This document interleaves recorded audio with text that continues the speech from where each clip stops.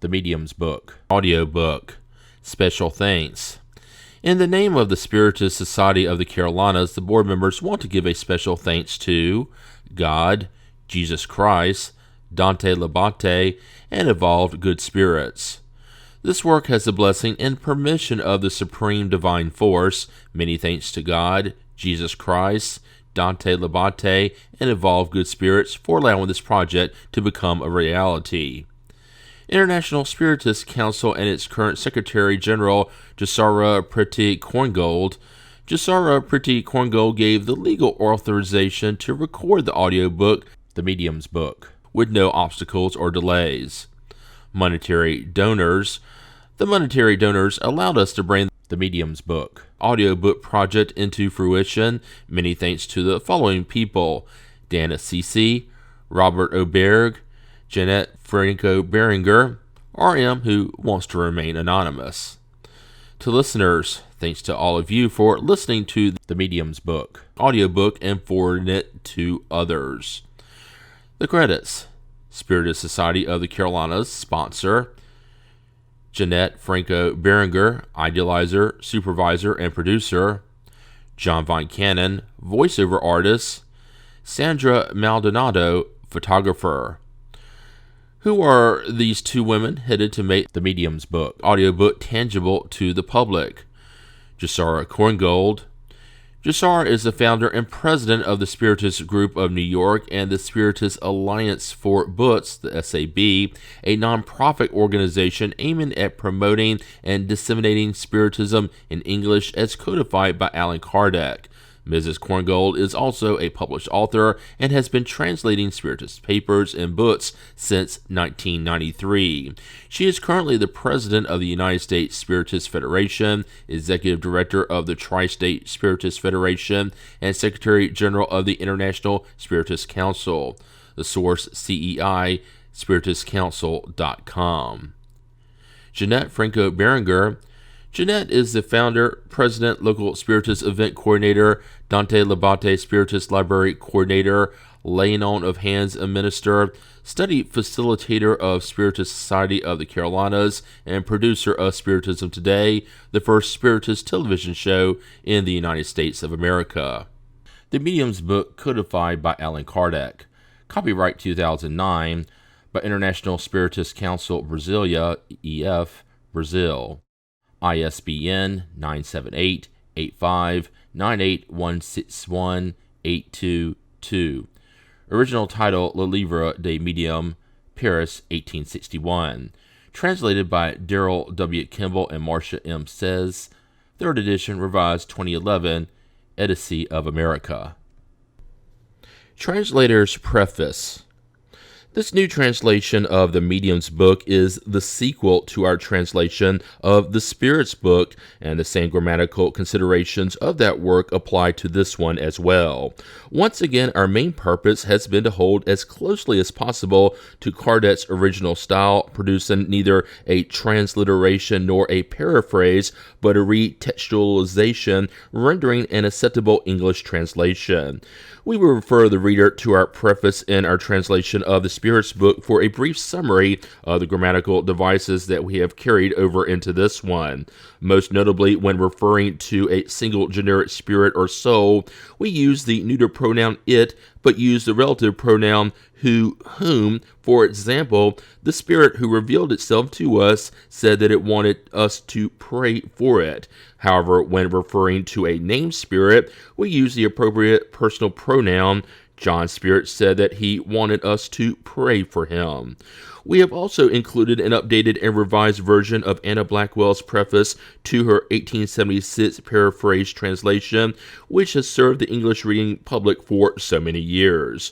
We strongly recommend that the Spirit's Book be read and studied prior to the Medium's Book, although the subject matter of the latter work, i.e. spirit phenomena as manifested through the aid of mediums, was what drew Kardec to the study of such phenomena in the first place, and from which, under the auspices and dictation of highly evolved spirits, the spirits, he compiled the materials for the former. That work serves as the doctrinal foundation for the practical and experimental aspect of Spiritism set forth in this one.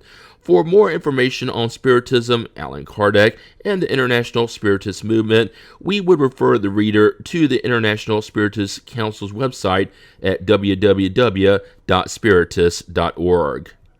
Daryl Kimball, Rio de Janeiro, 2006. And Blackwell's preface to her version. The second volume of the Kardec series addresses the experimental application of the theoretical principles laid down in the Spirit's book, the first volume of that series. Not only do these two books mutually elucidate each other, but each of them may be said to imply the other as its necessary complement. For if the principles set forth in the Spirit's book are true, then the phenomena dealt with in the Medium's book must occur as a matter of course.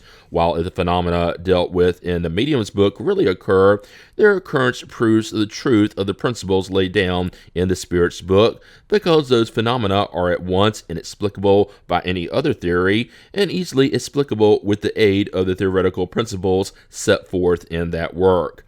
The Medium's book is not addressed to materialists. Those must be brought from materialism to spiritualism, if such is possible, by their personal ascertainment of the reality of modern spiritist manifestations, and by the proof that such manifestations give for the continued existence of the souls of the deceased men and women by whom they are produced.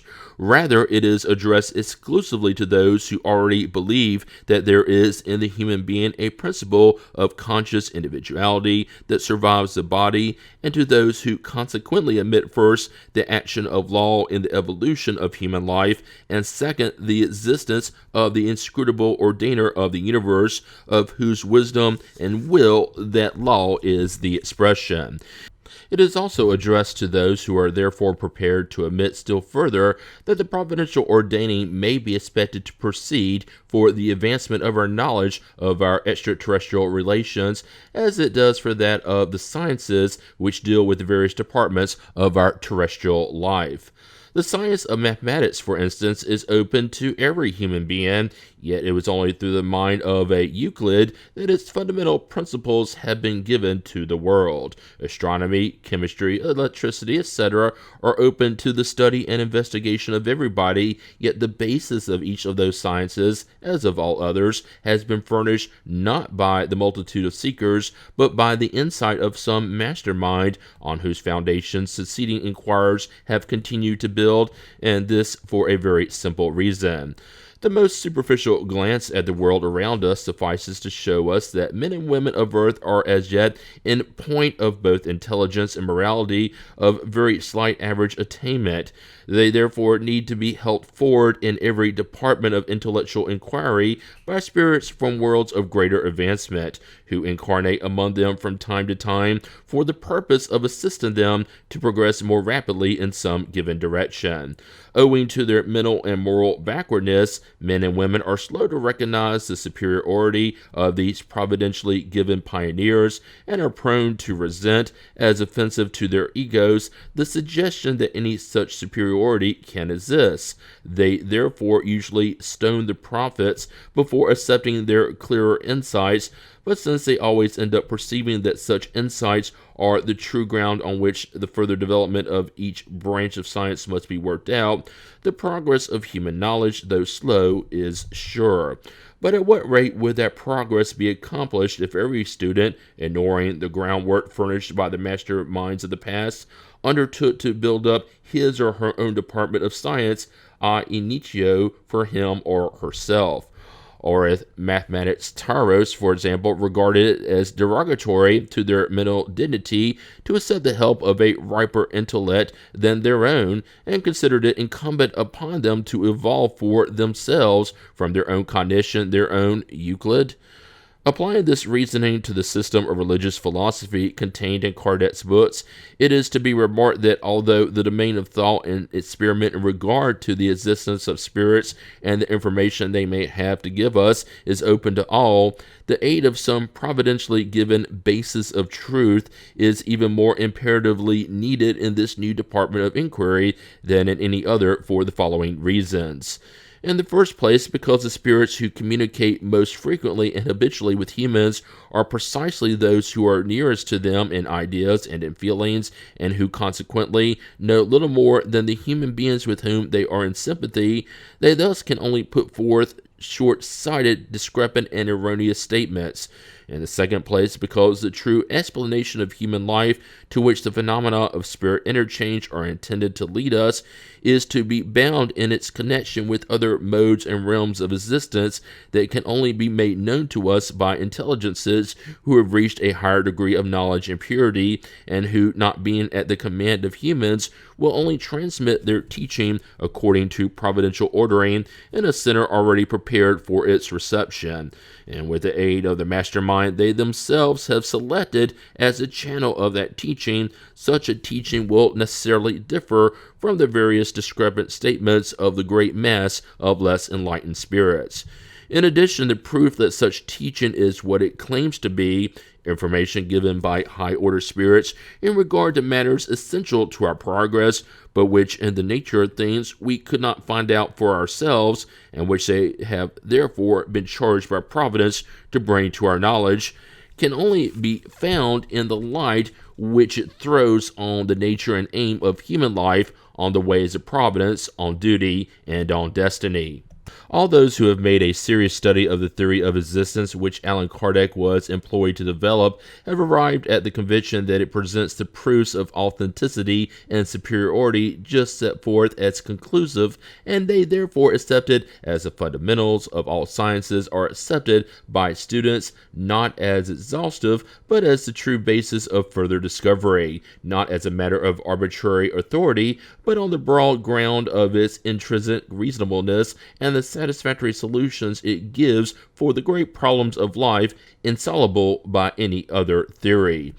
The high moral tone of the Medium's book, as that of all Kardec's writings, is in unison with the assertion so often repeated by the spirits, whose communication he has coordinated with such exceptional clearness and reach of thought, that the aim of the open interchange which is now being established between spirits and humans is not the mere gratification of curiosity, not the mere enlargement of the sphere of interesting inquiry, not even the more given of the certainty of our continued existence beyond the grave. The sole aim of this interchange is instead the moral improvement of the human race, which it will accomplish through the new light it will throw on the nature and purpose of human life, by showing us that our present is always the result of our past and the arbiter of our future, and that the acquisition of wisdom and benevolence is the sole condition of happiness. This interchange will furnish us with the most powerful incentive to the pursuit of knowledge and the practice of kindness, and it will thus effect the gradual amelioration of humankind that is destined to transform the earth from a world of punishment and discipline, as it now is, into a portal to the happier realms of existence, to which we can only attain as the result of our intellectual and moral improvement. No serious and intelligent student of Kardec's works has ever doubted that the theory of human progress, of which that early pioneer of the great spiritualistic movement of the present day was made to lay the foundations, will eventually be accepted as the basis of a reasoned out religious belief, not only by all those interested in spirit manifestations, but also by the world at large. Moreover, this conviction of the providential character of the works in question, abundantly justified by the reception they have eventually commanded wherever they have been introduced, will doubtless be still further strengthened by the gradual acceptance of the Medium's book in England and the United States, and to the degree that its scope and character become known in those countries. For while the progressive development of spirit manifestation has constantly brought new confirmation to the explanations of the phenomena given in this book at so early a stage of the great movement, and often in advance of the occurrence of the phenomena themselves, not a single phenomena has occurred to disprove or invalidate those explanations. The innumerable contradictory theories that have been put forth ad nauseum by ignorant and pretentious spirits of the umbrella, theories that explain neither the facts of life nor those of spirit manifestations, and that cannot even account for their own production, are proven by their emptiness to be mere figments of prejudice and imagination, doomed to collapse because of their own hollowness.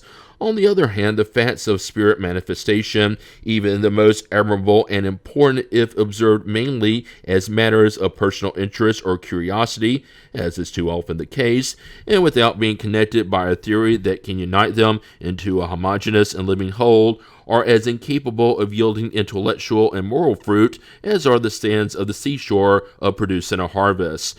But a theory which coincides with and explains all these facts, and which deduces from them the noblest intellectual and moral consequences, offers a firm and fruitful ground of truth and reality. The general acceptance of such a theory can only be a question of time. Anna Blackwell, Paris, 1876. Introduction. Each and every day, experience confirms our opinion that the difficulties and disappointments encountered in the practice of Spiritism result from ignorance of the science's principles. We are happy to notice that the work we have done to protect its adherents against the pitfalls of being a novitiate has been effective, and that many have avoided them by reading this work. It is quite natural for those who have concerned themselves with Spiritism to desire to personally communicate with spirits. This work is intended to facilitate their journey, enabling them to take advantage of the fruits of our long and laborious studies, for it would be quite erroneous for someone to assume that in order to become an expert on the subject, it is enough to simply learn how to place his or her fingers upon a table to make it turn or to pick up a pencil to make it write. One would be equally mistaken to expect to find in this work a universal and infallible recipe for training mediums.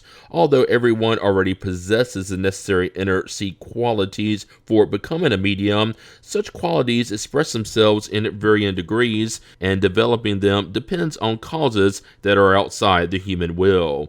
The rules of poetry, painting, and music do not make people poets, painters, or musicians if they do not have the gift in the first place. Such rules only guide them as they use their natural abilities. The same applies to this work. Its purpose is to indicate the means of developing the faculty of mediumship according to each one's abilities, and especially to guide the use of the faculty advantageously when it is present. This is not our sole objective, however. Alongside mediums per se, the number of individuals who are concerning themselves with spirit manifestations is increasing every day. To guide them in their observations, to point out the difficulties they could and certainly will meet in dealing with a new order of things, to initiate them into the manner of communicating with spirits, to indicate the means for receiving good communications, such is the scope we must embrace, lest our endeavor be incomplete.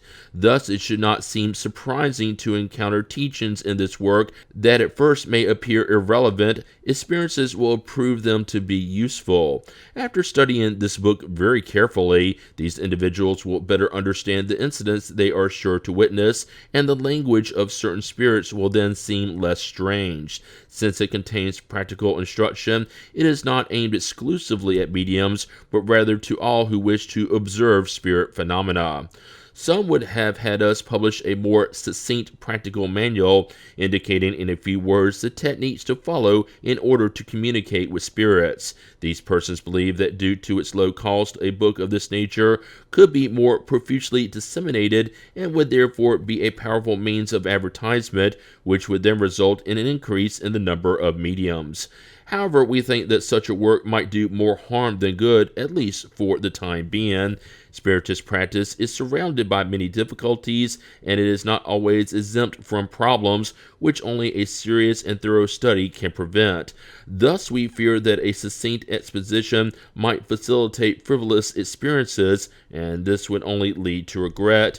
These are matters that are neither appropriate nor prudent to be toyed with, and we believe that we would be doing a disservice to place them within reach of the first person frivolous enough to think it would be entertaining to talk to the dead. Instead, we will address ourselves to those who see a serious purpose in Spiritism, who understand its great importance, and who do not intend to make communicating with the invisible world a mere pastime. We had already published a practical instruction manual to guide mediums, but it is now out of print. Although we printed it with an eminently serious and grave objective in mind, We will not reprint it since we did not find it complete enough to clear up all the difficulties that may be encountered. Therefore, we have replaced it with this work, in which we have gathered together all the data that extensive experience and conscientious study have enabled us to acquire. We hope that it will contribute towards showing the essentially serious character of Spiritism, and also toward dissipating the idea of frivolousness and entertainment. We will add one more important consideration.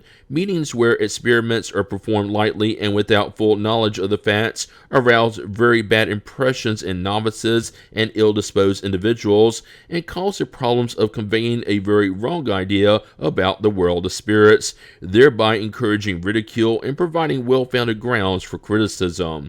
That is why disbelievers rarely leave such meetings convinced, and why they are little disposed to recognizing the serious side of Spiritism. The ignorance and frivolousness of certain mediums has caused greater harm to the opinion of many people than one might think.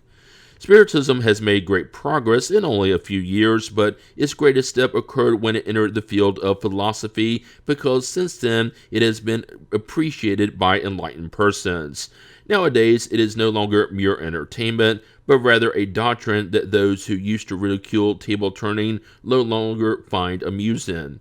Through our endeavors to bring it along and sustain it on such terrain, we are certain to win more dedicated adherents than through a large number of manifestations that might be open to abuse.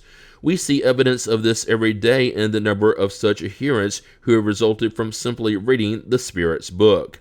After having set forth the philosophical aspect of the Spiritist science in the Spirit's book, we offer in this work its practical aspect to those who wish to concern themselves with manifestations, whether on a personal basis or by observing the phenomena they are called to observe. They will see herein the obstacles that they may encounter, and they will thus have the means to avoid them. Although this one follows the other, these two works are to a certain point independent of each other. But to whomever wishes to seriously delve into the subject, we recommend the Spirit's book be read first, because it contains fundamental principles without which it may be difficult to understand some parts of this work. This second edition has been much improved over the first. It has been corrected very carefully by the Spirits, who have added a large number of observations and instructions of utmost interest. Since it was they who revised the entire work, approving or modifying it as they saw fit, we can state that for the most part it is their work, since their contribution was not only limited to the segments actually signed by them. However, we have only indicated their names when it is seemed necessary to characterize some of the more extensive expositions that proceeded from them textually. Otherwise, we would have had to mention their names on almost every page, particularly in the responses given to our questions, a procedure that did not seem worthwhile to us. It is well known that names are of little importance in such matters. What is essential is that the work as a whole corresponds to the proposed objectives. The reception given to the first edition, imperfect though that edition was, gives us hope that the present one will be no less welcomed. Even though we have added much material, including many entire chapters, we have also eliminated a few repetitious segments such as the Spirit hierarchy, which may already be found in the Spirit's book. Furthermore, we have omitted from the glossary whatever did not properly fit the scope of this work, and have appropriately replaced it with something more practical. Moreover, this glossary is not complete. We intend to publish one later and separately as a small dictionary of Spiritist philosophy. In this edition, however, we have preserved only new or specific words that are related to the subject at hand. Allan Kardec, Paris, 1861. Part 1, Preliminary Observations. Chapter 1 are Their Spirits. The cause of doubt regarding the existence of spirits is due primarily to ignorance of their true nature. Spirits are usually imagined to have been created as a separate class of beings whose existence has not yet been proven. Many persons are only familiar with spirits because of the fantastic stories they heard as children, which would be like trying to know someone's life history by reading a novel. Apart from the absurdities that upset them, they do not try to find out if these stories, if divested of nonsensical accessories, might have some basis in truth. They do not want to put forth the effort to remove the bitter shell of the nut in order to get at the kernel inside. Therefore, they reject the whole, as do those involved in religion, who, upset by certain abuses, include the whole matter under one and the same condemnation. Whatever our idea about spirits may be, such belief is necessarily based on the existence of an intelligent principle apart from matter. This belief is incompatible with the complete denial of such a principle.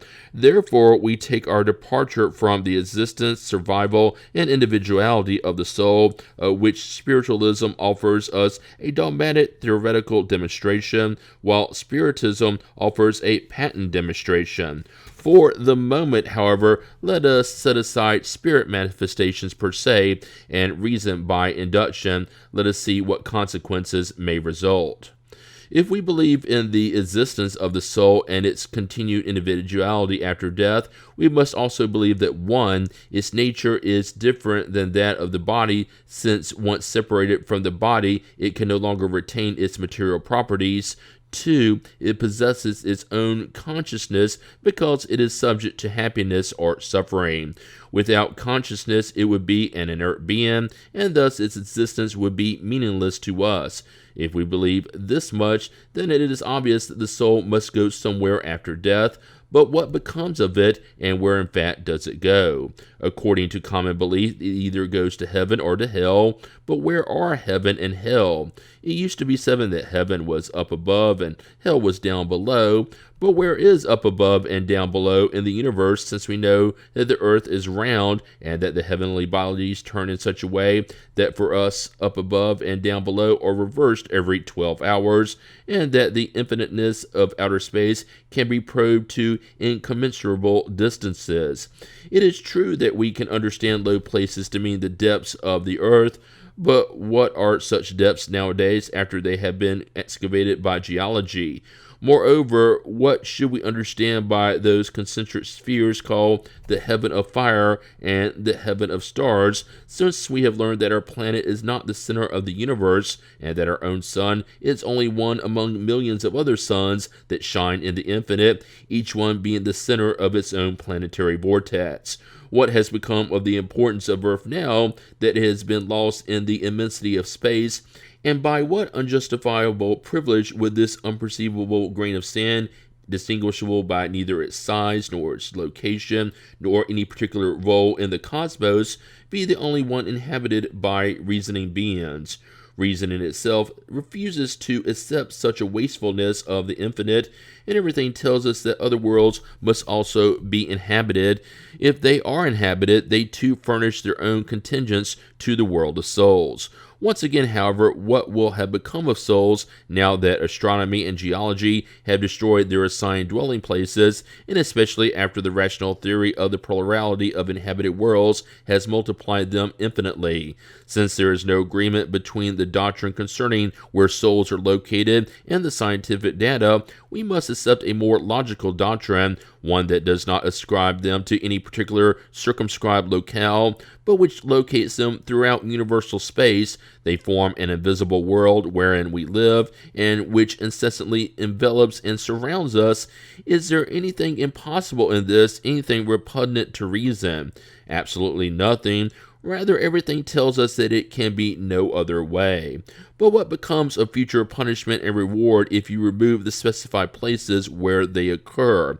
Notice that the notion of punishment and reward usually results in disbelief because it is presented under conditions that can no longer be accepted. Instead, we should state that souls derive their own happiness or misfortune from within themselves, that their fate depends on their moral condition, that the gathering together of good and attuned souls is a source of bliss, and that according to their degree of purity, They perceive and foresee things that are inaccessible to less evolved souls.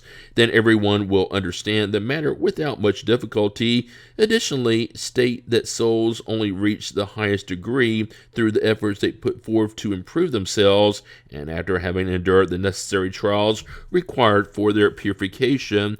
Moreover, state that angels are human souls who have reached the highest degree, that all souls will reach that degree if they so will, that the angels are God's messengers, charged with overseeing the execution of the divine plan all over the universe, that they are joyous at fulfilling such a glorious mission, and you have given their blissful state a purpose that is more attractive than the perpetual uselessness of eternal contemplation.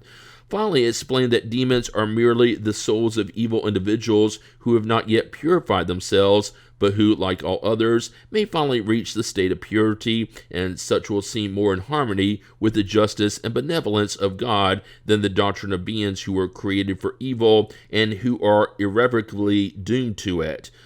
Once more, therein lies what the most demanding reason, the most rigorous logic, and common sense can accept. As we have seen, the souls that populate space are more precisely what we call spirits. Hence, spirits are merely human souls that have been freed of their corporeal envelope. If spirits were created as separate beings, their existence would be more hypothetical. However, in accepting the existence of souls, we must therefore accept the existence of spirits, who are nothing more than souls, and if we accept the fact that souls are everywhere, we must equally accept the fact that spirits are too. Thus, we cannot deny the existence of spirits without denying the existence of souls. Of course, all this is no more than a theory that is more rational than any other, but it is a theory that contradicts neither reason nor science. Furthermore, it is corroborated by facts and is sanctioned by both logic and experience, and we have found those facts in the phenomena of spirit manifestations, which thus have provided us with patent proof of the existence and survival of the soul. Nonetheless, there are many people whose belief does not go beyond this point. They believe in the existence of souls and consequently in the existence of spirits, but they deny the possibility of communicating with them because, they say, immaterial beings cannot interact with matter. This doubt results from ignorance of the true nature of spirits, about which they generally have a wrong idea by considering them to be abstract, vague, and undefined beings, which is not true. Before going any further, let us consider the spirit and its union with the body. The spirit is the principal being of this union, for the spirit is the thinking being that survives death. The body is no more than an accessory for the spirit, an envelope, a garment that it abandons after having worn it. Besides this material envelope, the spirit possesses another, a semi-material envelope, which connects it to the first. At death, the spirit abandons the body, but not the second covering, which we call the perispirit. This semi-material envelope has a human form and comprises for the spirit a fluid, vaporous body, which, although invisible to us in its normal state, still possesses some of the properties of matter. The spirit is therefore not a simple abstraction, but a confined and circumscribed being, which would only need to become visible and tangible in order to resemble human creatures. Why couldn't it interact with matter? Because of the fluidity of its body. But isn't it among the most rarefied fluids, such as electricity, for example, and those that we consider the most imponderable, that we encounter the most powerful motive forces? Can't imponderable light cause a chemical reaction in ponderable matter? We do not yet understand the inner nature of the perispirit, but we might imagine it as being comprised of electrical substance or some other kind of matter just as subtle. Then why couldn't it have had the same properties as electricity when directed by the will? The existence of the soul and of God, the former deriving from the latter, comprises the foundation of the entire edifice of Spiritism. But before we set forth any Spiritist argument, we must be sure that whomever we are discussing the matter with also accepts such a foundation. If we receive a negative response to the questions, do you believe in God? Do you believe you have a soul? Do you believe that the soul survives after death? Or if we receive the simple answer, I don't know, I would like to believe it, but I'm just not sure, which most of the time is the same as a timid denial disguised under a less categorical answer so that it does not abruptly shock what he or she regards as respectable prejudices. It would be useless to proceed. It would be like trying to demonstrate the properties of light to a blind person who does not believe in the existence of light, for spirit manifestations are in fact only effects of the properties of the soul. Thus, if we do not want to waste our time with our conversation partner, we will need to pursue another course of ideas. By accepting the basic principles not only as a probability but as a proven undeniable fact, then the existence of spirits will be a natural result. We must still determine if spirits can communicate with humans, that is, if they can exchange thoughts with them, but why couldn't they? What is a human being except a spirit imprisoned in a physical body? Why couldn't a free spirit communicate with a captive spirit, just as a free human can communicate with a prisoner? If we believe in the survival of the soul after death, would it be rational to deny the survival of its affections? In other words, since souls are everywhere, wouldn't it be natural to believe that a being who had loved us during life could approach us, that it might want to communicate with us, and that it would utilize all the means at its disposal to do so? While it was living on the earth, didn't it act upon the matter of its body? Wasn't it the person's soul who guided the movements of his or her body? Then why after death would it be prevented from expressing its thought in conjunction with another spirit who is still linked to a body, just as a mute uses a person who can speak in order to be understood? Let us set aside for a moment the facts we consider to be incontestable. Let us believe in the communication with spirits as a simple hypothesis. Let us ask disbelievers to prove to us, not by simple negative statements, their personal opinion cannot be considered law, but through peremptory reasons that such communication is indeed impossible. Let us place ourselves on their turf, and since they want to observe spirit phenomena through physical laws, let them take some mathematical, physical, chemical, mechanical, or physiological proof from their scientific arsenal and demonstrate by A plus B, but always starting from the principle of the existence and survival of the soul. 1. That the being within us who thinks during earthly life no longer thinks after death. 2. That if it does think, it no longer thinks of those whom it has loved. 3. That if it does think of those whom it has loved, it nonetheless does not wish to communicate with them. 4. That if it can be anywhere it wants to be, it cannot be right here beside us. 5. That if it is right here beside us, it nevertheless cannot communicate with us.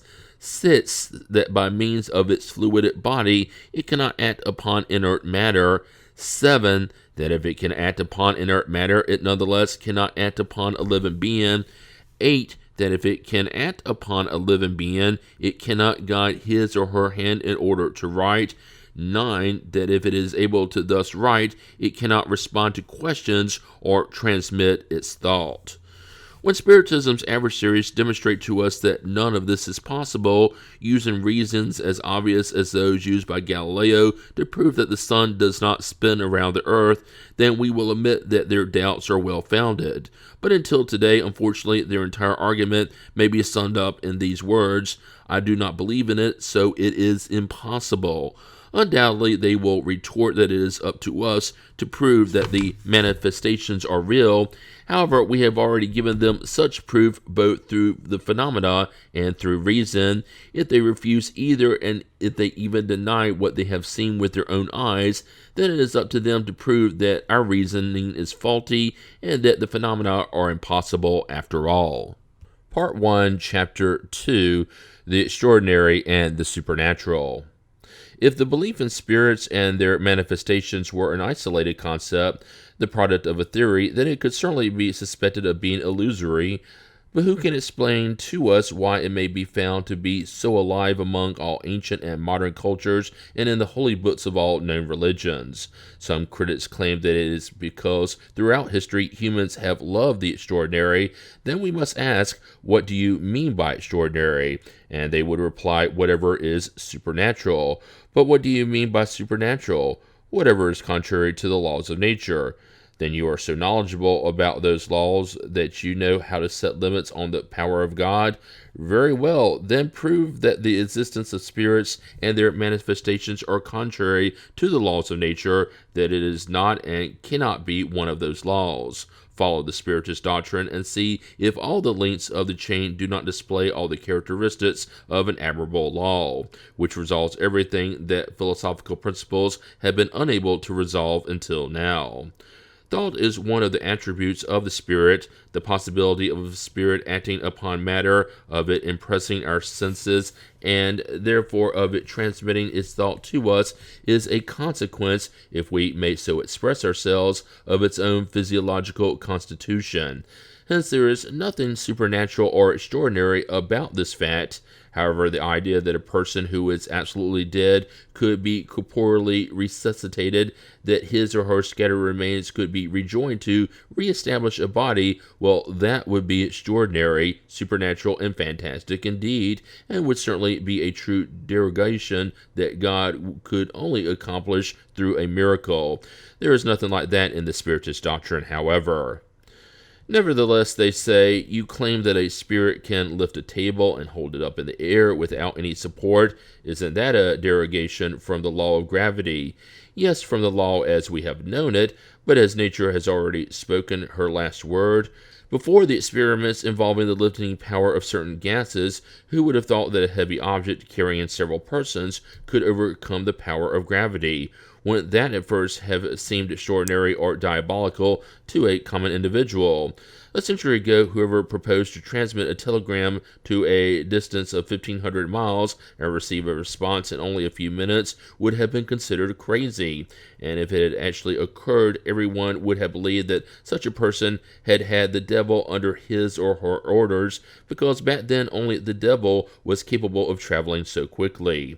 Under certain conditions, then, why couldn't an unknown fluid possess a property that offsets the effect of gravity on a table, just as hydrogen offsets the weight of a balloon? We should note in passing that this is only a comparison, not an assimilation, made solely to show by analogy that the lifting of a table is not physically impossible. It was precisely when learned individuals, upon observing such types of phenomena, wanted to proceed by means of assimilation, that they were led astray. The phenomena is this nonetheless, and all the denials in the world cannot make it otherwise, because denial does not constitute proof. For us, there is nothing supernatural about it, and that is all we have to say about it for now. If the fact of the phenomena is proven, they will say, then we will accept it, and we will even accept the cause you attribute to it, i.e. an unknown fluid. But who can prove that spirits are involved? That is what is extraordinary and supernatural. To meet this objection, a full demonstration of the phenomena would be necessary, which of course would not be plausible here. Besides, it would comprise a redundancy, since the phenomena is emphasized in every other aspect of the teaching. Nevertheless, in order to sum it up in a few words, we will state that the phenomena is theoretically based upon this principle. Every intelligent effect must have an intelligent cause. In practice, this means that concerning the observation of so-called spirit phenomena, having given evidence of an intelligence whose cause could not have originated in matter, that this intelligence did not originate with the observers themselves, a fact that was proven from the experiments themselves, but had to be independent of them, and that since the being who produced them could not be seen, then this intelligence had to be regarded as an invisible being. Thus, proceeding from one observation to the next, we came to the conclusion that this invisible being, to whom was given the name spirit, was none other than the soul of an individual who used to be alive corporally, and that death had freed the soul of its coarse visible envelope, leaving it with only an ethereal one that is invisible in its normal state. In this, then, the extraordinary and supernatural are reduced to a most simple explanation. The existence of these invisible beings, having been been proven, it was then shown that their action upon matter results from the nature of their fluidic envelope. This action is intelligent, since upon dying, they lose only their body and retain the intelligence that comprises their true essence. This is the key to all the phenomena erroneously regarded as supernatural. Therefore, the existence of spirits does not result from a preconceived theory or a hypothesis dreamed up to explain the facts, but instead it is the result of observation and the natural consequence of the existence of the soul. To deny this cause is to deny the soul and its attributes. Those who think that they can find a more rational solution for such intelligent effects, and especially that they can explain away all the facts, let them do so, then we can discuss the merits of both sides of the matter.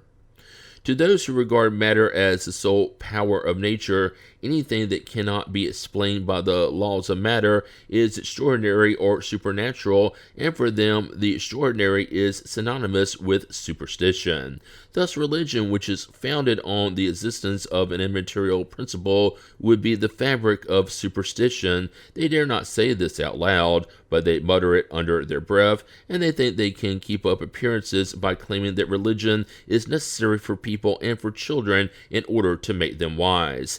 Hence, we are faced with two choices. Either the religious principle is true or it is false. If it is true for everybody. If it is false, it is no more beneficial for uneducated than for enlightened persons.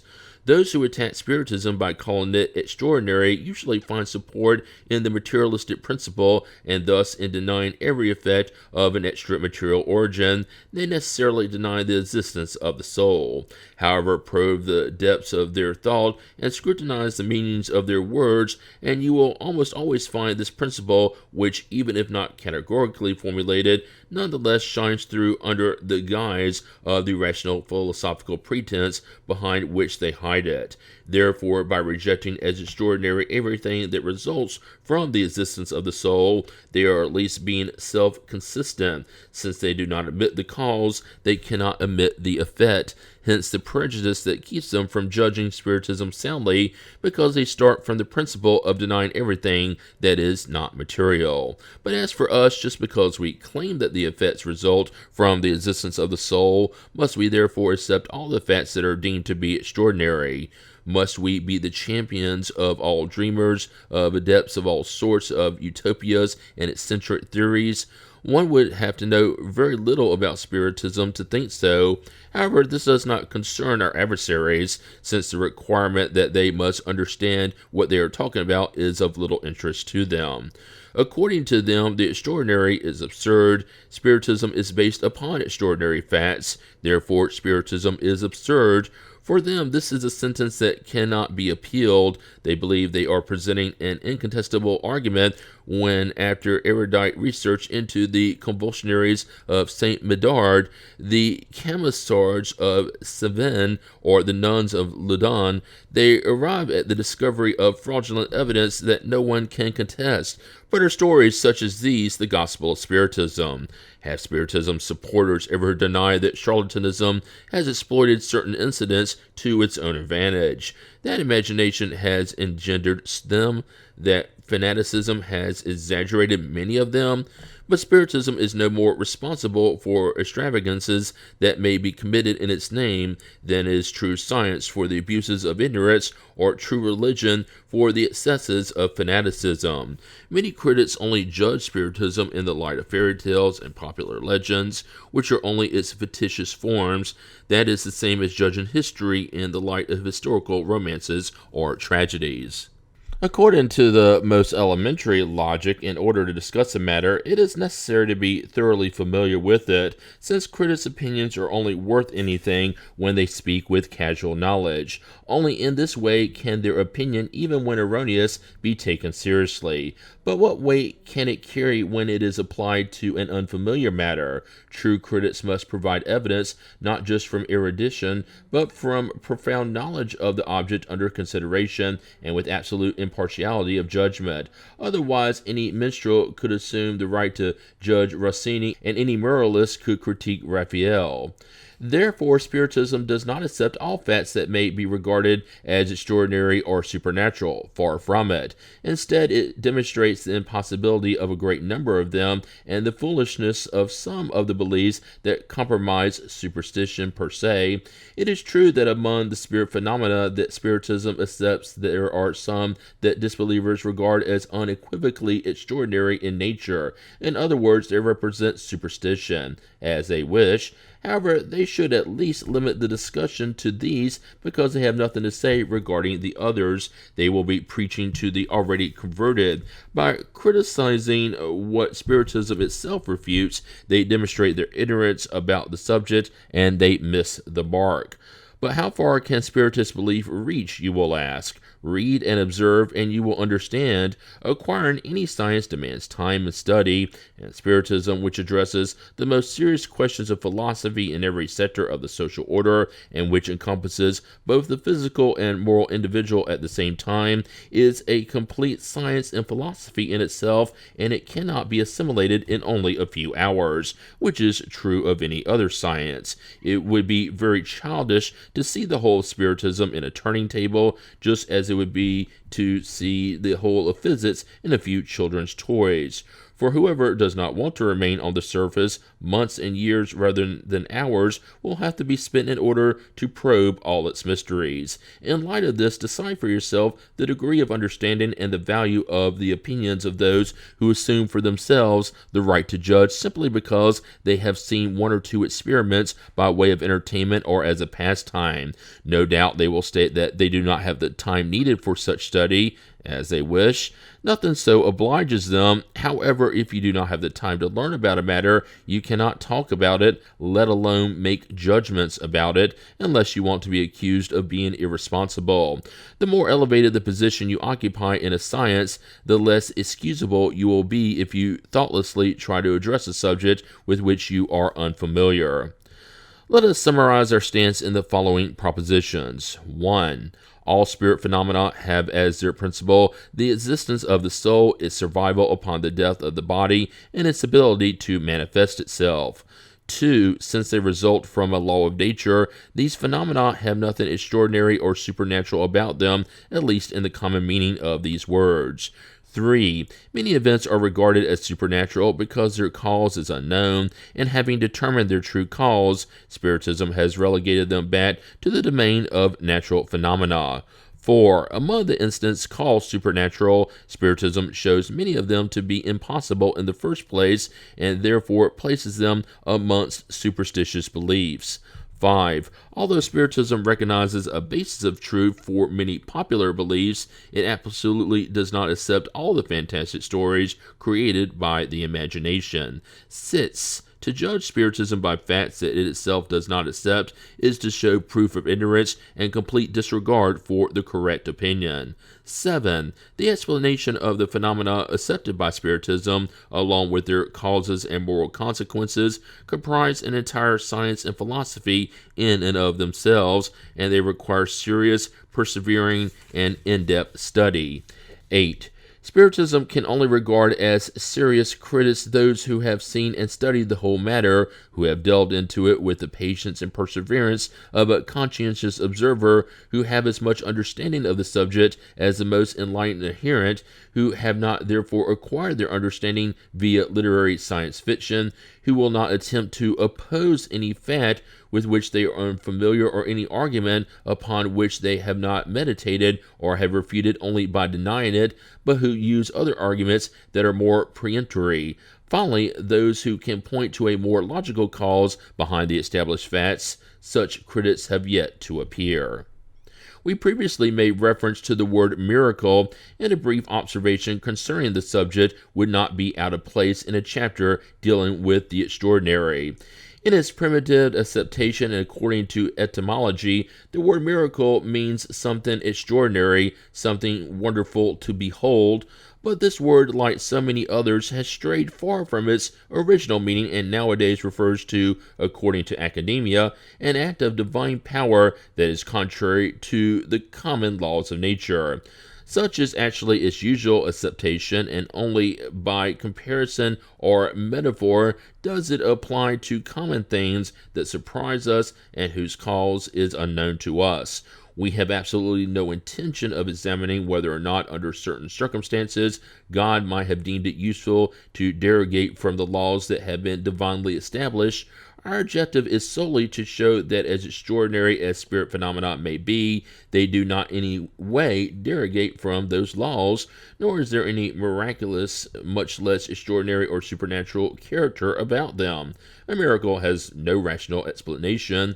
Spirit phenomena, on the other hand, may be explained in a most rational manner. Thus, they are not miracles, but rather simple effects that have their reason for being included among general laws. A miracle has yet another characteristic. It is an uncommon and isolated event. Thus, any event that can be reproduced at will, so to speak, and by several individuals, cannot be a miracle. Science performs miracles every day in the eyes of the uncultivated.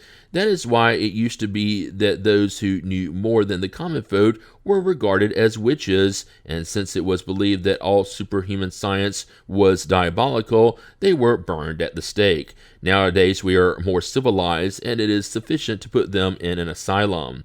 If someone were really dead and were resuscitated by divine intervention, then, as we stated earlier, we would have a true miracle, because it would be contrary to the laws of nature. However, if the person only appeared to be dead and still preserved a fragment of latent vitality, and science or some magnetic action managed to reanimate him or her, then to enlightened individuals such would merely be a natural phenomena.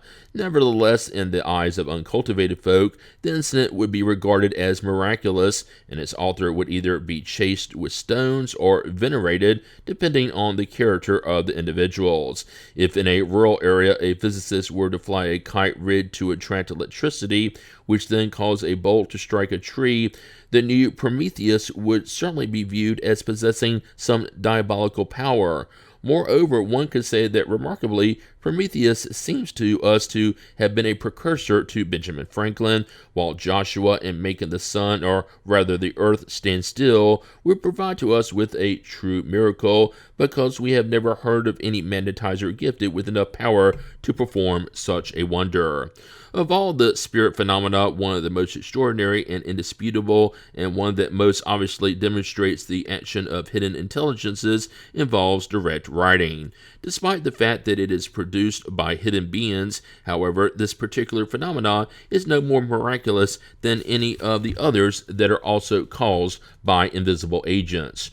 For those invisible beings who inhabit space are one of the very powers of nature, a power that unceasingly acts upon the physical and mental worlds. By enlightening us concerning the true nature of this power, Spiritism has provided us with the key to an infinite number of occurrences that are unexplained and unexplainable matters in any other way, and which in remote times were regarded as wonders. As was the case with magnetism, Spiritism has revealed, if not an unknown law, at least a poorly understood one, or rather a law whose effects we have always known about, but because they have been produced down through the ages, but whose governing law had been unknown. It was therefore ignorance of such a law that gave rise to superstition.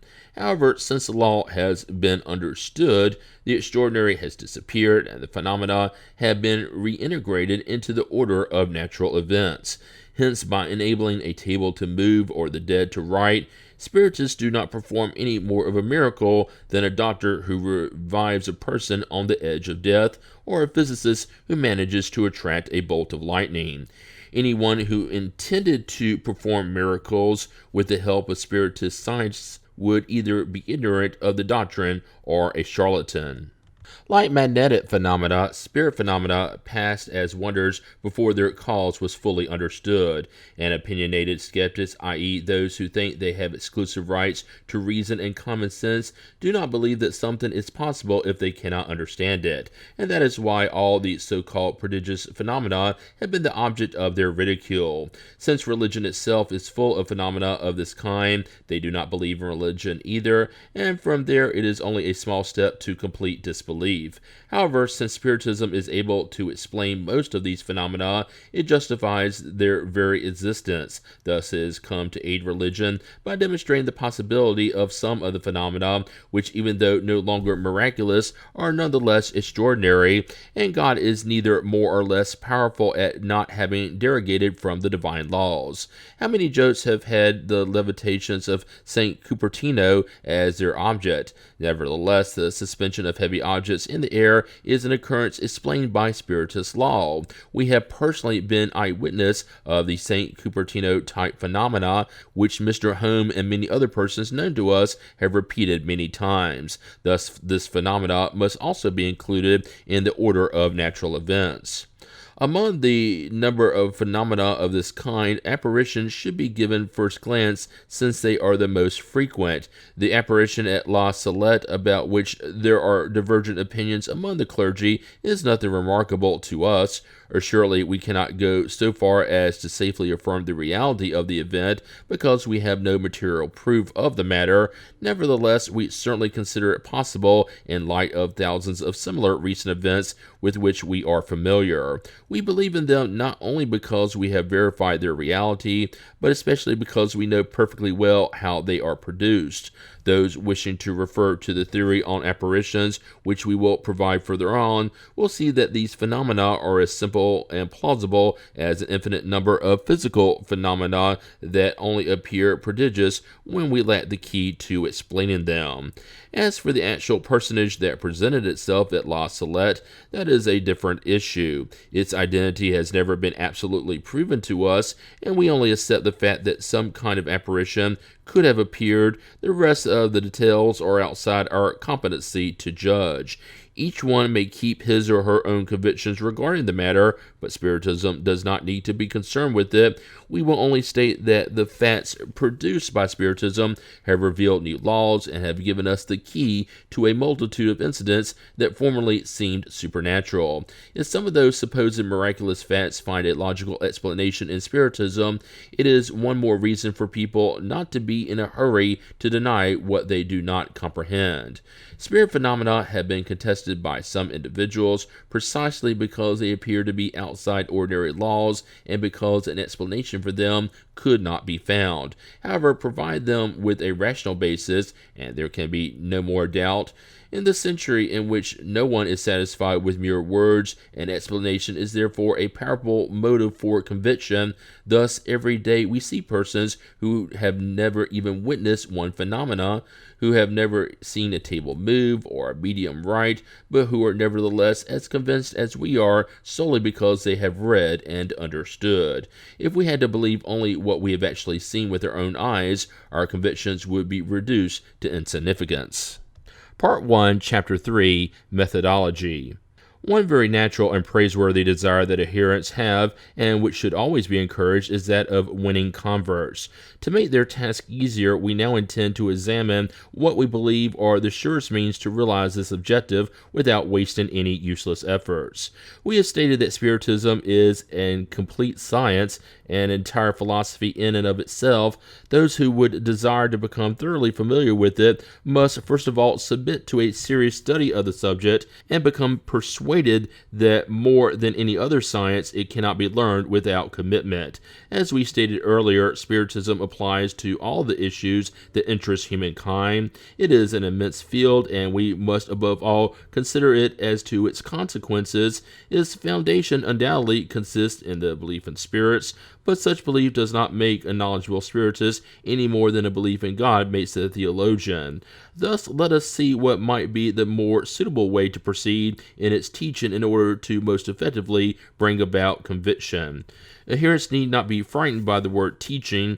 It is not solely the product of the lecture stand or podium, but it also occurs in simple conversation. Every person who tries to persuade another by means of explanations or experiences teaches. What we want is for the teaching effort to produce results, and that is why we believe our task should be that of providing a few words of advice that may be equally beneficial to those who want to learn by themselves. They will find the means herein to most surely and quickly reach that goal. It is generally believed that in order to be convincing, it is enough to simply present the facts.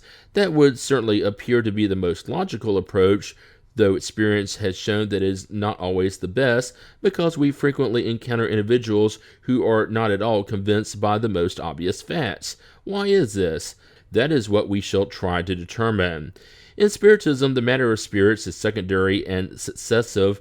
It is not the starting point, and this is precisely the error into which one falls, and often the reason for one's failure with certain people. Since spirits are simply human souls, the correct starting point is therefore the existence of the soul. How could materialists accept the existence of beings that live outside the material world when they believe themselves to be only matter? How could they believe that there are spirits all around them if they do not believe there is one within themselves? It would be pointless to amass the most tangible proofs right in front of them. They would contest all of them because they do not believe in the principle. Every teaching methodology must proceed from the known to the unknown, and for the materialist, the known is matter. Thus, before anything else, you should start with matter and try to show and convince them that there is something within them that is outside the laws of matter. In a word, before trying to make them spiritists, try to make them spiritualists. To do so, however, you need another order of facts, and you must proceed to a special form of teaching via other means. If you talk to them about spirits before they are convinced that they possess a soul, you are starting at the end point, since they cannot accept the conclusion if they have not accepted the premise. Therefore, before trying to convince disbelievers, even by using facts, it is advisable to make sure of their opinion concerning the soul. That is, determine if they believe that it exists, that it survives the body, and retains its individuality after death. If their response is negative, it will be a waste of time to talk to them about spirits. That is the rule. We are not saying there are no exceptions, but if there are exceptions, there would have to be some other reason for those particular persons to be less resistant. We must distinguish between the two classes of materialists. In the first class are those who are theoretical materialists. There is no doubt in them, but rather absolute denial arrived at through their own reasoning. In their view, humans are nothing more than a machine that functions while assembled, and which breaks down and leaves only a skeleton at death. Their number is happily quite restricted, and they do not represent an openly declared school of thought. We do not need to point out the deplorable effects that would result for the social order if some such doctrine were popularized. We have dealt with this matter quite sufficiently in the Spirit's book. When we stated that disbelievers stop doubting when faced with a rational explanation, we must make an exception of radical materialists who deny every power and any intelligent principle apart from matter.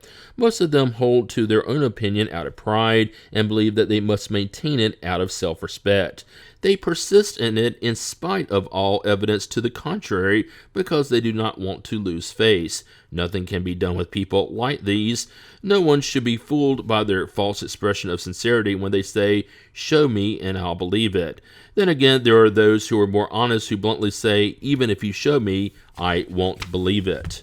The second class of materialists, which is much more numerous than the first class, since materialism is an unnatural sentiment, includes those who are such out of indifference, and we might add, out of a lack of something better.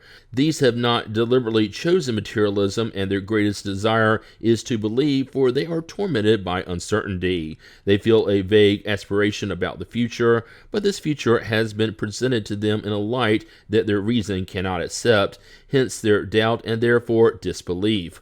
For them, disbelief is not based on any kind of theory. As soon as you present them with something rational, they will eagerly accept it. They are capable of understanding us, since they are closer to us than they might suppose. Within the first group, do not talk about revelation or angels or heaven, because they will not understand you. Instead, place yourselves on their own turf and prove to them, first of all, that the laws of physiology are powerless to explain everything. The rest will follow later. The situation is otherwise when disbelief is not preconceived, because in that case, belief is not completely non-existent. Rather, it remains as a latent sprout that has been choked by weeds, but which a spark can bring back to life. These individuals are like blind persons who have received their sight and are happy at seeing the light, or like a shipwreck victim who has been tossed a life preserver. Alongside the materialists per se, there is a third class of disbelievers who, although they are at least spiritualists in name, are no less resistant towards spiritism. These are ill-will disbelievers. They would feel annoyed if they had to believe because they feel that it would interfere with their tranquility and materialistic pleasures. They are afraid that their ambition might be condemned, along with their selfishness and the human vanities they love to indulge in. They shut their eyes in order not to see, and they plug their ears in order not to hear. We can only pity them. So as not to fail to mention it, we will point out a fourth category that may be called self-interested or bad faith disbelievers. They know very well what to think about Spiritism, but they openly condemn it for personal interest reasons. We have nothing to say about them nor anything to do with them.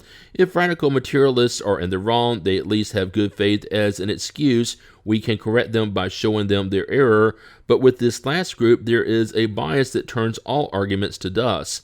Time will take care of opening their eyes and will show them where their true interests lie, perhaps at their own cost, because being unable to hinder the expansion of the truth, they will be swept along by the current together with the interests they had sought to safeguard. In addition to these overall categories of opponents, there are many nuances along which may be counted disbelievers out of cowardice, who will find courage when they see that others have not been harmed by Spiritism, disbelievers out of religious scruples, whom an enlightened study will teach that Spiritism is supported by the very fundamentals of religion itself, that it respects all belief systems, and that some of its effects are the awakening of the religious sentiments in those who do not already have them, and the strengthening of them in those who are irresolute. Additionally, there are disbelievers out of pride, out of a contrary spirit, negligence, frivolousness, etc. Let us not forget a category that we shall call disbelievers out of deception. It includes those who have gone from being exaggeratedly confident to disbelief because they have suffered deception. Thus, being disheartened, they have abandoned and rejected everything. They are like those who deny Spiritism in good faith because they feel they have been misled. This is nonetheless the result of both an incomplete study of Spiritism and a lack of experience. If there are those who are deceived by spirits, it is usually because they ask them improper questions or ones they cannot answer, or because they are not enlightened enough to distinguish truth from error. Also, many people only see Spiritism as a new form of divination and think that spirits exist for the purposes of fortune-telling. In fact, frivolous and mocking spirits do not waste the opportunity to entertain themselves at these individuals' expense. Thus, they promise girls that they will find marriage and assure the ambitious that they will receive honors, inheritances, and hidden treasures, and so on and so forth. The result, the frequent and unpleasant deceptions that serious and prudent persons always know how to avoid. The most numerous of all classes, but which cannot be included among the class of opponents, consist of hesitant individuals who are usually spiritualists out of principle. Most of them have a vague intuition about spiritual ideas, and they aspire towards something that they are not quite able to define. They only need to coordinate and formulate their thoughts. Spiritism appears to them like a ray of light, the clarity that dissipates the fog. Consequently, they avidly embrace it, for it sets them free from the anguish of uncertainty. If we now take a look at the various categories of believers, we will first discover those who are spiritists without realizing it. Properly speaking, these are a variety or nuance of the preceding class. Even though they have never heard of the spiritist doctrine per se, they have an innate sentiment about the grand principles that result from it, and this sentiment is reflected in certain passages of their writings and discourses to the extent that if you listen to them, you would believe that they were true initiates. Many examples of these individuals can be found among sacred and secular writers alike, and among poets, orators, moralists, and ancient and modern philosophers. Among those who have become convinced by directly studying the subject, we may distinguish 1. Those who believe purely and simply in the manifestations, who consider Spiritism to be a simple science of observation that demonstrates a series of more or less curious phenomena. We call them experimental Spiritists. 2. Those who see in Spiritism more than just the phenomena, who understand Spiritism's philosophical aspect, they believe in the morality that results from it, but they fail to practice it, and the doctrine's actual influence upon their character is thus insignificant or none at all. They do not change their habits, nor would they deprive themselves of one single pleasure. Misers remain miserly, the proud remain full of themselves, the envious and jealous remain aggressive. They see Christian charity as nothing more than a pretty maxim. They are imperfect Spiritists. 3. Those who are not content with only admiring Spiritist morality, but who practice it and accept all its consequences. Since they are convinced their earthly existence is only a temporary trial, they try to take advantage of such a brief moment to advance on the path of progress, the only one that can lead them to a higher position in the spirit world, endeavoring to do good and subdue their evil tendencies. Friendship with them is always safe, for their firmness of conviction keeps them from all thoughts of evil. Charity is the rule of conduct among them. These are true Spiritists, or better yet, Christian Spiritists. 4. Finally, there are fanatical Spiritists. The human species would be perfect if it always preferred the good side of things. Exaggeration in any way is harmful, and in Spiritism it produces a blind and often childish confidence in the manifestations of the invisible world, leading some very easily and uncontrollably to accept what reflection and examination would show to be absurd or impossible. Fanaticism does not think, it dazzles. These adherents are more notorious than useful to Spiritism's cause. They are less capable of being convinced, since their judgment is rightly distrusted. They are easily fooled by fraudulent spirits or by persons who try to exploit their gullibility. If they were the only ones who had to suffer the consequences, the harm would not be so great, but the worst outcome is that without meaning to do so, they provide disbelievers with more reasons to ridicule Spiritism than to be convinced by it, and they do not fail to impute to all the foolishness of a few. Obviously, this is neither fair nor rational, but it is well known that Spiritism's adversaries only recognize their own reason as genuine and care little about fully understanding the object of their consideration. The means of conviction vary considerably among individuals, and what persuades some will have no impression on others. Even though one person may be convinced by certain physical manifestations and another by intelligent communications, most are persuaded by reasoning.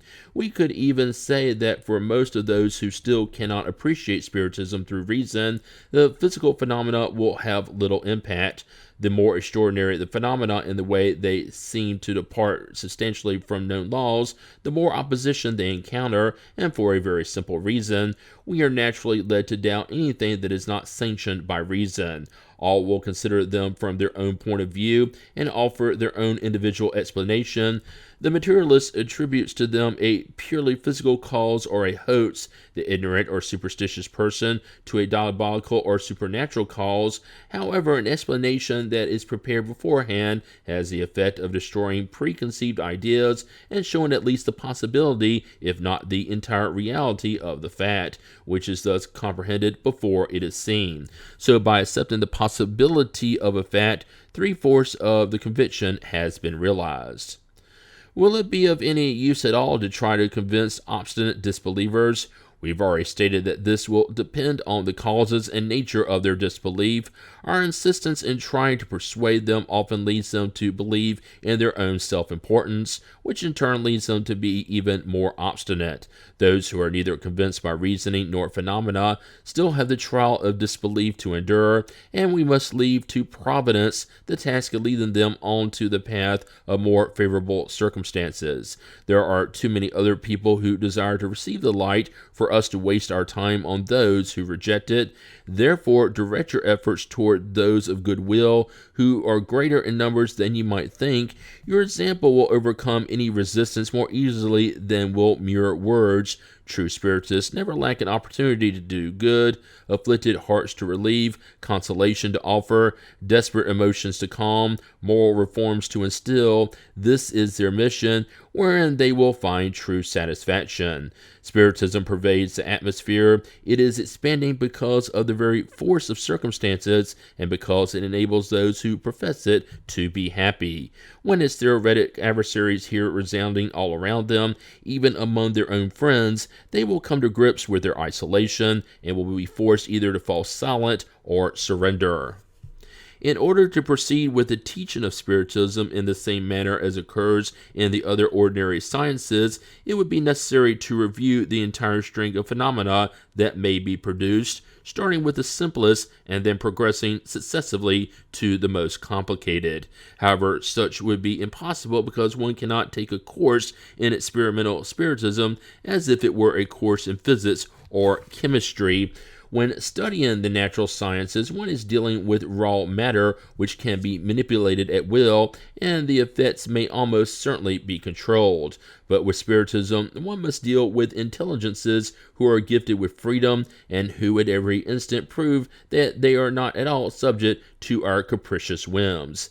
Thus, it is necessary to observe, to await the results, and read them as they occur. That is why we vehemently state all those who would flatter themselves by imagining they can obtain results at will are nothing more than ignorant persons or impostors. That is also why true Spiritism will never put on exhibitions or resort to stage shows. It would moreover be illogical to suppose that spirits would ever take part in such exhibitions and submit themselves to research like objects of curiosity. Hence, the phenomena may not occur at the most desired moment, or they might occur in a much different way than what we intended. We might add further that in order to obtain them, we need persons who are endowed with special faculties, and such faculties vary widely depending on the aptitude of each particular individual. In addition, since it is extremely rare for one and the same individual to possess all the various aptitudes, the difficulty increases due to our always having to have a truly complete collection of mediums at our disposal, which in itself would never be possible. The way to remedy such an inconvenience is really quite simple. One only needs to begin with a theory wherein all the phenomena are reviewed and explained, and wherein one can recognize them and understand the possibility that they will occur, and can know about the conditions under which they may be produced and the obstacles that may be encountered. In this way, whatever may be the order in which the circumstances lead us to witness them, nothing will come as a surprise, and there is a further advantage, that is sparing those who wish to work alone from many deceptions. Being aware of the difficulties ahead of time, they can stay alert and spare themselves from gaining experience at their own expense. Since the time we began to concern ourselves with Spiritism, it would be difficult to determine the number of people who have approached us and how many among these remained indifferent or disbelieving when confronted with the most obvious phenomena, only to be convinced later through a rational explanation, how many others were predisposed to accept Spiritism through their reasoning, and how many finally were persuaded without having witnessed anything at all, but were led to it because they comprehended it. Therefore, we speak from experience, and that is why we have affirmed that the best method of teaching Spiritism is the one that is geared toward the reason and not the eyes. This is the method we use in our lessons, and for which we congratulate ourselves. Studying the Spiritist theory beforehand has a further advantage in that it immediately shows the grandeur of the goal and the scope of this science. Those who first come to watch a table turn or produce raps may be inclined to ridicule it, since it is difficult to imagine that a table could give rise to a doctrine meant to regenerate humankind. We have always noticed the fact that rather than being superficial, those who believe without having seen, but because they have read and comprehended, are the most thoughtful, Connecting more with the foundation than the form, they see the philosophical aspect as the most important, and the phenomena per se as only accessories. They have stated that even if there were no phenomena at all, the philosophy in and of itself is the only one that can resolve the many problems that until now have been unsolvable, the only one that offers the most rational theory concerning humankind's past and future. Thus, they prefer a doctrine that correctly explains matters to one that does not explain them or that explains them badly. Whoever would reflect on the issue will clearly understand that one could disregard the manifestations without the doctrine itself having to disappear. The manifestations corroborate and confirm the doctrine, but they do not comprise its essential foundation. The serious observer does not reject them, but on the contrary waits for favorable circumstances that will allow him or her to witness them. Our favor is proven by the fact that even before hearing about the manifestations, many people already had an intuition about the doctrine, which merely came to embody their ideas in a coherent whole. Nevertheless, it would not be correct to say that those who begin with only the theory lack knowledge of the object of practical observations. On the contrary, they do have such knowledge, and it carries more weight than if the phenomena were produced right in front of them. These involve the numerous occurrences of spontaneous manifestations, which we will deal with in following chapters. There are few persons who do not know about them, or who have at least heard of them, and there are many who have experienced them without having paid proper attention to them. The theory has provided an explanation for them, and we consider such incidents to be highly important when they are supported by irrefutable testimony, since one cannot attribute any kind of preparation or connivance to them. Even if artificially produced phenomena did not exist, spontaneous ones would not fail to occur, and if Spiritism only served to explain them rationally, that would be quite enough. Thus, most of those who read beforehand report their recollections of such phenomena, which are for them a confirmation of the theory. From our point of view, it would be a mistake to suppose that we have ever recommended that the factual incidents be neglected, since it was through such incidents that we arrived at the theory. It is true that we had to devote ourselves to an assiduous task that took several years and thousands of observations. However, since these incidents have served us and continue to serve us daily, it would be inconsistent on our part if we contested their importance, especially now that we have written a book to make them known. We are merely affirming the fact that apart from reason, they are not enough to lead to conviction, that a prior explanation for them which removes prejudices and shows that they are not contrary to reason predisposes them to be accepted.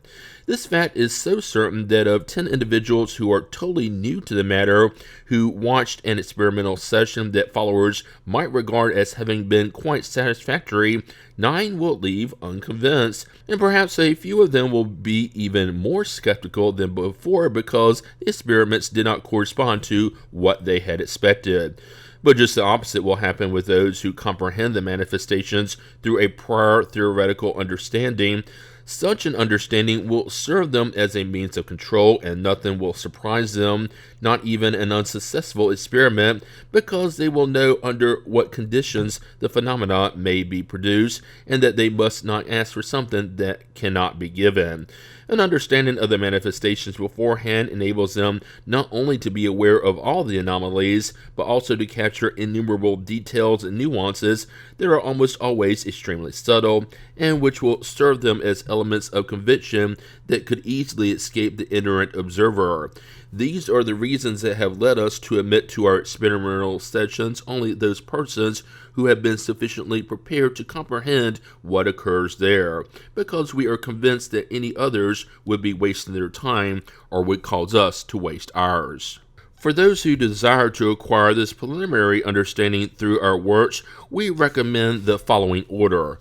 1. What is Spiritism? This booklet of only 100 pages or so presents a summary of the principles of the Spiritist doctrine, a general overview that enables one to see the whole in a condensed picture.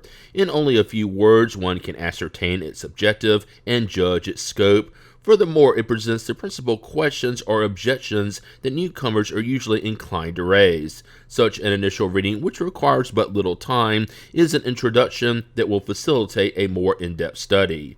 2. The Spirit's Book. This book contains the complete doctrine as dictated by the spirits themselves, and contains their entire philosophy and all its moral implications. It reveals humankind's destiny and provides an initiation into the understanding of the nature of spirits and the mysteries of life beyond the grave. By reading it, one comprehends that Spiritism has a serious objective and that it is not a frivolous pastime. 3. The Medium's Book. This book is intended to guide those who wish to become involved with the manifestations and provides an understanding of the most appropriate means for communicating with spirits. It is a guide for both mediums and evokers and supplements the Spirit's Book. 4. Revue Spiritae. This journey is an assorted collection of phenomenological incidents, theoretical explanations, and separate excerpts which supplement what is found in the other previously mentioned works, somewhat comprising their practical application. It may be read simultaneously with the others, although it will be more profitable and especially more intelligible if one reads it after having read the Spirit's Book. That is the suggested order as far as we are concerned. However, those who want to understand a science completely ought to read everything that has been written about it, or at least about its main principles, and they should not limit their reading to just one author. They should even read the pros and cons, the critiques as well as the defenses, and learn about the different theories in order to be able to judge by comparison. In this respect, we neither recommend or criticize any work because we do not want to influence anyone's ability to form his or her own opinion. In adding our brick to the building, we only fill our only particular niche. It is not our responsibility to be both judge and litigant, and we have no foolish pretense of being the only ones capable of spreading the light. Rather, it is the reader's responsibility to separate the good from the bad, the correct from the erroneous. Part 1, Chapter 4, Theories. When the strange phenomena of Spiritism began to occur, or rather, when they began to recur in these latter days, they engendered more doubt than anything as to their reality, and even more as to their cause. When they were verified by irrefutable testimony and by experiments that anyone could conduct, the result was that everyone had their way of interpreting them according to their own personal ideas, beliefs, and prejudices. Hence, numerous theories began to appear which careful observation would reduce to their real worth. Spiritism's adversaries soon saw in these different opinions a counter-argument, alleging that Spiritists themselves were unable to agree with one another. It was a very precarious reason, however, when one considers the fact that the first few steps of any developing science are necessarily uncertain until time enables the gathering and coordinating of the facts into a set opinion. As facts become complete and better observed, premature ideas are set aside, and unity of opinion is finally established, at least concerning the fundamental points, if not as to all the details. Such was also the case with Spiritism, which was unable to escape this common law, and which, due to its very nature, gave rise even more to a diversity of interpretations. Nevertheless, we can state that in this sense, its advance has been much more rapid than that of older sciences, medicine, for example, which still continues to divide the best scholars. To methodically follow a progressive order of ideas, it might be useful to investigate first the so-called negative theories, i.e. those proposed by the adversaries of Spiritism. We have already refuted such objections both in the introduction and conclusion of the Spirit's Book, as well in the shorter work entitled What is Spiritism? Thus, it would not be worthwhile to return to the subject in full here, and we will limit ourselves to summarizing in a few words the reasons upon which the objections are based. There are two types of spirit phenomena, those involving physical effects and those involving intelligent effects. Since they do not believe in the existence of spirits, they do not believe in anything apart from matter, it is understandable that these adversaries of Spiritism would also deny the intelligent effects. As for the physical effects, they comment on them from their own point of view, and their arguments can be summed up in the four following theories. The charlatanism theory. Among the antagonists, many attribute the physical effects to fraud due to the fact that some of them may be imitated. This supposition would turn all spiritists into dupes and all mediums into charlatans without even considering these individuals' status, character, wisdom, and honorability. If it deserved any kind of response at all, we would counter that some of the phenomena of physics have also been imitated by stage magicians, which proves nothing against the real science.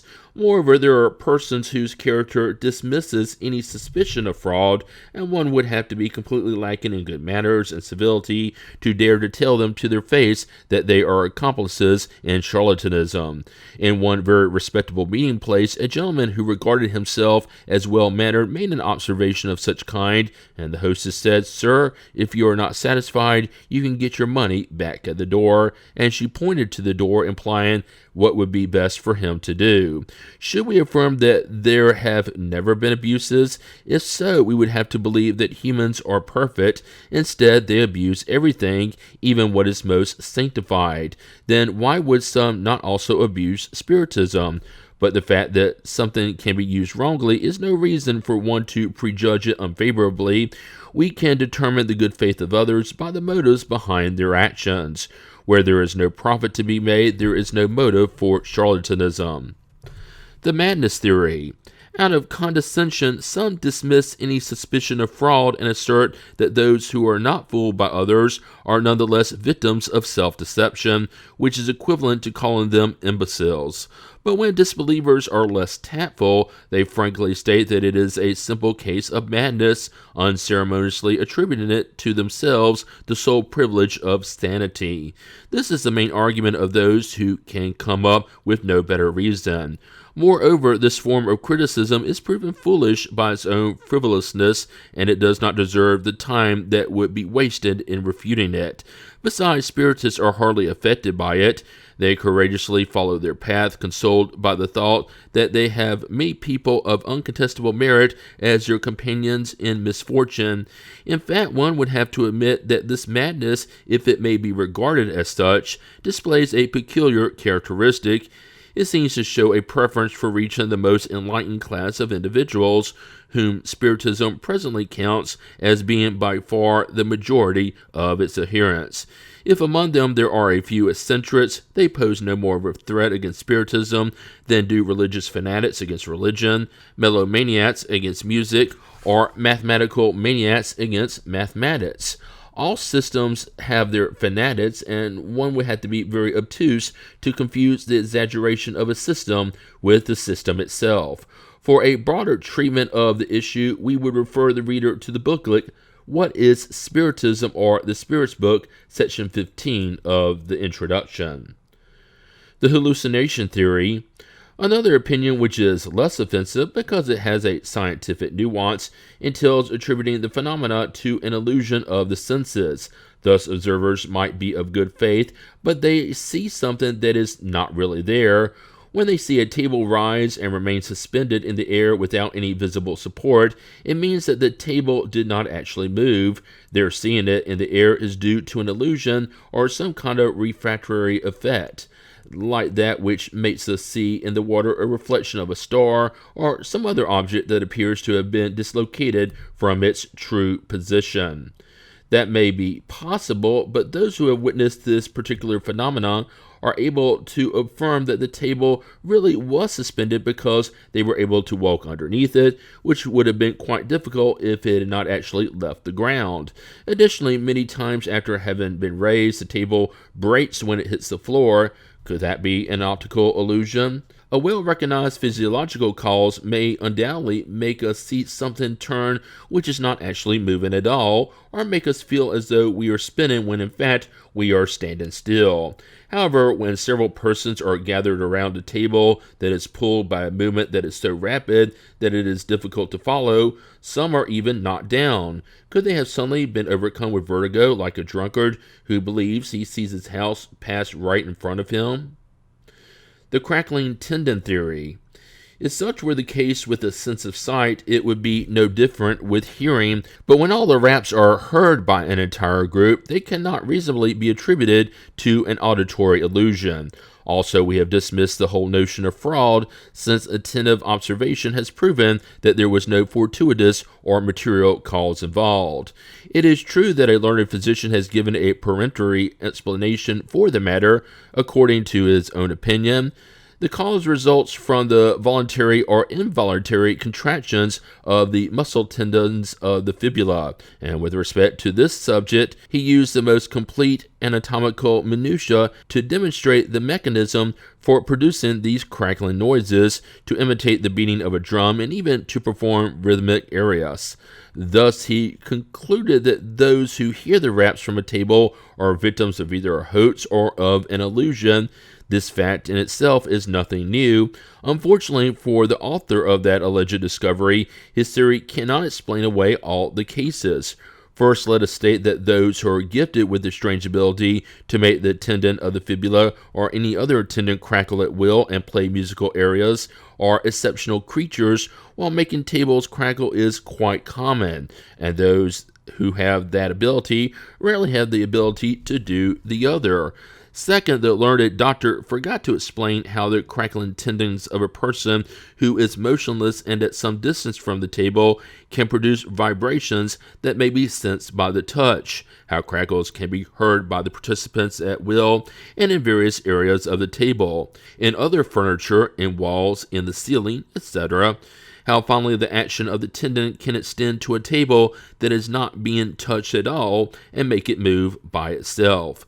Besides, if this theory really explained anything at all, it would only invalidate the rap phenomena, but would not apply to all the other modes of communication. Consequently, we conclude that its author has judged without having seen or without having seen everything sufficiently. It is always lamentable that in addressing a subject they are unfamiliar with, scientists hurry to give explanations that the facts themselves belie. Their own knowledge should make them more circumspect in their judgments, especially when such knowledge broadens the boundaries of the unknown. The physical cause theory.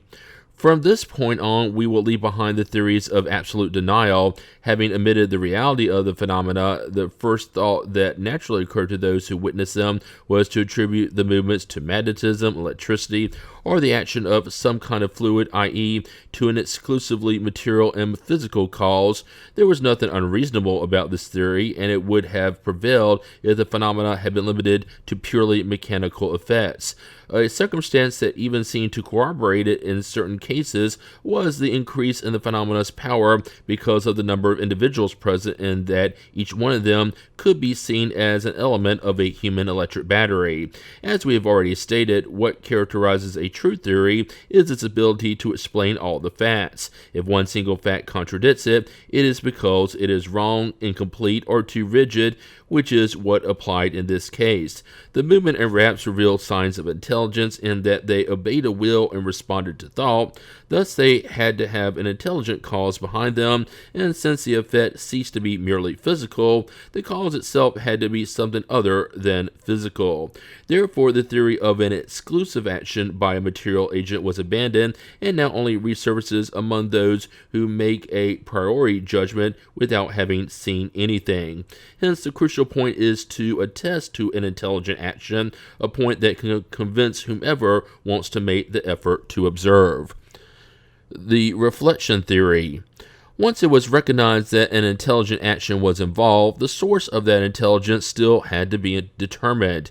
It was thought that it might be the intelligence of the medium or the participants themselves, which was then reflected like light or sound waves. This was quite possible, and only experience would finally be able to provide the last word on the matter. Before long, however, we noticed that this theory was completely removed from any purely materialistic idea. In order for the intelligence of the participants to be reproduced indirectly, it would be necessary to admit the existence in human beings of a principle that was independent of their organism.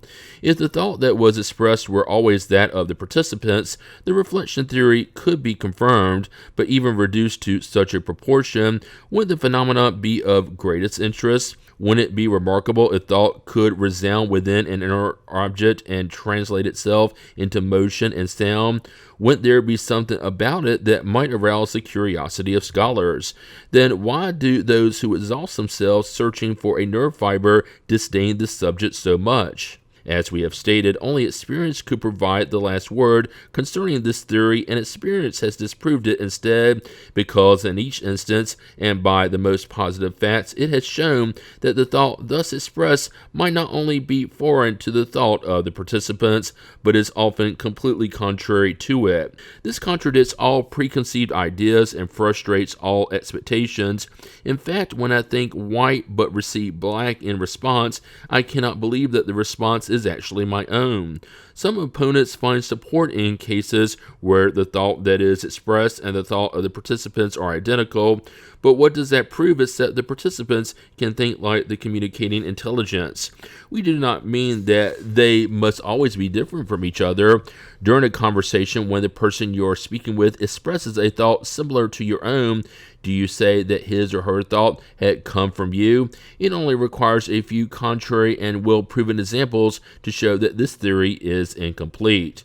Furthermore, how can one use the thought reflection theory to explain the writing produced by persons who do not even know how to write, responses of the highest philosophical reach expressed through illiterate individuals, answers given to mental, nonverbal questions or formulated in a language unknown by the medium, or 1,000 other facts that can leave no doubt as to the independence of the manifesting intelligence? Any contrary opinion would only result from a deficient observation. If the presence of an outside intelligence is mentally proven by the nature of the responses, it is physically proven by the phenomena of direct writings, i.e., writing that is produced spontaneously without a pen or pencil, without being touched, and in spite of all the precautions taken to avoid any kind of trickery. The intelligent character of this phenomena cannot be put into doubt, thus there is more than simple fluidic action involved. Moreover, the spontaneity of the thought that is expressed independently of all expectations and apart from any formulated questions prevents it from being seen as a reflection of the participant's thoughts. The reflection theory is quite unflattering in certain cases. When a group of honest individuals in a meeting unexpectedly receives a grossly revolting communication, attributing it to one of them would be committing a serious indelicacy, and everyone would no doubt promptly repudiate the notion. The collective soul theory. This is a variation of the preceding one. According to this theory, it is only the medium soul that actually expresses itself, but it identifies itself with the souls of many other persons who may be present or absent, thereby forming a collective whole that brings together the aptitudes, intelligence, and knowledge of each person. However, the brochure that divulges this theory, entitled La Lumière, seems to be in a style that is rather obscure. We must confess that having comprehended little of what we read, and only cite this work from memory. Besides, this theory represents more of an individual opinion, like so many others, and it is one of few adherents. Pneumatography is the name used by the author to designate the collective being whom he represents. His motto is, "There is nothing hidden that must not be revealed." This proposition, however, is obviously wrong, since there are an infinite number of things that humans cannot and must not know about. One would be presumptuous indeed to be able to penetrate all the secrets of God. Somnambulism theory. This theory used to have many adherents, and even now it still has a few. Like the collective soul theory, this one holds that all the intelligent communications proceed from the soul or spirit of the mediums themselves. However, in order to explain how mediums can address subjects that are outside their realm of understanding, rather than considering them as having a collective soul, it attributes it to a momentary overstimulation of the medium's mental faculties, in other words, a sort of somnambulistic or ecstatic state that excites and develops their intelligence. One cannot deny that in certain cases such a cause could have an influence, but it would be quite enough to have seen how the majority of these mediums operate in order to understand that this theory cannot resolve all the cases. It is the exception rather than the rule. It could be the answer if mediums always possess the air of a visionary or an ecstatic, an appearance they could simulate perfectly if they wanted to put on a comedy show. But where does the inspiration come from when mediums write like a machine and without any awareness of what they are receiving, without any emotion, without being at all concerned with what they are doing, all in an entirely distracted manner, even laughing and dealing with other matters at the same time?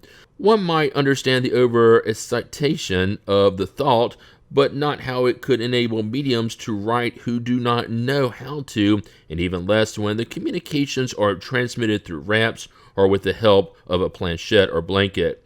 Over the course of this work, we shall see what cause must be attributed to the influence of the medium's ideas, but the cases in which the outside intelligence is revealed through uncontestable signs are so numerous and obvious that they can leave no doubt as to their true origin. The error of most of the theories that appeared at the beginning of Spiritism lay in the drawing of generalized conclusions from a few isolated incidents. The pessimistic, diabolical, or demonic theory. Here we shall enter another order of ideas. Having proven the intervention of an outside intelligence, it was then necessary to try to understand its nature. The easiest means would undoubtedly have been to simply ask it, but certain individuals did not see this as a sufficient guarantee. Instead, they preferred to see all the manifestations as the work of the devil. According to them, only the devil or demons could communicate in such a manner. Although this theory is little accepted nowadays, it enjoyed some credit for a while in virtue of the special character of those who sought to make it prevail.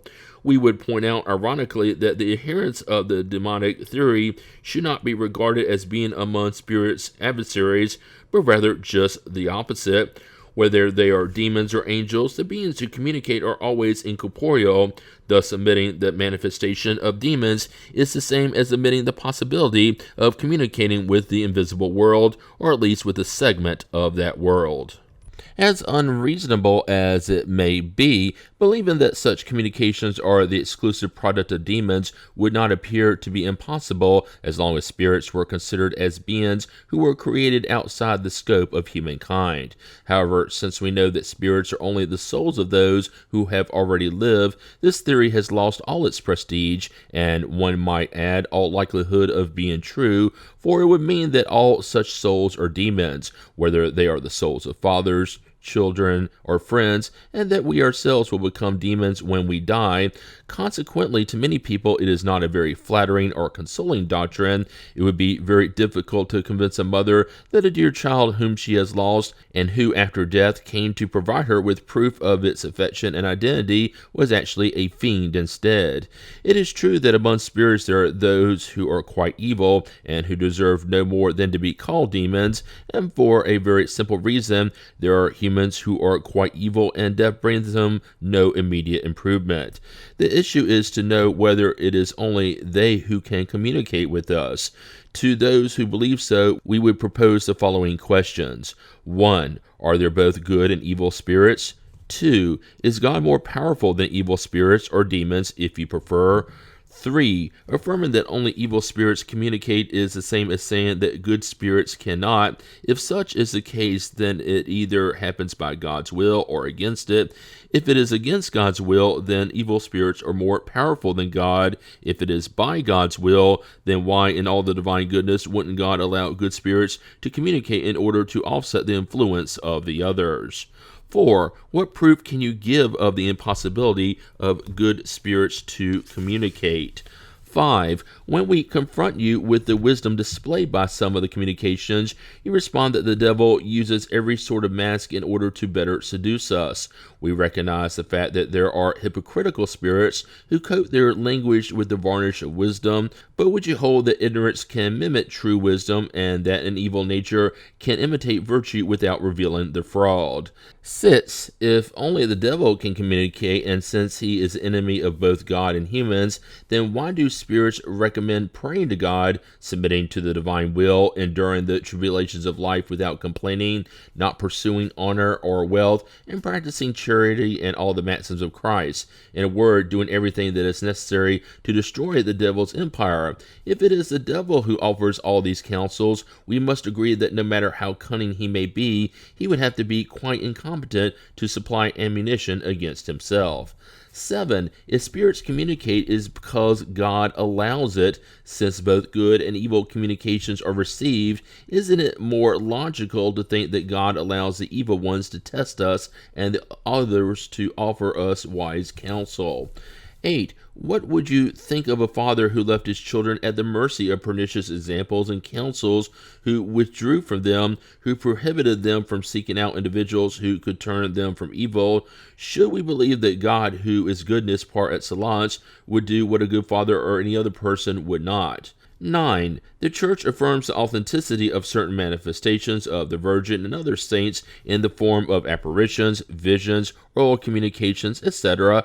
Doesn't this belief contradict the doctrine that only demons communicate? We believe that some persons have professed this theory in good faith, but we also believe that many have done so for the sole purpose of avoiding being concerned with such matters because of the evil communications which everyone is subject to receiving. By stating that only the devil manifests, they wish to scare people as they would a child. Don't touch that, you'll get burned. Perhaps the intention is praiseworthy, but it does not meet its objective. Since prohibiting something only serves to arouse one's curiosity, and the fear of the devil only stops a few people, in fact, most of them would actually like to see him, if for no other reason than to see what he looks like, and they would be amazed to find out that he is not as ugly as they had thought he would be. Might there be a further motive behind this theory, that communications derive exclusively from the devil himself? There are persons who regard all who do not think as they do to be in error. Isn't it possible that those who hold that spirit communications are the work of demons are afraid that spirits might not agree with them, especially on issues concerning this world rather than those concerning the other? Since they cannot deny the facts, they try to prevent them in as frightening a manner as possible. This method, however, does not produce any better results than any of the others, and when fear of the ridiculous is powerless, it is best to allow things to run their course. A Muslim who heard a spirit speak against certain laws of the Quran would surely believe it was an evil spirit. The same would apply to a Jew concerning certain practices of the law of Moses. As for Catholics, we heard one of them state that the communicating spirit was a devil because he thought differently concerning the temporal power. Even though the spirit only preached charity, tolerance, love for one's neighbor, and abnegation of worldly affairs, all in harmony with the maxims proclaimed by Christ. Since spirits are but human souls and as such not perfect, it stands to reason that there are equally imperfect spirits whose character is reflected in their communications. It is undeniable that there are evil, cunning, and profoundly hypocritical spirits whom we must guard ourselves against. However, simply because there are perverse individuals in this world, would that be any reason for us to run from societal life? God has given us reasons and discernment for judging both spirits and humans. The best way to avoid the possible inconveniences that spiritist practice may present is not to prohibit them, but rather to clarify them. An imaginary fear can only make a momentary impression, and it will not affect everybody, while on the other hand, a clearly demonstrated reality is indeed comprehensible to all. The optimistic theory. Alongside the theories that only see spirit phenomena as being the work of demons, there are others that see them only as the work of good spirits. Such theories start from the principle that being released from matter, the soul is now free of any kind of veil and must therefore be possessed of supreme knowledge and wisdom. However, this blind confidence in the absolute superiority of the beings of the invisible world has been a source of numerous deceptions for many people. At their own expense, they have had to learn to distrust certain spirits just as they have learned to distrust certain individuals. The unispirit or monospirit theory. A variety of the optimistic theory is the belief that there is one soul spirit who communicates with humans and that this spirit is Christ, the protector of the earth. However, when communications are of the lowest triviality, of a revolting grossness, full of malevolence and malice, it would be impious and profane to suppose that they could have emanated from the Spirit of goodness par excellence. If those who believe in this theory have received only impeccable communications, we could possibly accept their illusion. But most of them declare that they have received extremely evil communications, trying to explain them away as a test to which the Spirit of goodness has submitted them by dictating absurdities to them. Thus, while some attribute all communications to the devil, who is able to make good statements in order to tempt them, others believe that Jesus is the only one who manifests himself, but that he can make evil statements in order to test them. What shall decide between these two very diverse opinions? Common sense and experience. We cite experience because it is impossible for those who adopt such exclusive ideas to have sufficiently verified everything.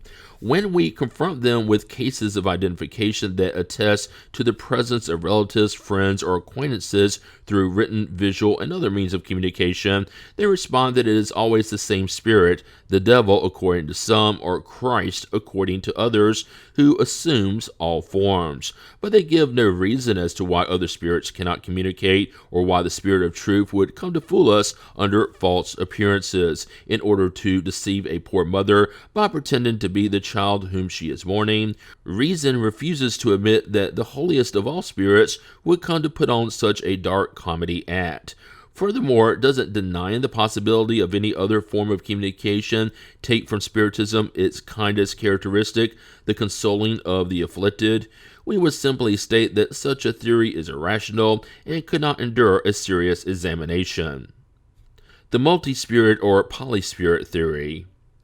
All the theories that we have examined, including the ones that deny spirit phenomena, are based on certain incomplete or badly interpreted observations. If a house is red on one side and white on the other, whoever has seen only one side or the other would affirm that it was either only red or only white, and would thus be both right and wrong at the same time. But whoever had seen both sides of the house would say that it is red and white, and would be the only one aware of the real truth. The same applies regarding opinions about Spiritism. They can be correct concerning certain aspects, but wrong if they generalize what is only a part by regarding as a rule what is actually only an exception, or interpreting as a whole what is really only a part. That is why we have stated that those who desire to seriously study the science must observe it a great deal and for a long time, because only time will enable them to ascertain the details, notice the delicate nuances, and observe an infinite number of characteristic facts that will shine like luminous rays of light. However, if they remain on the surface, they will expose themselves to making a premature and thus erroneous judgment. Let us take a look at the general results which we have arrived at by making a complete observation of the subject, and which as of today have formulated the belief, so to speak, in the universality of spirits. For all the above listed restrictive theories are no more than isolated opinions. 1. Spirit phenomena are produced by extracorporeal intelligence, that is, by spirits. 2. Spirits comprise the invisible world and are everywhere. They populate space to infinity. There are spirits who constantly surround us and with whom we are always in contact. 3. Spirits continuously act upon the physical and mental worlds, and they are one of the powers of nature. 4. Spirits were not created as a separate class of entities. They are the souls of those who have lived either on the earth or on other worlds and who have shed their corporeal envelope. Hence it follows that the souls of men and women are incarnate spirits who at death become spirits once again. 5. There are spirits of every degree of goodness and malice, of wisdom and ignorance. 6. They are subject to the laws of progress, and all may achieve perfection, but depending on how they employ their free will, they will achieve it in a short time or a long time, according to their own efforts and volition. 7. They are happy or unhappy, depending on the amount of good or evil they did during their lifetime, and the degree of development they achieved. perfect and unalloyed happiness is only attained by those who have reached the highest degree of purification. 8. Under certain circumstances, all spirits can manifest themselves to humans, and the number of those who can communicate is unlimited. 9. Spirits communicate through mediums who serve as their instruments and interpreters. 10. One can recognize whether spirits are more evolved or less evolved by their language. Good spirits only offer good counsel and say only good things. Everything attests to their advancement. Evil spirits deceive, and all their words bear the stamp of imperfection and ignorance. The various degrees through which spirits pass comprise the spirit hierarchy in the Spirits Book, Part 2, Chapter 1. The study of this classification system is indispensable for evaluating both the nature of the spirits who manifest and their good and bad qualities. Material soul theory. This theory consists solely of a particular opinion about the essential nature of the soul, according to which the soul and the perispirit are not distinct from each other, or rather the perispirit is the soul itself, which is gradually purified through several transmigrations, like alcohol is purified through several distillations. In the Spiritist doctrine, however, the perispirit is considered as simply being the fluidic envelope of the soul or spirit. Since the perispirit is a type of matter, albeit highly etherealized, then for the theory in question, the soul would also be of a nature that is more material or less so according to its degree of purification. The principle does not invalidate any of the fundamental principles of the Spiritist doctrine, since nothing changes in relation to the soul's destiny. The conditions for its future happiness are exactly the same, with the soul and perispirit forming a whole known as the spirit, like the germ and perisperm form a unity known as the fruit. The entire matter may be reduced to regarding the whole as homogeneous instead of being composed of two distinct parts. As can be seen, this issue is of little consequence, and we would not have addressed it at all if we had not encountered persons who were inclined to see a new school where, in fact, there was nothing more than a simple interpretation of words. The theory is quite restricted, but even if it were not, it would no more mean that there is a schism among Spiritists than the two theories about the emission or the undulations of light would indicate a division among physicists. Those who want to go their separate ways over such a childish issue prove that they give more importance to accessories than to the principle itself, and they are incited to dissension by spirits who cannot be good. For good spirits would never want to sow the seeds of acrimony and discord. For that reason, we have urged all true Spiritists to guard themselves against such suggestions and not to attach a greater importance to certain details than they deserve. The core is what is essential. Nevertheless, we believe we should mention a few words about what those who hold the soul and the perispirit as being two distinct principles base their opinion on. It is based upon the teaching of spirits themselves, who have never differed in this respect. We are alluding to enlightened spirits, however, because among spirits in general there are many who do not know any more, and even many who know much less than human beings know, while the opposing theory is a human conception. We neither invented nor dreamed up the existence of the perispirit in order to explain spirit phenomena. Its existence was revealed to us by the spirits themselves, and observation confirmed it. It was further supported by studying the sensations of spirits, and especially in the phenomena involving tangible apparitions, which for others would imply the solidification and subsequent disaggregation of the elements comprising the soul, and consequently its disorganization. Furthermore, it would be necessary to admit that such matter, that of apparitions, which could become perceptible to our senses, is the intelligent principle itself, which would be no more rational than confusing the body with the soul or clothing with the body. As for the inmost nature of the soul, we know nothing. When we state that it is immaterial, we must understand the term in a relative and not in an absolute sense, because absolute immateriality would be nothingness. The soul or spirit is something, however. What we mean to say, therefore, is that its essence is so highly evolved that there is absolutely no analogy to what we call matter per se, and that is why for us it is immaterial. Following is the response by one spirit with regards to the matter. What some call the perispirit is the same as what others call the fluidic material envelope. So that I may make myself understood in the most logical manner, I would state that this fluid is the perfectibility of the senses, the extension of both sight and thought, but I am referring to highly evolved spirits.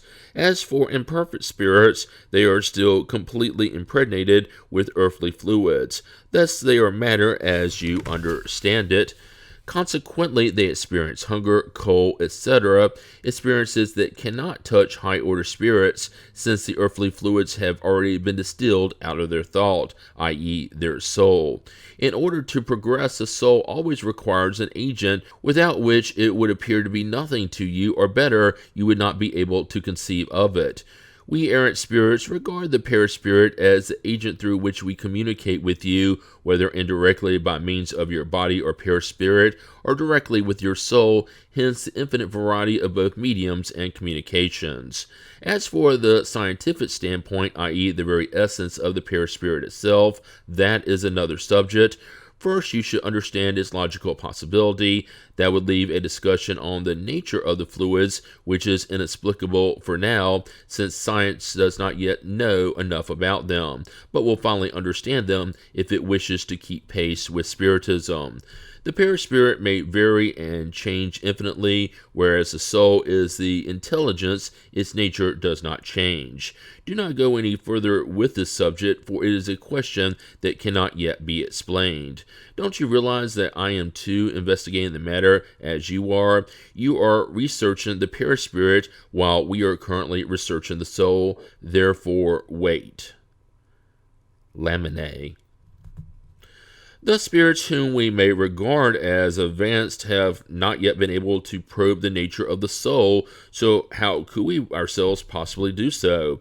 It would therefore be a waste of time to scrutinize the beginning of things, which, as the Spirit's book teaches, belongs to the secrets of God. To intend to discover through Spiritism what is still beyond the reach of humankind in general would be to divert it from its true objective. It would be like a child who wanted to know as much as a grown-up. The essential thing is for humans to apply Spiritism to their moral perfection process. Anything else is mere sterile curiosity and almost always implies pride, which, if satisfied, would not enable them to advance even one step. The sole means of advancing is by morally improving ourselves. The spirits who dictated the book that bears their name have proven their own wisdom by respecting the limits that God will not allow them to exceed concerning the beginning of things, leaving to theorizing and presumptuous spirits the responsibility of premature and erroneous hypotheses, which are more fascinating than serious, and which someday will fall before the impact of reason, like so many others that have arisen from the human mind.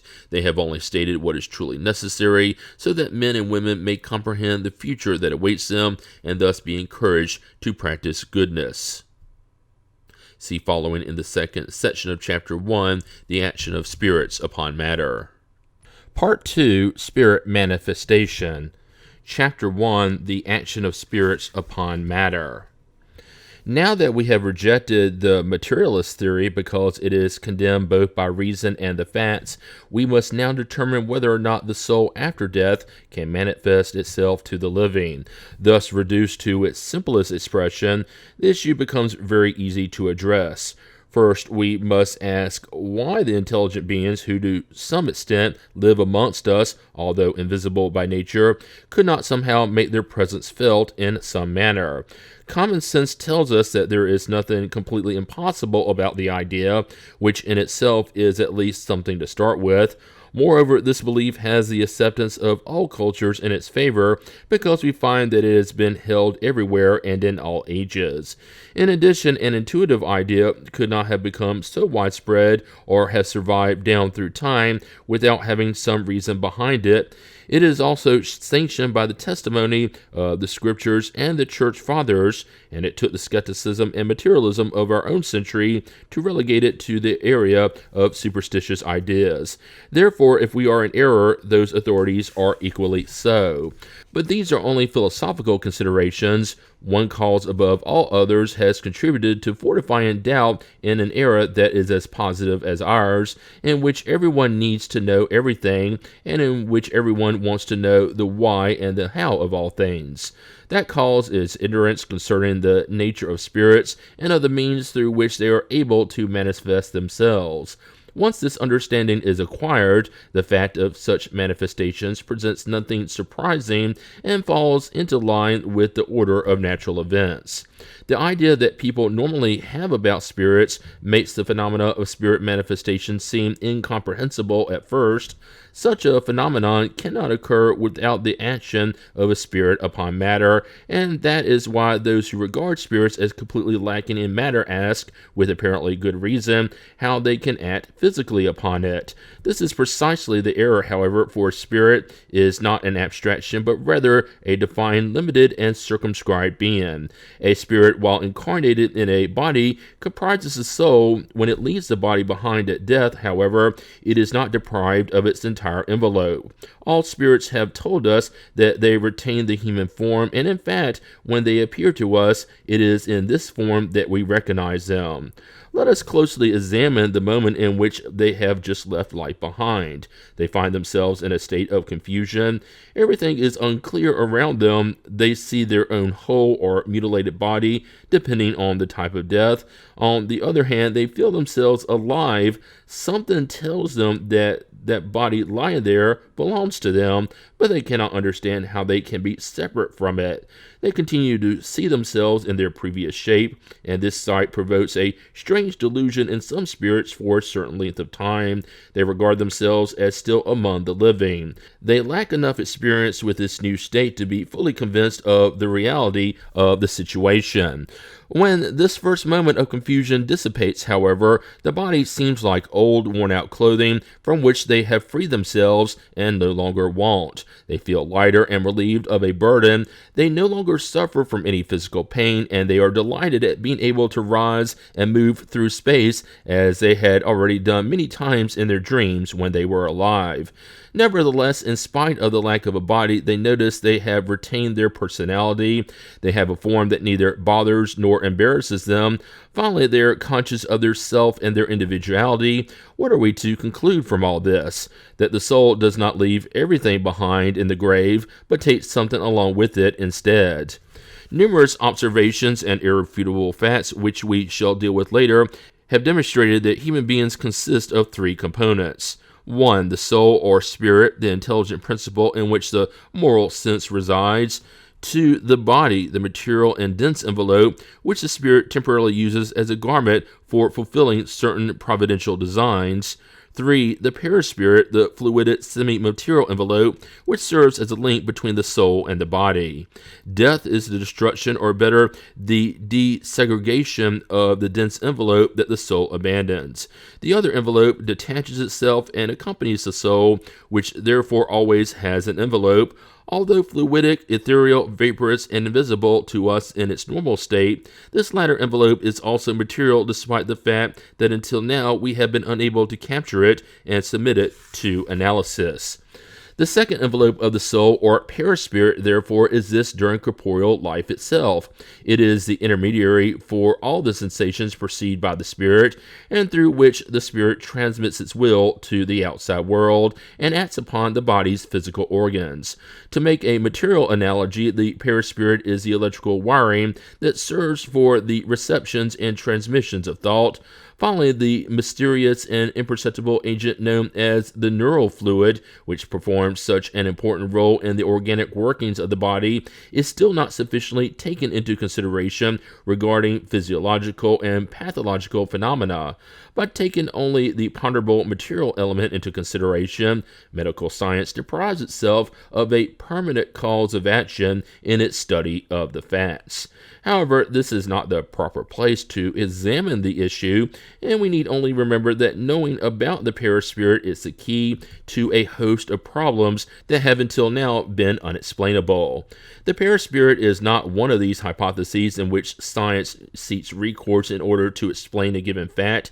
Its existence was not only revealed by the spirits, but has also been confirmed by observation, as we will have the occasion to demonstrate further on.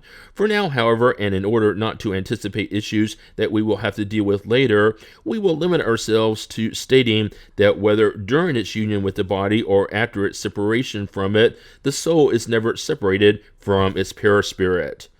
We have already stated elsewhere that the spirit is a flame, a spark.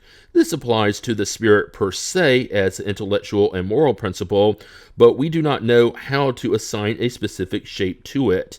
However, no matter what its degree of evolution, it is always clothed with an envelope or paraspirit, whose nature becomes more and more etherealized as it purifies and raises itself in the spirit hierarchy. Thus, the idea of form is for us so inseparable from the idea of spirit that we cannot conceive of one without the other.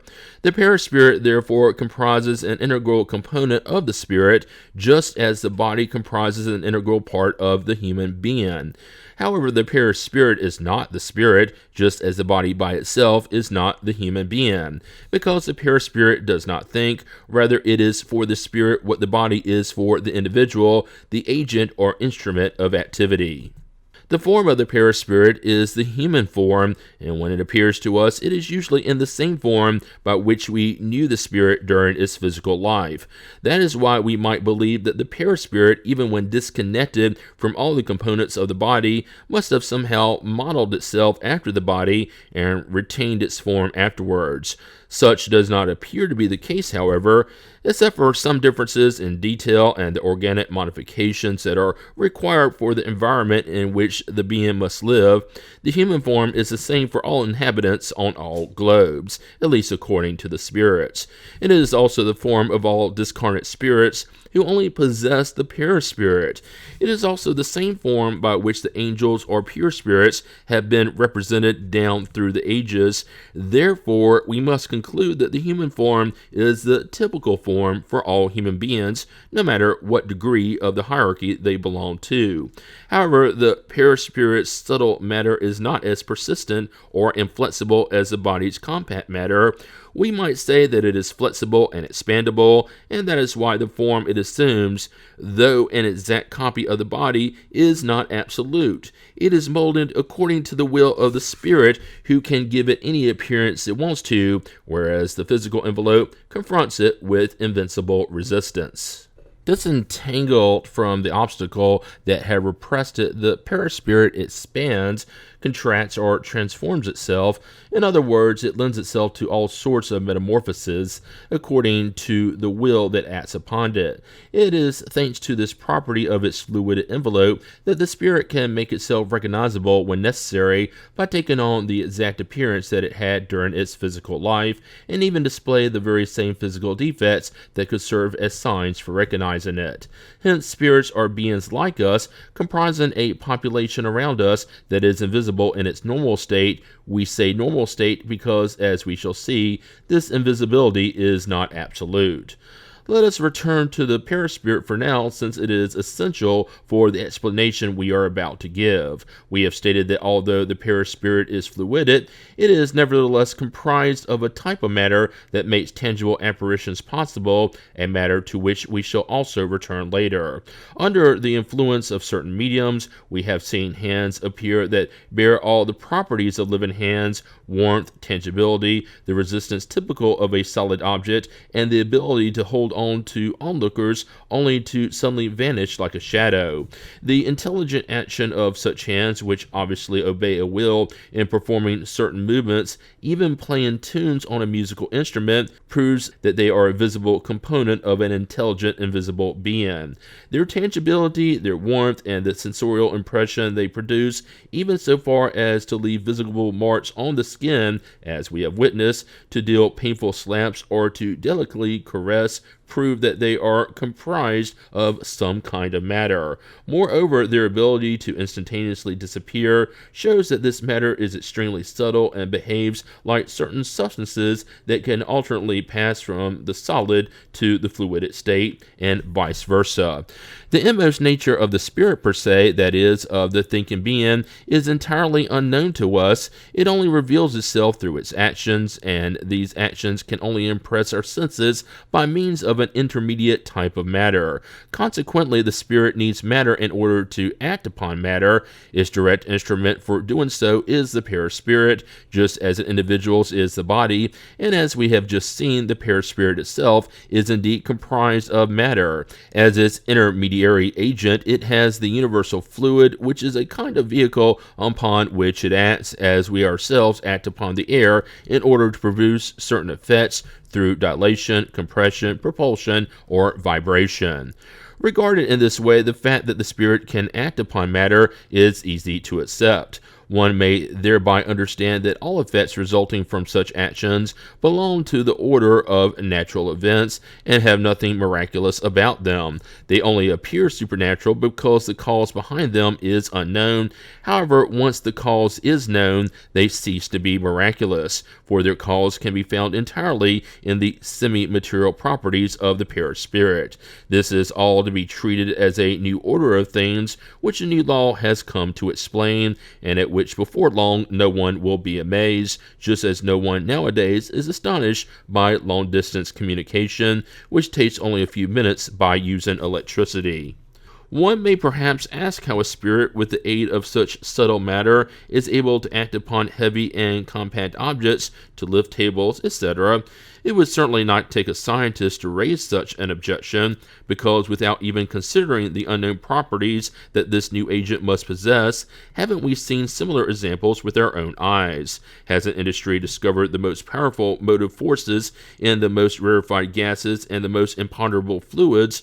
When we see air topple buildings, steam pull enormous objects, gasify blasting powder blow stones into the air, and electricity split trees and perforate walls, is there anything so strange in accepting the fact that the spirit, by employing its perispirit, can lift a table, especially when it is understood that this perispirit can make itself visible, tangible, and behave like a solid object? Part 2, Chapter 2, Physical Manifestations and Turning Tables. Physical manifestations are those that result in effects that are perceptible to the senses, such as noises and the movement and displacement of solid objects. Some are spontaneous, i.e. independent of any human will, while others can be artificially induced. To start with, we will only consider the latter. The simplest effect, one of the first to be observed, is the circular movement imparted to a table. This effect may be produced by using any other object as well, but since a table is the one that is used most often because it is the most convenient, the name table turning has been the prevalent designation for this type of phenomenon. When we stated that this effect was one of the first to be observed, we were referring to modern times, because all kinds of such manifestations have certainly been known about since antiquity. It could not have been otherwise. Since they are effects of nature, they would have had to have been produced in all ages. Tertullian made clear reference to turning and talking tables. For some time, this phenomenon was the curious entertainment at various salons, but later went out of fashion and was replaced by other distractions because it really did only amount to a distraction.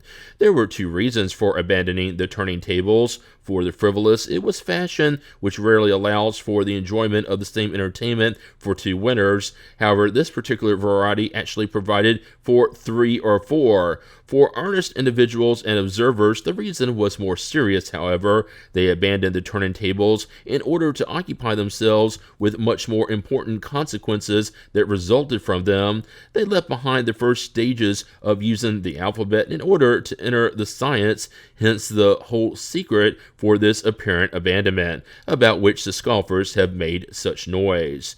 Whatever the case may be, the turning tables will always represent the starting point for the Spiritist doctrine, and that is why we must give them a much more in-depth treatment.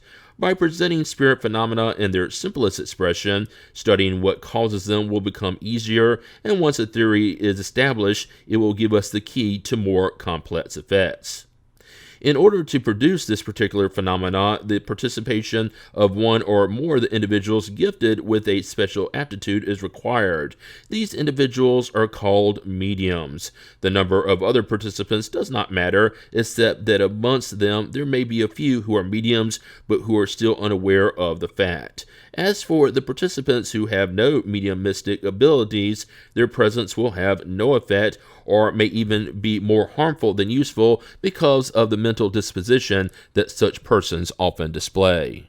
In this respect, mediums display lesser or greater degrees of power in their ability to produce the phenomena, and consequently produce effects that are quite pronounced or less so. One very powerful medium alone can almost always produce more than 20 less powerful ones together, and it is enough for such a medium to have barely placed his or her hands upon the table for it to instantly begin to move, levitate, turn, jump about, or spin violently. There are no outward signs of mediumship, and only experience can make it apparent. During a meeting where such an experience is desired, all that is required is for everyone to sit around a table and place their hands flat upon it without pressure or muscular movement. Since the causes of the phenomena were unknown in the beginning, numerous precautions were taken that were later seen to be completely useless. For example, the alternating seating of males and females, or the joining of the participants' little fingers in order to form an unbroken chain. This later precaution seemed necessary because it was believed that there was some sort of electric current involved, but experience later showed it was useless. The only truly obligatory condition is one of concentration, absolute silence, and especially patience when the effect is slow in coming.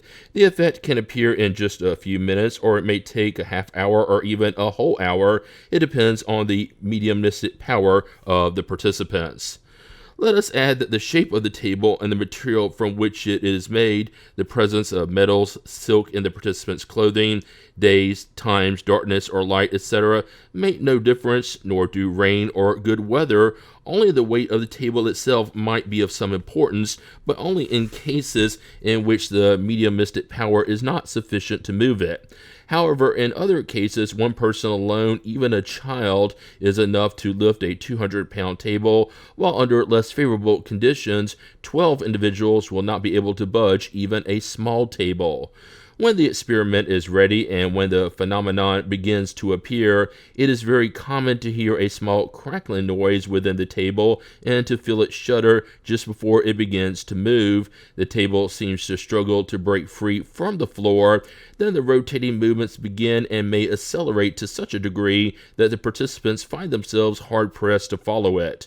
Once the movement has begun, the participants can even move away from the table, which will continue to move in various directions. At other times, the table tilts from one leg to another and then softly returns to its natural position. Still at others, it rocks back and forth and from side to side as if imitating the movement of a ship.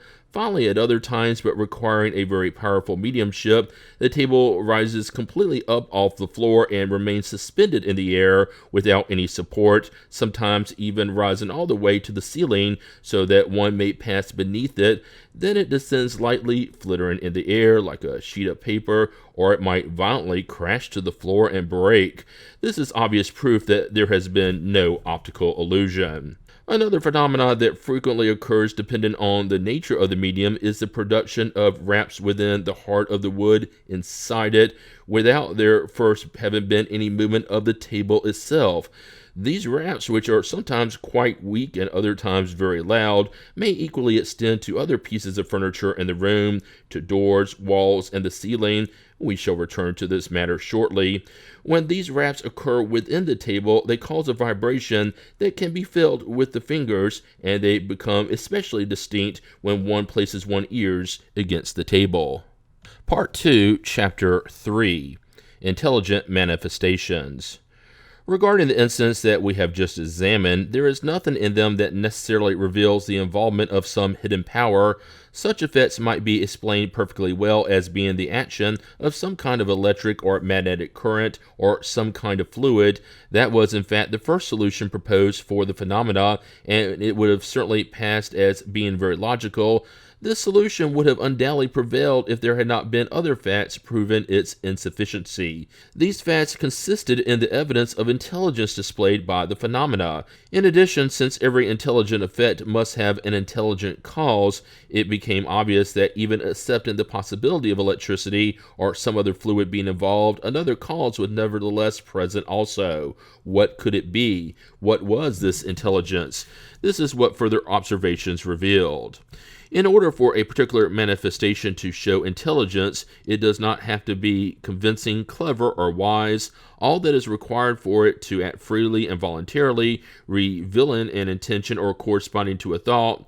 When we see a weather vane moving under the force of the wind, we know that it is not only obeying a mechanical impulse, but if we were to recognize the signs of intent in its movements, if it turned right or left and quickly or slowly in obedience to our orders, we would have to admit that it was not the weather vane itself that possessed intelligence, but rather that it was obeying our own intelligence. That is exactly what happened with the tables. We have seen a table move, rise in the air, and produce raps under the influence of one or several mediums. And the first intelligent effect observed was that it obeyed the orders given to it. Without moving about, the table alternately stood on the leads that were indicated to it. Next, when it was square on the floor, it produced a certain number of raps in response to particular questions. At other times, and without anyone touching it, the table moved around the room by itself, going right or left, backward and forward, and executing the various maneuvers that the participants required of it. It was obvious that we could rule out all suspicion of fraud. We accepted the unquestionable fidelity of the participants because of their honorability and complete disinterestedness. We will later address the issue of fraud, against which it is prudent to guard oneself. By means of raps, mainly those produced within the wood itself, which we have already addressed, even more intelligent effects were observed, much as the imitation of the beating of drums, the discharge of muskets by a file or platoon, the firing of cannons, the rasping of a saw, the strike of a hammer, the rhythms of certain areas, etc. An entire vast field was therefore opening up to investigation. It was further reasoned that if there was in fact an invisible intelligence present, it might be able to respond to questions, and in fact it really did respond with a yes or a no, according to the number of agreed-upon raps produced. Since these two responses were quite limiting, however, a system was established using a certain number of raps to correspond to each letter of the alphabet in order to form words and sentences. Since these occurrences were being repeated at will by thousands of persons in every country, they could leave no doubt as to their intelligent nature.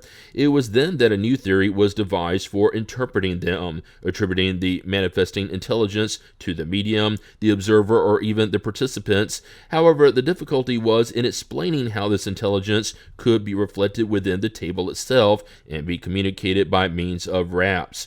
Since the raps were not produced by the medium, then they must be produced somehow by thought, but for thought to somehow be able to produce such raps would be a more remarkable phenomena than all the incidents that have been observed. It did not take long for experience to show that this theory was unacceptable. In fact, the responses were very often shown to be completely opposite to what the participants were thinking and beyond the scope of the medium's intellect. They were even given in languages unknown by the medium, or they pertained to facts unknown by any of the participants. Such examples are so numerous that it is almost impossible for anyone to be involved with spirit communications without having witnessed them many times. We shall cite only one example, which was related to us by an eyewitness. On an Imperial French Navy ship stationed on the seas around China, the entire crew, from the seaman to the captain, entertained themselves with talking tables. They decided to evoke the spirit of a lieutenant of the same vessel who had died 2 years previously. He responded, and after several communications that surprised everybody, he used raps to say the following: "I beg of you to pay the captain the sum of," He indicated the amount which I owe him and which I regret not having been able to pay back before I died. Nobody had even known about it. The captain himself had forgotten all about the debt, which was quite small, by the way. However, upon checking his financial records, he found the entry of the lieutenant's debt in the exact amount indicated. Now we must ask, whose thought could have possibly been reflected in this instance? This art of communicating by the alphabetical system of raps was eventually perfected, but it was always very cumbersome. Nevertheless, some lengthy communications as well as a few interesting revelations about the world of spirits were obtained. This method gave rise to others, and hence the arrival of written communications. The first communications of this type were obtained using a miniature table to which a pencil was fitted and then placed upon a sheet of paper. Under the medium's influence, this tiny table began to trace out a few letters and then began to write words and sentences. The process was gradually simplified by using even smaller tables that were specially made to fit the hand, followed by tiny baskets, cardboard boxes, and finally simple planchettes. The writing was fluent, rapid, and easy, as if done by hand, but it was realized later that all of these objects only served as extensions of the hand itself, simple pencil holders, which could be dispensed with. In fact, the medium's own hand alone, impelled involuntarily, could write under the influence of a spirit without the concurrence of either the medium's thought or will. From then on, communications from beyond the grave presented no more difficulty than everyday correspondence among the living. We shall return to these different means later in order to explain them in more detail, but we have given a quick outline here in order to show the string of the events that led to the realization that the phenomena entailed the involvement of invisible intelligences, that is, spirits. Part 2, Chapter 4, Explanation of the Physical Manifestations, Movements and Suspensions, Noises. Having used both reasoning and phenomena to demonstrate the existence of spirits, along with the possibility of their being able to act upon matter, we must now determine how their actions are produced and how they operate in order to move tables and other inert objects. One idea that naturally occurred is the one that we held to for a while. However, the spirits contested it and provided us with a completely different explanation, one we did not anticipate at all. Moreover, it is obvious that their explanation did not originate with us. Our original idea would have quite possibly been held by others as well. As for the spirit's explanation, we do not believe that it could have ever occurred to anyone else. It is certainly easy to see how much more superior it is than our own, although it is also simpler because it offers a solution to numerous other incidents that had no satisfactory explanations. Knowledge of the nature of spirits, their human form, the semi-material properties of their perispirit, the mechanical action they can exert upon matter, and the occurrence of apparitions of fluid and even tangible hands that could lift objects and carry them, naturally led to our belief that a spirit simply used its hands in order to turn a table, and that it lifted it by using its arms. But if that were so, then what was the need for mediums? Couldn't the spirit act by itself? Since mediums often rested their hands upon the table in a position contrary to its movement, or did not even place their hands upon it at all, they obviously could not aid the spirit with any muscular movement. Let us first see what the spirits whom we asked had to say about the matter. The following responses were given by Spirit St. Louis and were later confirmed by others. 1. Is the universal fluid an emanation of the divinity? No. 2. Is it a creation of the divinity? Everything has been created except God.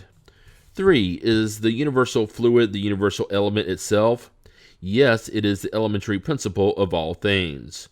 4. Does it have any relation to the electric fluid whose effects we are familiar with? It is its element. 5. How is the universal fluid displayed to us in its simplest form? To find it in its absolute simplest form, one would have to ascend toward the pure spirits. In your world, however, it is always modified to varying degrees in order to form the dense matter all around you. Nevertheless, you could say that it is closest to its simplest form in the fluid known as the magnetic animalized fluid.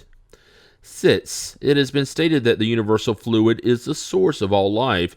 Is it at the same time the source of all intelligence?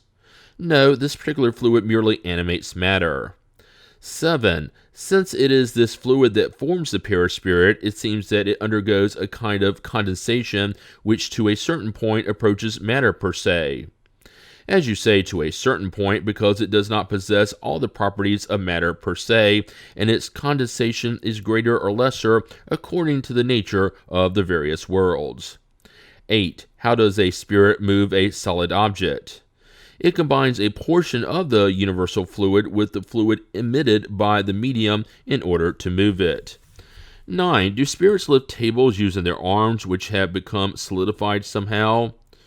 The answer to that question will not yet tell you what you want to know. When a table moves underneath your hands, it is because the spirit who has been evoked has taken enough of the universal fluid to infuse the table with artificial life. Having prepared the table in this way, the spirit attracts it and moves it under the influence of its own fluid, which it emits by exerting its own will. When the object that it wants to move is too heavy for it, it asks for the help of other spirits who possess similar characteristics. Because of its ethereal nature, the spirit in and of itself cannot act upon dense matter without some kind of intermediary. That is, without the link that connects it to matter. This link is what you call the perispirit, and it provides the key to all physical spirit phenomena. I believe I have explained the matter clearly enough to have made myself understood. We would call attention to the sentence: the answer to that question will not yet tell you what you want to know. This spirit understood perfectly well that all the preceding questions had the sole purpose of leading up to question 9. He was referring to our thought, wherein we had in fact anticipated a different response, i.e. one that would confirm our own idea about the way spirits move tables. 10. Are the spirits whom it calls upon to help of a less evolved nature? Are they under its orders? They are almost always its equals and come spontaneously. 11. Are all spirits able to produce phenomena of this kind? The spirits who produce them are always of a less evolved nature that is not yet entirely free of material influences. 12. We can understand that highly evolved spirits do not concern themselves with matters that are well below them, but we would like to know if they would have the ability to do so if they wanted to, since they are more dematerialized. They possess mental power as the others possess physical power. When they have need of the latter, they employ those who have it. Haven't we already stated that they use lower order spirits in the same way that you employ porters? We have already stated that the density of the perispirit, if one may say so, varies according to the nature of the various worlds. It also seems to vary on the same world according to different individuals. In morally advanced spirits, it is subtler and comes closer to the perispirit of high-order entities. On the other hand, in low-order spirits, it is closer to matter, and this is what causes the persistence of the illusion of earthly life in such spirits who think and act as if they were still physically alive, possessing the same desires, and we could almost say the same sensuality. This density of the perispirit, which lends it a greater affinity to matter, is what enables low-order spirits to be more skillful at physical manifestations. It is similar to why a refined person with a fragile and delicate body, and who is used to intellectual endeavors, cannot lift heavy loads like a porter can. The matter of his or her body is somewhat less compact, the organs are less resilient, and the neural fluid is less intense. The perispirit is for the spirit what the body is for the individual. Its density results from the less purified nature of the spirit, hence this density replaces muscular strength, i.e. it gives it greater power over the fluids needed for this type of manifestation than a spirit of a more ethereal nature possesses. If a more evolved spirit wants to produce such effects, it does what frail persons among us would do: it employs a spirit of the trade. 13. If we correctly understand what you have said, the vital principle lies in the universal fluid. The spirit draws the semi-material envelope that comprises its perispirit from this fluid, and it is through this fluid that it acts upon inert matter. Is this so? Yes, it means that it animates matter with a sort of artificial life. Matter becomes infused with animal life. The table that moves under your hands is alive with animal-like life and obeys the intelligent being itself. The spirit itself does not push the table as if it were some kind of physical load, and when the table rises into the air, the spirit is not lifting it with its arms. Instead, the animated table obeys the impulse given to it by the spirit. 14. What role does the medium play in this phenomena? I've already said that the medium's own fluid is combined with the universal fluid accumulated by the spirit. The uniting of both the animalized and universal fluids is required in order to endow the table with life. However, you must not forget that this life is only momentary. It stops with the cessation of the fluid's action, and often before the process is fully completed, as soon as the amount of the fluids is no longer sufficient to animate the table. 15. Can a spirit act without resorting to a medium? It can act without the medium being aware of it. In other words, many persons help spirits to produce certain phenomena without even suspecting it. These persons are like fountains from which spirits draw the animal fluid they need. Consequently, the conscious participation of a medium, as you know, is not always necessary, especially with spontaneous phenomena. 16. Does the animated table act with intelligence? Does it think?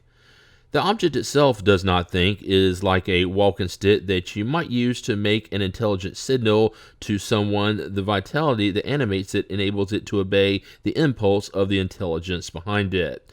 You should realize that the moving table does not become a spirit, and it has neither thought nor will. We frequently use a similar expression in everyday language concerning a wheel that is spinning rapidly. We say that it is animated by a rapid movement. 17. What is the preponderant cause in the production of this phenomena, the spirit itself or the fluid? The spirit is the cause and the fluid is its instrument. Both are required.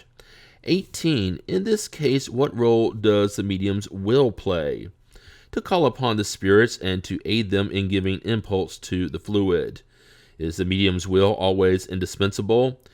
It increases the potency, but it is not always necessary, since a movement may occur in spite of or contrary to the medium's will. Further proof for the existence of an independent cause. It is not always even necessary for the hands to come in contact with the object in order for it to move. Almost always, all that they are needed for is to provide the initial impulse, but after the object has been animated, it can obey the will without any physical contact. Of course, this depends on the power of the medium or the nature of the spirits involved. Moreover, even the first contact is not always needed. We have proof of this in the spontaneous movements and dislocations that no one even thought about causing. 19. Why can't everyone produce the same effects, and why don't all mediums possess the same power? It depends on physical composition and the greater or lesser ease in combining the fluids. It further depends on the greater or lesser affinity between the medium and the spirits, who find in the medium the required fluidic potency. As is the case with magnetizers, this potency is either little or great. In this regard, we have found individuals who are completely resistant to the process, others in which the combining of the fluids only occurs because they exert their own will. Finally, others in which it occurs so naturally and easily that they are not even aware of it, where they serve as unknowing instruments, as we have just stated. See below the chapter concerning spontaneous manifestations. There is no doubt that magnetism is the principle behind these phenomena, but not as is generally supposed. We have proof of this in the existence of powerful magnetizers who cannot even move a small table, while there are individuals, even children, who do not know how to magnetize at all, and who merely have to place their fingers upon a heavy table in order for it to shake. Thus, if mediumistic power does not depend on magnetic power, it must have some other cause. 20. Can those called electricals be regarded as mediums? Such individuals draw from within themselves the fluid required for producing the phenomena, and they can act without the aid of spirits. They are not mediums per se in the precise meaning of the word. It might happen that a spirit will assist them and take advantage of their natural abilities, however. Such individuals are like somnambulists who can act with or without spirits helping them. See Chapter 14 below, Mediums, in the section dealing with somnambulists. 21. When they act upon solid objects, do spirits penetrate their substance, or do they remain outside it?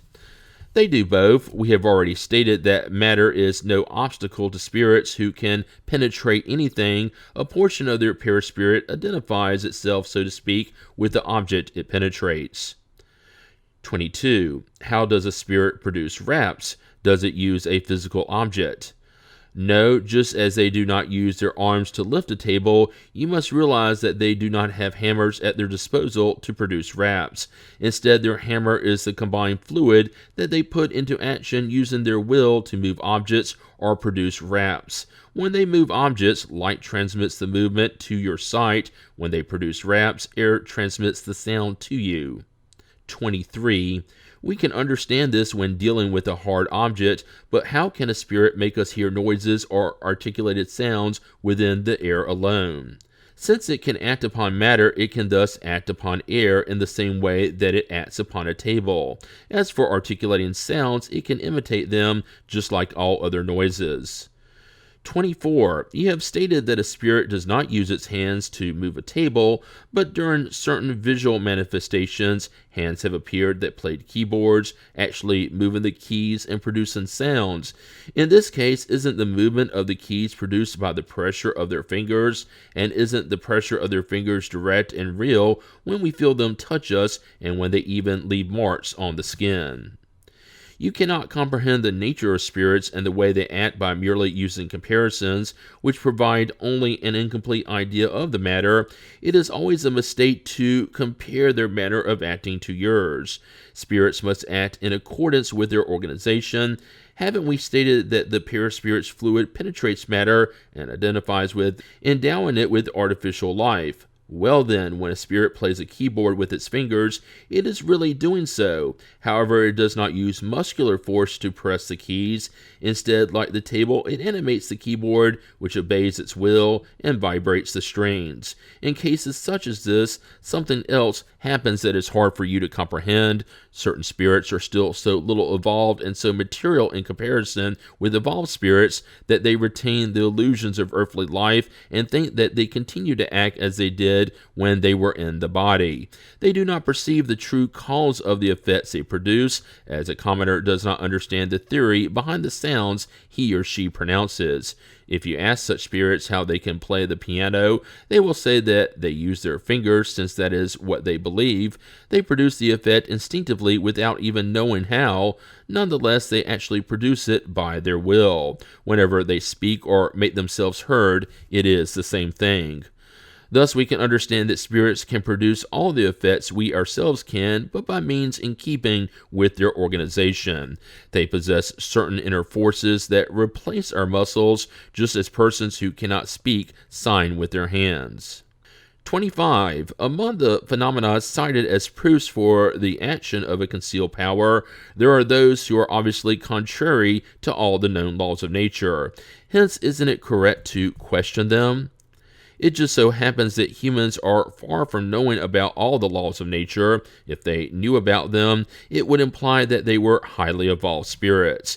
However, every day there are incidents to disprove those who think they know everything, who intend to impose limits on nature, and yet they are no less proud of themselves at the fact.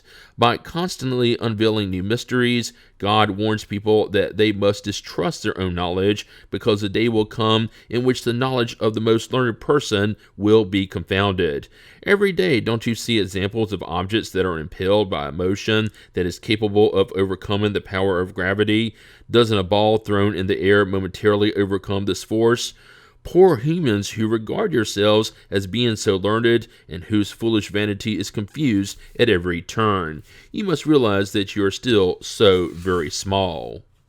The above explanations are clear, categorical, and unambiguous.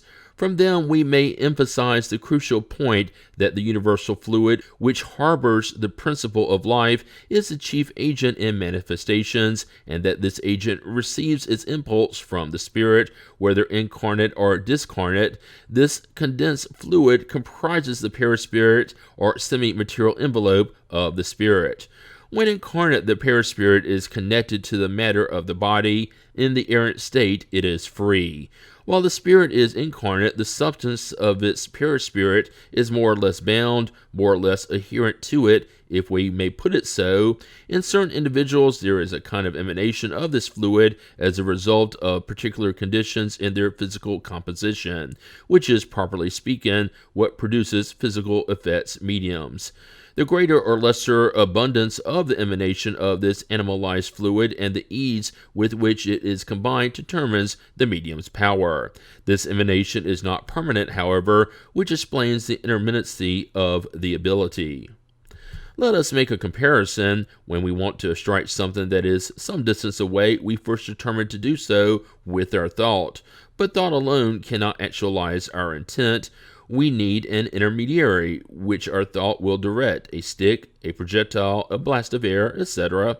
Note further that our thought cannot act directly upon the stick, for if we do not touch it, it will not act by itself.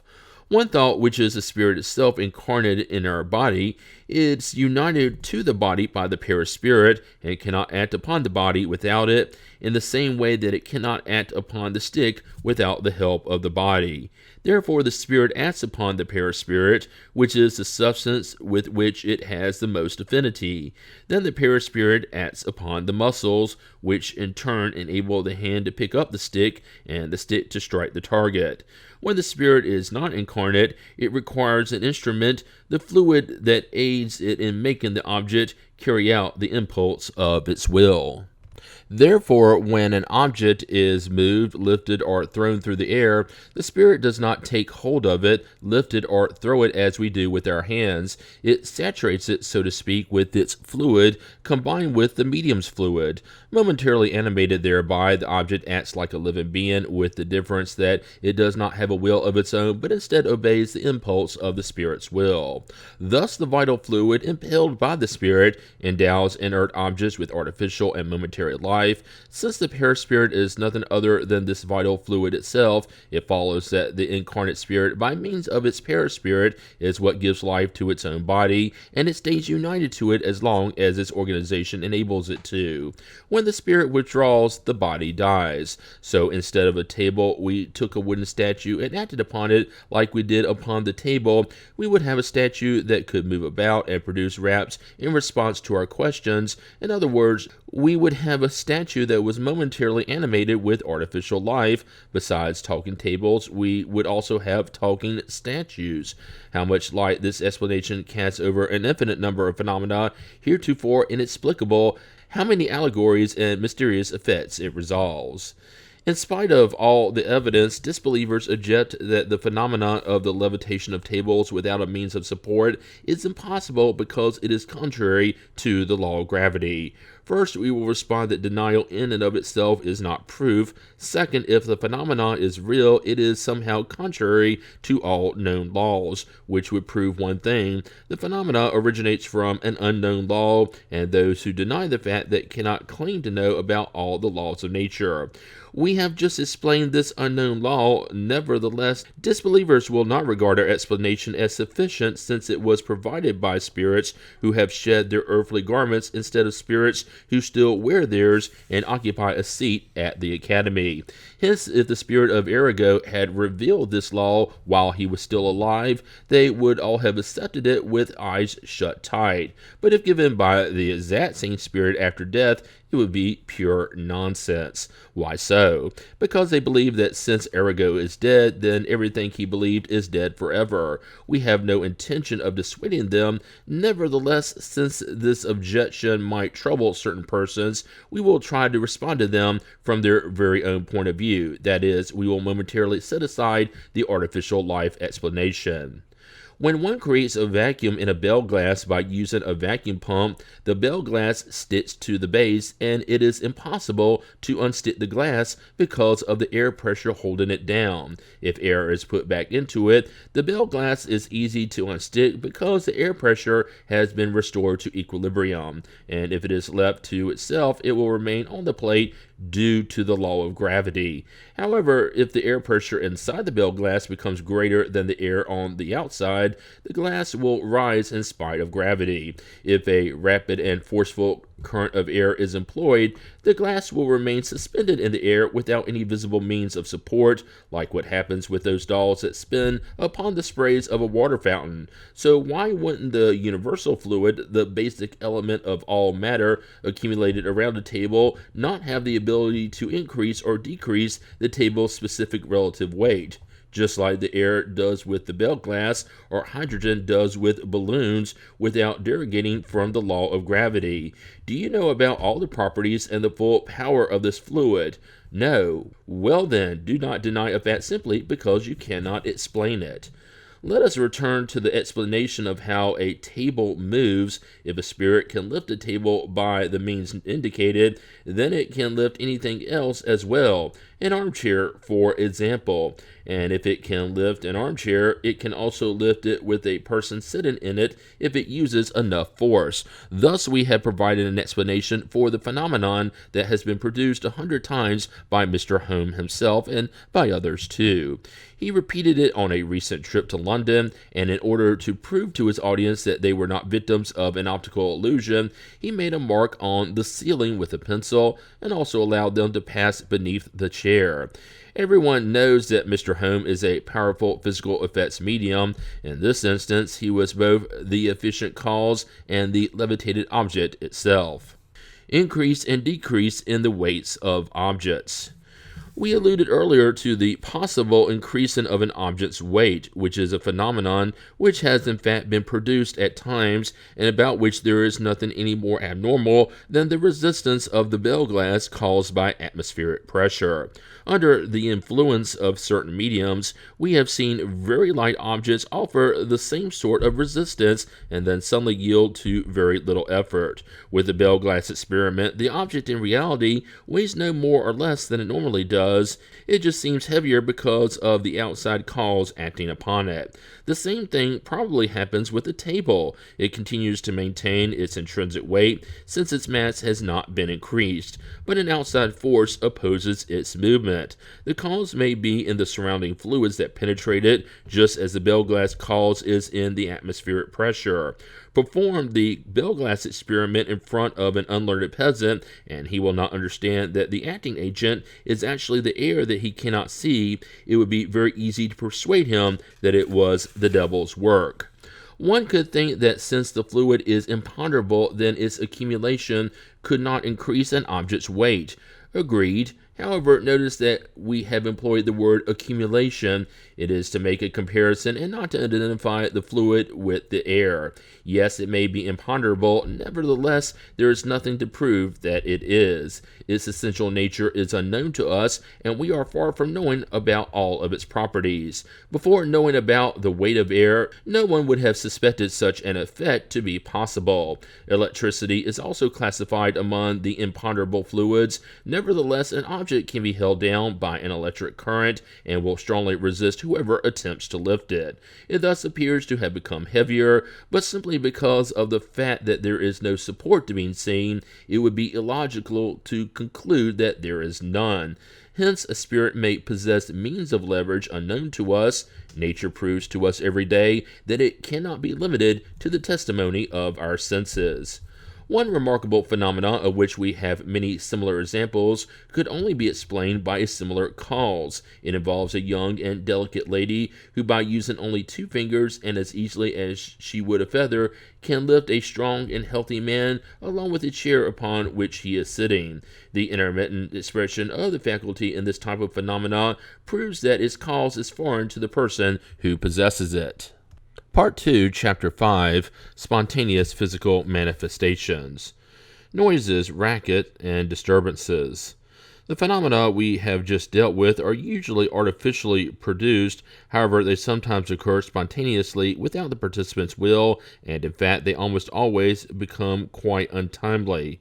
Furthermore, what excludes them from the notion that they are the effects of an imagination that has become overexcited by Spiritist ideas is that they occur among persons who have never even heard of Spiritism, and at times when they are least expected. These phenomena, which may be regarded as involving natural Spiritist practice, are very important because they exclude any suspicion of contrivance.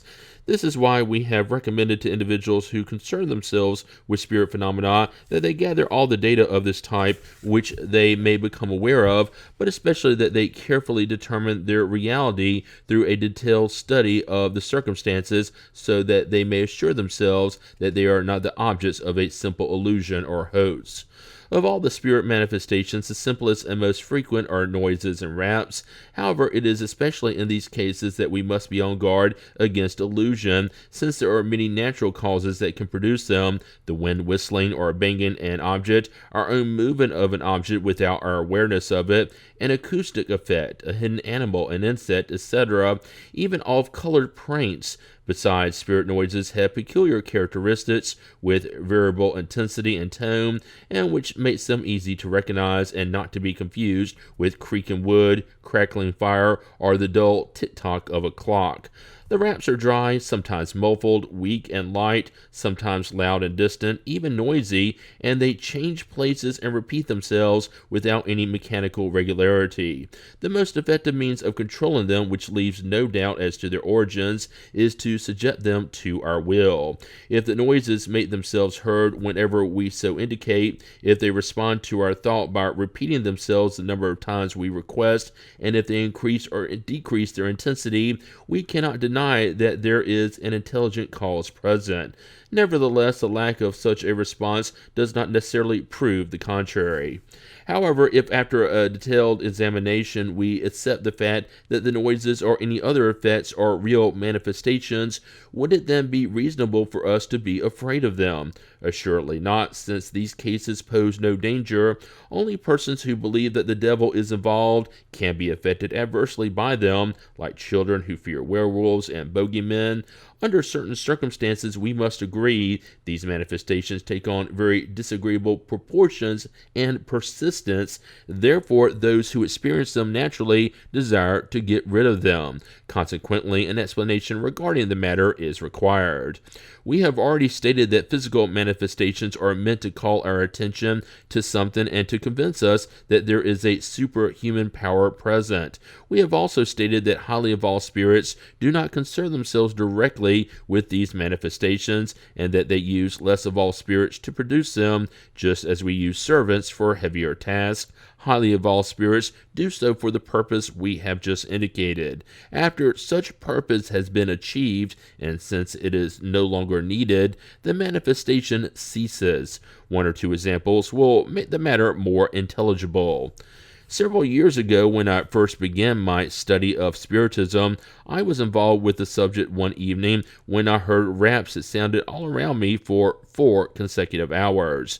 It was the first time that this had happened. I verified that there was no incidental cause involved, but at the moment I was not able to learn any more about it. At this time, I frequently met with an excellent writing medium, so the next day I questioned the spirit who normally communicated through him as to what had caused the raps. The spirit answered me, "It was your familiar spirit wanting to speak with you." And what did he want to say to me? You can ask him yourself, because he is right here. So I asked him, and he identified himself using an allegorical name. Other spirits told me afterwards that he belonged to a very high order, and that he had performed a very important role on the earth. He pointed out errors in my work, indicating the exact alliance where I could find them. He gave me useful and wise advice, and added that he would always be with me and would answer me whenever I wanted to question him. Since then, this spirit has in fact never left me. He has given me numerous highly valuable proofs, and his benevolent and effective intervention has helped me both with the everyday problems of physical life and with metaphysical ones. However, ever since that first conversation, the raps have ceased. What did he in fact want? He wanted to establish regular communication with me, but to do so he had to alert me to his presence. Having done so, he explained his motives, and we established a regular relationship. The raps were no longer necessary. It is no longer necessary to beat a drum to awaken soldiers when they have already arisen. A very similar case involved one of our friends. For quite some time he had heard various noises around his room, and which became very annoying. Having an opportunity to interview his father spirit via a writing medium, he learned that it was that those spirits wanted. He fulfilled their requests, and from then on no longer heard the noises. We would point out that persons who have regular and easy means of communicating with spirits are much less subject to manifestations of this kind, which is understandable. Spontaneous manifestations are not always limited to noises and raps. They sometimes degenerate into veritable racket and disturbances. Furniture and other objects are flipped over, various projectiles are hurled about outside the room, doors and windows are opened and closed by invisible hands, and window panes are broken. None of this can be attributed to illusion. The disorder is quite often very real, though at times it is only apparent. A racket may be heard in an adjoining room, the crash of dinnerware as it apparently hits the floor, or logs of wood rolling around. Then, when one runs to investigate, everything is found to be peaceful and in order. However, leave the room and the tumult starts all over again. Such manifestations are neither rare nor new, and there are few local chronicles that do not contain some account of this type. There is no doubt that fear has often exaggerated the facts, which have assumed gigantically ridiculous proportions when passed from one person to the next. With the help of superstition, the houses in which such phenomena occur have been considered as being haunted by the devil, hence all the fantastic and horrifying fables of ghosts. Deception, on the other hand, has not lost the opportunity to exploit such credulity to its own profit. Even when they are reduced to reality, one may certainly understand the impression that incidents of this kind can have on weak characters who have been predisposed to superstitious notions by education. The safest way to avoid the troubles that can arise from these incidents, because they cannot be prevented, is to make the truth known. The simplest indications become frightening when the causes behind them are unknown. When there is finally widespread familiarity with spirits, and when those with whom they communicate are no longer believe that they are dealing with a legion of demons, fear will disappear completely.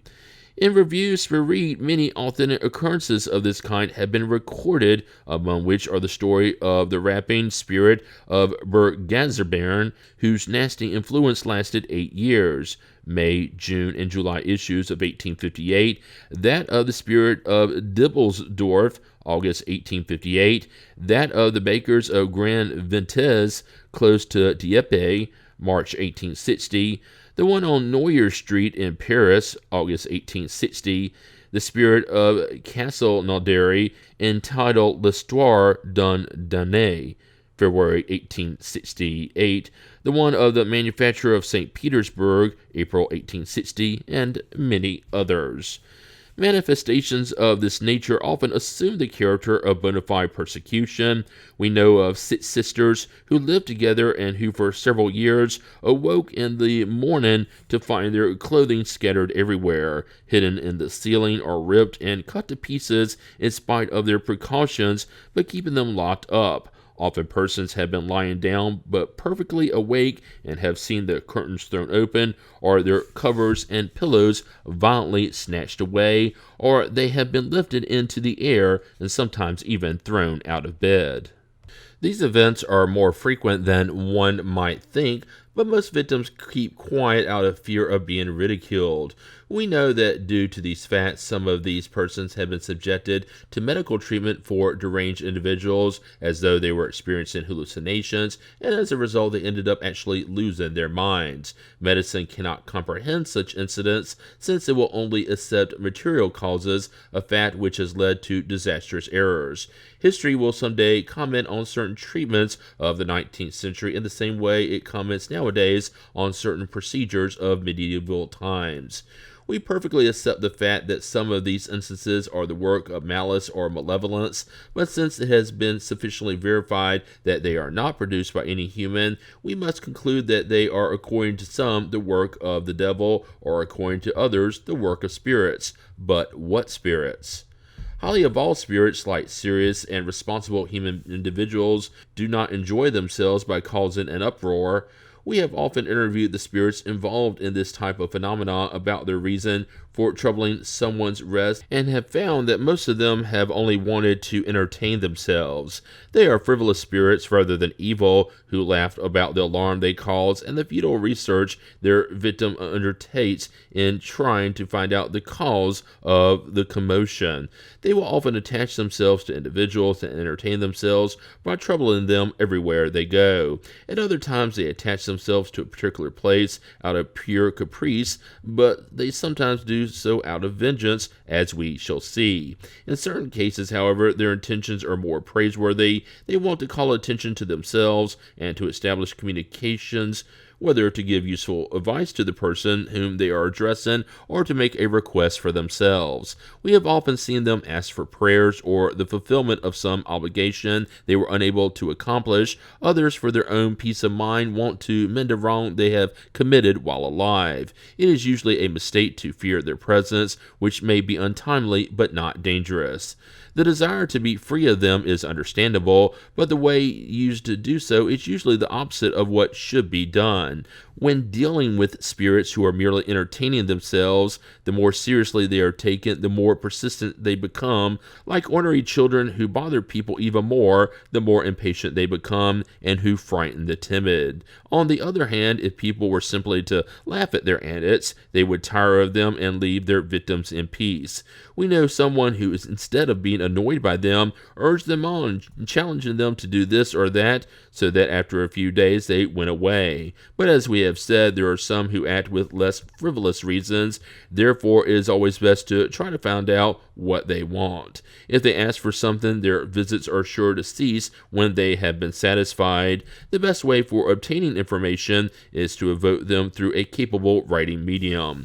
From their responses, one can determine who they are and may act accordingly. If an unhappy spirit is involved, charity requires treating it with the attention it deserves. If it is a deceptive spirit, we may deal with it directly. If it is evil, we must pray to God to enable it to become better. In all cases, however, prayer can only bring good results. On the other hand, solemn exorcism formulas only provoke them to laughter. They are of no consequence to them. If one can communicate with them, one should distrust the burlesque or scary titles they sometimes give themselves in order to entertain themselves at the gullibility of their audience.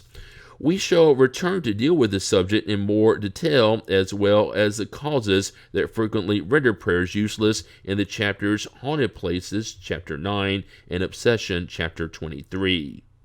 Although they are produced by less evolved spirits, these phenomena are quite often caused by spirits of a higher order for the purpose of demonstrating the existence of incorporeal beings and a power superior to that of humans.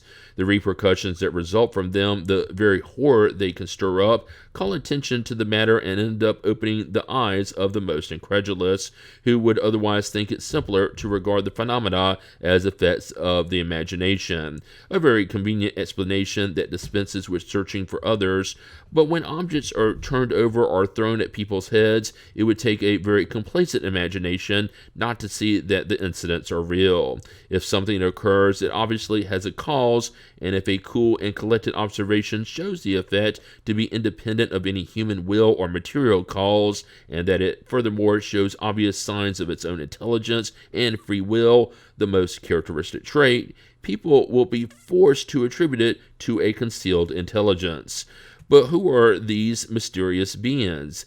That is what spiritist studies have revealed in a way that is hard to dispute, thanks to the means such studies have provided for communicating with them.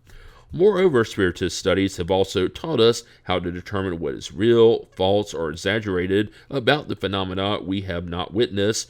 When a strange effect occurs, a noise, a movement, or even an apparition, the first thought that should enter our minds is that its cause is completely natural, because that is the most probable one. We must thus search for its cause with great care and not accept the intervention of spirits unless we do so judiciously. This will enable us to avoid illusion. For example, someone who receives a slap or a blow from a cane to the back without being approached by anyone, as has happened, could not doubt the presence of an invisible being.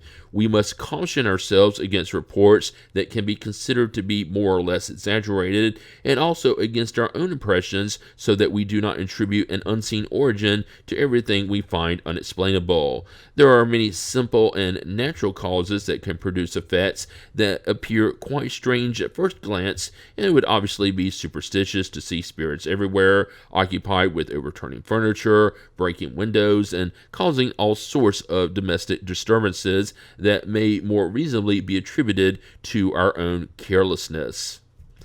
The hurling of objects. The explanation of how inert objects are moved naturally applies to all the spontaneous effects we have just dealt with. Although they are louder than raps within a table, noises have the same cause. The hurling and displacement of objects are produced by the same force that lifts any object into the air. There is even a circumstance that serves to support this theory. We might ask where the medium may be found in these cases, and the spirits have explained that there is always someone whose forces are used unwittingly. Spontaneous manifestations rarely occur in isolated areas, but almost always occur in inhabited houses and are due to the presence of certain individuals who unknowingly exert their influence. These people are mediums but are unaware of their abilities. We thus call them natural mediums. They are to other mediums what natural somnambulists are to magnetic somnambulists, and are as worthy of examination. The voluntary or involuntary intervention of an individual endowed with a special aptitude appears to be necessary in most cases to produce these phenomena, although sometimes there are circumstances where a spirit seems to be acting alone. However, even in such cases, it could still be taken the animalized fluid from someone who is not in the immediate area. This would explain why it is that even though spirits are constantly around us, they do not cause disturbances all the time. A spirit must first want to and must have a purpose and a motive, without which it does not do anything. That it must find an individual nearby who is capable of aiding it where it tends to act, a coincidence that rarely happens. If such an individual unexpectedly appears, the spirit takes advantage of the opportunity. However, despite these favorable circumstances, it may still be prevented by a superior will who will not allow it to act as it wants, or it may be allowed only to act within certain limits in cases where such manifestations may be considered useful, whether to serve as a means of conviction or as a trial for the person subjected to them. Regarding the above matter, we will allude to a conversation arising from events that occurred in June of 1860 on Noyer Street in Paris. Details of the incident can be found in Revue Spirituelle, August 1860. 1. To St. Louis. Would you be so kind as to tell us if the events that are said to be occurring on Noyer Street are real or not? We have no doubt that it is quite possible for them to occur. Yes, the events are real, but popular imagination has exaggerated the facts, whether out of fear or mockery. Nonetheless, I will repeat, they are real. The manifestations are being caused by a spirit who is entertaining itself at the expense of the inhabitants of the place. 2. Is there someone in the house who is the cause of the manifestations? Such manifestations are always caused by the presence of a disliked individual to whom the spirit attaches itself. The troublesome spirit is displeased with the inhabitant of the place and wants to make mischief or even make him move out. 3. We would ask if there is someone amongst the inhabitants who is the cause of the phenomena due to spontaneous and involuntary mediumship. That is always necessary, because if such is not the case, these incidents cannot happen. A spirit lives in a place of its own choosing. As long as there is no one there whom it can use, it remains inactive. But when such a person appears, it entertains itself as much as it can. 4. Is the presence of this person in the place itself indispensable? Normally, yes, and that is the case in this particular situation. That is why I said that these incidents could not be happening otherwise, but I do not mean to generalize. There are in fact cases where the medium's presence in the place itself is not necessary.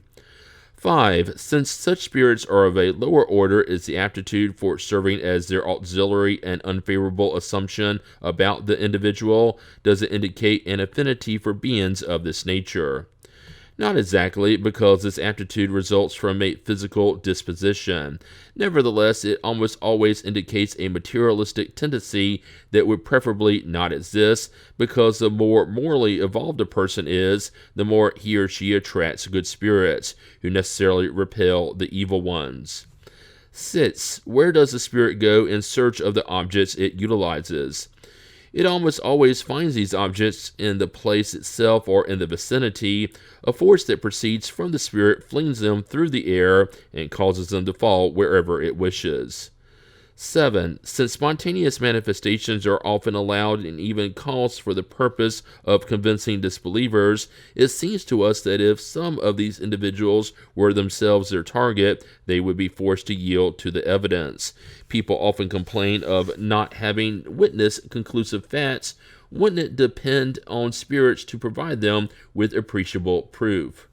Don't atheists and materialists witness at every moment the effects of the power of God and of thought, but this does not prevent them from denying both God and the soul? Did the miracles of Jesus convert all his contemporaries? Didn't the Pharisees who said to him, "Master, show us a sign," resemble those today ask you to show them manifestations? If they fail to be convinced by the marvels of creation, they will be no more affected by the appearance of spirits, even if they appear in the most obvious manner, because these individuals' pride has transformed them into stubborn mules. They would have plenty of opportunities to witness them if they sought such opportunities in good faith. That is why God does not deem it appropriate to do more for them than what God has already done for those who sincerely seek to educate themselves, because God only rewards persons of goodwill. Their disbelief will not impede the fulfillment of the divine will. You have already seen that it has not hindered the expansion of the doctrine, so do not concern yourselves with their opposition, which is to the doctrine what a shadow is to a painting. It lends it greater relief. What would be their merit if they had to be convinced by force? God leaves to them the responsibility for their own stubbornness, and this responsibility is heavier than you might think. Fortunate are those who believe without having seen, said Jesus, because they do not doubt the power of God. 8. Do you think it would be appropriate to evoke that spirit in order to ask it for a few explanations? Evoke it if you want to, but it is of a low order, and its answers will be quite insignificant. Conversations with the troublesome Noyers Street spirit. 1. Evocation. Why did you call me? Do you want me to throw some stones at you? Then we would see you skedaddle for your lives in spite of your brave airs. 2. Throw all the stones you want. We still wouldn't be frightened. In fact, we would like to see if you can actually throw some. Well, perhaps I couldn't right here. You have a guardian that watches so well over you. 3. Is there someone on Noyer Street who has helped you with the evil tricks you are playing on the inhabitants of the house? Of course, I found a really good instrument, and there was no learned, wise, and prudent spirit to stop me, because I am merry, and sometimes I like to amuse myself. 4. Who has served as your instrument? A maid. 5. She has helped you without knowing it? Oh yeah, poor girl, she got scared the most. 6. Do you have some hostile purpose? Me, I don't have anything against anyone, but folks who feel they always have to meddle in everything will turn the matter to their own advantage. 7. What do you mean by that? We don't understand you. I'm just trying to have fun, but you will study the incident and you'll have one more fact to prove that we exist. 8. You say you don't have any hostile purpose, but you have broken all the window panes in the place and have caused real damage. That's just a minor detail. 9. Where did you find the objects you threw around? They were all over the place. I found them in the courtyard and in the neighbors' gardens. 10. Did you find all of them, or did you make some of them? See Chapter 8. I didn't create anything or compose anything. 11. If you hadn't found them, could you have made them? That would have been tricky, but we can mix materials and make something. 12. Now tell us how you threw them. Oh, that's hard for me to say. I looked for help in the electrical composition of that girl and mixed it with mine, which is less material, so together we could carry those objects. 13. I think you'll agree to give us some information about yourself. First, tell us if you died a long time ago. A long time ago, at least 50 years. 14. What was your job? Nothing special. I was a rag picker in this neighborhood, and sometimes I got insulted because I really liked good old Noah's red liquor. That's why I wanted them to clear out. 15. Have you yourself and of your own free will answered our questions? I had an instructor. 16. And who is this instructor? Your very kind King Louis.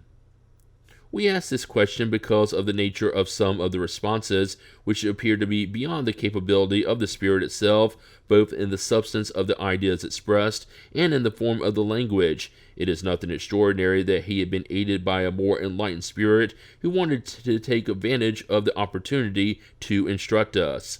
This is a common occurrence, but a notable particularity in this case is that the other spirit's influence was made apparent in the handwriting itself. In the answers in which he, St. Louis, interfered, the handwriting was more regular and flowing, while in the answers of the rat picker, it was angular, rough, irregular, and often barely legible, revealing a very different character. 17. What do you do nowadays? Do you care about your future? Not yet. I just wander about. I am remembered so little on the earth that no one prays for me. Since I don't have anyone to help me, I don't do anything. We will soon see how much may be contributed to the progress and relief of less of all spirits through prayer and counsel. 18. What was your name when you were alive? Jeanette. 19. Very well then, Jeanette, we shall pray for you. Tell us whether this evocation has pleased or upset you. It has mostly pleased me because you are nice folk, joyful and lively, although you're a bit serious. Well, that doesn't matter. You listen to me, and I'm content. Jeanette. The phenomena of apportation. This phenomenon only differs from those we dealt with above because of the benevolent intention of the spirit who produces it, by the almost always pleasing nature of the objects, and by the gentle and often delicate manner by which they are carried. The phenomena consists in the spontaneous bringing of objects that were not in the meeting place a few moments previously. They are usually flowers, but sometimes fruit, candy, jewelry, etc. We must point out, however, that this particular phenomena is one that most lends itself to being imitated, and is therefore necessary to be forewarned against fraud. We know that the art of stage magic can produce experiences of this type. However, even if we were not confronted with a professional, we could easily be fooled by a skillful and self-interested maneuver. The best of all guarantees is first, the character, the known honesty, and the absolute disinterestedness of the individuals who experiment with these effects. Second, a careful examination of all the circumstances in which the phenomena occurs. And finally, an enlightened knowledge of spiritism, the sole means of determining if there is anything suspicious about the phenomena. A spirit's dissertation on apportation. The explanation concerning apportations and physical manifestations in general has been notably summarized in the following dissertation by a spirit whose communication bear the incontestable stamp of depth and logic. Many more of his explanations will appear over the course of this work. He has made himself known as Erastus, a disciple of St. Paul, and is the protector spirit of the medium who serves to interpret him.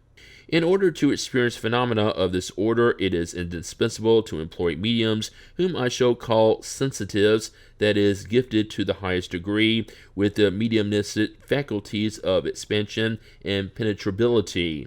The easily excitable nervous system of these mediums enables them, by means of certain vibrations, to profusely project their animalized fluid all around them. Impressionable natures individuals whose nerves vibrate at the least emotion, who respond to the lightest sensation that influences them mentally or physically, internally or externally, are the most capable of becoming excellent mediums for the physical effects of tangibility and apportation. In fact, their nervous system, which is almost entirely deprived of the refractory envelope, which normally isolates this system in most incarnates, renders them appropriate for the development of these phenomena.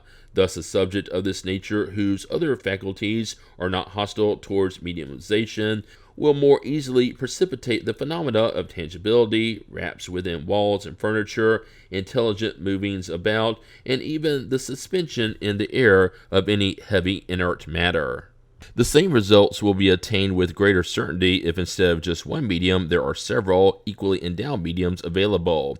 But from the production of such phenomena to the obtaining of apportations, there is a huge gap. For in the latter case, not only is the job of the spirit more complex and difficult, but it can only operate using a single mediumistic instrument. That is, several mediums cannot contribute simultaneously to the production of the same phenomena. On the contrary, it may even be that the presence of certain persons who are antipathetic to the operating spirit will radically hinder its action. To these very important reasons, we will also add that apportations always require the greatest concentration and at the same time the greatest diffusion of certain fluids that can only be obtained from extremely well-gifted mediums. In a word, mediums whose electro-mediumistic instrument is well conditioned.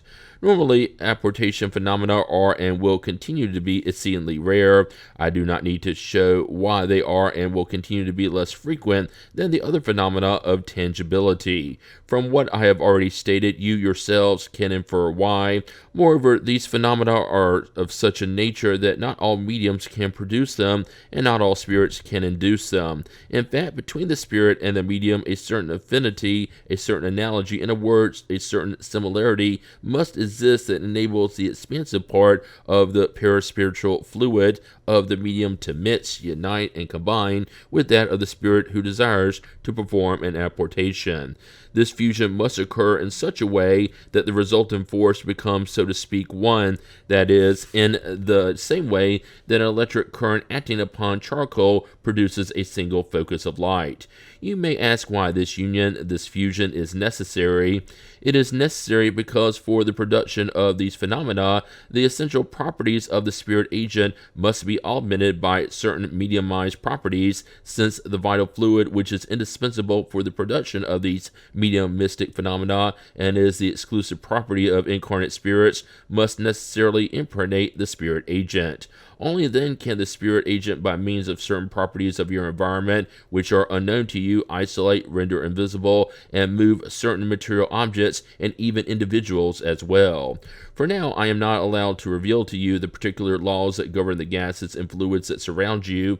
However, before many years have passed, before the duration of a normal incarnate existence has expired, the explanation of such laws and phenomena will be revealed to you, and you will see the appearance and development of a new variety of mediums who will fall into a particular cataleptic state as soon as they are mediumized.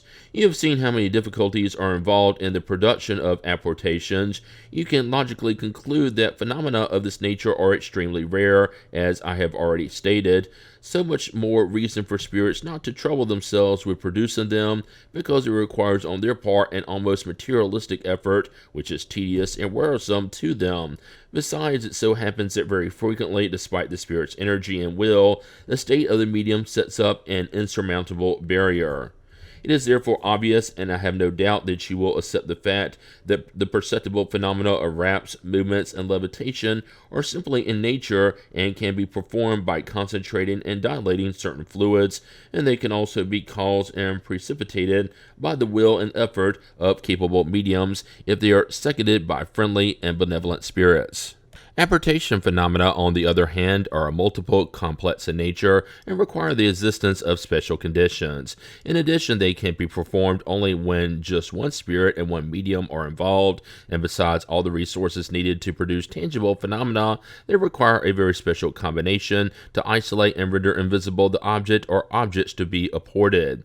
Every one of you spiritists has comprehended my explanations and has realized perfectly well that this concentration of special fluids is what is needed to produce the mobility and tactility of inert matter. You have accepted it just as if you accepted the phenomena of electricity and magnetism, which are so analogous to mediumistic phenomena and which are, so to speak, their confirmation and development. As for disbelievers and academicians, the latter are even worse than the former. It is not my duty to convince them, and I am not even concerned about them. They will someday be convinced by the factual evidence, for they will have to bow down before the unanimous testimony of spirit phenomena, just as they have already been forced to do with respect to other phenomena that they rejected at first. To sum up, while the phenomena of tangibility are frequent, those of apportation are very rare, since the conditions needed to produce them are quite difficult to ensure. Consequently, no medium can say at such time and moment, I will attain an apportation, because often the spirit itself finds that it has been prevented from doing it. I should add that these phenomena become doubly difficult to produce in public, where there are almost always energetic, refractory elements that paralyze the efforts of the spirit itself, and even more so the action of the medium. On the other hand, you are aware that such phenomena are often produced spontaneously in private meetings, usually without the medium's knowledge and premeditation, but rarely occur when he or she has been forewarned. This should lead you to conclude that there is a legitimate reason for being suspicious every time a medium boasts of being able to attain them at will, or in other words, to give orders to spirits as if they were servants, which is simply absurd. You already know the rule that spirit phenomena are not to be used to put on shows or to entertain the curious. If a few spirits are involved in these sorts of things, it can only involve very simple phenomena, and not those which, like apportations and other similar ones, demand exceptional conditions. Remember, spiritists, that if it is absurd to systematically reject all beyond the grave phenomena outright, it is also imprudent to blindly accept everything. When a phenomenon of tangibility, apparition, or apportation occurs spontaneously and unexpectedly, accept it.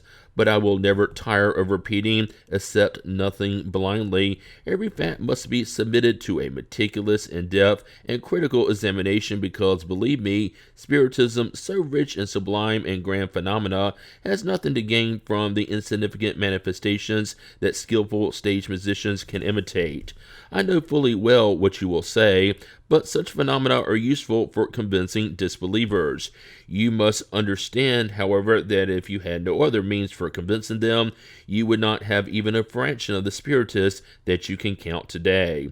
Rather, speak to their hearts. That is how most conversions will occur. If you find it appropriate for certain individuals, then resort to material phenomena, or at least present them in such a way that they will not be misinterpreted, and especially observe the normal conditions under which these phenomena occur, because if they are introduced inappropriately, they will serve as arguments for disbelievers instead of means of convincing them.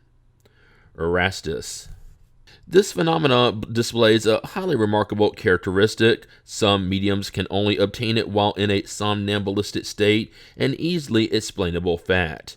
Somnambulists display a natural release, a sort of isolation of their spirit and perispirit, which will facilitate the combining of the required fluids. Such has been the case of the apportations that we have witnessed.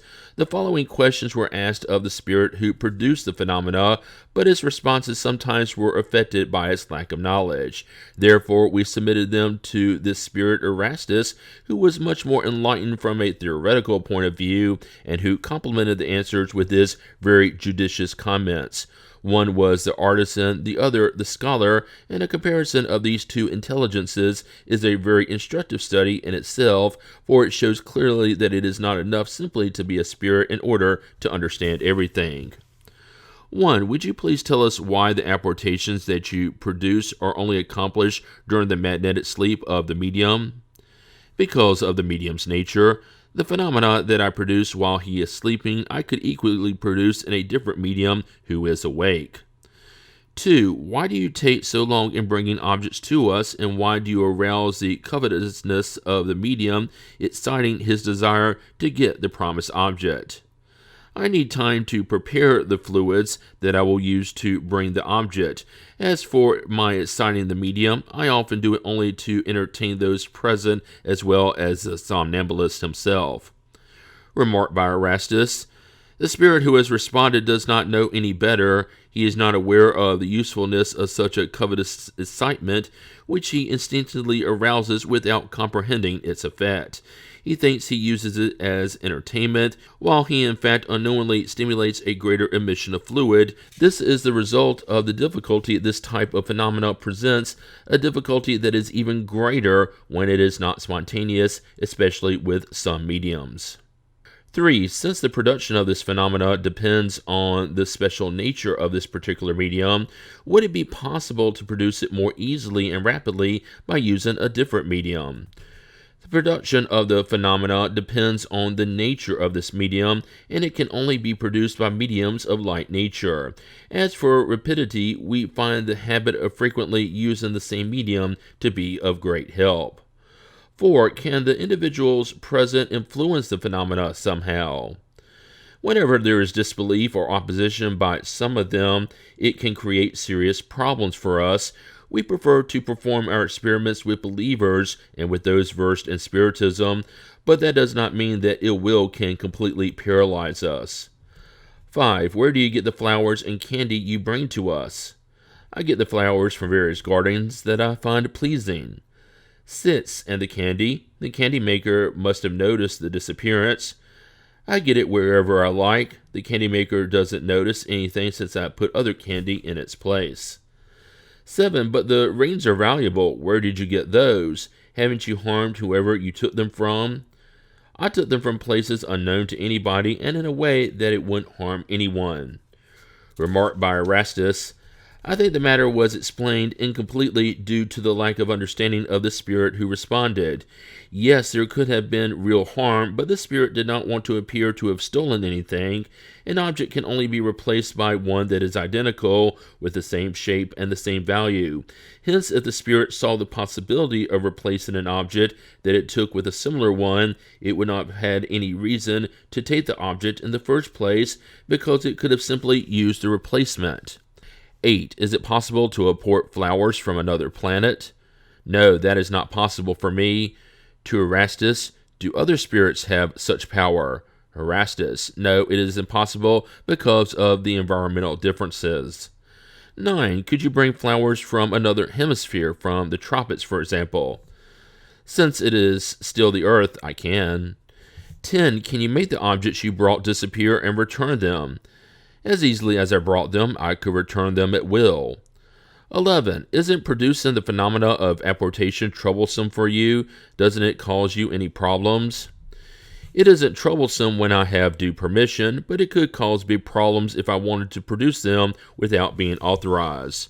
Remarked by Erastus, he does not want to say that it is problematic, although it really is, because he is forced to perform an operation that is material, so to speak.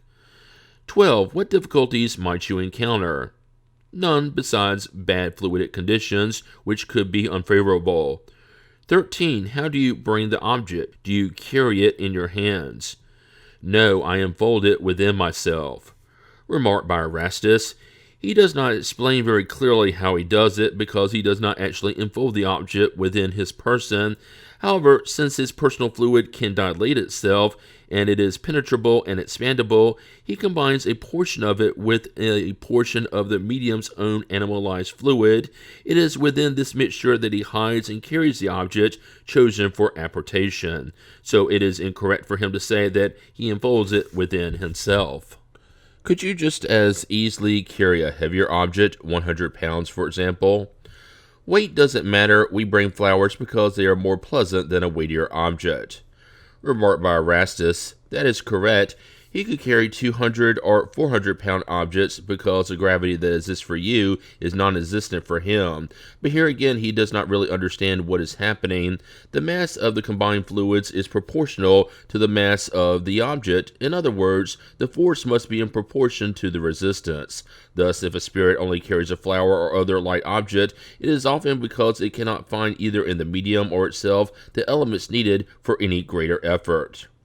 15. Are there cases where objects disappear for some unknown reason, but which are in fact taken by spirits? That happens a lot, more often than you might think. It may be remedied by simply asking the spirit to return the object that disappeared. Remarked by Erastus, that is true, but sometimes what has been taken is taken for good, because such objects that disappear from the house are almost always taken a long ways away.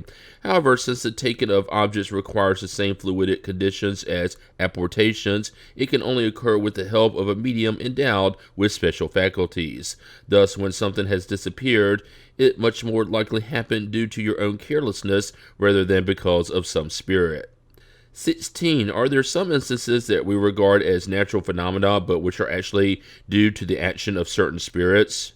Your days are filled with such occurrences that you don't understand because you have not thought about them, but which with a little reflection you could clearly see.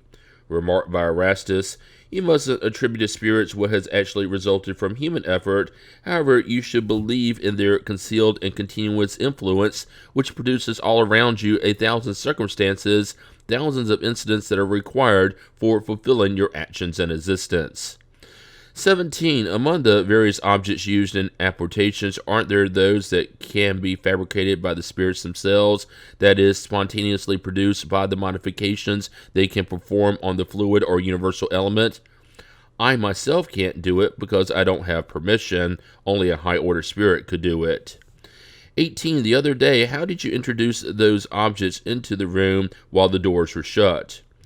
I brought them with me, enfolded, like I said, within my own substance. I don't know what else to say, since it is inexplicable. 19. How did you make objects that were invisible a moment before it become visible? I withdrew the matter that had enveloped them. Remarked by Erastus, it is not matter per se that had enveloped them, but rather a fluid taken half from the perispirit of the medium and half from the spirit. 20. To Erastus, can an object be carried into a completely sealed place? In other words, can the spirit materialize a material object so that it can pass through matter? Erastus, that is a complex question. The spirit can render the objects it carries invisible, but not penetrable. It cannot undo the aggregation of matter, which would be the destruction of the object, but by making it invisible, it can carry it wherever it wants and free it at the best time to make it appear. It is quite a different matter with objects that we compose ourselves. In these cases, we only introduce the elements of matter, and since these elements are essentially penetrable, since we ourselves can penetrate and cross through denser objects with the same ease that solar rays pass through a window, we can certainly state that we can introduce an object into a place, no matter how closed up it may be, but only in such a particular place. Part 2, Chapter 6, Visual Manifestations. Questions concerning apparitions. Of all spirit manifestations, the most interesting are undoubtedly those in which spirits can render themselves visible. From an examination of this type of phenomena, we will see that, like all the others, there is nothing at all supernatural about it. First, we will provide the responses by the spirits on the subject. 1. Can spirits render themselves visible? Yes, especially during sleep. However, certain individuals can also see them while awake, although that is less frequent. While the body rests, the spirit loosens the material ties, becomes freer, and can more easily see other spirits and communicate with them. A dream is only a recollection of this state. When we remember nothing, we say that we have not dreamed at all, but the soul has nevertheless seen and enjoyed its liberty. Here we were dealing more particularly with apparitions that occur during the wakened state. 2. Do spirits who visibly manifest themselves belong more to one specific category than to another? No, they can belong to all the categories, the highest down to the lowest. 3. Are all spirits permitted to manifest themselves visibly? All may do so, but they do not always receive permission or even desire to. 4. For what purpose do they manifest themselves visibly? It depends on their nature. Their purpose may be either good or evil. 5. Why would they be permitted if their purpose is evil? It would be allowed to test those to whom they appear. Thus, the spirit's intention may be evil, but the result may be good. 6. What is the purpose of spirits who render themselves visible with evil intentions? They appear out of a desire to frighten and often out of revenge. What is the purpose of spirits who appear with good intentions? To console those who are mourning their departure in order to prove to them that they continue to exist and are close by. They might also appear to give advice and sometimes to ask for assistance for themselves. 7. What harm would there be if the possibility of seeing spirits were permanent and widespread among human beings? Wouldn't that be a way to remove all doubt from the minds of disbelievers? Since human beings are constantly surrounded by spirits, it would be troublesome and would hamper them in their daily activities if they could see spirits all the time. It would also, in most cases, take away their initiative, while on the other hand, if they believe that they are alone, they will act more freely. As for disbelievers, there are many other means available for them to be convinced if they would take advantage of them, and if they were not blinded by pride. You are well aware that there are people who have seen but do not believe nonetheless, because they say that they have experienced an illusion. Do not be concerned about such people. God is responsible for them. It would be very inconvenient if we were able to see spirits about us all the time. It would be like seeing the air that surrounds us or the myriad of microscopic animals that swarm around us. From this, we must conclude that what God has done is well done, and that God knows better than we do what is best for us. 8. If being able to see spirits might be inconvenient, why is it permitted in certain cases? To provide proof that everything does not end with the death of the body, and that the soul retains its individuality after death. This temporary glimpse is enough to provide such proof and to attest to the presence of your friends at your side, but it is not as inconvenient as being able to see them all the time would be. 9. On more highly evolved worlds than our own, our spirits seen more frequently. The more humans approach their spirit nature, the easier it becomes for them to communicate with spirits. It is because your bodies are so dense that it is rarer and more difficult to perceive ethereal beings. 10. Is it reasonable to be frightened at the apparition of a spirit? Anyone who reflects on the matter will understand that a spirit, whatever it may appear as, is less dangerous than a living person. Moreover, spirits go everywhere, and you do not have to see them in order to know that they are at your side. A spirit who desires to harm someone can do so more surely without being seen. A spirit is not dangerous because it is a spirit, but because of the influence it can exert upon a person's thoughts, drawing him or her away from the good and pushing him or her toward evil. People who are afraid of the dark and of being alone rarely comprehend the cause of their fear.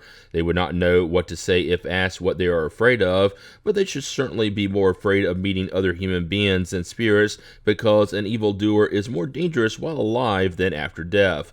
A lady whom we know saw an apparition one night in her room. It was so well defined that she believed there was actually someone present. Her first sensation was terror. However, upon assuring herself that there was no one else, she said to herself, "It looks like it was only a spirit, so I can sleep in peace."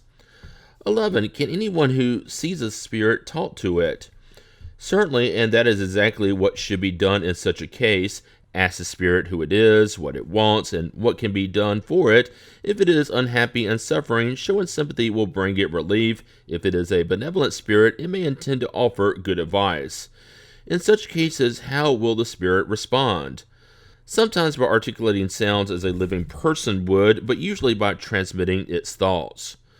12. Do spirits who appear to have wings really have them, or are they only a symbolic appearance? Spirits do not have wings. They do not need them, since as spirits they can go anywhere, but they appear in this form in order to impress the person to whom they show themselves. Some appear wearing their normal clothing, others in drapery, and some with wings, as a characterization of the spiritual category they are representing. 13. Are the spirits we see while dreaming always who they appear to be? They are almost always the same ones. Your spirit goes to meet them, or they come to meet you. 14. Couldn't deceptive spirits take on the appearance of someone dear to us in order to mislead us? They take on fantastic appearances only in order to have fun at your expense, but there are matters that they are not allowed to play with.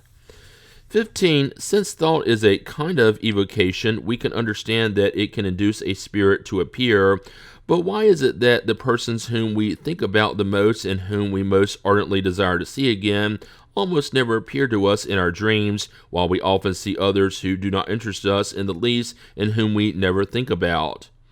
It is not always possible for spirits to show themselves visibly even in dreams and in spite of your desire to see them. Causes apart from their will may prevent them. Besides, it is almost always a trial which even your most ardent desire cannot avert. As for individuals who do not interest you, it is possible that they are thinking of you, even though you are not thinking of them. Moreover, you have no idea about relationships in the spirit world, where you might meet up with a multitude of close, old, and new acquaintances whom you have no memory of at all while awake.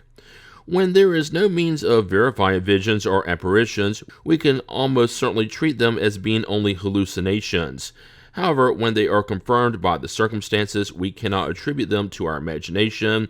Such are, for example, apparitions at the time of death, while asleep or awake, involving persons whom we had not been thinking about, and who by various signs have come to reveal the absolutely unexpected circumstances of their passing. In such instances, we have seen horses rear up and bolt before apparitions that frighten their riders. Imagination may be something that humans are endowed with, but the same cannot be said for animals. Moreover, if the images we see while dreaming are always the result of our waking concerns, that would not explain why we hardly ever dream of the matters that we have been thinking about the most. 16. Why do certain visions happen more frequently during illness? They happen just as frequently in the state of perfect health, but during illness the material ties loosen, and the weakness of the body allows more freedom to the spirit, which then more easily communicates with other spirits. 17. Spontaneous apparitions seem to occur more often in certain countries. Are the members of some cultures more gifted than others at receiving these manifestations? Have you made a historical registration of every apparition? Apparitions, noises, and all other manifestations occur equally all over the world, but they display their own particular characteristics according to the cultures among which they occur. For example, among those where writing is not very widespread, there are no writing mediums. Among others, they abound. Also, among the former, manifestations involving noises and movements of objects are more frequent than intelligent communications, which are less appreciated and sought after. 18. Why do apparitions occur more at night? Might this show that they are the effect of silence and darkness upon one's imagination? For the same reason you see the stars at night and not in full daytime, intense lighting can eclipse a delicate apparition. Nevertheless, it is wrong to suppose that night has something special about it in this regard. Question those who have seen apparitions, and you will find that most have actually occurred during the day. The phenomena of apparitions are much more frequent and common than one might think, but many persons do not reveal them either because they fear being ridiculed or because they attribute them to illusion. If they seem to occur more abundantly among certain cultures, it is because such cultures have more carefully preserved their correct or erroneous traditions, which are almost always exaggerated by a fascination for the extraordinary in areas that are more or less disposed to them. Furthermore, credulity sees supernatural effects in the most ordinary phenomena: the silence of solitude, the steep slope of ravines, the rustle of trees, the roar of storms, the echo from mountains, the fantastic shapes of clouds, shadows, and mirages.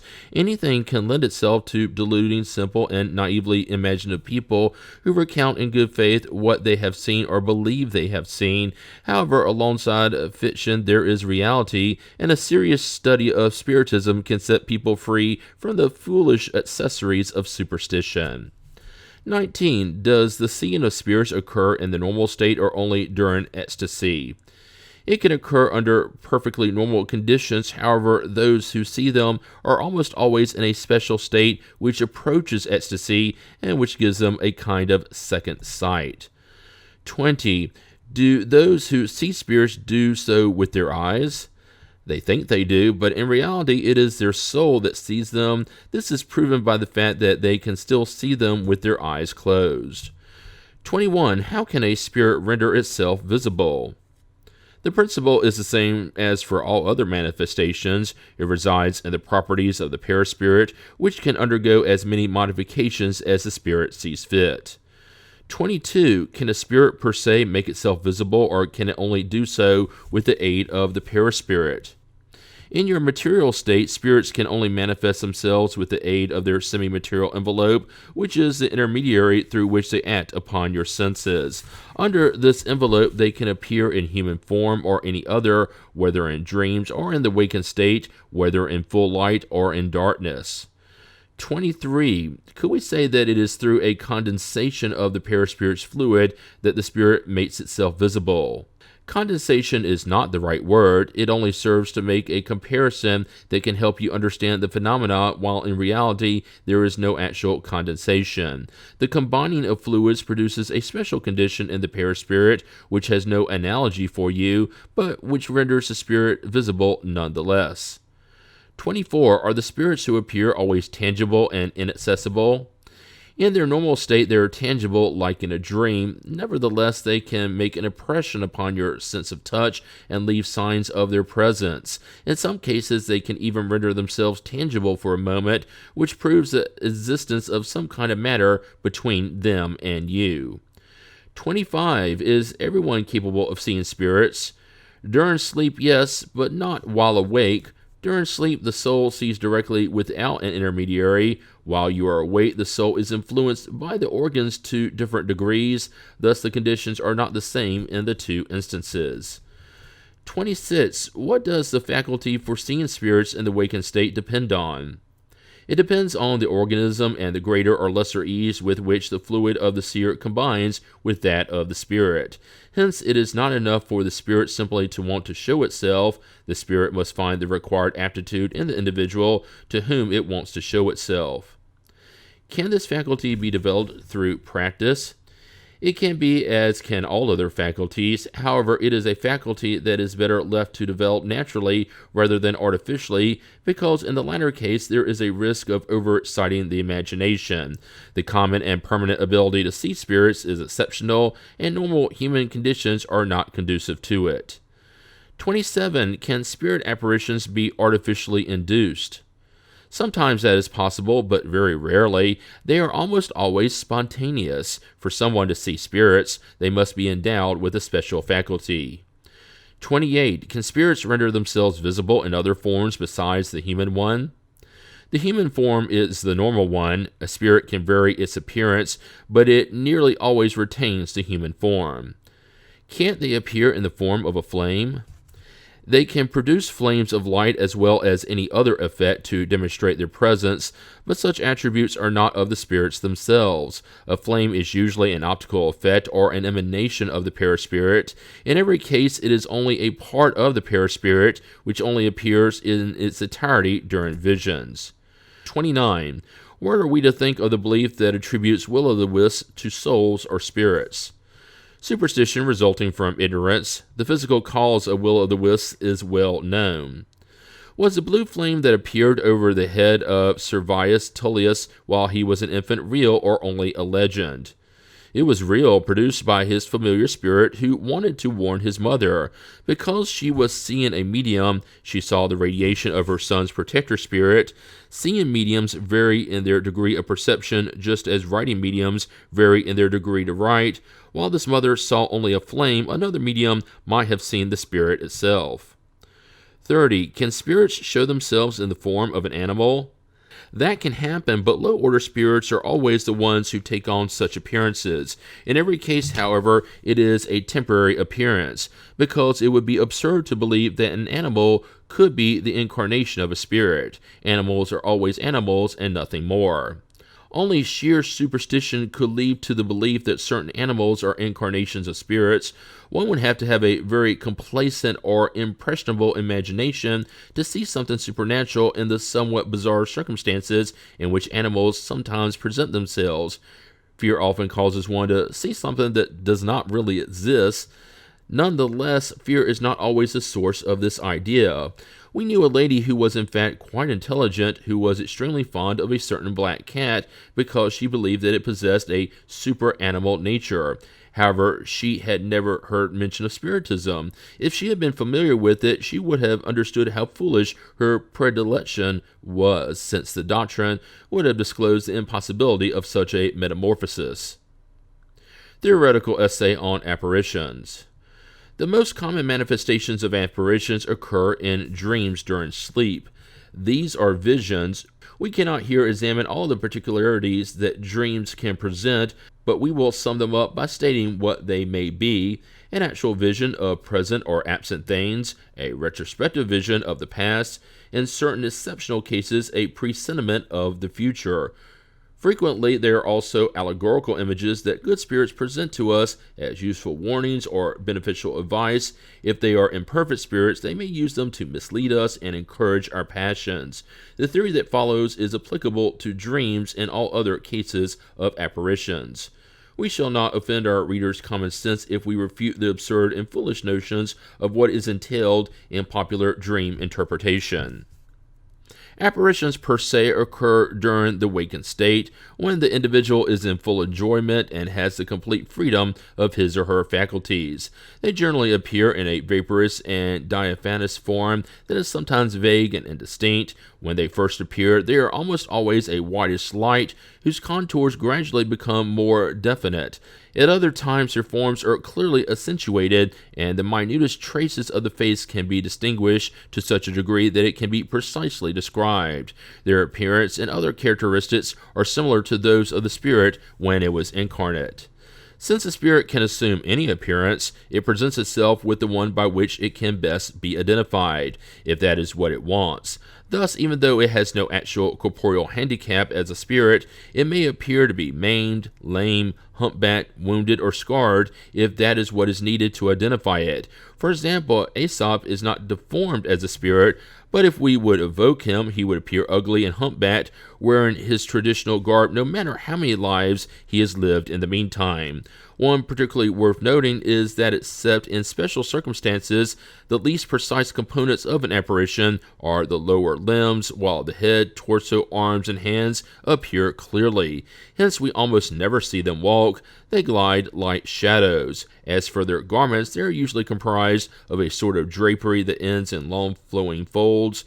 Spirits who have retained nothing of their earthly life appear with flowing and graceful hair, but the ordinary spirits of individuals with whom we are familiar usually dress as they did during the final days of their existence. Quite often they display attributes that are characteristic of their elevation, such as a halo or wings, leading them to be regarded as angels. Others carry symbols that remind us of their earthly activities. A warrior might appear in armor, a scholar with books, an assassin with a dagger, and so on. Highly evolved spirits display a beautiful, noble, and serene figure, whereas the least evolved ones have something ferocious and bestial about them, sometimes still bearing vestiges of the crimes they committed or the tortures they suffered. The issue of clothing and accessories is perhaps the most intriguing. We shall return to discuss this in a special chapter because it is connected with other very important issues. We have stated that apparitions have something vaporous about them.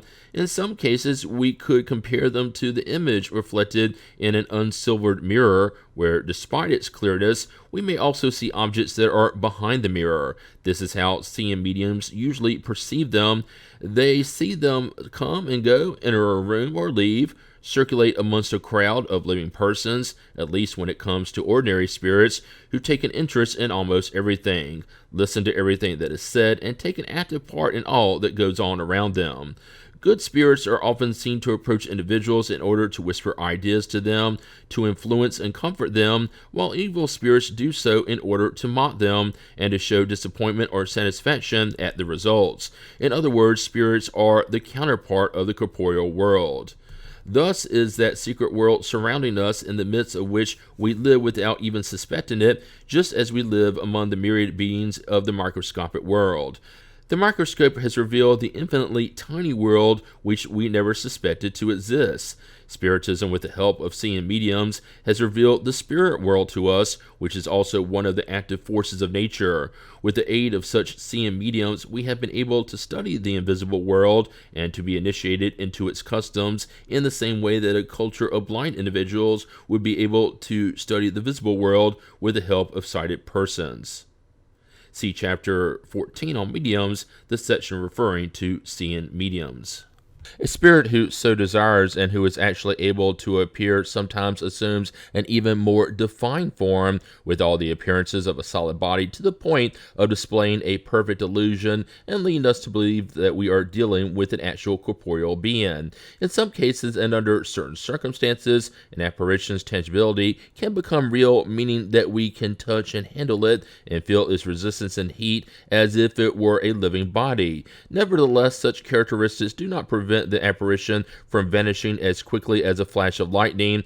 In these cases, its presence is not only verified with the eyes, but with the touch as well.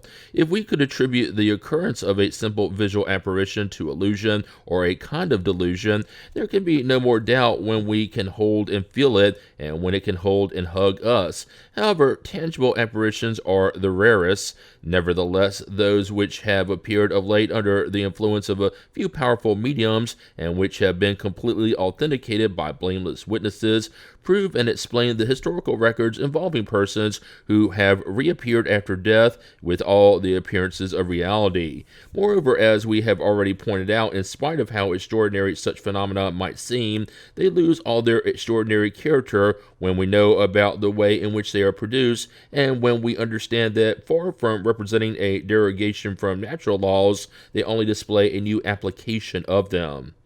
By its very nature and in its normal state, the perispirit is invisible. The same may be said of countless fluids that we know to exist, but which we have never seen. But like certain fluids, it can undergo modifications that render it visible, whether by a sort of condensation or by a change in its molecular arrangement. This is when it can appear to us in a vaporous form. Condensation, we must not take this word literally, we only use it to the lack of another, and as a simple instrument of comparison, can be such that the pure spirit acquires the properties of a solid and tangible body, but it can instantaneously return to its ethereal and invisible state. We can understand this process by comparing it to steam, which can go from invisibility to a mist, then to a liquid, and finally to a solid, and vice versa. These diverse states of the perispirit, however, are due to the will of the spirit itself, and not to physical or outside causes, as is the case with our gases. A spirit can appear to us when it places its perispirit in the state necessary to become visible, but a simple desire is not enough to produce the effect, because the modification of the perispirit can only occur when it combines its own fluids with the specific fluid of a medium. This combining is not always possible, which explains why it is uncommon for spirits to make themselves visible. Consequently, it is not enough for the spirit to want to appear or for a person to want to see it. The combining of the fluids of both is required, which means that there must be a kind of affinity between them, and also that the emission of the medium's fluid must be quite abundant in order to bring about the perispirit's transformation. There are probably other conditions that we do not yet know about. Finally, the spirit must have received permission to appear to a person, which is not always granted, and if so, only in certain circumstances for reasons that we are not yet able to ascertain. Another property of the perispirit is the penetrability inherent to its ethereal nature. No type of matter can obstruct it. It can pass through anything as easily as light passes through transparent objects. Hence, there are no means of preventing spirits from entering a place. They can visit prisoners in their cells as easily as they can visit someone in the middle of an open field. Apparitions during the wakened state are not rare, nor do they comprise a novelty. They have occurred throughout history, which offers us a large number of such cases. However, without having to resort to the past, they have frequently been encountered in our own times. Many people have seen them and have at first taken them for what convention has called hallucinations. They are especially common in cases where persons have died somewhere far away and have come to visit relatives and friends. They often do not have a clear objective, but we can state that spirits who appear in this way are generally drawn to do so out of sympathy. If we would examine our memories, we would find that there are few people who have not heard of incidents of this kind, and their authenticity can no longer be held in doubt. Globular spirits. To the foregoing considerations, we shall add an examination of certain optical effects that have given rise to the strange theory of globular spirits. Often the air is not entirely clean, and at such times the currents of aeriform molecules and their heat-producing movement can become perfectly visible. Some people have actually taken this phenomena to be masses of spirits floating around in the air. It is enough only to mention this theory in order to refute it. Nonetheless, there is another kind of illusion that is no less bizarre, and against which we must also be on guard. The watery fluid in the eye sometimes contains specks that are barely perceptible and which have lost some of their transparency. These specks are like opaque objects suspended in the fluid whose movement they follow. They appear as tiny discs, barely 1/16th of an inch in diameter, but augmented by refraction, which appear to float in the air some distance away. We have seen people take these discs to be spirits who follow them everywhere, and in their enthusiasm they see figures in the nuances of the iridescent. This is about as rational as seeing the figure of a man on the moon. It would only take a simple observation on their part to bring themselves back to reality. They say that these discs or medallions not only follow them, but that they also duplicate their movements. They go to the right and to the left, up and down, or stop according to their head movements. There is nothing strange about this, since the seat of the phenomena lies in the ocular globe and must naturally obey its movements.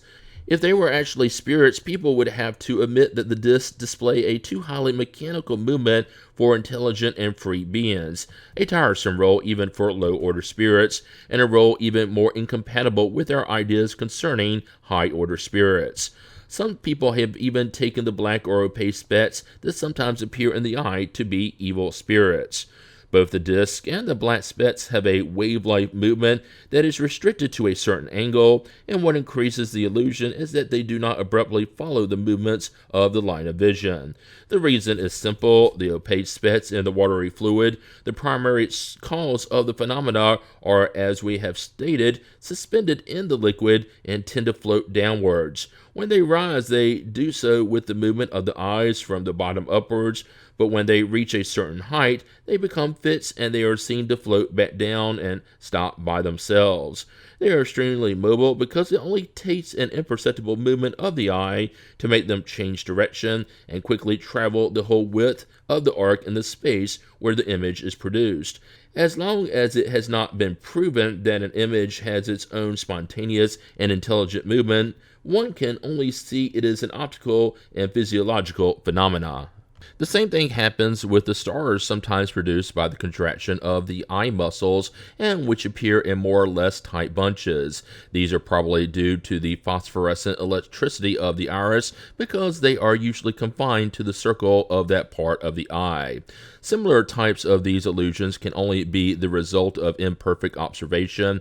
Whoever has seriously studied the nature of spirits through the means offered by practical spiritism will understand how naive they are. Just as we combat the foolhardy theories that attack spirit communications when such theories are based on an ignorance of the facts, we must also seek to destroy the erroneous ideas that result more from enthusiasm than mental reflection, and which therefore cause more harm than good to disbelievers who are already naturally disposed to looking for the ridiculous side of the matter.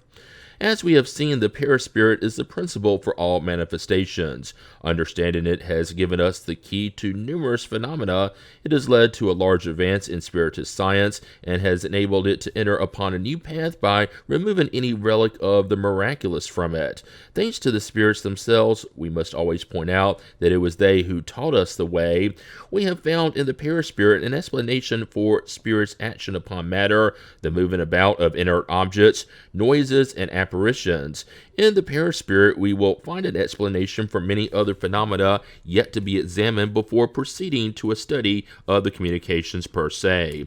We will understand these communications much better the more completely we understand their fundamental causes. If we understand this principle, it will be easier for us to apply it to the various phenomena that may present themselves for observation. However, far be it from us to regard the theory that we are presenting as absolute and as being the last word on the issue. It will undoubtedly be completed or corrected later on through new studies, but no matter how incomplete or imperfect it may be at present, it can always help if we understand the possibility of the phenomena resulting from causes that have nothing supernatural about them.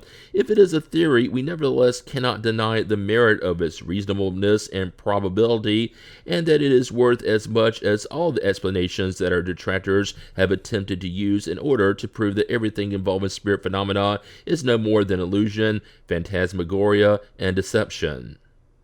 The hallucination theory. Those who do not accept the existence of the incorporeal and invisible world think they can explain everything away with the word hallucination. The definition of this word is well known. It means the error, the illusion of those who believe they experience certain perceptions when in fact they do not. It comes from the Latin hallucinare, to err, from ad lucem. But we know that scholars still have not explained its physiological cause. Since it seems that optics and physiology no longer hold any secrets from these learned individuals, why haven't they been able to explain the nature and origin of the images that are shown to the spirit under certain circumstances? They want to explain everything using the laws of matter, and should therefore be able to provide a theory of hallucination based upon such laws. Good or bad, it would at least be an explanation. The cause of dreams has never been explained by science. It attributes them to an effect of the imagination, but it does not tell us what this imagination is or how it produces the images that are so clear and distinct, which at times appear to us. Thus they explain one unknown thing with another that is even less known. Everything remains the same. They say that dreams should be regarded as a memory of our awakened state concerns. However, even if we were to accept this solution, it would actually resolve nothing. We would still need to know what this magic mirror is that retains the impression of such concerns. Above all, how can they explain the visions of real things that we have never seen before or thought of in the awakened state? Only Spiritism can provide us with the key to those strange phenomena that pass unnoticed simply because they are so common, as are all the wonders of nature that we so undervalue. Scholars have not wanted to deal with hallucinations, but whether they are real or not, they are phenomena that physiology should be able to explain. Otherwise, it would run the risk of exposing its incompetence. If someday a scholar were to decide to give not only a definition, but a physiological explanation of this phenomenon, we would still have to see if that theory resolved all the cases, if it omitted the very common occurrences of apparitions of persons at the moment of death, and if it clarified the coincidence of the person's apparition with his or her death. If these were isolated events, they might be attributed to chance, but since they are quite frequent, chance cannot produce such recurrences. If the one who saw the apparition had had the notion that the person was about to die, then fine. However, in most cases, the apparition involves someone who was not thought about in the least. Consequently, imagination has nothing to do with it. Still less can the knowledge about the completely unknown circumstances of death be explained away by imagination. The adherents of the hallucination theory will state that the soul, if they in fact believe in the soul, undergoes moments of overexcitation in which the faculties are heightened. We would agree, but when what the soul sees is real, it cannot be treated as an illusion. If in this heightened excitation the soul sees something that is not present, it is because it goes to where that something actually is, and if our soul can go to a person who is not present, then why couldn't the soul of the absent person come to us just as easily? Let those who adhere to the hallucination theory take such facts into consideration and not forget that a theory is contradicted by the facts is necessarily erroneous or incomplete. While we await their explanation, we shall try to provide some facts of our own on the matter. The facts prove that there are true apparitions which the Spiritist theory explains perfectly and which can only be denied by those who accept nothing beyond the physical organism. However, apart from these real visions, aren't there also hallucinations in the normal sense of the word? We cannot doubt it, but what is their cause? The spirits themselves have sent us in the right direction, and they have given us a complete explanation in their responses to the following questions. Are sightings of apparitions always real, or are they sometimes an effect of hallucination? When we see the devil, for example, or other fantastic things while dreaming, or in some other ways in which we know could not possibly exist, isn't it due to nothing more than imagination?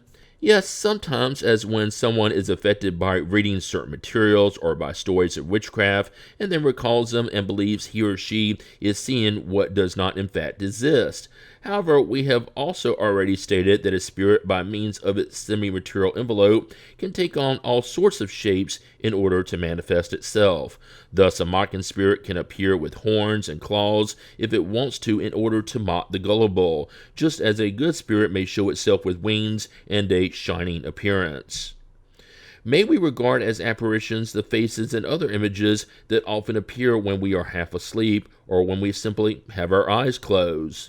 When the senses go numb, the spirit frees itself and can see close or far away what it would not be able to see with the eyes. These images are almost always visions, but they can also be the effect of impressions that the sight of certain objects have left on the brain, which retains their outline just as it retains sounds. The freed spirit then sees in its own mind the impressions fixed therein, like on a photographic plate. The variety and mixture of such impressions form bizarre and fleeting combinations that almost always immediately disappear despite every effort made to retain them. These fantastic apparitions should be attributed to a similar cause, and they have nothing real about them. They are often produced during illness. It is an accepted fact that the memory is the result of the impressions retained by the brain, but by what strange phenomena is it that these impressions, so varied and numerous, are not to be confused with one another? That is an impenetrable mystery, but it is no more strange than the sound waves that crisscross through the air, but which retain their own distinctness. In a sound and well-organized brain, these impressions are clear and precise. In a less favorable state, they are diluted and become confused, hence the reason for the loss of recollection or the confusion of ideas. This seems less strange if one accepts, as in phrenology, a special destination for each part or even for each fiber of the brain. The images transmitted to the brain by the eyes leave their impression on it, which enables one to remember a picture as if it were still present, although this should always be regarded as an act of the memory, since nothing is in fact seen. Moreover, in the state of emancipation, the soul can see the brain and find those images in it, especially those that have impressed it the most according to the nature of the spirit's preoccupations or its inner dispositions. This is how it recalls the impressions of religious, diabolical, dramatic, or mundane scenes, as well as bizarre animal-like figures that it had seen some time before in a painting or had heard about in a story, because these also leave their impressions. Thus the soul really sees, but it only sees a photographic image in the brain. In the normal state, these images are fleeting and ephemeral because all sections of the brain are functioning freely. During an illness, however, the brain is weaker and the normal equilibrium in the parts of the brain disappears. Only some of the parts remain active while others are more or less paralyzed. This results in the permanence of certain images that are not erased as they would be in the normal state regarding external affairs. This is a true hallucination and the main cause of idée fixes. One can see that we have explained this anomaly with a well-known physiological law, that of cerebral impressions, but it is also always necessary to take the soul's intervention into consideration. If the materialists have not yet been able to give a satisfactory solution for the phenomena, it is because they have not wanted to believe in the soul. Thus they will say that our explanation is erroneous because it is supported by a contested principle. Contested by whom? By them. However, it has been accepted by the great majority since humankind has existed on the earth. The denial by a few does not comprise a law. Has our explanation been satisfactory? We have provided it for what it is worth in the absence of some order, and if you wish, we might call it a simple hypothesis while awaiting something better. As it is, can it explain all the cases involving visions? Certainly not, but we challenge all physiologists to present one that, according to their exclusivist opinions, can explain all of them. However, when they proffer their sacramental words of over-excitation and heightened imagination, they actually pronounce nothing at all. So if all the theories about hallucination are insufficient for explaining all the facts, it is because there is something more involved than hallucinations per se. Our theory would be incorrect if we applied it to all cases involving visions. However, because some would contradict it, it is correct insofar as it is applied only to certain effects. Part 2, Chapter 7, Bi-Corporealty and Transfiguration. Apparitions of spirits of the living. Bi-Corporeality and transfiguration are two varieties of visual manifestations. As extraordinary as they might seem at first sight, it will be easy to realize through the explanations that may be given for them that they are not outside the order of natural phenomena. Both are based upon the principle that everything that has been stated concerning the properties of the perispirit after death applies to the perispirit of the living as well. We know that during sleep the spirit partially recovers its freedom, i.e., it isolates itself from the body, and it is in this state that we often have the opportunity to observe it. But the spirit of both the living and the dead always retains its semi-material envelope, which, for the same causes that have already been referred to, can acquire visibility and tangibility. There have been well-proven cases that can leave no doubt on this point. We will cite only a few examples that we know about personally and whose truthfulness we can guarantee. Additionally, everybody can consult their memory and add their own examples. The wife of a friend of ours repeatedly saw entering her bedroom during the night, whether the light was on or off, a woman who sold fruit in the neighborhood, and whom she recognized by sight, but with whom she had never spoken. This apparition left her very frightened because at the same time that she knew nothing about spiritism, and because the phenomena frequently repeated itself. The woman was perfectly alive and was certainly asleep at that time of the night.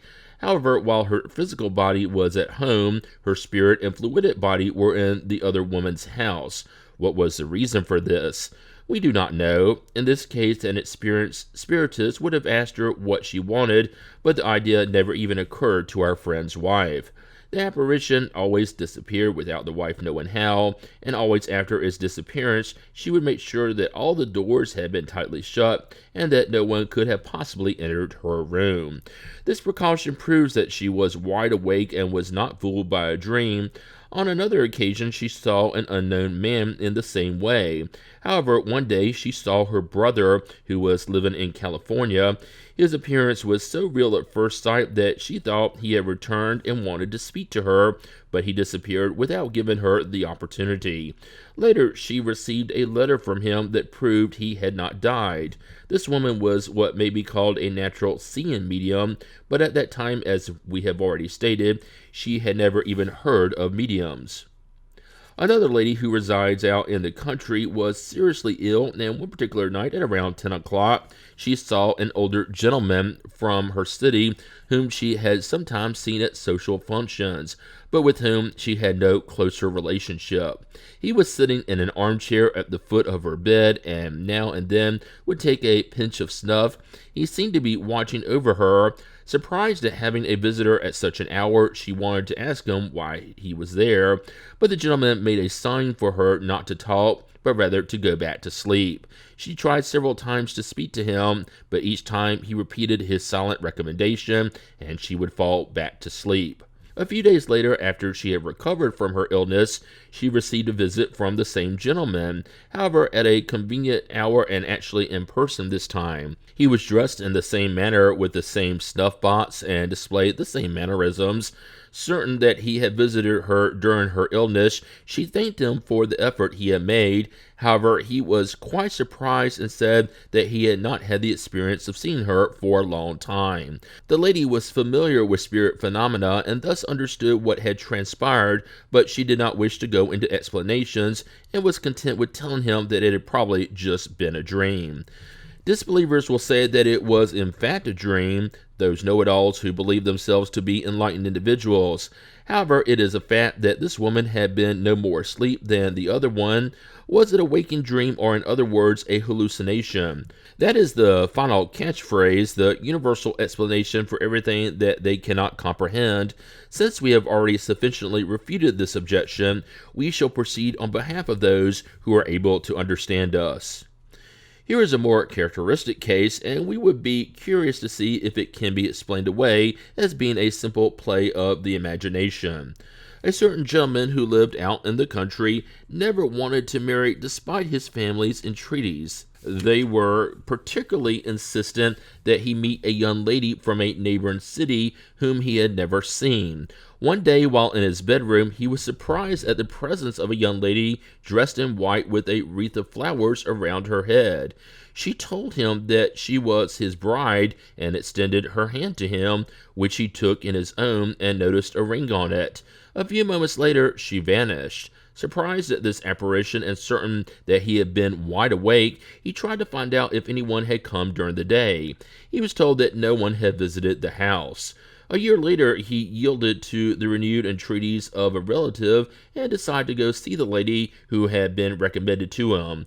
He arrived on the day of Corpus Christi.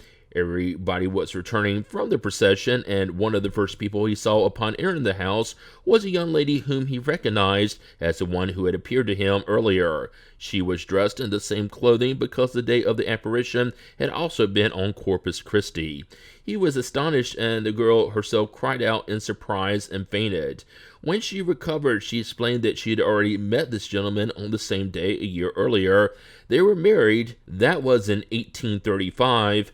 At the time, no one knew about spirits, and furthermore, both were extremely practical and possessed of less heightened imaginations than most.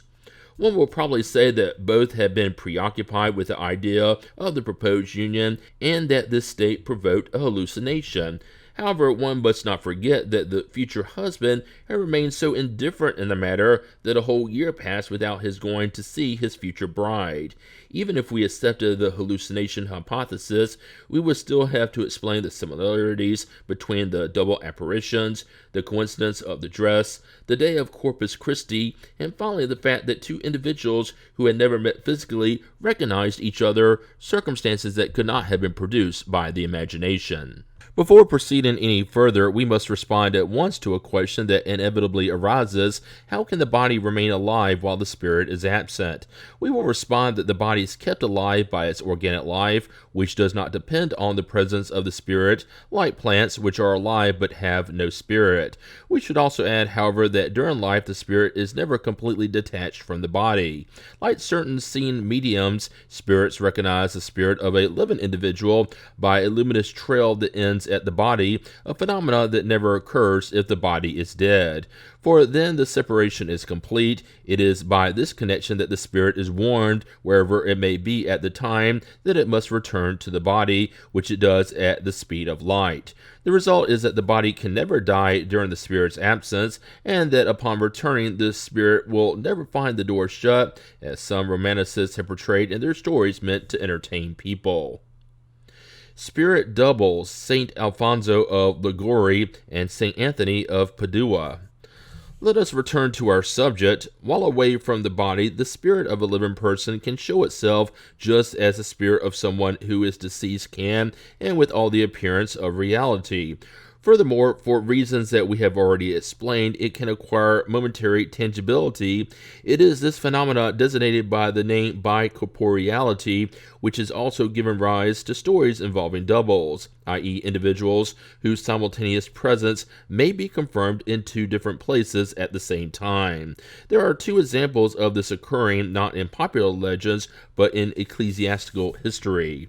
Saint Alfonso of Liguori was canonized before the time normally required for having shown himself simultaneously in two different places, which was regarded as a miracle. While Saint Anthony of Padua was preaching on one occasion in Spain, his father, who was in Padua, was being led to his death after having been accused of murder. Saint Anthony appeared at that moment, proved his father's innocence, and made known the identity of the true criminal, who was later put to death.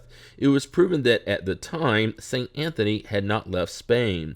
When we invoked Saint Alfonso and questioned him about this incident, he provided us with the following answers. 1. Would you be willing to give us an explanation for this phenomenon? Yes, when humans have completely dematerialized themselves through their virtue and have lifted their soul toward God, they can appear in two places at the same time. Here is how. The incarnate spirit, sensing the approach of sleep, can ask God permission to go somewhere. This spirit, or soul if you wish, then abandons the body along with a portion of its paraspirit and leaves the coarse matter behind in a state that resembles death. I say resembles death because the body remains connected to the paraspirit and the soul to matter by a link that cannot be defined. The paraspirit then appears in the desired place. I believe that is everything you will want to know. 2. But that does not give us an explanation for the visibility and tangibility of the paraspirit, does it? Since it is detached from matter and depending on how highly evolved it is, the spirit can become tangible. 3. Is the sleep of the body indispensable for the spirit to be able to appear in other places? The soul can split itself whenever it feels attracted to a place different from where the body is. The body does not have to be asleep, although in that case it is quite rare. However, at such a time it is not in a perfectly normal state. It is always in some degree of ecstasy. The soul does not actually split itself in the literal sense of the word. Rather, it radiates in several directions and can thus manifest itself in many places without becoming fragmented, just as light can be reflected in several mirrors at the same time. 4. If someone were deep in sleep while the spirit was appearing somewhere else, what would happen if he or she were suddenly awakened? That would not happen because if someone intended to awaken the person, his or her spirit would return to the body in anticipation, given that the spirit would have read the thought. An identical explanation has been given to us many times by spirits of both deceased and living individuals. St. Alfonso has explained the double presence phenomenon, but has offered no theory concerning visibility and tangibility. Vespasian. Tacitus reports a similar case. During the months that Vespasian spent in Alexandria while awaiting the periodic return of the summer winds and the season in which the sea was cephas, many wonders occurred that were regarded as heaven displaying its protection and the interests of the gods and the prince. These wonders increased Vespasian's desire to visit the sacred dwelling place of the gods in order to consult them regarding the empire. He ordered the temple to be closed to everyone else. He then entered it and was completely attentive to what the oracle was about to proclaim. When he saw standing behind the oracle a highly important Egyptian named Basilides, whom he knew to be ill in a place several days away from Alexandria, Vespasian later asked the priest if Basilides had come to the temple that day. He asked various pedestrians if they had seen him in the city, and he finally sent horsemen who returned to assure him that Basilides had in fact been 80 miles away at the time. Consequently, he no longer had any doubts that the vision was supernatural, and the name of Basilides became an oracle to him. The person who appears simultaneously in two different places therefore has two bodies, only one of which is real while the other is merely an appearance. One could say that the former has organic life and the latter has animic life.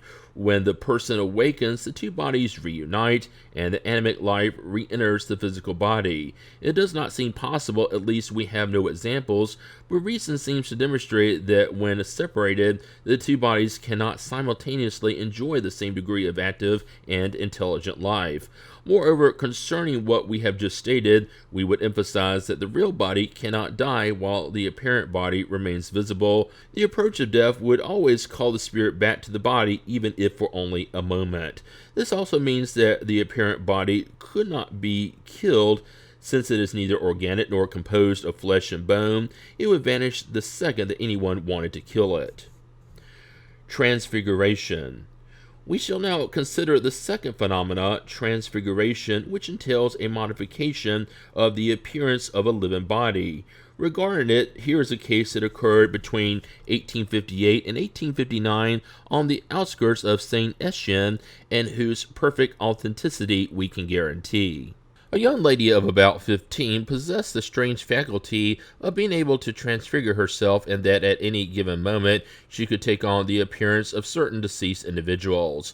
This illusion was so complete as to lead one to believe that one was actually in the person's presence due to the similarity of the facial traits, expressions, voice tone, and even the specific speech patterns. This phenomenon repeated itself hundreds of times without any interference from the girl's will. She often took on the appearance of her brother, who had died a few years earlier, reproducing not only his facial features, but also his girth and height. A local doctor who was often present during these strange occurrences wanted to assure himself that he was not the victim of an illusion, so he performed the following experiment. We gather the information from the doctor himself, the girl's father, and many other trustworthy and honorable eyewitnesses. The doctor decided to weigh the girl in her normal state, and then during a transfiguration in which she took on the appearance of her brother, who had died at age 20 and who had been much larger and stronger than she, the doctor subsequently verified that during transfiguration the girl's weight nearly doubled. The experiment was conclusive, since it was impossible to attribute the appearance to a simple optical illusion. We will try to explain this type of occurrence, which has always been regarded as a miracle, but which we simply label as a phenomenon. In certain cases, transfiguration can occur as a result of a simple muscular contraction, which can cause a very different facial expression to such a degree that the person becomes unrecognizable. We have often observed this in a few somnambulists. However, in this case, transformation is not radical. A woman may appear to be young or old, beautiful or homely, but she will always be the same woman, and her weight will neither increase nor decrease. However, in the case of the young lady, there was obviously something more involved. The theory of the perispirit will send us in the right direction. We accept in principle that the spirit can give its perispirit any appearance it chooses, and by modifying its molecular arrangement, it can render it visible and tangible, and consequently opaque, that while separated from the body, the perispirit of a living individual can undergo the same transformations, and that this change of state occurs through a combining of fluids. Next, let us imagine the perispirit of a living person, not separated from the body, but instead radiating all around the body in such a way as to envelop it like a kind of vapor. In this state, it can undergo the same modifications as when it is away. If it loses its transparency, the body can seem to disappear, to become invisible, and veiled as if it had been immersed in some kind of fog. It can even change its appearance and become luminous, depending on the will or power of the spirit. If another spirit were to combine its own fluids with those of the former, it could substitute itself for the person's appearance in such a way that his or her real body disappears, covered by an exterior fluidic envelope whose appearance can vary as the spirit wills. This appears to be the true cause of this strange phenomenon, and we must state that transfiguration is quite rare. The difference in weight can be explained in the same way as the change in inert objects, that is, the intrinsic weight of the body itself does not vary, since the amount of its matter does not increase. Instead, the body is influenced by an outside agent that can increase or decrease its relative weight. Therefore, the transfiguration into the form of a child would probably decrease the weight proportionally. Invisibility. We can understand that the body can take on a larger appearance than its own or an equal one, but how can it assume the smaller appearance of a child as we have just proposed? In such a case, wouldn't their real body supersede the limits of the apparent one? That is why we have not said that such an occurrence has ever been actually produced. By referring to the theory of specific weight, we simply wanted to show that the apparent weight might also decrease. As for the phenomena per se, we will neither affirm nor deny its possibility. However, if it is indeed possible, the fact that we cannot explain it satisfactorily does not invalidate it. We must not forget that we are still at the beginning of this science, and that it is still far from having said the final word concerning this point, as well as many others.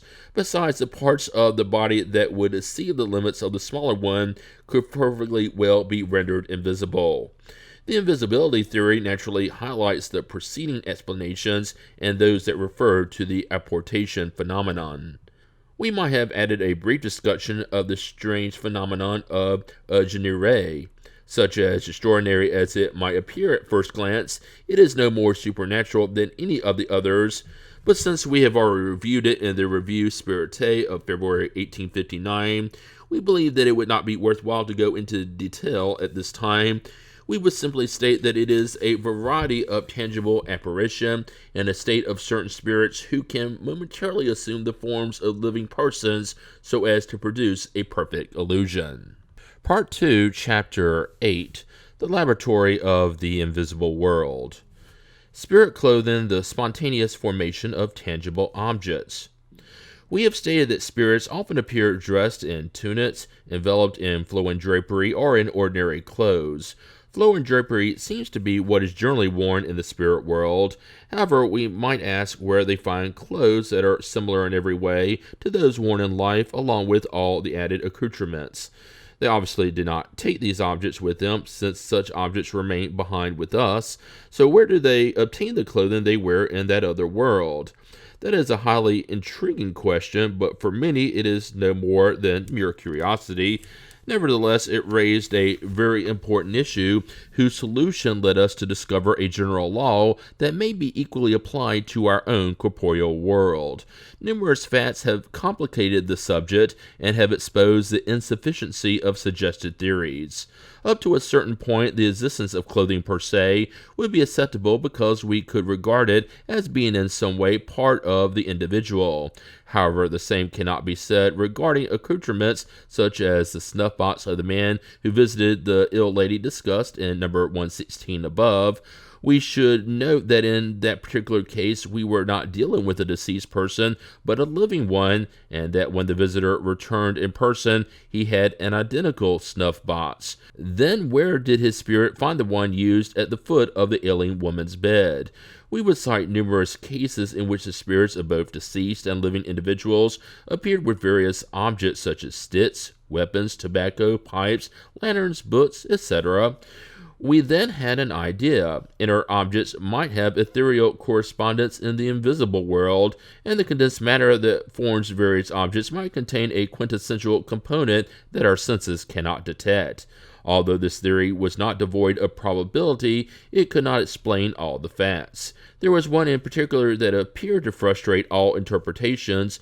Until then, we had only dealt with images or appearances, and we had already seen that the perispirit can assume the properties of matter and render itself tangible. But this tangibility is temporary, and solid objects can vanish like shadows. Such a phenomena is in and of itself quite extraordinary.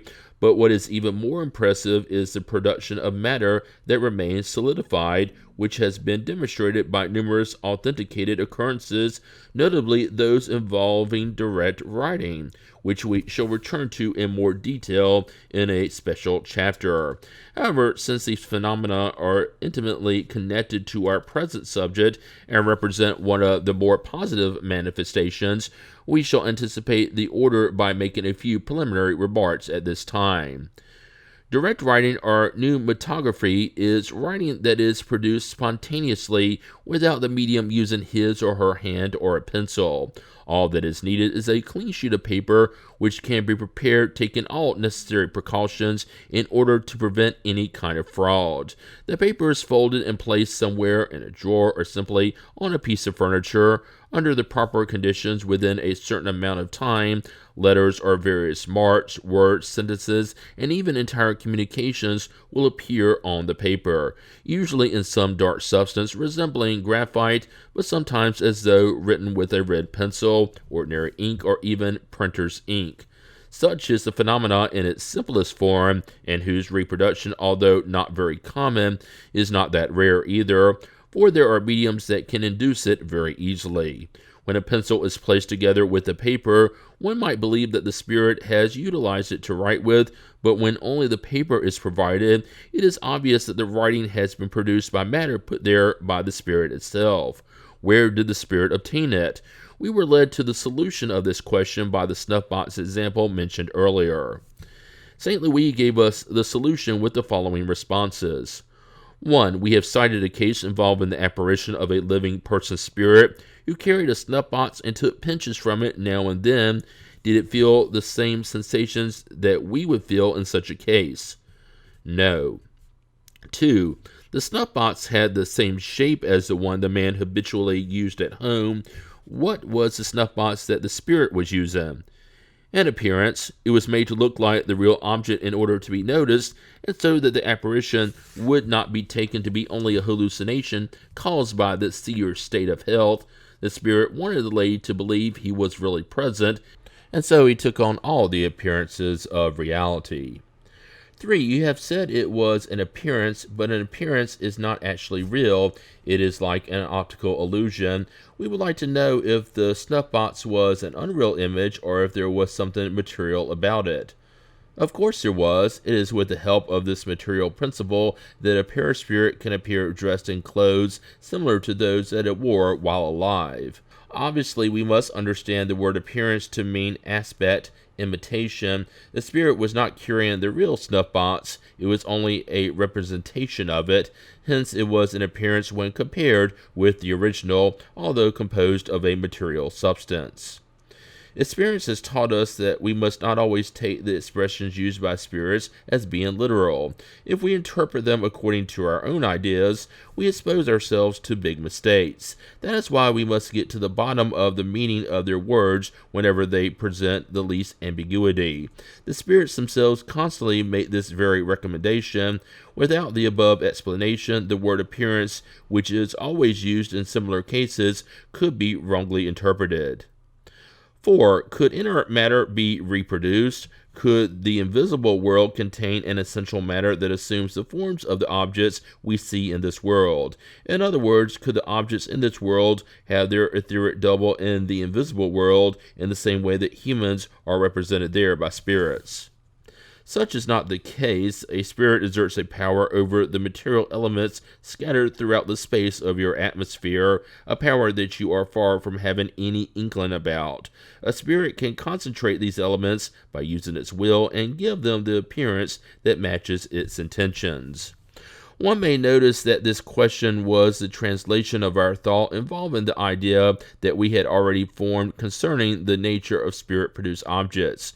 If the answer had been a reflection of our own thought, as some have suggested, we would have received the confirmation of our theory instead of a contrary one. 5. I would once more categorically state the question in order to avoid any misunderstanding. Are the clothes worn by spirits something real? It seems to me that the preceding answer has resolved the question. Don't you already understand that the paraspirit is something real? 6. Your explanation indicates that spirits submit ethereal matter to the transformation they desire.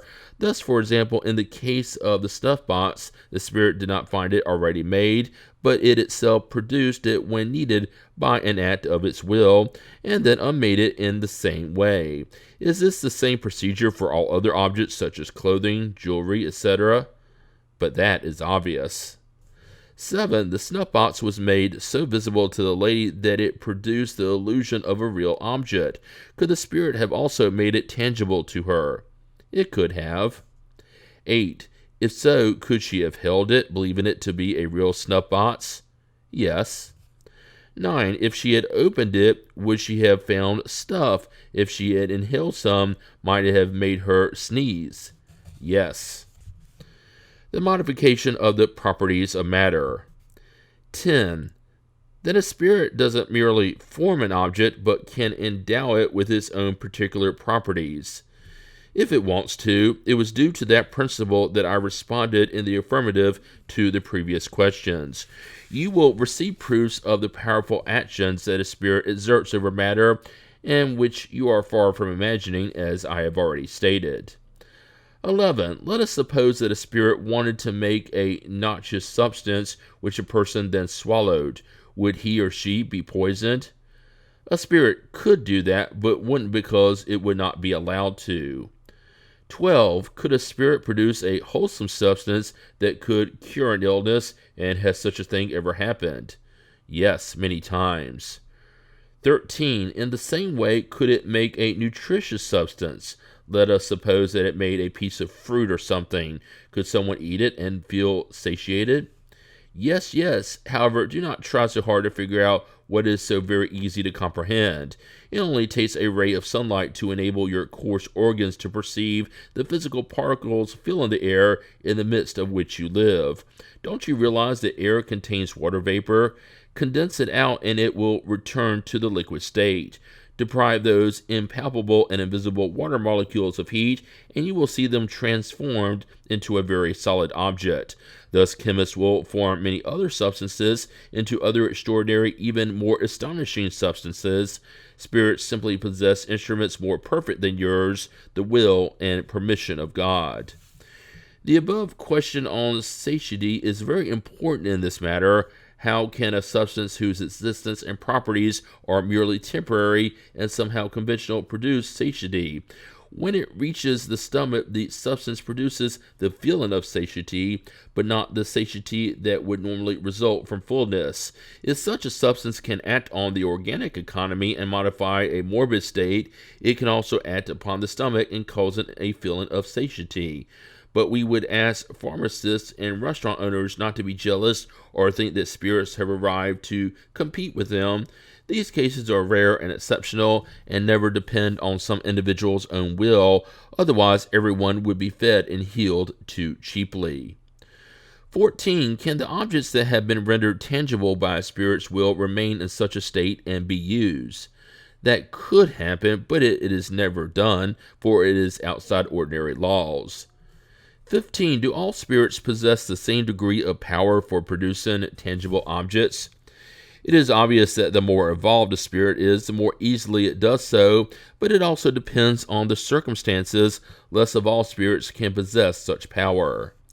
16. Is the spirit always aware of the way in which it produces its clothes or the objects it renders visible?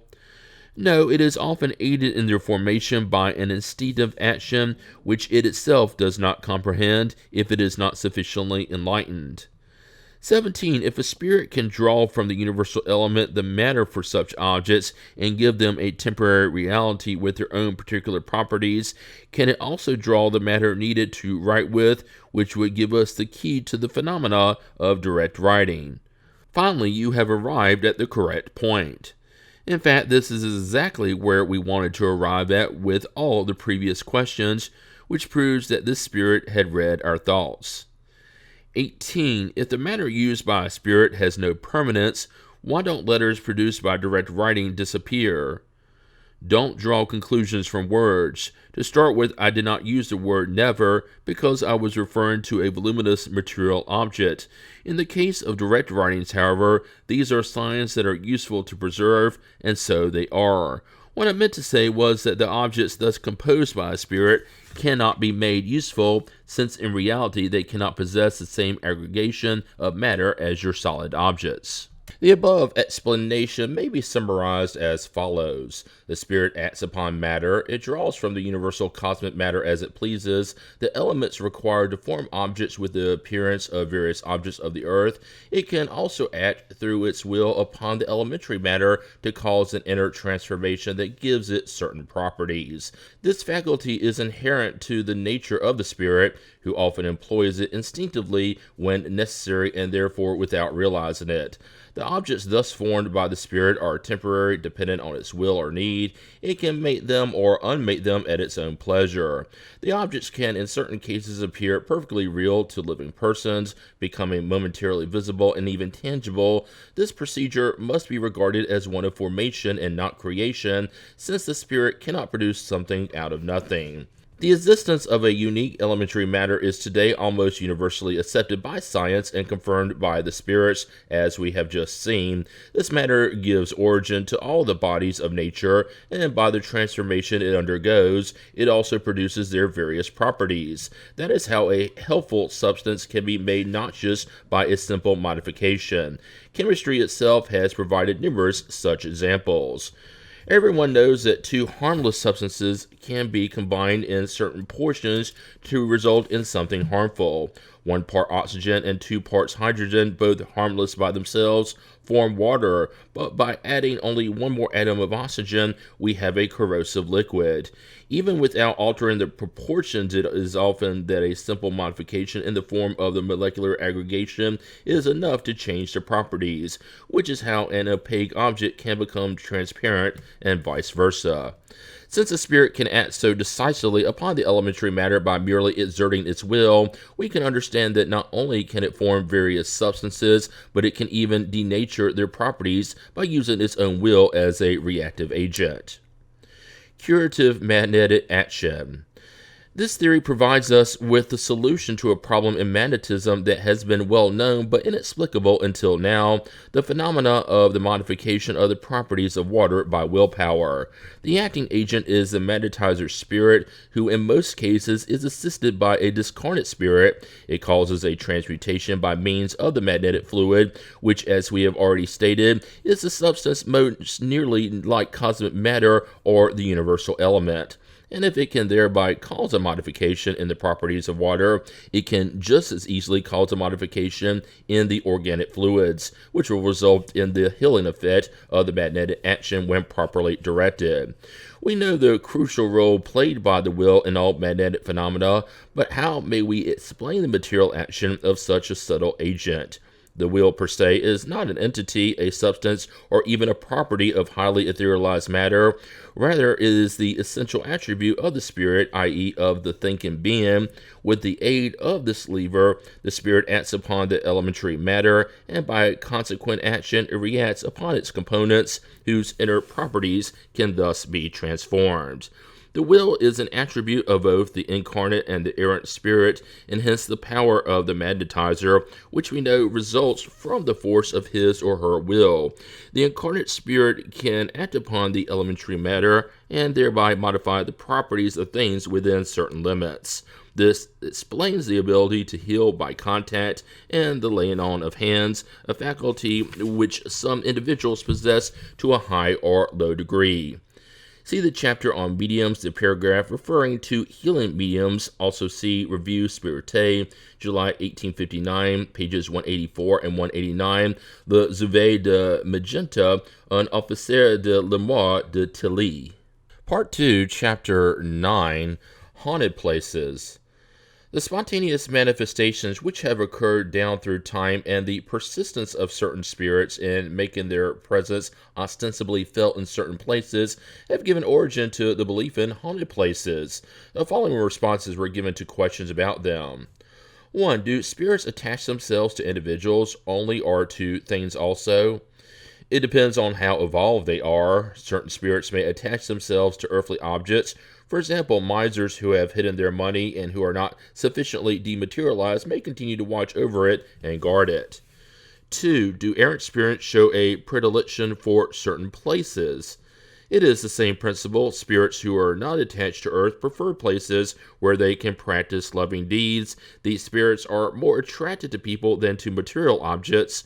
Nevertheless, there are those who might prefer certain places for a while, but they are always less of all spirits. 3. Since the spirit's attachment to a place is a sign of impurity, does it also mean that it is evil? Of course not. A spirit can be little advanced without being evil. Doesn't the same occur among individuals? 4. Is there any factual basis for the belief that spirits prefer to frequent ruins? No, spirits go to those places as well as anywhere else, but people's imagination are impressed by the lugubrious aspect of certain places and attribute to their presence what is only in most cases a very natural effect. How often does fear turn a tree's shadow into a ghost, the growl of an animal, or the whistling of the wind into a spirit? Spirits enjoy the human presence, and that is why they prefer inhabited places to abandoned ones. Nonetheless, by what we know about the diversity of temperaments among spirits, there must be misanthropes who may prefer solitude.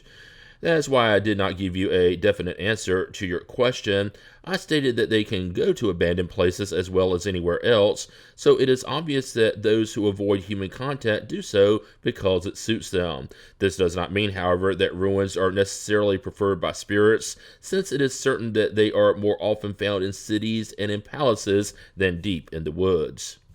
5. Popular beliefs are usually based on truth. What is the origin of the belief in haunted places? The basis of truth in this case is indeed the manifestation of spirits, which humans have instinctively believed in throughout time, but as I said, the notion of lugubrious places strikes the imagination and naturally fills it with beings regarded as supernatural. This superstitious belief is reinforced by the works of poets and children's tales. 6. Do spirits who gather together prefer certain days and hours? No, days and hours are used by humans to control time during their material life, but spirits do not have that need and do not care about it. 7. What is the origin of the idea that spirits prefer to appear at nighttime? The impression made on people's imaginations by darkness and silence. All such beliefs are superstitions that the rational knowledge of Spiritism must abolish. The same applies to the belief in propitious days and hours. You must realize that the influence of midnight has never existed except in fables. If that is so, then why do certain spirits announce that they will arrive and manifest themselves at midnight and on particular days, such as Friday, for example? They are spirits who take advantage of human credulity for the fun of it. It is the same reason that some say they are the devil or give themselves other devilish names. Show them that you are not that stupid, and they will not return. 8. Do spirits have any preference for visiting the graves in which their bodies lie? The body was no more than a garment. They have no more preference for the envelope in which they had to suffer than a prisoner for his chains. Being remembered by persons dear to them is the only thing they value. Are prayers that are offered over their graves more pleasing to them, and do they attract them more than prayers offered elsewhere? As you know, prayer is an evocation that attracts spirits. The more fervent and sincere a prayer is, the more effect it will have.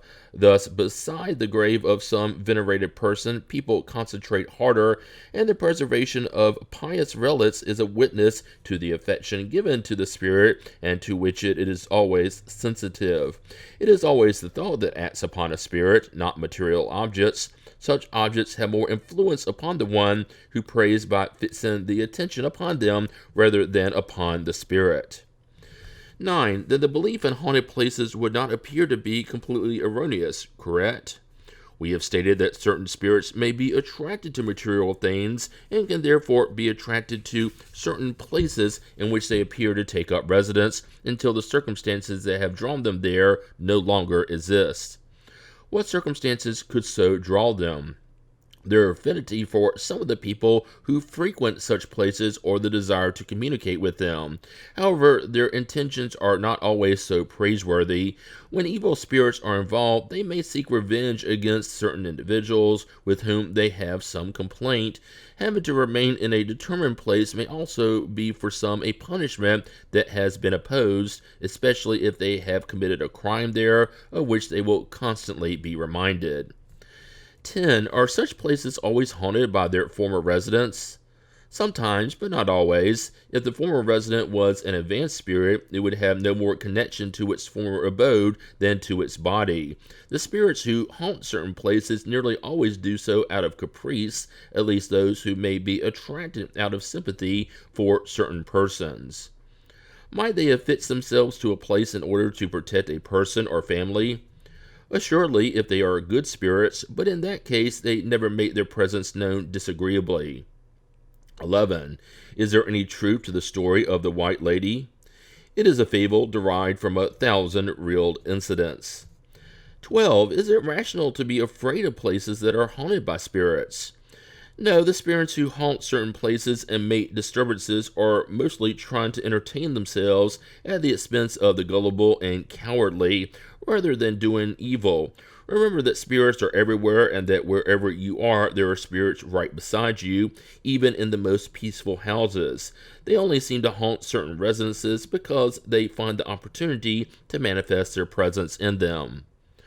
13. Is there a way to get rid of them? Yes, but nearly always what is done only serves to attract them instead. The best way to expel evil spirits is to attract good ones. Therefore, attract good spirits by doing as much good as possible. Then the evil ones will flee, since good and evil are incompatible. Always be good, and you will only have good spirits at your side. But there are very good individuals who are nonetheless confronted with petty annoyances by evil spirits. If they are really good, it could be a test to exercise their patience and incite them to be better still. But don't believe that all those who always speak of virtue actually possess it themselves. Those who possess true moral qualities are nearly always unaware of them or do not talk about them. 14. Is exorcism an effective means of expelling evil spirits from haunted places? Have you ever seen an effective exorcism? No, you haven't. On the contrary, haven't the troubles doubled after exorcism rites? That is because such spirits love being taken for the devil. Spirits who have no evil intentions can also manifest their presence by making noises or even by making themselves visible, but they never do so to cause trouble. They are quite often suffering spirits for whom you can provide relief by praying for them. At other times, they are benevolent spirits who wish to show that they are with you, or finally, they may be frivolous spirits who are entertaining themselves.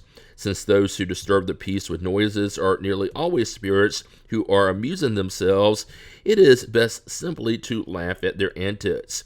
They will depart when they see that they can neither frighten nor vex you. See Chapter 5, Spontaneous Physical Manifestations.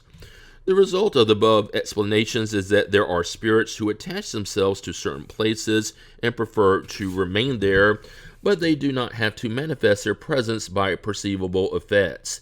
Any place at all may be the obligatory or preferred dwelling of a spirit, even if it is an evil one, without ever having produced any kind of manifestation. Spirits who connect themselves to places or material things are never highly evolved, but just because they are not evolved, it does not mean they are evil or fed by evil intentions. At times they are even companions who are more useful than harmful, for if they take an interest in certain persons, they may protect them. Part 2, Chapter 10, The Nature of Communications.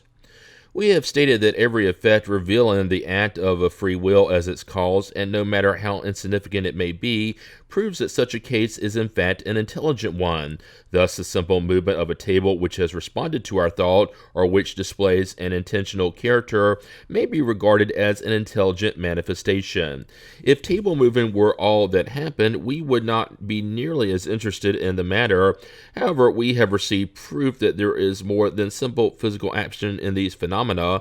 Any practical usefulness that we could derive from them would be zero, or at least very limited. However, everything changes when this intelligence reaches a point where regular and continuous exchange of ideas may ensue. At such point, they can no longer be treated as simple intelligent manifestations, but as true communications.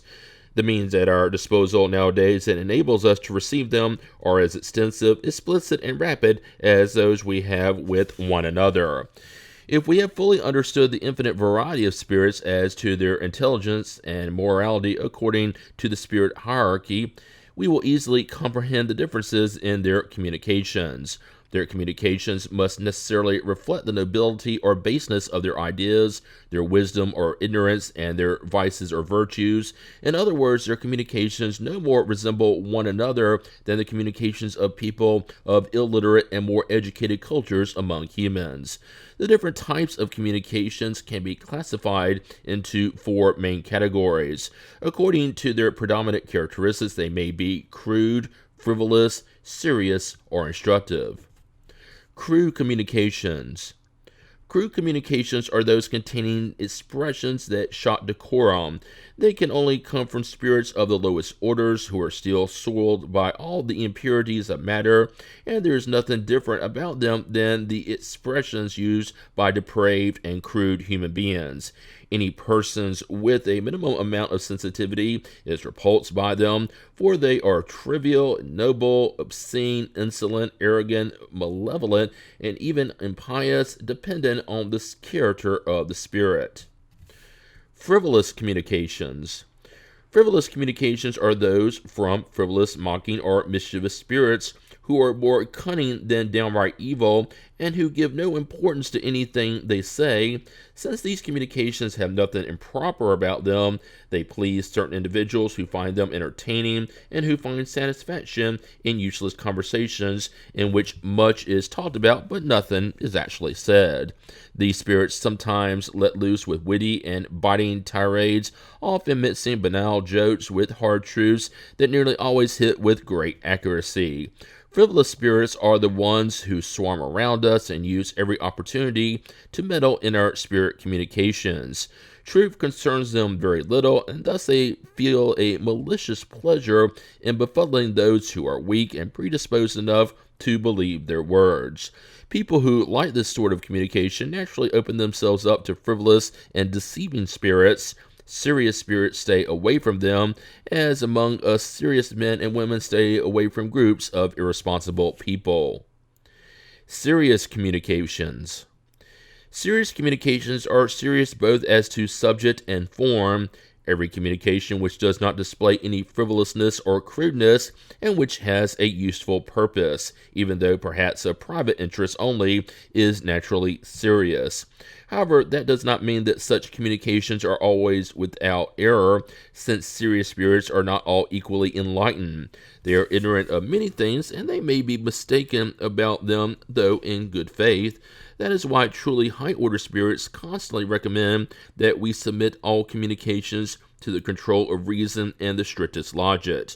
Hence, we must distinguish between communications that are truly serious and those that are erroneously serious, which is not always easy, for due to the seriousness of their language, certain presumptuous or pseudo-scholar spirits may attempt to impose the most wrong-headed ideas and the most absurd theories. In addition to render them more acceptable and lend them more importance, they have no scruples about adorning themselves with the most respectable and even the most venerated names. This is one of the biggest obstacles faced by practical spiritism. We shall return to deal with this subject further on, given it the development required by its importance, and at the same time we shall shed light on the means of avoiding the danger of erroneous communications. Instructive communications. Instructive communications are serious communications whose main purpose is to provide teaching given by spirits about the sciences, morality, philosophy, etc. Their greater or lesser profoundness depends on the particular spirit's degree of advancement and dematerialization. In order to take full advantage of such communications, they must be regular and followed with perseverance.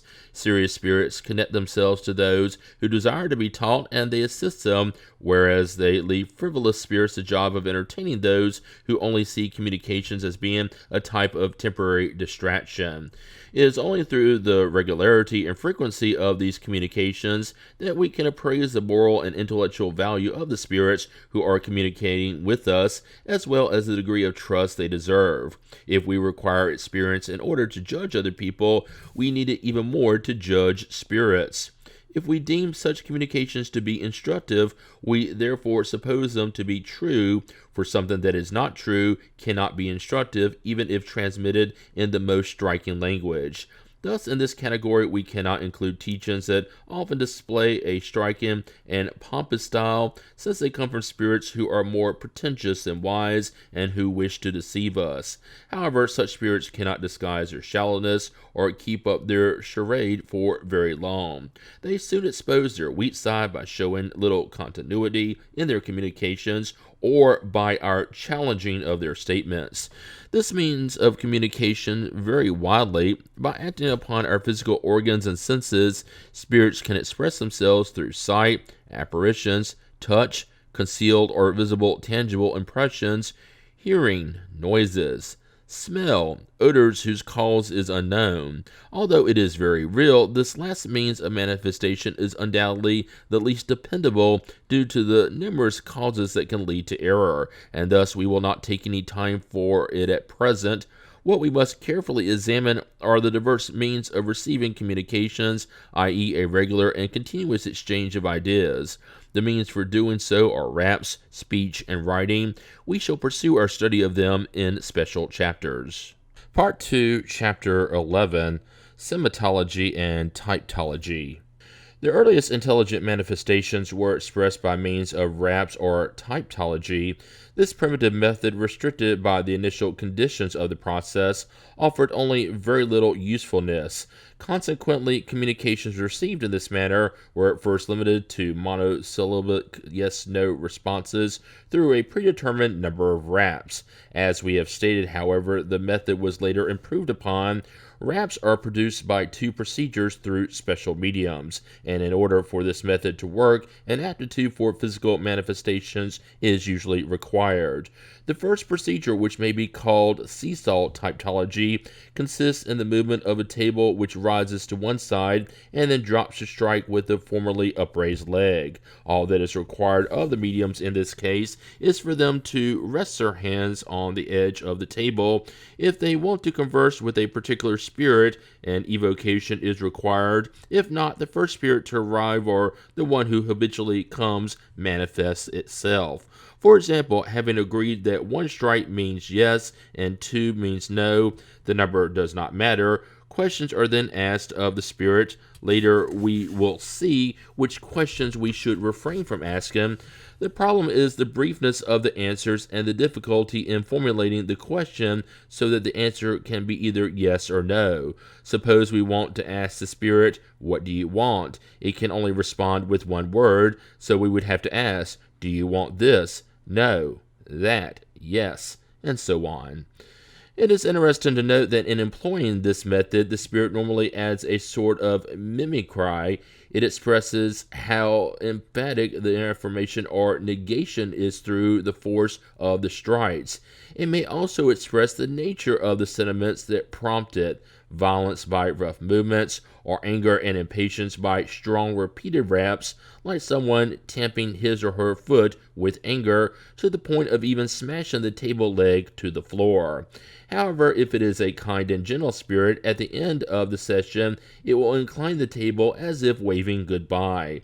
If the spirit wants to address one of the participants directly, it will raise the table toward him or her either smoothly or violently, depending on whether it wants to display affection or hostility.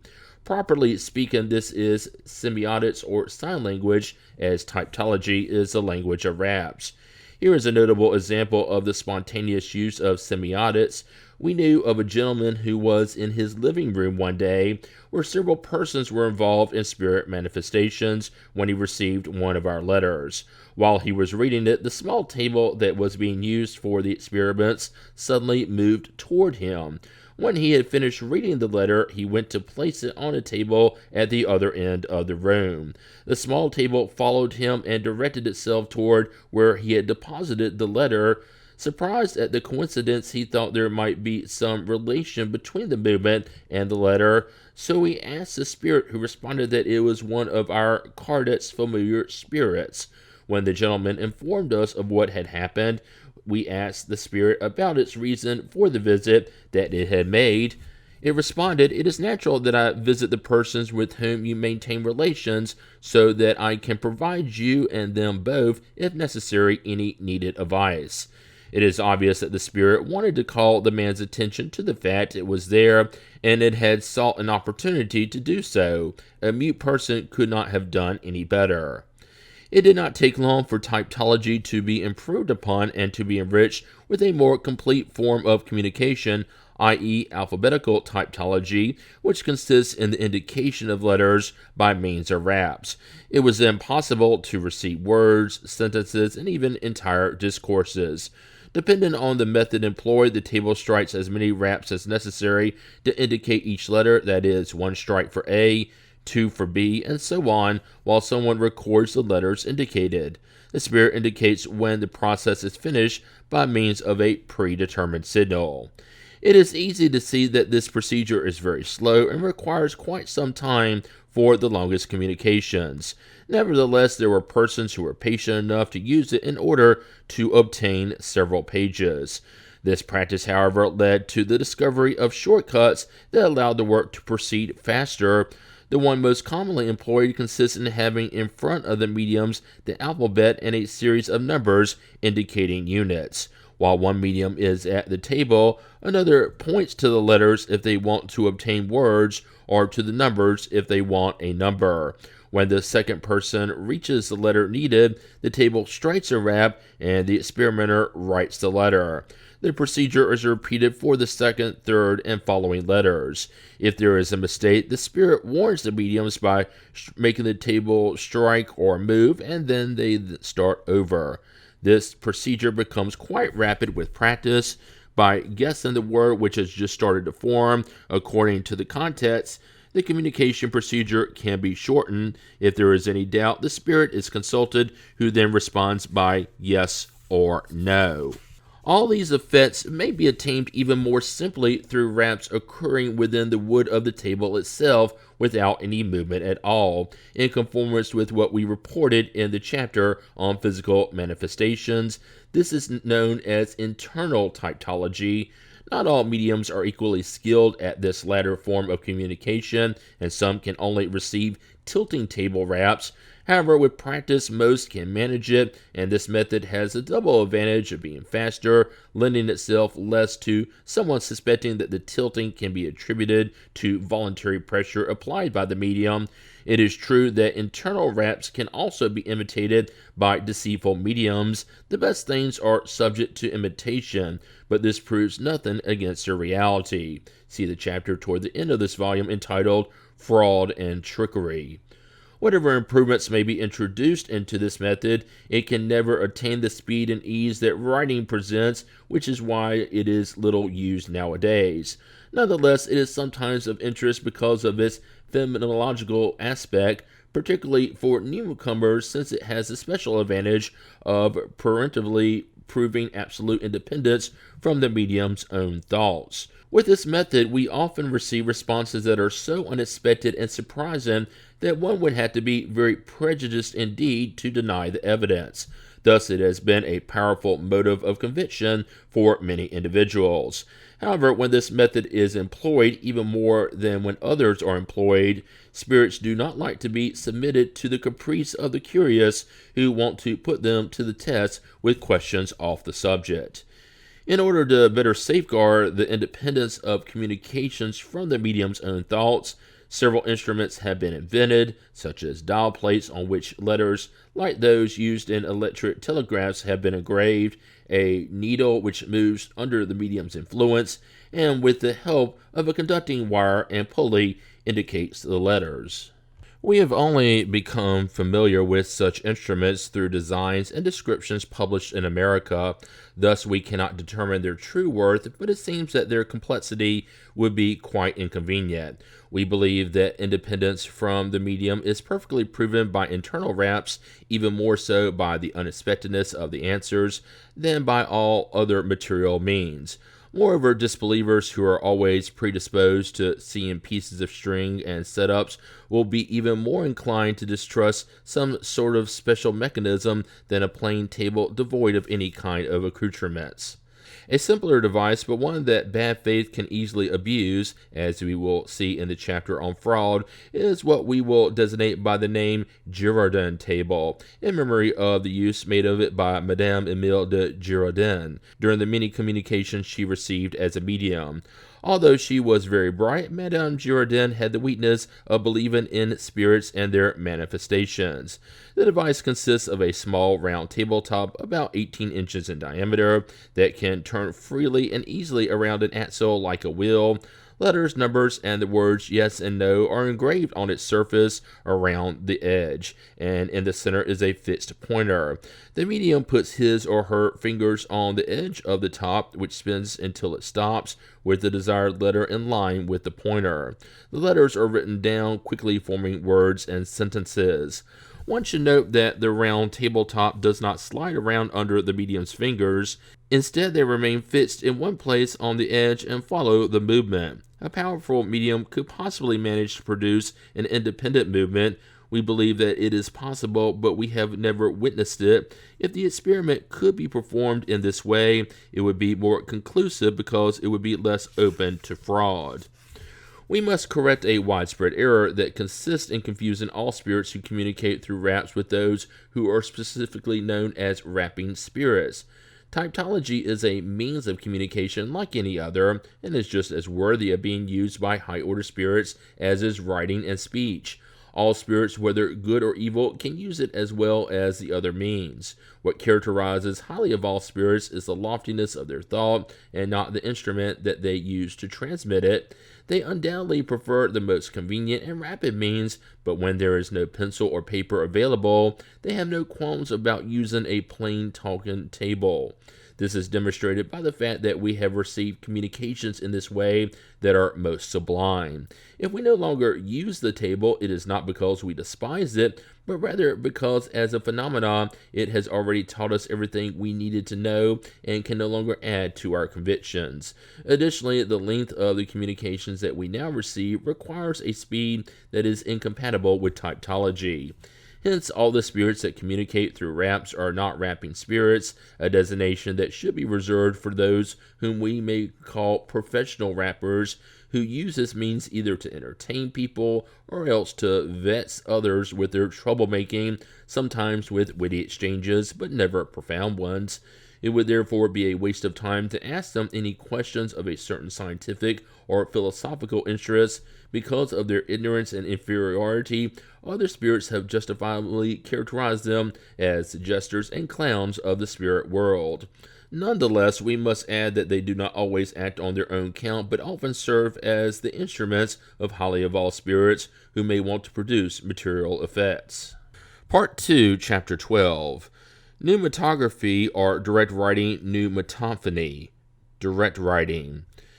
Pneumatography is writing produced directly by a spirit without any intermediary. It differs from psychography, which is the transmission of a spirit's thought and writing through the hand of a medium. The direct writing phenomena is unarguably one of the most extraordinary in Spiritism, but as strange as it may at first appear to be, today it is a proven and incontestable fact. If a theory is needed in order to comprehend the possibility of Spiritist phenomena in general, this case especially requires one, since it is one of the most startling presented so far. Nonetheless, it ceases to seem supernatural when the principle underlying it is understood. When this phenomena first appeared, the dominant feeling about it was one of distrust. Fraud was quickly suspected because everyone in fact knows about so-called invisible inks, whose marks are invisible at first but become visible sometime after the writing. Hence, it seemed like it was a possible abuse of people's credulity, and we cannot say that such has never occurred. We are even convinced that whether out of a mercenary interest or plain vanity, or to elicit belief in their powers, some individuals have employed such subterfuges. See the chapter on fraud. Just because something can possibly be imitated, however, it is absurd to conclude that it therefore does not exist. Haven't the means of imitating somnambulist lucidity to the point of causing illusion been recently discovered? And just because this deceitful method has been used in all the carnivals, must we therefore conclude that there are no true somnambulists? Just because some retailers sell adulterated wine, can we say that there is no such thing as pure wine? The same applies to direct writing. However, the precautions that were taken to assure the reality of the phenomena were very simple and easy, and thanks to these, there can no longer be any doubt about the phenomena nowadays. Since the possibility of writing without an intermediary is an attribute of spirits who have always existed and in every era have produced the various phenomena with which we are familiar, they surely must have produced direct writing during antiquity as well as today. This could explain the appearance of the 4 words written on Belshazzar's party hall wall during the Middle Ages, so steeped in secretive wonders which the state tried to hush up. Direct writing must also have been known about. Perhaps in the theory regarding the modification that spirits can produce in matter, and which we developed in Chapter 8, the principle for the medieval belief in the transmutation of metals may be found. Whatever the results attained in previous eras may have been, however, it was only after the popularization of spirit manifestations that the issue of direct writing began to be taken seriously. The first time it became known in Paris a few years ago seems to have been when Baron Goldenstube published a very interesting work on the subject, employing a large number of facsimiles that had been written in this manner. The phenomenon had already been known about in America for quite some time. Goldenstube's social position, his independence, and the respect he enjoyed in high society undeniably discounted any suspected voluntary fraud because he had no ulterior motive to encourage him. At most, what could be accepted was that he had been the victim of illusion himself. However, a decisive fact was presented against such a notion. The same phenomena was witnessed by other persons who had taken all the necessary precautions for avoiding any fraud or cause for error. As with most of the non-spontaneous spirit manifestations, direct writing is received through meditation, prayer, and evocation. Many times it has been obtained in churches, on tombs, and at the foot of statues and images of the personages so evoked. Yet it is obvious that the location serves only to influence meditation and engender greater mental concentration, since it has been shown to be equally obtainable without such accessories and in the most ordinary places, such as upon simple domestic furniture, whenever the required mortal conditions exist and if the necessary mediumistic faculty is available. At first, it was found that it was necessary to place a pencil and paper together. Thus, the phenomena could be more easily explained, since we know that spirits can move and dislocate objects, and that they can sometimes pick them up and throw them about. Then they could easily pick up a pencil and write with it. Since they can also write by using the medium's hand or planchette as an intermediary, then they can surely write directly. Consequently, it was soon discovered that the pencil was unnecessary, that it was enough to supply a sheet of paper, folded or not, and that in a few minutes letters would begin to appear. Here the phenomena completely changed its character, and we were introduced to another order of ideas. The letters were written with some kind of substance, and since we were not the ones who furnished it, the spirit itself had to have produced and brought it, but from where? That was the question. If we refer back to Chapter 8, numbers 127 and 128, we will find a complete explanation for this phenomena. In this type of writing, a spirit does not use our substances or instruments. It itself produces what it needs by drawing matter from the universal primitive element, which under the influence of the spirit's will undergoes the necessary modifications to attain the desired effect. In this way, it can produce the writing of a red pencil, typographical printer's ink, or ordinary ink, like black ink, or even typographical characters that are sufficiently firm to leave an indentation in the paper, as we've had the opportunity to witness.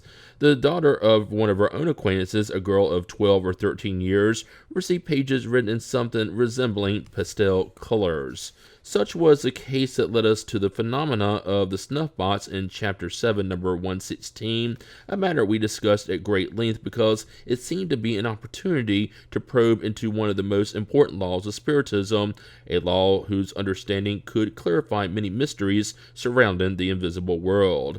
It is thus that the light can be derived from an apparently ordinary incident, We only need to observe closely, something we and everyone else can do when we do not limit ourselves to watching effects without looking for their underlying causes.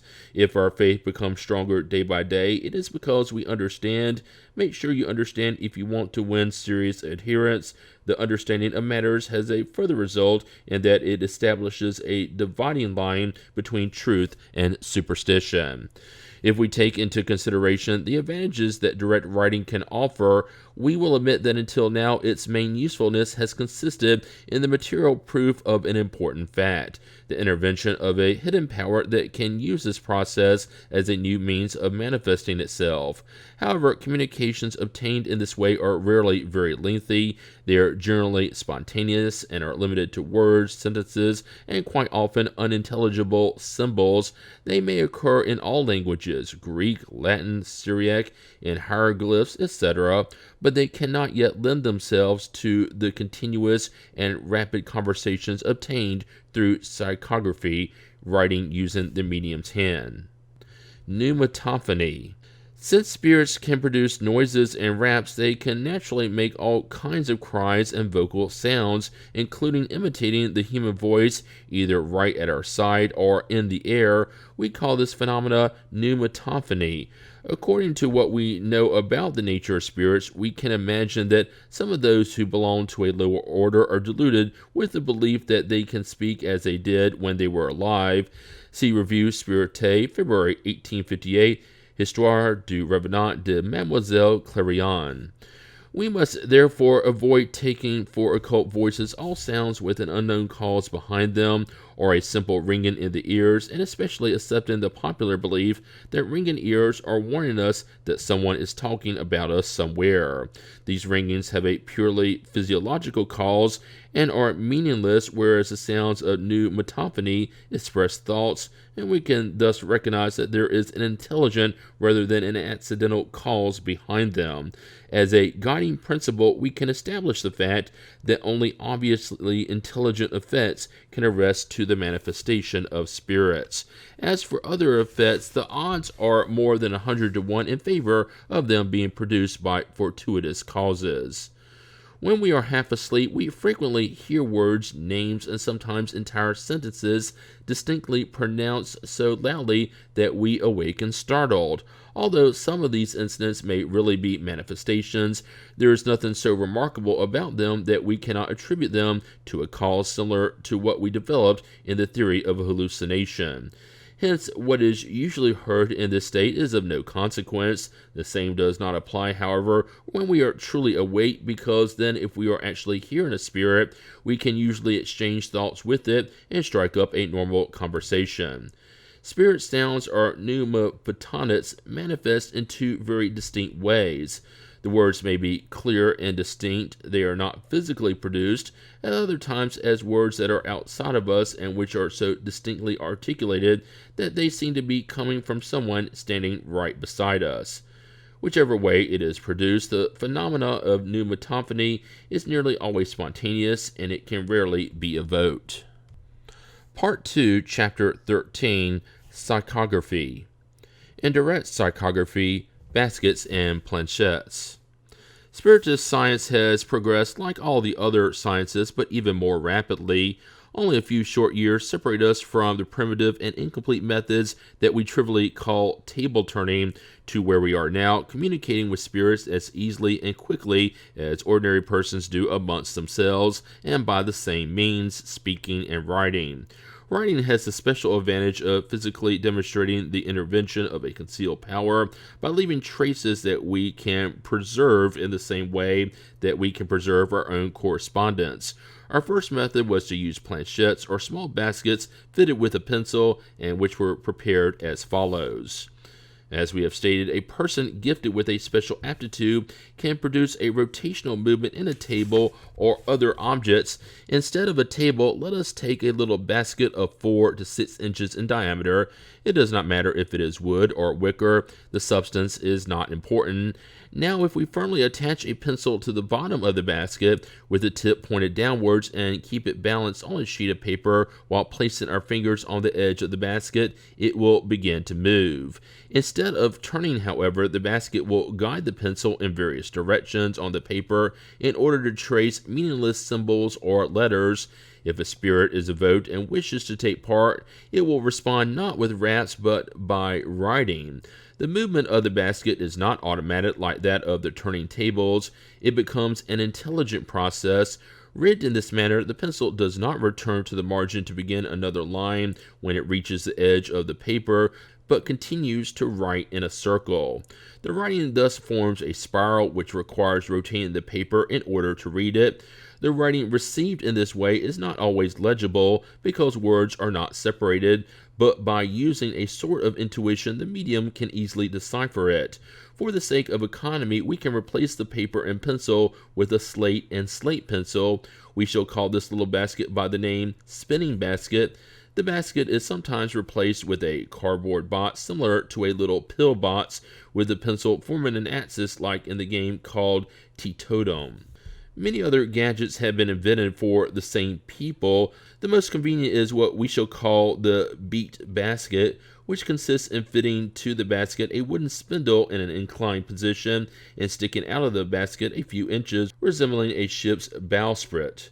After boring a hole in the tip of the spindle, a pencil is placed in it, which is long enough to rest its point on the paper. Then the medium places his or her fingers on the edge of the basket, and the entire instrument moves with the pencil writing as described above, except that the writing is usually more legible with spaces between the words, and the lines are not in a spiral but in parallel as in normal writing, because the medium can easily return the pencil when each line is finished. We have obtained dissertations of many pages using this method and as rapidly as if we had handwritten them.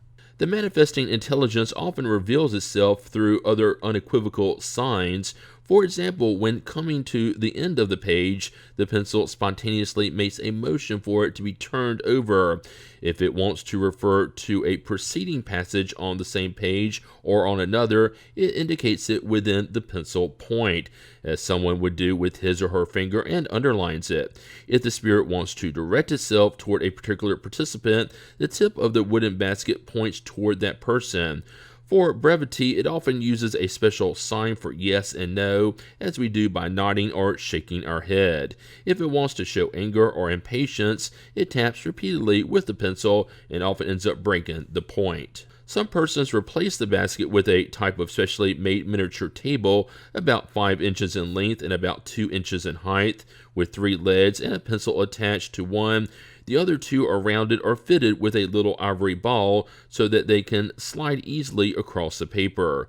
Still others simply use a square, triangular, oval, or rectangular planchette about 5 inches long with an oblique hole near one of the edges into which a pencil is fitted.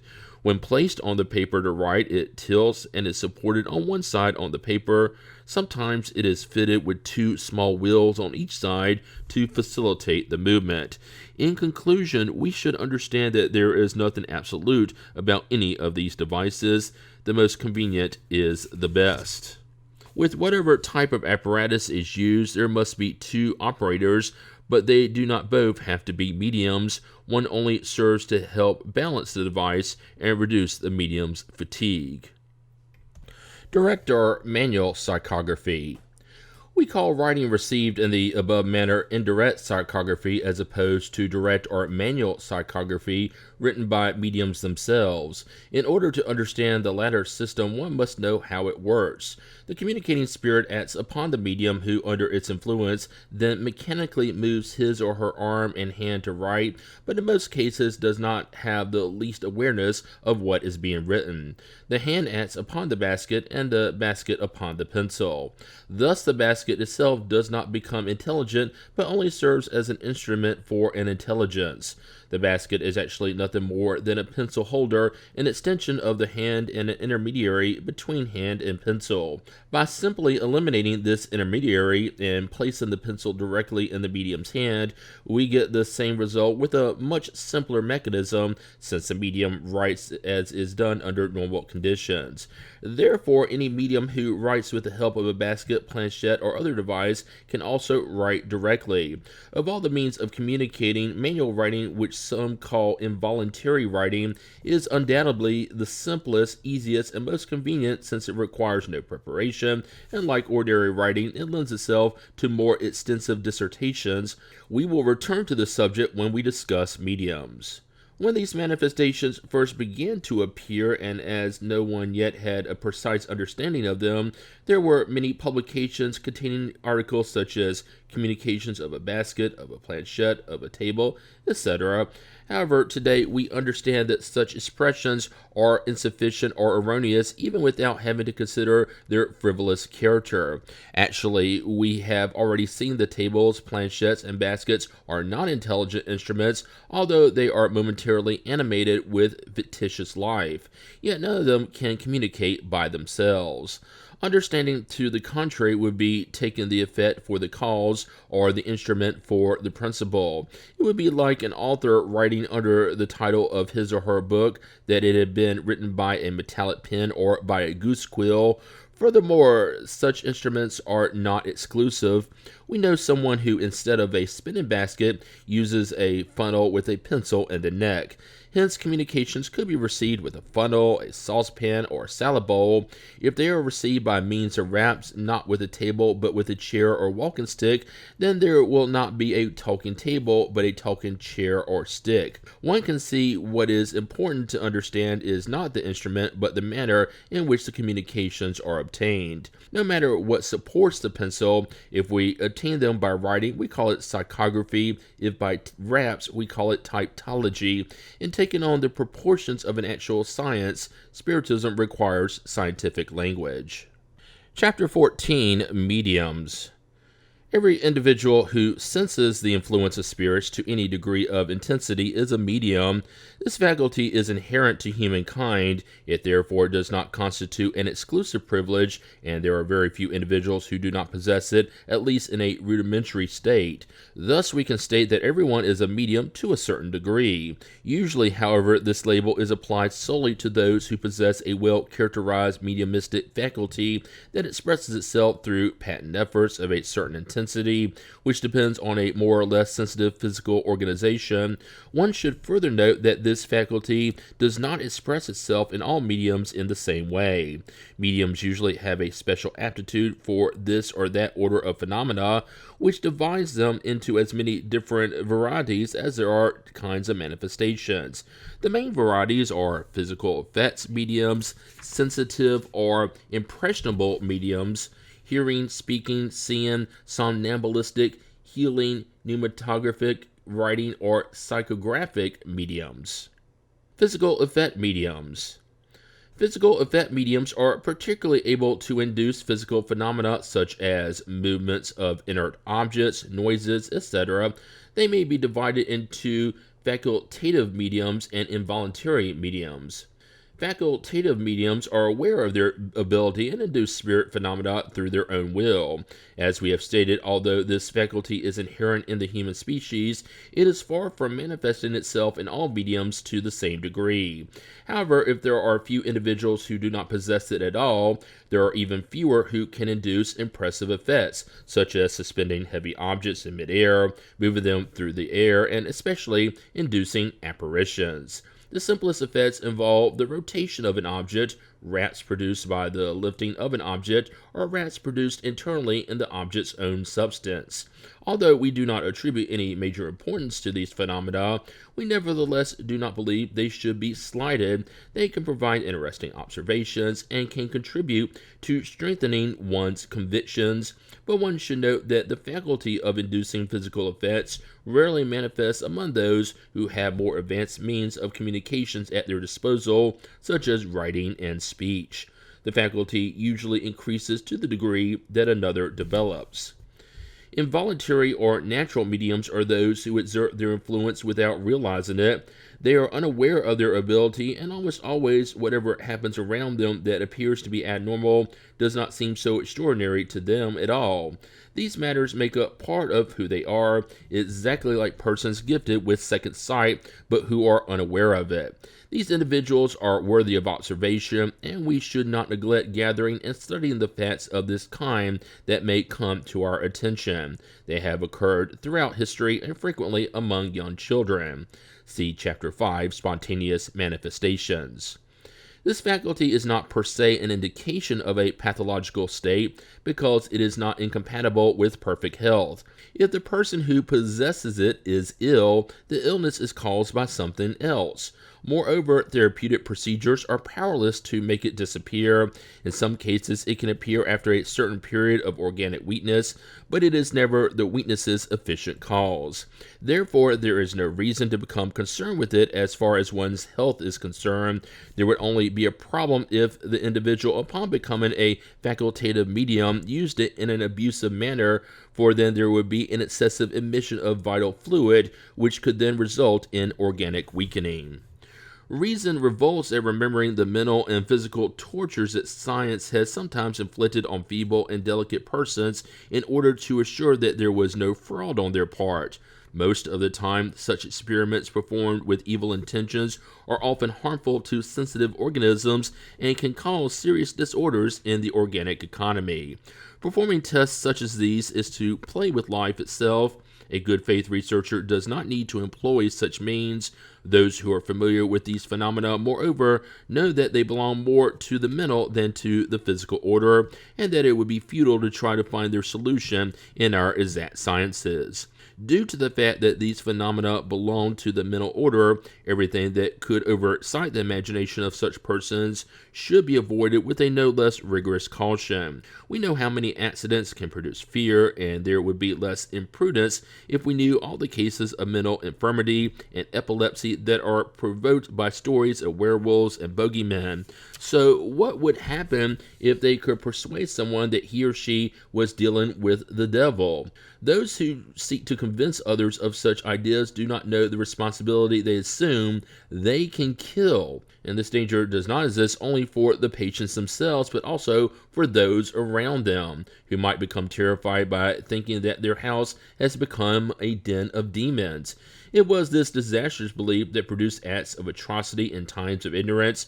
Therefore, a little discernment would be sufficient to understand that in burning bodies considered to be possessed by the devil, they did not burn the devil. Since they desired to free themselves of the devil, then they should have burned him instead. By enlightening us about the true cause of all these phenomena, the Spiritist doctrine deals the death blow to this belief. Thus, far from confirming such an idea, it is our moral and humane duty to fight it wherever it exists. What should be done when a faculty of this kind spontaneously develops in an individual is to allow the phenomena to follow their natural course.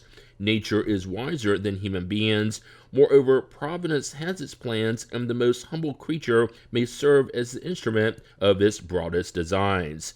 Nonetheless, we must concede that the phenomena sometimes assume fatiguing and importune proportions for everyone involved. In every case, here is what should be done. In Chapter 5, Spontaneous Physical Manifestations, we already provided some advice on the matter by stating that we must establish relations with the spirit in order to know what it wants. The following method is equally based on observation. The invisible beings who reveal their presence through sensible effects are usually low-order spirits whom we can control through moral ascendancy, and it is this condition of ascendancy that we must endeavor to acquire. In order to do so, it is necessary that the individual pass from the state of natural medium to that of facultative medium.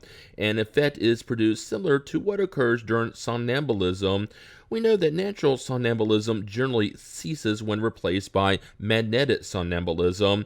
The liberating faculty of the soul is not extinguished, but is rather given another course to follow. The same thing happens with the mediumistic faculty. Instead of preventing the manifestations, which can rarely be done and is not free of danger, we must teach the medium to induce them by the will, imposing it upon the spirit. In this way, the medium manages to overpower it, making a dominating and sometimes tyrannical spirit into a subordinate, frequently quite docile one. A noteworthy fact is that experience has confirmed that in such a case, a child can have the same or even greater authority than an adult. This is another proof of the fundamental principle of the doctrine, according to which a spirit is only a child due to its physical body, but has within itself a development that it had acquired prior to its current incarnation, which can confer upon it an ascendancy over spirits who are less evolved. The moralization of a spirit through the counsels of a third influential and experienced individual, if the medium is in no position to do so, is nearly always an effective means. We shall return to this subject later. Electrical persons. It would seem that to this mediumistic category belong those persons gifted with a certain charge of natural electricity, who are veritable human torpedoes, producing the effects of attraction and repulsion through simple contact. However, it would be erroneous to regard them as mediums, since true mediumship supposes the direct intervention of a spirit, and experiments have conclusively shown that in this particular case, electricity is the only agent behind the phenomena.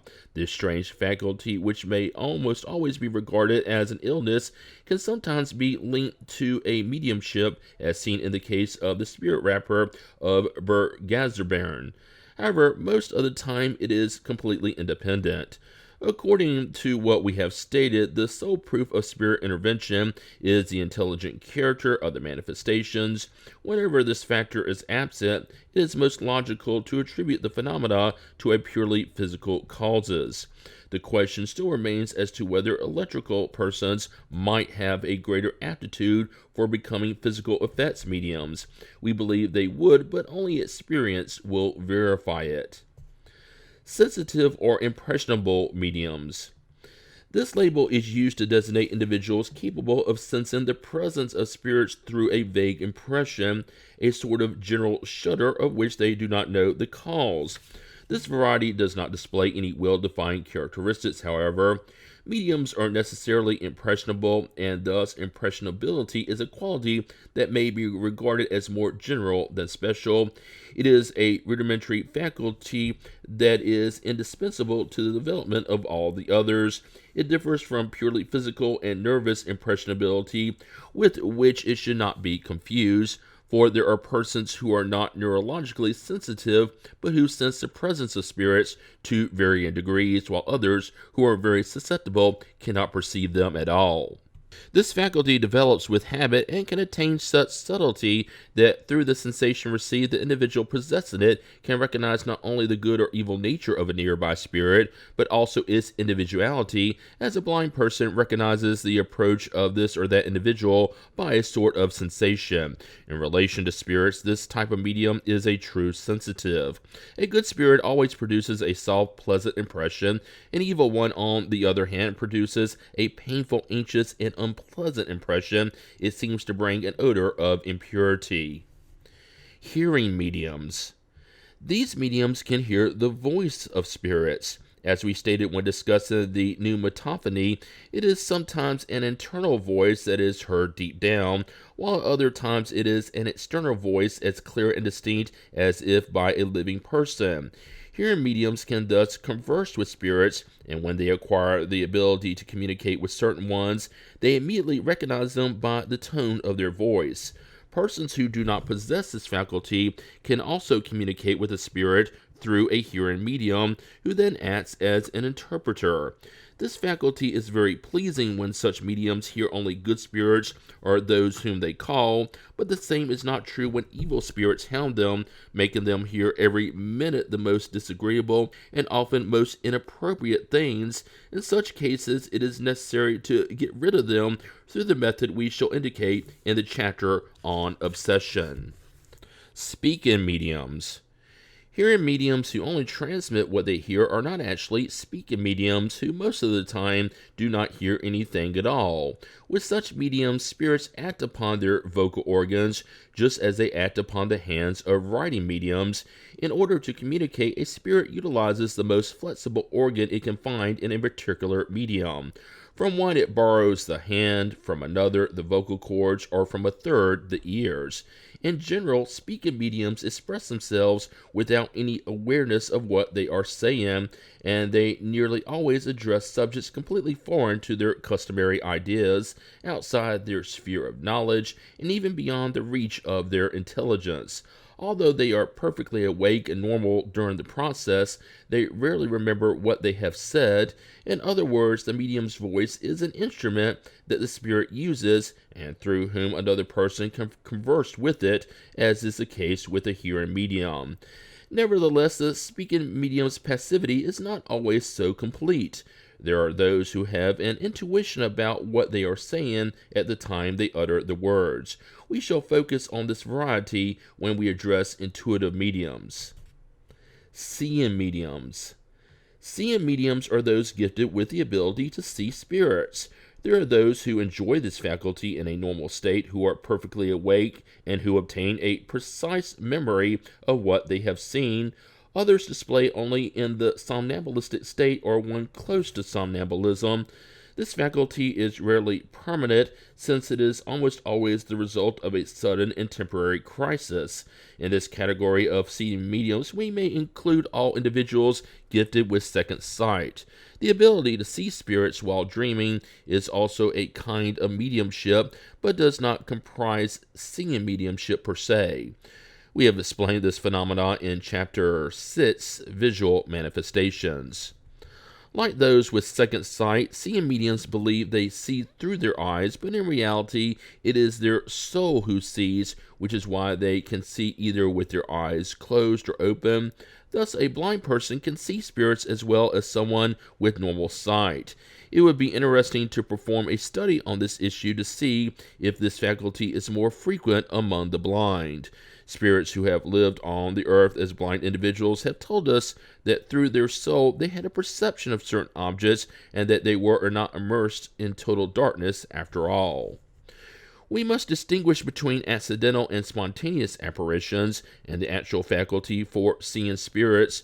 The former must frequently occur at the time of the death of loved or known individuals who have come to serve warning that they no longer belong to this world. There are numerous examples of such cases, not to mention those that occur as visions during sleep.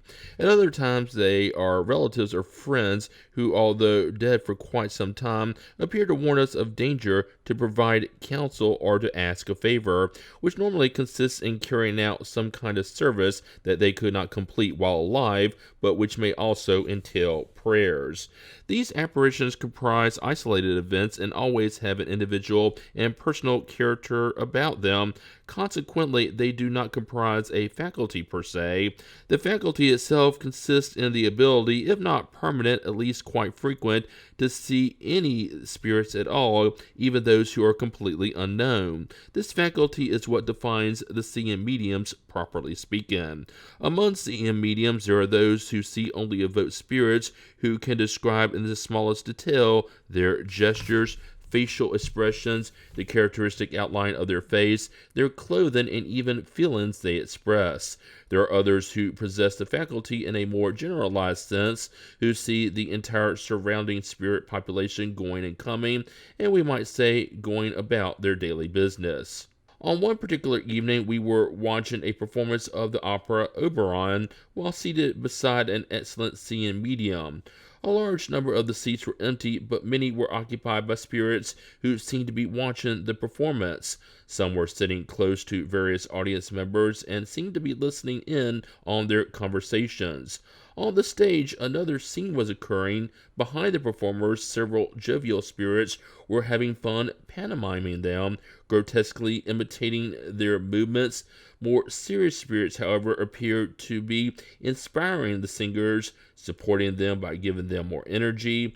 One of these stayed next to one of the principal female singers. We judged its intentions as rather frivolous, and after the curtain closed, we evoked it. Upon responding to us, it severely reproved our rash judgment.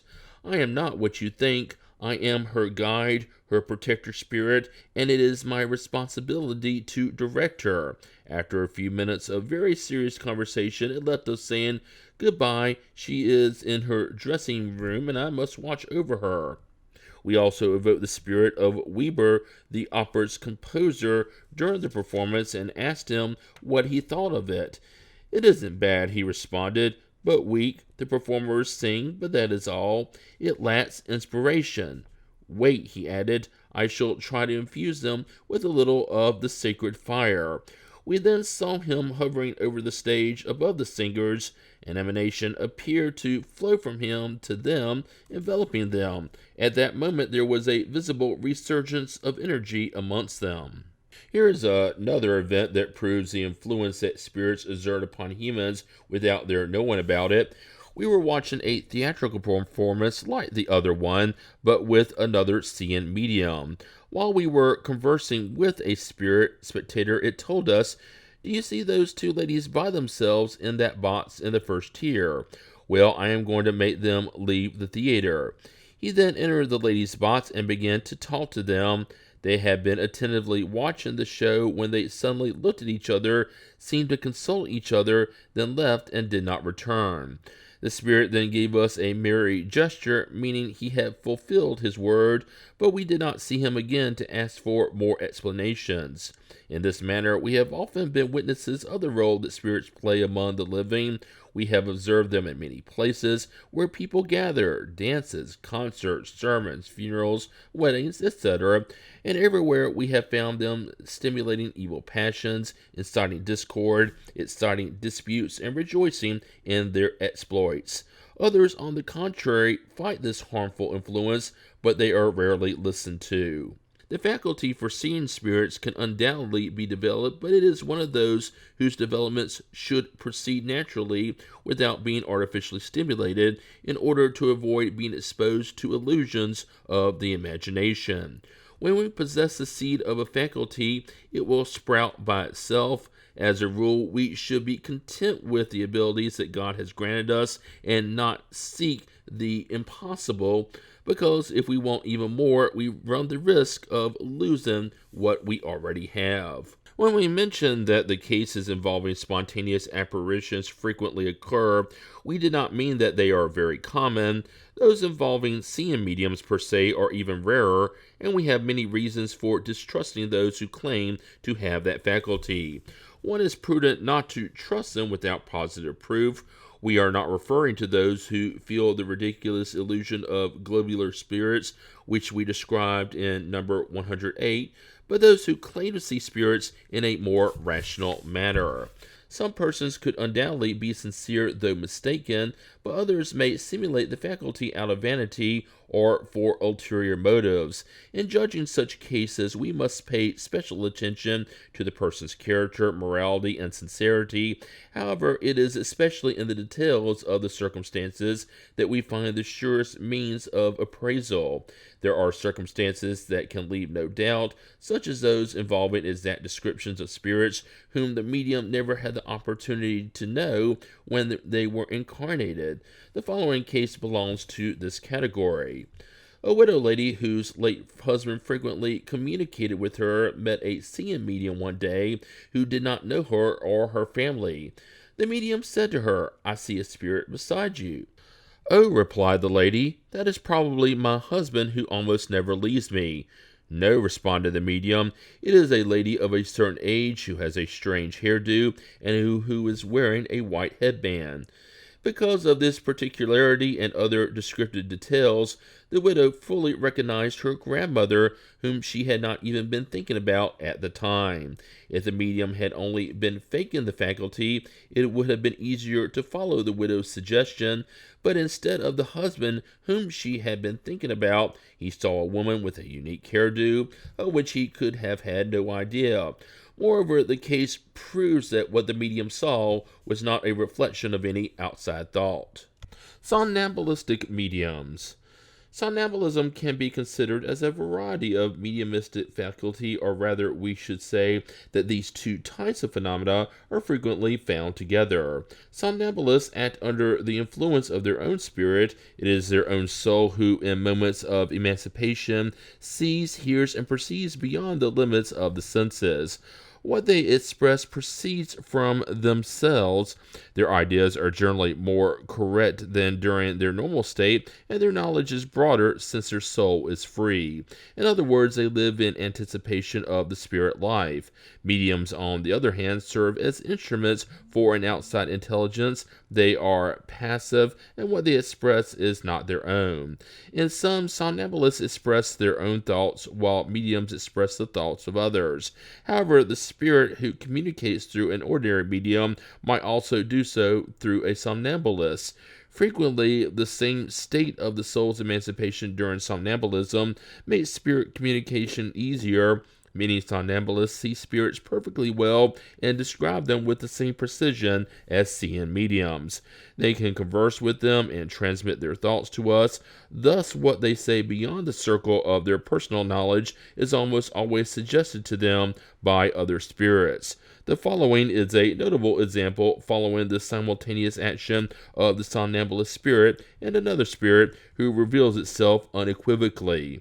One of our friends employed as a somnambulist a young boy of 14 or 15 years and of quite low intelligence and extremely limited education. In the somnambulistic state, however, he showed extraordinary lucidity and great astuteness. He displayed his abilities particularly in the treatment of diseases, having performed numerous healings that were otherwise considered incurable. One day, as he was attending a sick man, he described the illness with perfect precision. "That is not enough," he was told. "Now you must prescribe a remedy." "I can't," he responded. "My angel doctor isn't here." "Who is your angel doctor?" "The one who prescribes the remedies." "Then you yourself don't see the remedies." "Oh no, didn't I just say my angel doctor prescribes them?" Thus, in the case of this somnambulist, it was his own spirit who saw what the disease was, and it did not need any assistance. But the medical prescriptions were made by another spirit. If the latter was not present, the former could say nothing about them. By himself, he was only a somnambulist, assisted by whom he called his angel doctor. He was a somnambulistic medium. The lucidity of the somnambulistic faculty is one that depends on the organism, and so it is independent of the elevation, advancement, and moral condition of the subject. As a result, somnambulists may be very lucid but incapable of resolving certain issues if their spirit is little advanced. Somnambulists who speak by themselves may therefore say good and bad, true or false things, and use greater or lesser delicacy and scruples in their procedures, depending on the degree of elevation or inferiority of their own spirit. In these cases, the assistance of another spirit may overcome their deficiencies. However, as is the case with medium, somnambulists can also be assisted by lying, frivolous, or even evil spirits. This is where the somnambulist's moral qualities have an especially large influence in order to attract good spirits. See the Spirits Book section on somnambulism, number 425, and in this book, the chapter on the medium's moral influence. Healing mediums. We shall here only mention this variety of medium because the subject would require a much greater development than our present purposes will allow. Moreover, we have been informed that a doctor friend of ours has proposed to address the subject in a special work on intuitive medicine. We will only say that this kind of mediumship consists mainly in the gift that some people have of healing by simple touch, by a look or even a gesture without resorting to any medication whatsoever. This will certainly be regarded simply as magnetism, and it is obvious that the magnetic fluid plays a large role. However, when the phenomena is examined with due care, one may easily recognize the presence of something more. Common magnetization is a bona fide form of treatment requiring a methodical and regular sequence. In mediumistic healing, however, matters proceed in an entirely different manner. All magnetizers are able to heal to some degree if they know how to go about it correctly, but among healing mediums, the faculty is spontaneous, and they sometimes possess it without ever having heard of magnetism. The intervention of a hidden power, the characteristic of mediumship, becomes obvious in certain circumstances, especially when we consider that most of the individuals who qualify as healing mediums resort to prayer, and this prayer in itself becomes a true evocation. Following are responses we received from the spirits on the subject. 1. May we regard individuals gifted with magnetic power as forming a variety of mediumship? You should have no questions about that. 2. So mediums are intermediaries between spirits and humans, while magnetizers who draw upon their own forces do not appear to serve as intermediaries for any foreign power. That is an erroneous idea. The magnetic force belongs to the individuals, but is augmented with the help of the spirits to whom they appeal for it. For example, if you use magnetism to heal, and you evoke a good spirit who takes an interest in both you and the sick person, it augments your own forces and willpower by directing your fluids and giving them the necessary qualities. 3. Nonetheless, there are excellent magnetizers who do not believe in spirits. So you think that spirits only act upon those who believe in them. Those who magnetize for good purposes are aided by good spirits. All those with moral aspirations call to them without realizing it, in the same way that through the desire for evil and bad intentions, others call to evil ones. 4. Would magnetizers who believe in the intervention of spirits act more effectively? They could do things that would be regarded as miracles. 5. Do some individuals actually have the gift of being able to heal by simple touch without employing magnetic passes? Certainly, haven't you seen several examples? 6. Do such cases involve magnetic action or only the influence of spirits? Both. Such individuals are bona fide mediums since they act under the influence of spirits, but that does not mean that they are what you understand to be healing mediums, for example. 7. Is this power transmittable? Not the power itself, but rather the understanding of what is needed to exert it when one possesses it. There are those who would not even suspect they had this power if they did not think that it had been transmitted to them. 8. Can healing be effected through prayer alone? Yes, sometimes God allows this. However, it is sometimes for such person's own good to continue to suffer, and they then think their prayers have not been heard. 9. Are certain prayer formulas more effective than others for healing? Only superstition could attribute virtue to certain words, and only ignorant or deceitful spirits could entertain such an idea by prescribing formulas. However, for persons who are little enlightened and incapable of understanding purely spiritual matters, the use of a formula might contribute to deepening their confidence. In such a case, it is not the formula that is effective, but rather the faith that has been augmented by the belief attached to the use of the formula. Pneumatographical mediums. This designation applies to mediums who have an aptitude for obtaining direct writing, a gift that is not given to all writing mediums. This faculty has remained quite rare. It can probably be developed through practice, but as we have stated, its practical usefulness is limited to its being obvious proof of the intervention of a concealed power in the manifestations. Only experience can tell if someone possesses it. Thus, one may experiment with it just as one may inquire of a protector spirit through other forms of communication. Depending on the greater or lesser power of the medium, simple traces, symbols, letters, words, sentences, and even entire pages may be obtained. All that is usually required is to place a sheet of folded paper somewhere or in a place designated by the spirit for 10 or 15 minutes or a bit longer. Prayer and meditation are essential. Thus, we consider it impossible for it to work in non-serious meetings or where persons are not animated with sentiments of affinity and benevolence. See the explanation of direct writing, Chapter 8, Laboratory of the Invisible World, Numbers 127, and Chapter 12, Pneumatography. We will address writing mediums in particular in the chapters that follow. Part 2, Chapter 15, Writing or Psychographic Mediums. Of all the forms of communication, manual writing is the simplest, the most convenient, and especially the most complete. All efforts should be made to develop it, for it enables relationships to be established with spirits that are as lasting and regular as those we maintain amongst ourselves. We stress its use so highly because it is the method through which spirits best reveal their nature and the degree of their elevation or lowliness. Through the ease with which they can express themselves in this way, they provide us with knowledge of their inmost thoughts, enabling us to evaluate them and determine their true worth. Moreover, for the medium, this faculty is the most susceptible of being developed with practice. Mechanical mediums. If we examine certain effects that manifest in the movements of a table, a basket, or planchette that writes, we will have no doubt that a spirit is exerting a direct action upon these objects. The basket sometimes moves about so violently that it jumps from the medium's hands. At other times, it will move towards certain individuals in the circle in order to strike them. At other times, its movements display affection.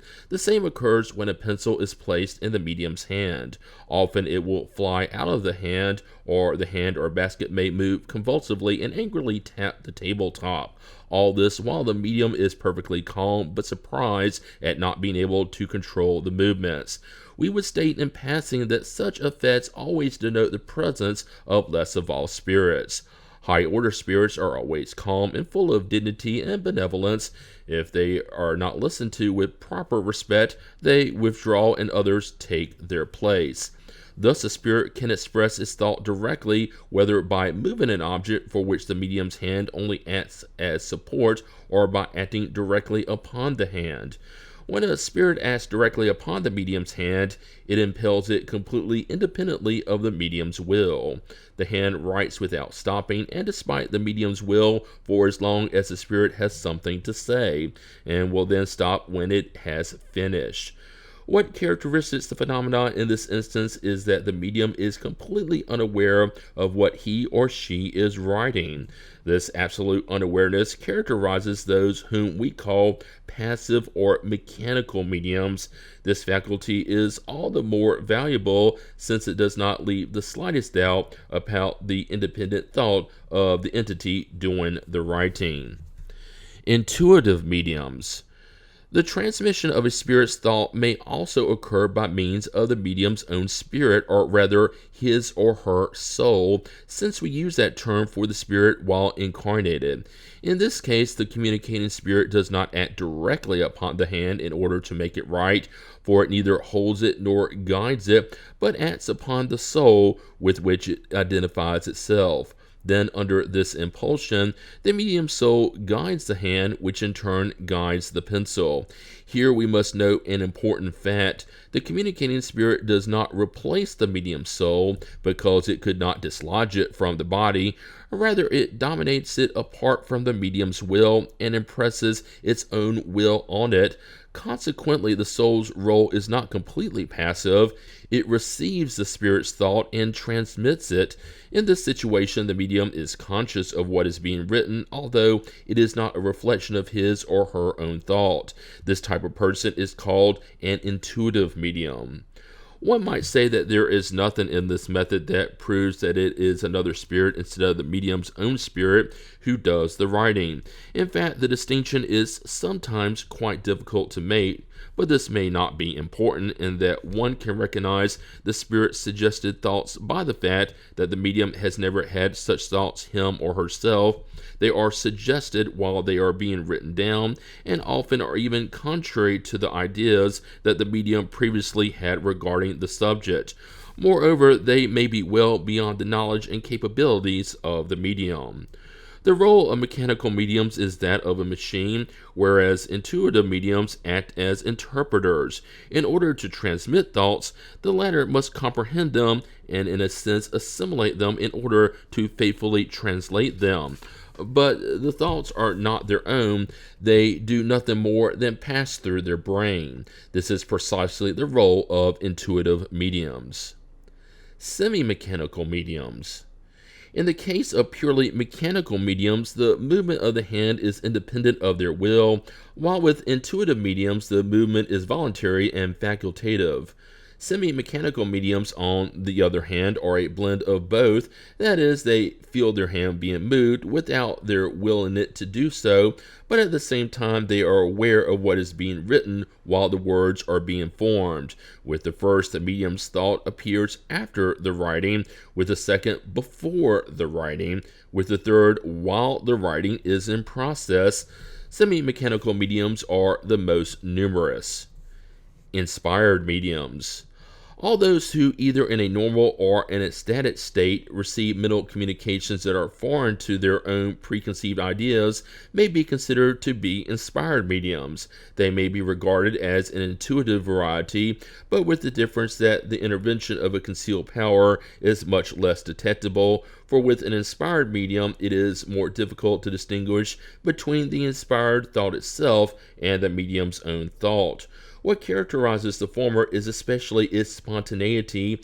We may receive inspiration from spirits who influence us either for good or evil, but it is mainly the help of those who want what is good for us, whose counsels we most often fail to follow. This applies to all the circumstances of our life and the decisions we must make. In this sense, we could say that all are mediums, since there are none who do not have their protector and familiar spirits who do everything they can to transmit good thoughts to their wards. If everyone were convinced of this truth, they would more frequently draw upon the inspiration of their guardian angel in moments when they do not know what to say or do. Let us fervently and confidently evoke our protector spirit in times of need, and we will more assiduously wonder at the ideas that arise as if by magic, whether for help in making a decision or in something to be done. If no idea arises immediately, then all we must do is wait. The proof that we are dealing with a suggested idea is precisely in that if it were our own, it would always have been at our disposal, and there would have been no reason for it not to have manifested at our beck and call. Those who are not blind only need to open their eyes whenever they want to see. In the same way, those who have their own ideas always have them at their disposal, but if they do not surface when they want them, it is because they must go in search of them outside themselves. In this category, we may also include persons who, without being gifted with exceptional intelligence and without leaving their normal state, have flashes of intellectual lucidity that endows them with surprising ease of conception and elocution, and in certain cases a presentiment about the future. At such times, which we rightly call inspirational, ideas abound and follow upon one another in an involuntary and almost feverish impulse. It seems like a higher intelligence has come to our aid, and that our spirit has been freed of a great burden. All geniuses, artists, scholars, and literati are undoubtedly advanced spirits with the ability to comprehend and conceive of great things, and it is precisely because spirits judge them as possessing such abilities that whenever they want to accomplish certain deeds, they suggest the necessary ideas to them. It is thus that in most instances they are mediums without realizing it. Nevertheless, they have a vague intuition of being assisted, for those who appeal for inspiration actually make an evocation. If they expect not to be heard, why would they often exclaim, "My guardian angel, help me"? The following responses confirm this assertion. 1. What is the primary cause of inspiration? Mental communication from a spirit. 2. Is inspiration only meant for great revelations? No, it is almost always meant for the most common life circumstances. For example, you want to go somewhere and a secret voice tells you not to because you would meet with great danger, or this voice suggests that you do something that you had not thought of. This is inspiration. There are very few people who have not been inspired on many occasions. 3. In moments of inspiration, can writers, painters, or musicians, for example, be regarded as mediums? Yes, because in such moments their soul is freer and more separate from matter, and thus it recovers part of its faculties as a spirit and more easily receives communications from other spirits who inspire it. Prescient mediums. A presentiment is a vague intuition about future events. Certain individuals possess this faculty to different degrees of development. It may be regarded as a type of second sight that enables them to see the consequences of the present and the natural chain of events. But they are also often the results of concealed communications, and it is particularly in these instances that the individuals so gifted may be called prescient mediums, who comprise a variety of inspired medium. Part 2, Chapter 16, Special Mediums. Special aptitudes of mediums. Besides the mediumistic categories already enumerated, mediumship offers infinite varieties that include what may be called special mediums, those gifted with still undefined particular aptitudes apart from the qualities and knowledge of the manifesting spirit. The nature of the resulting communication is always related to the nature of the spirit and bears the stamp of its degree of evolution, its wisdom, or its ignorance, but in spite of similarities among spirits of the same degree on the hierarchical scale, there is undeniably a tendency for each spirit to occupy itself with a particular specialty. Spirits who produce raps, for example, rarely depart from physical manifestations, while among those who provide intelligent manifestations, there are spirits who are poets, musicians, painters, scholars, moralists, physicians, etc. We are referring to spirits of an average order because in a more elevated degree of the hierarchy, the aptitudes blend into the unity of perfection. However, alongside the aptitude of the spirit itself is the aptitude of the medium, the instrument that may be either more appropriate and flexible or less so, and in which the spirit discovers individual qualities that we cannot always appraise. Let us make a comparison. A very skillful musician has several violins at his disposal, which to the ordinary person all appear to be good instruments, but among which the consummate artist can tell a big difference, perceiving extremely delicate nuances that will enable him to choose some and reject others. Nuances that he perceives by intuition without being able to define them. The same applies to mediums, despite the quality of their state as to mediumistic potency. A spirit will nevertheless prefer one over another according to the type of communications it wishes to transmit. As a result, we see, for example, mediums under the influence of a spirit who writes admirable poetry even though they themselves had never been able to make verse in their ordinary state. Others, on the contrary, are normally poets, but as mediums they only write prose in spite of their desire to write poems. The same happens with paintings, music, etc. These are mediums who, without possessing scientific knowledge, are most capable of receiving communications of this nature. Others are more skillful at historical studies. Others more easily serve as interpreters for moralist spirits. In a word, whatever the medium's flexibility may be, the communications he or she receives most generally have a special stamp. Furthermore, there are those who never leave a determined circle of ideas, and when they try to do so, they only receive incomplete, laconic, and often erroneous communications. Besides the issue of aptitudes, spirits also prefer to communicate through this or that medium according to the affinity between them. Thus, in spite of an obvious similarity of conditions, the same spirit will be more explicit through certain mediums solely because they are better suited to it. It would be wrong to expect to receive good kinds of communication of every variety just because we have a good writing medium at our disposal. The first condition is undoubtedly to be sure about the source of the communications, which means the qualities of the spirit who transmit them. However, we must no less surmise the qualities of the mediumistic instrument offered to the spirit. We must therefore study the nature of the medium as well as that of the spirit, because they are both essential elements for a satisfactory satisfactory result. There is, however, a third element that is equally important: the intent, the inner thought, and the degree of praiseworthiness of whoever interrogates the spirit. This is easy to understand.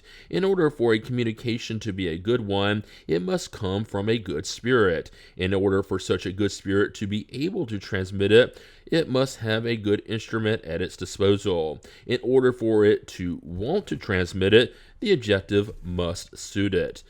The spirit who reads through surmises whether the proposed question deserves a serious response and whether the person who formulates it is worthy of a response. If not, it does not waste time sowing seeds among the stones. That is, when frivolous and mocking spirits take action, because since they are little concerned about the truth, they do not analyze the subject as they should and are generally as little scrupulous about the means as about the ends. Let us now summarize the principal kinds of mediumship in the form of a sort of synoptic table comprised of those that have already been described in the preceding chapters, indicating the paragraph numbers in which they are treated in more detail. We have grouped the similar mediumistic varieties according to the similarities of cause and effect, but this classification is in no way absolute. Some are found quite often, others, to the contrary, are rare and even exceptional, a fact which we have been careful to point out.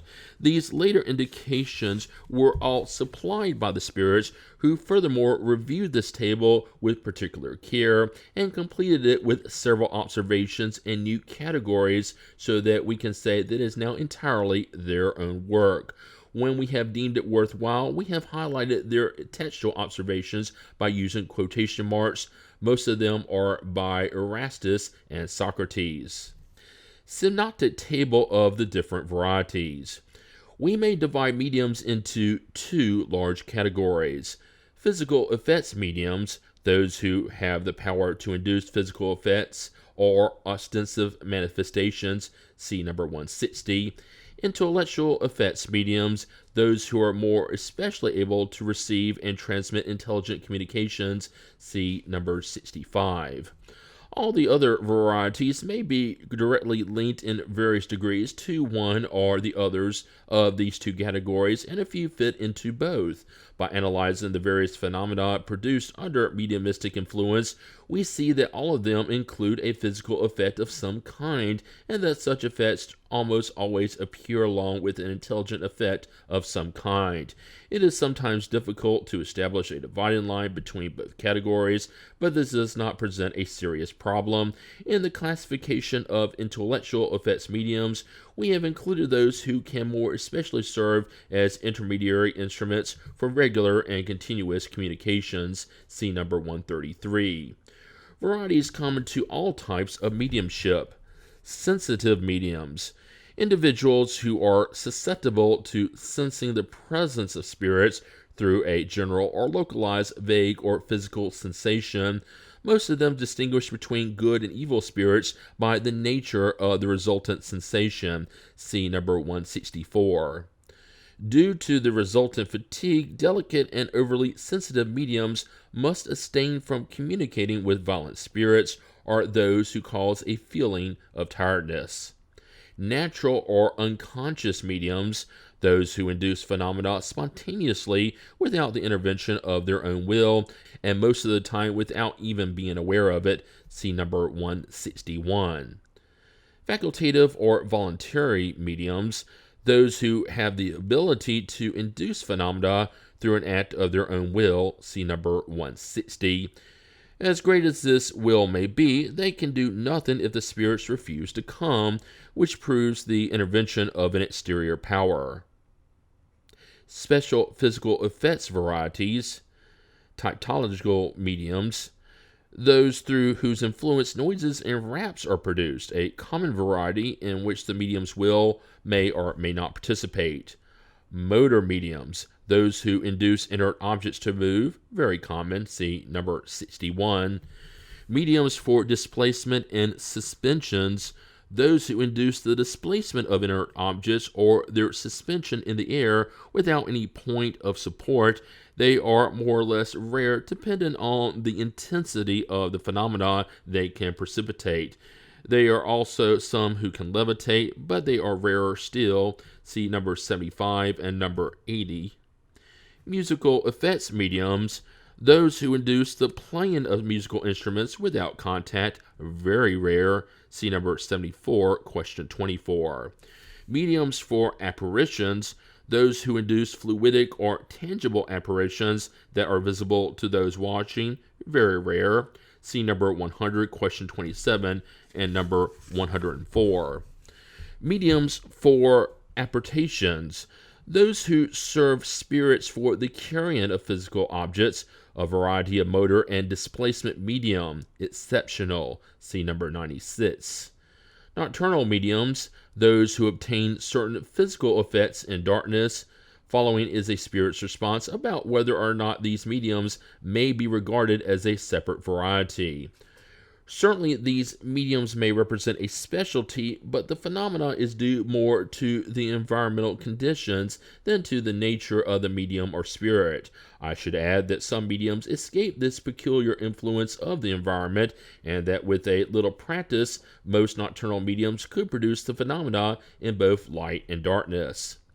This variety of medium is not very common, and we must make it clear that it is due to this requirement for darkness that allows for complete freedom to employ trickery, ventriloquism, and acoustic tubes, by which charlatans have frequently duped the credulous by passing themselves also as mediums in order to get money.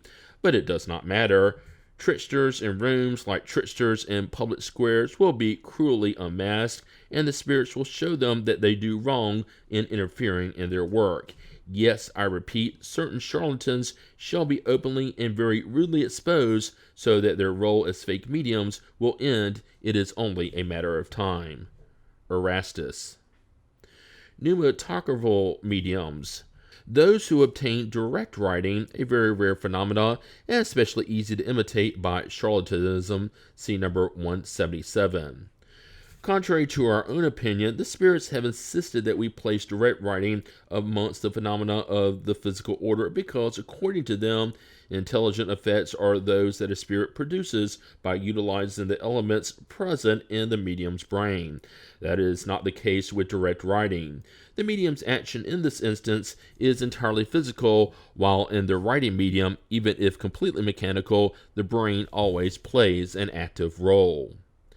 Healing mediums, those who have the ability to cure or alleviate illnesses by the imposition of hands or through prayer. This faculty is not essentially mediumistic because all true believers possess it whether they are mediums or not. It is frequently no more than the over-excitation of the magnetic power, which is strengthened, if needed, by the participation of good spirits. See number 175. Developer mediums, those who have the ability to develop the writing faculty in others through their influence. There is more of a magnetic effect than a mediumistic one per se, for it does not indicate the actual intervention of a spirit. In any case, it belongs to the order of physical effects. See chapter on the formation of mediums. Special intellectual effects mediums, various aptitudes. Hearing mediums, those who hear spirits, very common. See number 165. There are many individuals who fancy that they hear something that really only exists in their own imagination. Speaking mediums, those who speak under the influence of spirits, very common. See number 166. Seeing mediums, those who see spirits while awake. The accidental and fortuitous sight of a spirit in a determined circumstance is very frequent, but the habitual or facultative seeing of spirits without any distinction is exceptional. See number 167. The present condition of your physical organism opposes this aptitude. Thus, it is always prudent at first not to believe those who say they see spirits. Inspirational mediums, those who receive thoughts suggested by spirits, usually without being aware of it, whether for the ordinary matters of life or for great intellectual works. See number 182. Prescient mediums, those who in certain circumstances have a vague intuition of future common occurrences. See number 184. Prophetic mediums, a variety of inspirational or prescient medium who receive with God's permission and with greater precision than prescient mediums a revelation of future events of general interest and who are charged with transmitting it to others for instructive purposes. If there are true prophets, there are also false ones who take the delusions of their own imaginations to be revelations, whereas they are in fact pretenders passing themselves off as prophets out of ambition. See number 624 of the Spirit's book concerning the characteristics of a true prophet. Somnambulistic mediums, those who are assisted by spirits while in a somnambulistic trance. See number 172. Ecstatic mediums, those who receive revelations from spirits while in a state of ecstasy. Many ecstatics are victims of their own imagination and of deceiving spirits who take advantage of their heightened state. There are very few who merit complete trust. Painting or drawing mediums, those who paint or draw under the influence of spirits. We are referring to those who obtain serious works because we could not apply this name to certain mediums whom mocking spirits cause to produce grotesque works that the least experienced student could disavow. Frivolous spirits are great imitators. When the famous drawings of Jupiter appeared, a large number of alleged drawing mediums arose, with whom mocking spirits had great fun by making them produce the most ridiculous things. One of these spirits, in order to eclipse the drawings of Jupiter, if not in quality, then at least in quantity, caused a medium to draw a monument that required so many sheets of paper that they could be stacked to the height of a 2-story building. Many other mediums were made to draw supposed portraits that were merely caricatures. See Revue Spirite, August 1858. Musical mediums, those who compose or perform music under the influence of spirits. There are mechanical, semi-mechanical, intuitive, and inspirational musical mediums. There are also literary mediums of the same nature. See the section on musical effects mediums. Varieties of writing mediums. 1. According to the method of execution, writing are psychographical mediums, those who have the ability to write by themselves while under the influence of spirits. Mechanical writing mediums, those who write by receiving an involuntary impulse of their hand without being conscious of what they are writing. Very rare. See number 179. Semi-mechanical mediums, those who write under an involuntary impulse of their hand, but who are immediately conscious of the words and sentences they are writing, the most common. See number 181. Intuitive mediums, those who receive communications from spirits mentally, but who write by their own will. They differ from inspirational mediums, who do not necessarily have to write. Intuitive mediums, on the other hand, register thought, which is rapidly suggested concerning a specific topic. See number 180. These are quite common, but they are also very prone to error because they often cannot discern what comes from the spirit from what comes from themselves. Polygraphical mediums, those who change their handwriting according to the communicating spirit, or who have the ability to duplicate the handwriting that the communicating spirit exhibited during its lifetime. The former is very common, the latter, identical handwriting, is rarer. See number 219. Polyglot mediums, those who have the faculty of speaking or writing in unknown languages, very rare. Illiterate mediums, those who write only as mediums since they can neither read nor write in their normal state. Much rarer than the preceding types, there is a greater physical difficulty to overcome. 2. According to the development of the faculty. Novice mediums, those whose faculties are not yet completely developed and who do not yet possess the necessary experience. Unproductive mediums, those who only receive unimportant things, monosyllables, letters, or strokes. See chapter on the formation of mediums. Developed or fully formed mediums, those who have their mediumistic faculties fully developed and who transmit communications easily, rapidly, and without hesitation.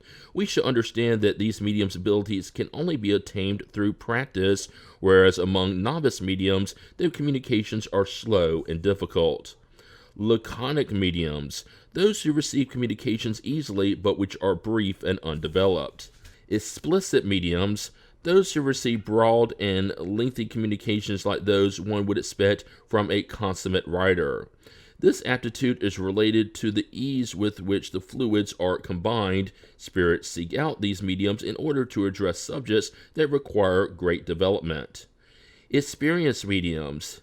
Ease of writing is a matter of practice and can be obtained relatively quickly, whereas experience is the result of seriously studying all the difficulties that may arise in the practice of Spiritism.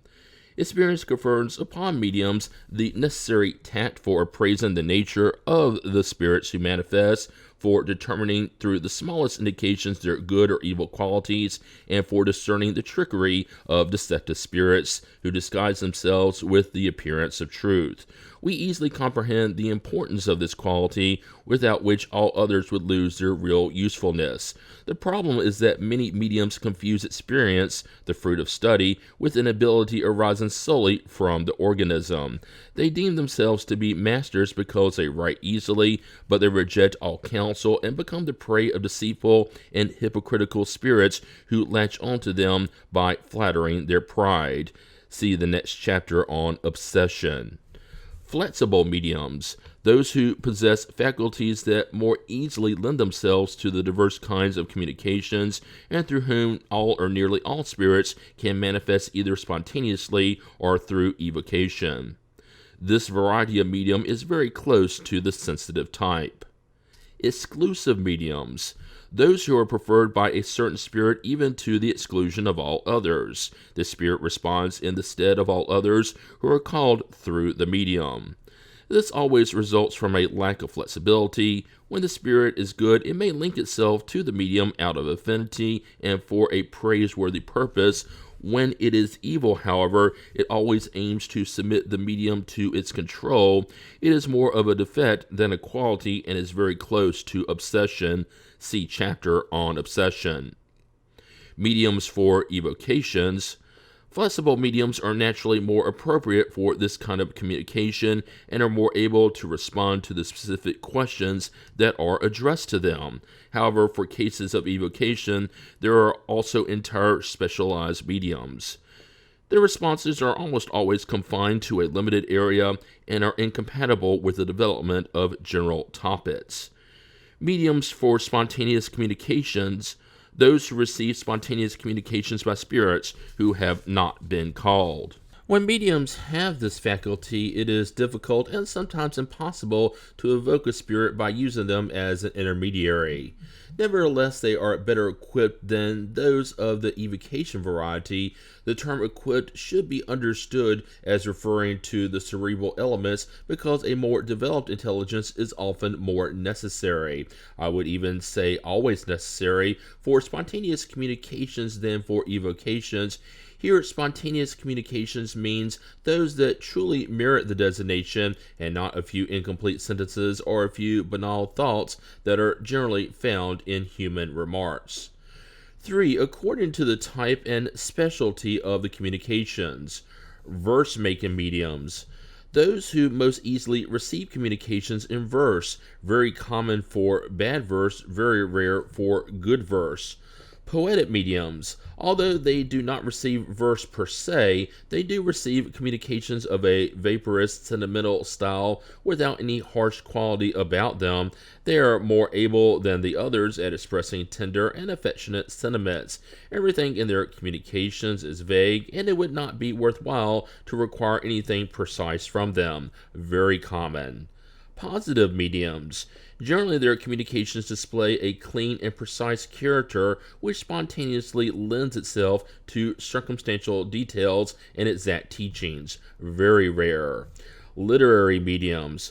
Those who do not display the vague tone of poetic mediums or the down-to-earth tone of positive mediums, but who write with sagacity. Their style is correct, elegant, and frequently of notable eloquence.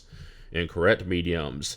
Those who obtain very good communications and thoughts displaying irreproachable morality, but whose style is diffuse, incorrect, and full of repetitions and improper terms.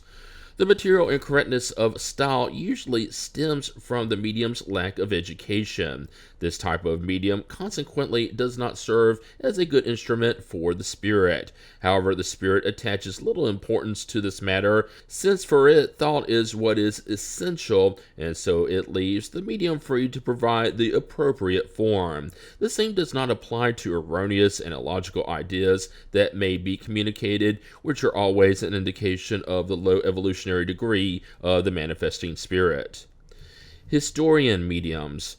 Those who have a special aptitude for historical dissertations, like all others, this faculty does not depend on the medium's own knowledge, for there are uneducated individuals, even children, who address subjects far beyond their reach, a rare variety of positive medium. Scientific mediums. We do not say scientists because these may be very uneducated. Despite this, however, they are especially able to receive communications related to the sciences. Medical mediums. Their specialty is that of most easily serving spirits as interpreters for medical prescriptions. They must not be confused with healing mediums because they do nothing more than transmit the spirit's thought and do not exert any influence in and of themselves. Quite common. Religious mediums. Those who more especially receive communications of a religious character or address questions related to religion, notwithstanding their own beliefs and practices. Philosophical moralist mediums.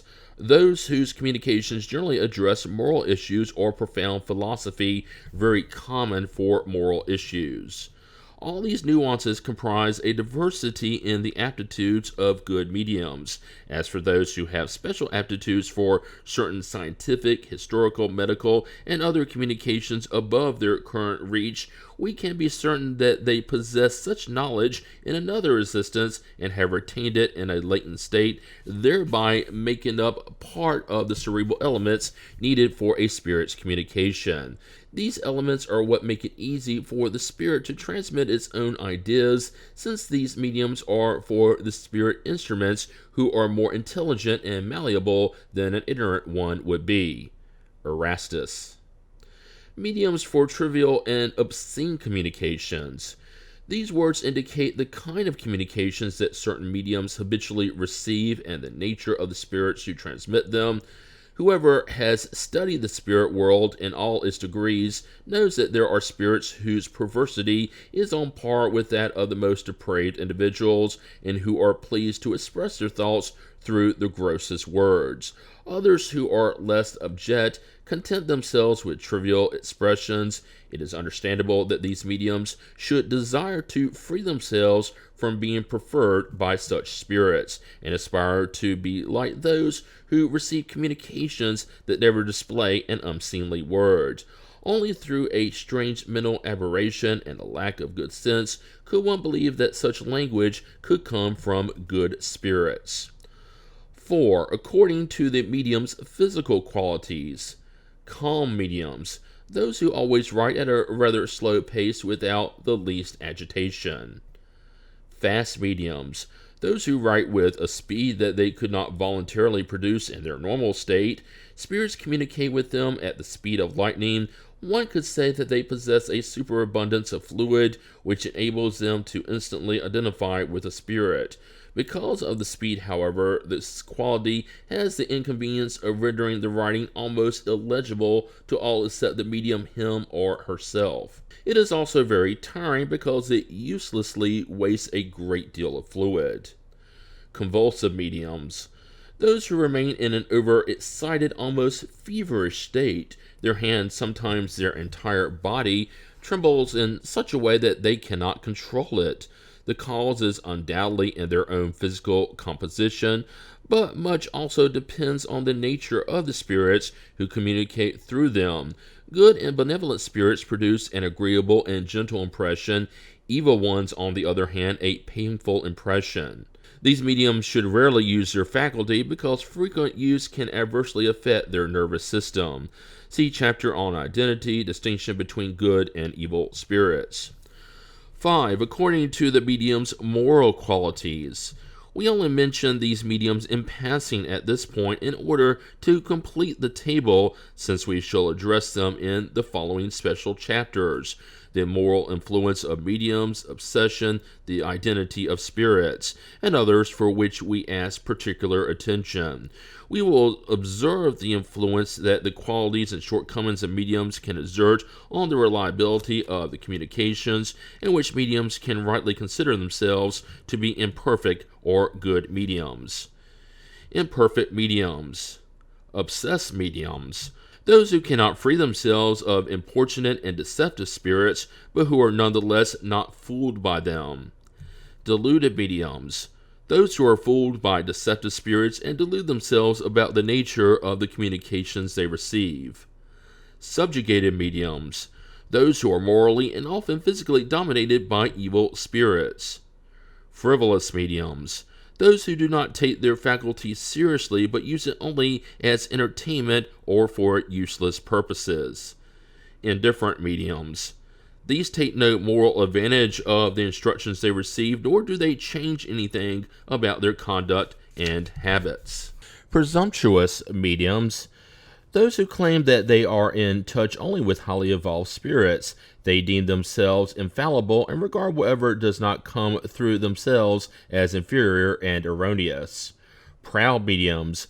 Those who flatter themselves because of the communications they receive. They think they have nothing more to learn about Spiritism and do not take to heart the lessons they frequently receive from spirits. They are not content with the faculties they currently possess. They want all of them. Susceptible mediums.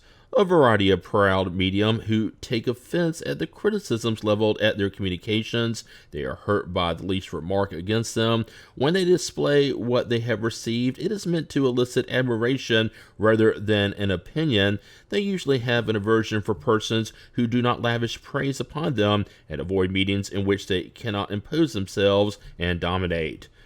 Let them strut about elsewhere and seek a more complacent audience, or let them keep entirely to themselves. Meetings without their presence lose nothing. Erastus. Mediums for hire. Those who exploit their faculties. Ambitious mediums. Those who, even though they do not actually sell their abilities, nonetheless hope to get something for them. Bad faith mediums. Those who, despite having real abilities, pretend to have others in order to appear more important. However, we cannot label as mediums those persons who, having no mediumistic faculty whatsoever, only produce false phenomena through charlatanism. Selfish mediums. Those who only employ their abilities for their own use and keep the communications they receive to themselves. Jealous mediums. Those who regard with spite those mediums who are more appreciated and more highly developed. All these bad qualities necessarily have their counterpart in good mediums. Good mediums. Serious mediums. Those who only use their abilities for the good and for truly useful purposes. They regard it as a profanation to put them at the service of curious and indifferent persons or for useless purposes. Modest mediums. Those who attribute no merit to themselves for the communications they receive, no matter how good they may be. They feel foreign to the communications and do not imagine themselves to be beyond deception. Instead of running from impartial criticism, they ask for it. Devoted mediums. Those who understand that true mediums have a mission to fulfill and that when necessary, they must sacrifice their lights, habits, pleasures, time, and even their material interests for the good of others. Trustworthy mediums. Those who, besides the ease with which they receive communications, merit great confidence due to their own character and the elevated nature of the spirits who assist them. They are less likely to be deceived. Later, we shall see that this trustworthiness has nothing to do with the respectability of the names taken by spirits. It is undeniable, and you must well understand that by exposing the qualities and defects of mediums in this way, you will provoke annoyance and even animosity on the part of some. But what does it matter? Mediumship is expanding more and more, and mediums who were to take these remarks badly would only show that they are not good mediums, which means that they are actually assisted by less evolved spirits. Moreover, as I have already stated, All this shall quickly pass, and bad mediums who abuse their abilities or put them to bad use will suffer sad consequences, as has already been the case with some.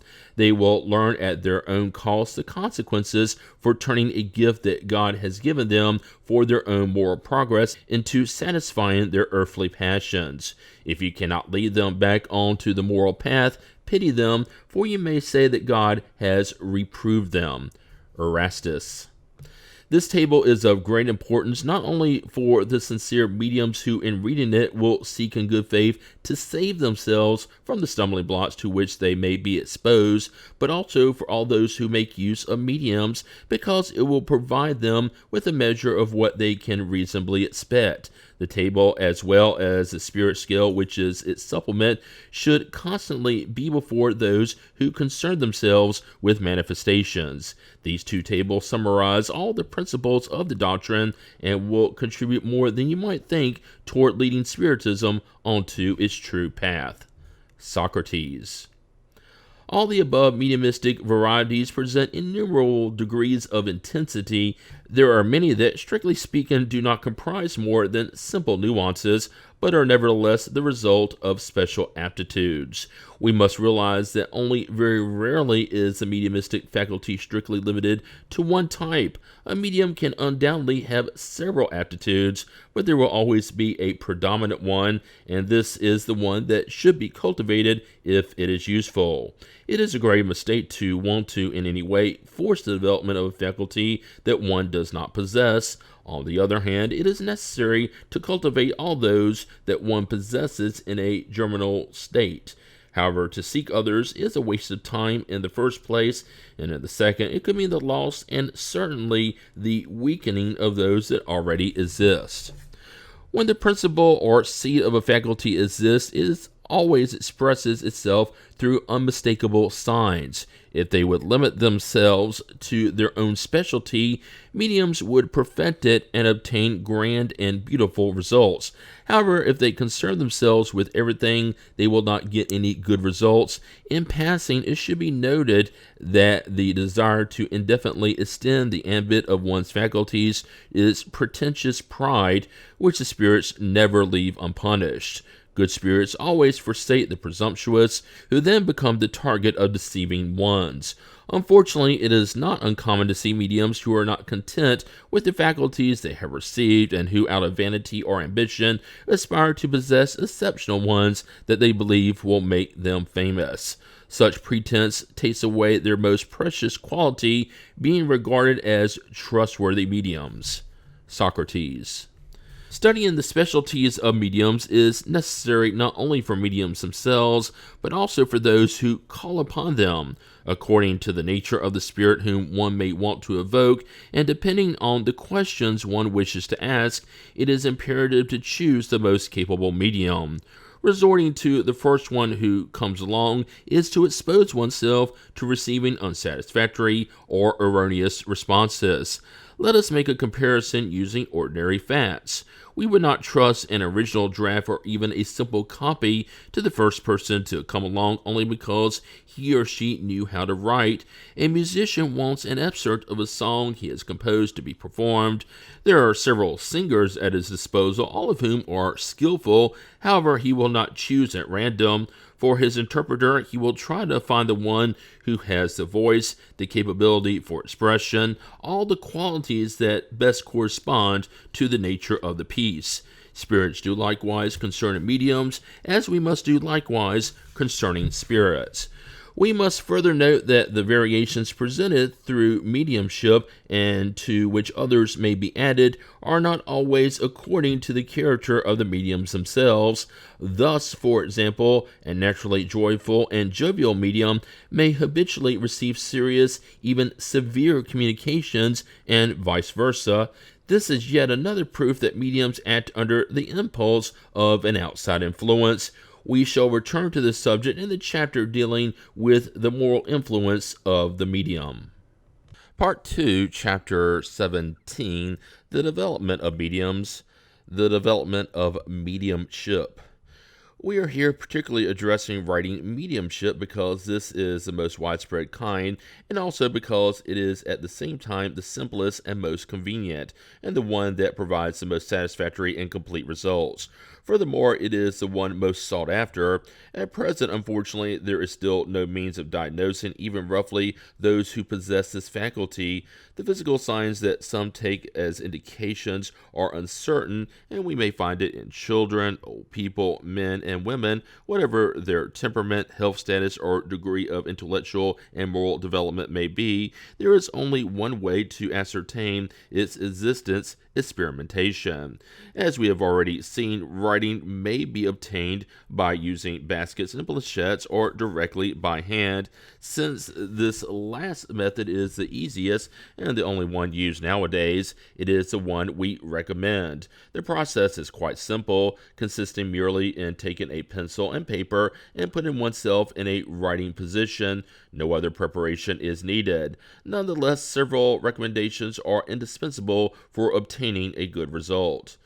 As for the physical conditions, we recommend avoiding anything that might impede the free movement of the hand. It is preferable that it not entirely rest upon the paper. The point of the pencil should maintain enough contact to write, but not so much as to offer any resistance. All these precautions are of no import, however, when the medium begins to write fluently, for then no obstacle at all can deter the hand. They are only preliminaries for the beginner.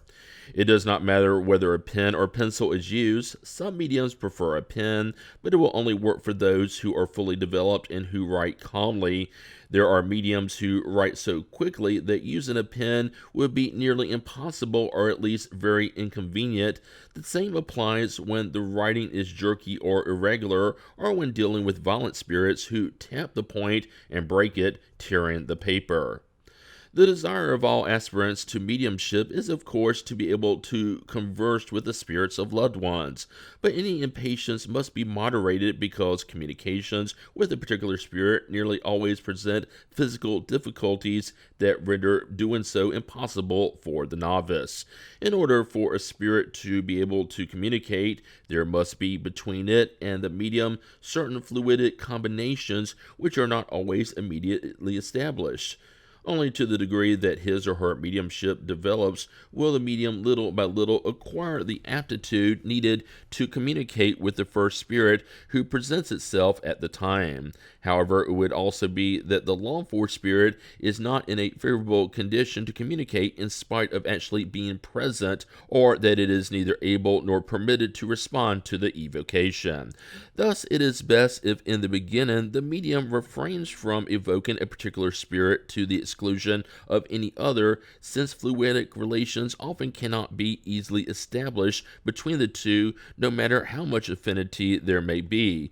Consequently, before thinking about receiving communications from this or that spirit, it is first necessary to develop the faculty by making a generalized evocation, and especially by addressing one's guardian angel.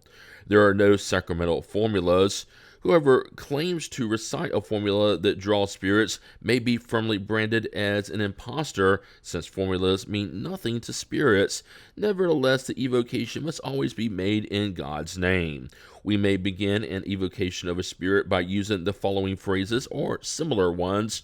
I pray that Almighty God will allow a good spirit to communicate with me by causing me to write. I also pray to my guardian angel to assist me and protect me from evil spirits.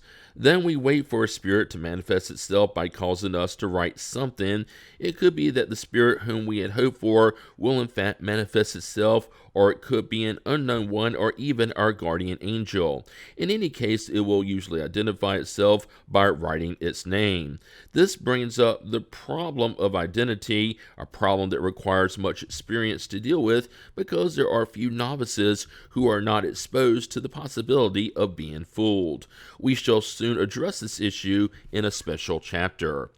When we want to call certain spirits, it is essential that we first address those whom we know to be good and attuned to us, and who might have a reason to answer, such as relatives and friends. Thus, we might make an evocation along these lines. In the name of Almighty God, I pray that the spirit of name will communicate with me, or I pray to Almighty God to allow the spirit of name to communicate with me, or other words to that effect.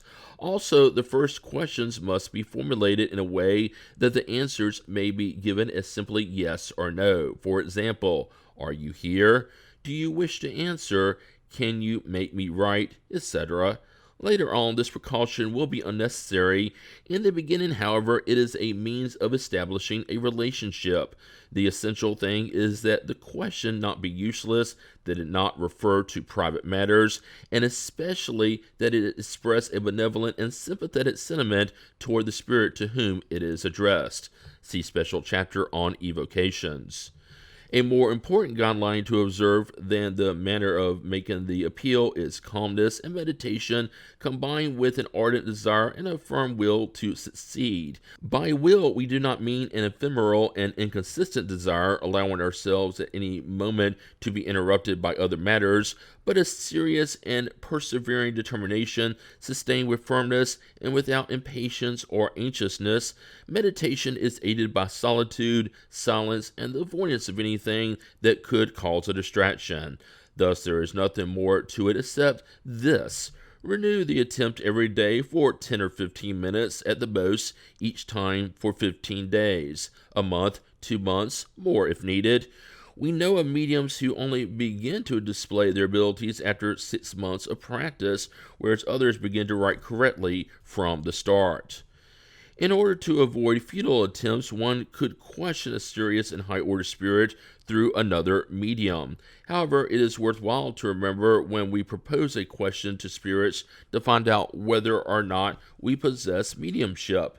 They almost always answer in the affirmative, which nevertheless does not mean there will not be many unfruitful attempts.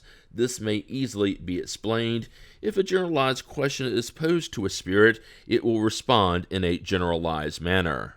We know that nothing is more flexible than the faculty of mediumship, for it may appear under the most varied forms and to the most diverse degrees. Thus, one may be a medium without realizing it, or in a different sense than one would expect. To the vague question, am I a medium? The spirit will respond yes. To the more precise question, am I a writing medium? It might respond no. One must also take the nature of the spirit being questioned into account. There are spirits who are so frivolous and so ignorant that they respond at random like true harebrains. That is why we advise addressing enlightened spirits who usually willingly respond to one's questions and point out the best course to follow if there is to be a possibility of success. An approach that almost always yields good results is the use of a good, flexible, and already developed medium as a temporary aid. If this medium places his or her hands or fingers upon the hand that is to do the writing, it is rare that it will not begin to move immediately. We may easily understand what occurs in such an instance. The hand holding the pencil becomes a kind of appendage of the medium's own hand, much like a basket or a planchette. However, this does not mean that exercise is not very useful when employed, because if it is repeated frequently and regularly, it will help to overcome any physical obstacles and enable the faculty to develop. It is also sometimes sufficient to intently magnetize the arm and hand of the one who desires to write. Often, all the magnetizer has to do is place his or her hand on the person's shoulder. We have seen individuals immediately begin to write under such influence. The same effect may be obtained without any contact whatsoever and by a simple effort of the will. It is easy to understand that the confidence of the magnetizer in his or her ability to produce such a result must play a large role, and that an incredulous magnetizer will exert a weak influence or none at all. The help of experienced guides is also sometimes very useful to point out a number of small precautions that novices usually neglect to the detriment of the speed at which they progress. It is especially useful for these guides to inform novices as to the nature of their first questions and the way in which they should be asked. Their role is that of a teacher who is no longer needed when the student becomes sufficiently skillful. Another method that can also contribute a great deal to the faculty's development consists in gathering a certain number of individuals together who are all animated with the same desire and intent. While waiting in absolute silence and spiritual meditation, they all simultaneously experiment with writing, each appealing to his or her guardian angel or to some sympathetic spirit.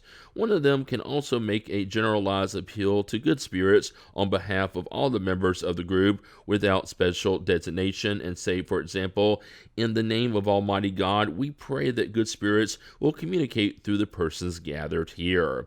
It is rare that among them there are not a few who promptly show signs of mediumship or who even write fluently in just a short time. It is easy to understand what occurs in such an instance. Individuals gathered together for the same purpose form a collective whole whose power and sensitivity increases through a kind of magnetic influence which aids the faculty's development. Among the spirits attracted by this assembly of wills, there are those who find the instrument that best suits them in the midst of the participants. If it is not one, then it will be another. The method should be particularly employed by spiritist groups that have no mediums available or that do not have them in sufficient number. Means have been sought for finding processes for developing mediums as well as means for diagnosing mediumship. However, at present we know of no other means that are more effective than the ones we have just prescribed. By supposing that the obstacle to developing the ability is entirely physical, some individuals attempt to overcome it through a kind of gymnastics that can almost dislocate the arm and the head. We will not describe this process, which has come to us from across the Atlantic, not only because we have no proof of its effectiveness, but because we are convinced that it could actually be dangerous to delicate constitutions by harming the nervous system. If the seeds of the faculty are not there, nothing will work, not even the use of electricity, which some have already employed without success. Faith is not an obligatory condition for beginners. There is no doubt that it aids the effort, but it is not indispensable. Pure intentions, desire, and goodwill are enough. We have seen completely disbelieving persons become startled at writing without wanting to, while sincere believers cannot produce a single thing, which shows that the faculty is somehow related to organic predispositions. The first indication of the ability to write is a sort of quivering in the arm or hand. Little by little, the hand is seized by an impulse that it cannot control. Almost always in the beginning, only meaningless symbols are traced. Later, the characters become more precise, and finally, the writing progresses to end up acquiring the necessary speed. In all cases, however, it is always necessary to abandon the hand to its natural movement. That is, the hand should be neither hindered nor assisted. Some mediums write fluently and easily from the start, sometimes even from the very first session, but that is quite rare. Others, for a long time, only succeed at strokes and handwriting exercises. The spirits say that it is to loosen up their hand. If these exercises are too prolonged or degenerate into meaningless scratches, it is undoubtedly a spirit having fun, because good spirits do nothing useless. In such a case, the fervor in appealing to the good spirits should be doubled. If despite this there is no change, one should stop once one notices that nothing worthwhile is going to occur. One may make a daily attempt, but should stop at the first equivocal symbol in order not to provide an opportunity for mocking spirits. One spirit added to these observations: there are mediums whose faculty cannot go beyond such symbols. When after a few months they obtain nothing more than insignificant responses such as a yes or a no, or isolated letters, it would be useless to persist and a waste of paper. These are mediums, but unproductive ones. Moreover, the first communication should only be considered as mere exercises that are entrusted to secondary spirits, a reason for not attributing anything more to them beyond a mediocre value. They should be regarded as spirits employed, so to speak, as writing masters who train the novice medium. We should never believe that high-order spirits would lead the mediums to perform these preparatory exercises. In addition, if the medium does not have a serious objective, these preparatory spirits may remain and attach themselves to him or her. Nearly all mediums pass through this test in order to develop. It is their responsibility to win the affinity of truly highly evolved spirits. The main difficulty encountered by most novice mediums involves having to deal with less evolved spirits, and they should consider themselves fortunate when such spirits are merely frivolous. All their attention should be employed not to allow them to gain a foothold, for once they are firmly attached, it is not always easy to break free of them. This is of paramount importance, especially at the beginning, in which, without taking the necessary precautions, it is possible to lose the fruits of the finest abilities. The first precaution is for mediums to arm themselves with sincere faith under the protection of God, asking the assistance of their guardian angel. This spirit is always good, whereas familiar spirits who are attuned to the good or bad qualities of the medium may be frivolous or even evil. The second precaution is for them to dedicate themselves with scrupulous care to recognizing, through all the indications that experience offers, the nature of the first communicating spirits whom it is always prudent to distrust. If the indications are suspect, they should fervently appeal to their guardian angel and repel the evil spirit with all their might in order to discourage it by showing that it cannot deceive them. That is why a study of the doctrine beforehand is indispensable if the medium intends to avoid the trouble that is inseparable from a lack of experience. Fully developed instructions for this matter may be found in the chapters on obsession and the identity of spirits. Here we will limit ourselves to stating that besides language, we can consider infallible indications of less evolved spirits as including all useless or childish signs, figures, and symbols, and any kind of bizarre, irregular, and intentionally malformed writing, whether exaggerated in size or ridiculous and unusual in form. Nevertheless, the writing can be very bad, even barely legible, without being unusual, a fact that might depend more on the medium than the spirit itself. We have seen mediums who are so badly deceived that they measure the superiority of the spirits by the size of the letters, assigning great importance to well-formed ones that appear to be imprinted characters, a childishness that is really incompatible with true superiority. If mediums must avoid unwillingly falling under the dominance of evil spirits, they should even more avoid voluntarily handing themselves over to them. An uncontrolled desire to write should not lead them to believe in the first spirit that comes along, not even with the intention of freeing themselves from it later on when it no longer serves them. Anyone will suffer the consequences of asking for assistance in any matter whatsoever from an evil spirit, who may demand a very steep price for its services. Some individuals who have become impatient with their mediumistic development because it seems to be progressing too slowly get the idea of seeking the help of any spirit whatsoever, even an evil one, planning to send it away later on. Many are quickly answer and immediately begin to write.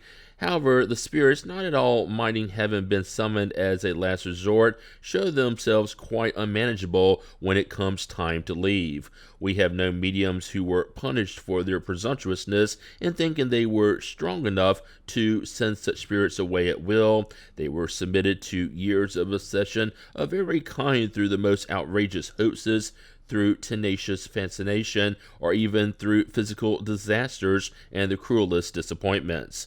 The spirit at first showed itself to be plain evil, but later it became hypocritical by trying to make the medium believe that it had reformed, or by pretending that it was actually under the power of the medium, who could supposedly expel it whenever desired.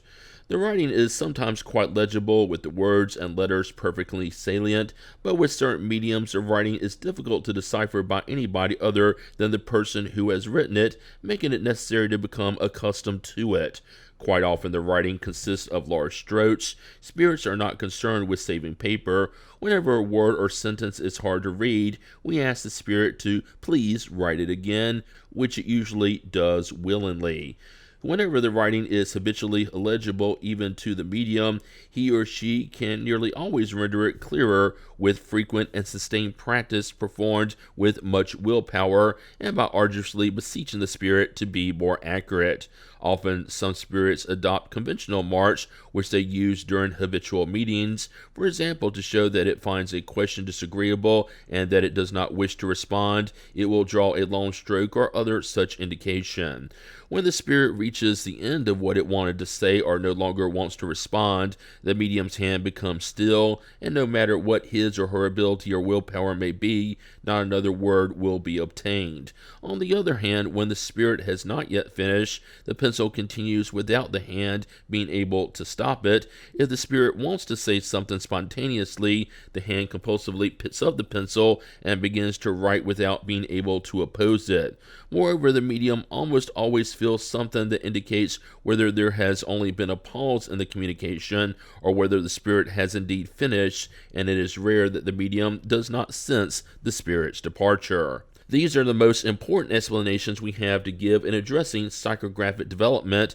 With practice, experience will bring certain details to light which would not be worthwhile to discuss at present, and general principles will clarify how to approach them. If people would only experiment, more mediums would appear than was thought possible. Everything we have stated so far applies to mechanical writing, which is a faculty that all mediums seek with good reason to develop. Yet a purely mechanical function is very rare, and quite frequently intuition is coupled with it to some degree. When mediums are aware of what they are writing, they are naturally led to doubt their ability, not knowing if the writing is their own or if it is from a spirit. They should not be overly concerned about it, however, and should proceed in spite of their doubt. By careful self-observation, they will easily recognize in the writings many matters that do not pertain to themselves or which are even contrary to their own thoughts, ample proof that they did not originate in their own mind. If they will continue, their doubt will dissipate with experience. If certain mediums are unable to be exclusively mechanical, all attempts to obtain this result will be futile, but they would be mistaken to suppose they have been deprived altogether. If they are endowed only with intuitive mediumship, they should be content with it because it will render them a great service if they know how to take advantage of it instead of repudiating it. After futile attempts have been made for quite some time, if there is no indication of involuntary movement, or if there are only movements that are too weak to produce results, one should not hesitate to write the first thought that comes to mind, without being concerned as to whether it's one's own or another's experience will teach how to make the distinction. Besides, the mechanical movement will often develop later on. We have stated above that there are cases in which it does not matter if a thought comes from the medium or from a spirit. This is especially true when purely intuitive or inspired mediums are writing a work involving their own imagination. In such a case, it matters little whether or not a thought has been suggested to them. If worthwhile ideas occur to them, they should thank their good spirit, who will then suggest more ideas to them. This is how poets, philosophers, and scientists are inspired. Let us now suppose that the medium's faculty has been completely developed, that they write easily, and are what we might call fully developed mediums. It would be a big mistake on their part to regard themselves as being no longer in need of further instruction, since they will have merely overcome the physical resistance. It is now that the true difficulties begin, and that now more than ever they will need the advice of prudence and experience if they do not want to fall into the thousands of traps that will be awaiting them. If they want to fly blind on their own wings, it will not be long before they are deceived by lion spirits who will try to exploit their presumptuousness. Once the faculty has been developed, it is essential that mediums not abuse it. The satisfaction that some beginners derive from it elicits an enthusiasm that needs to be controlled. They must bear in mind that it has been given to them for good use and not to satisfy vain curiosity. Thus, it is essential that they only utilize it at appropriate times and not at every instant. Spirits are not constantly at their orders, and they run the risk of being deceived by pranksters. To To avoid such impropriety, it is advisable to set certain days and hours aside for practicing mediumship so that one may be more concentrated and so that the spirits who want to communicate, knowing about it in advance, will also be more disposed to be present. If, in spite of all attempts, mediumship does not surface in some form, then it is best to give up on it, as a would-be singer would give up after discovering he or she had no voice after all, in the same way that someone who does not understand a foreign language resorts to an interpreter. The person will have to resort to another medium. But even if there is no medium available, we should not deem ourselves to be without the assistance of spirits. Mediumship is only one means for spirits to communicate, but it is not the sole means of attraction. Those who have dedicated their affection to us are with us whether or not we are mediums. A father does not abandon his son because the son is deaf and blind and can neither hear nor see him. On the contrary, he involves himself even more in his care. Good spirits do the same for us. If they are unable to physically transmit their thoughts to us, they help us with their inspiration. Changes in handwriting. A very common phenomenon among the writing mediums is the change in handwriting according to the spirits who communicate. The most notable example is that the same handwriting always repeats itself with the same spirit, often appearing identical to the handwriting it displayed during its lifetime. We shall later observe the consequences that can arise from this fact when we address identification. Such changes only occur with mechanical or semi-mechanical mediums, since their hand movement is involuntary and guided by the spirit. The same does not apply to purely intuitive mediums, because in their case the spirit only acts upon their thought and the hand is guided by the medium's own will, as in ordinary writing. But if there are no changes in the styles of the writing, even with a mechanical medium, this proves nothing against his or her faculty in and of itself. Such changes are not an absolute condition in the manifestation of spirits, but result from a special aptitude with which the most purely mechanical mediums are not always gifted. We designate those who possess this gift as polygraphic mediums. The loss and suspension of mediumship. The mediumistic faculty is subject to interruptions and temporary suspensions, both for physical manifestations and written ones. Following is the response of the spirits to a few questions on the matter. 1. Can mediums lose their faculty? This frequently happens, whatever may be the type of faculty, but it is nearly always nothing more than a temporary interruption that ceases with the cause that has produced it. 2. Would the exhaustion of fluid be the cause of the loss of mediumship? Whatever medium's ability may be, they have no ability whatsoever without the sympathetic cooperation of spirits. Whenever they do not receive anything, it is not always because they lack the faculty, but frequently because spirits do not want or are even unable to use them. 3. What causes spirits to abandon mediums? The way in which they use their mediumship is what most influences good spirits. We may abandon them when they use it on futilities or for ambitious purposes, or when they refuse to transmit our words or to collaborate in producing phenomena for incarnates who beseech them or who need to see them in order to be finally convinced. God does not bestow this gift upon mediums for their own pleasure, even less for them to serve their ambitions. Rather, it is to serve their own progress and to make the truth known to humankind. If spirits see that their mediums are no longer in harmony with their purposes or do not take advantage of the instructions and advice they give them, they withdraw and seek out more worthy wards. 4. Can spirits who withdraw be replaced, and if so, how are we to understand the suspension of the faculty? Indeed, there is no lack of spirits who are especially desirous to communicate and who are always ready to replace those who withdraw. However, when those who have withdrawn are good spirits, it is possible that they might have only withdrawn temporarily, depriving such mediums for a time of all communication, so that they may learn a lesson and realize that their faculty does not depend on themselves and therefore must not be used for their own vanity.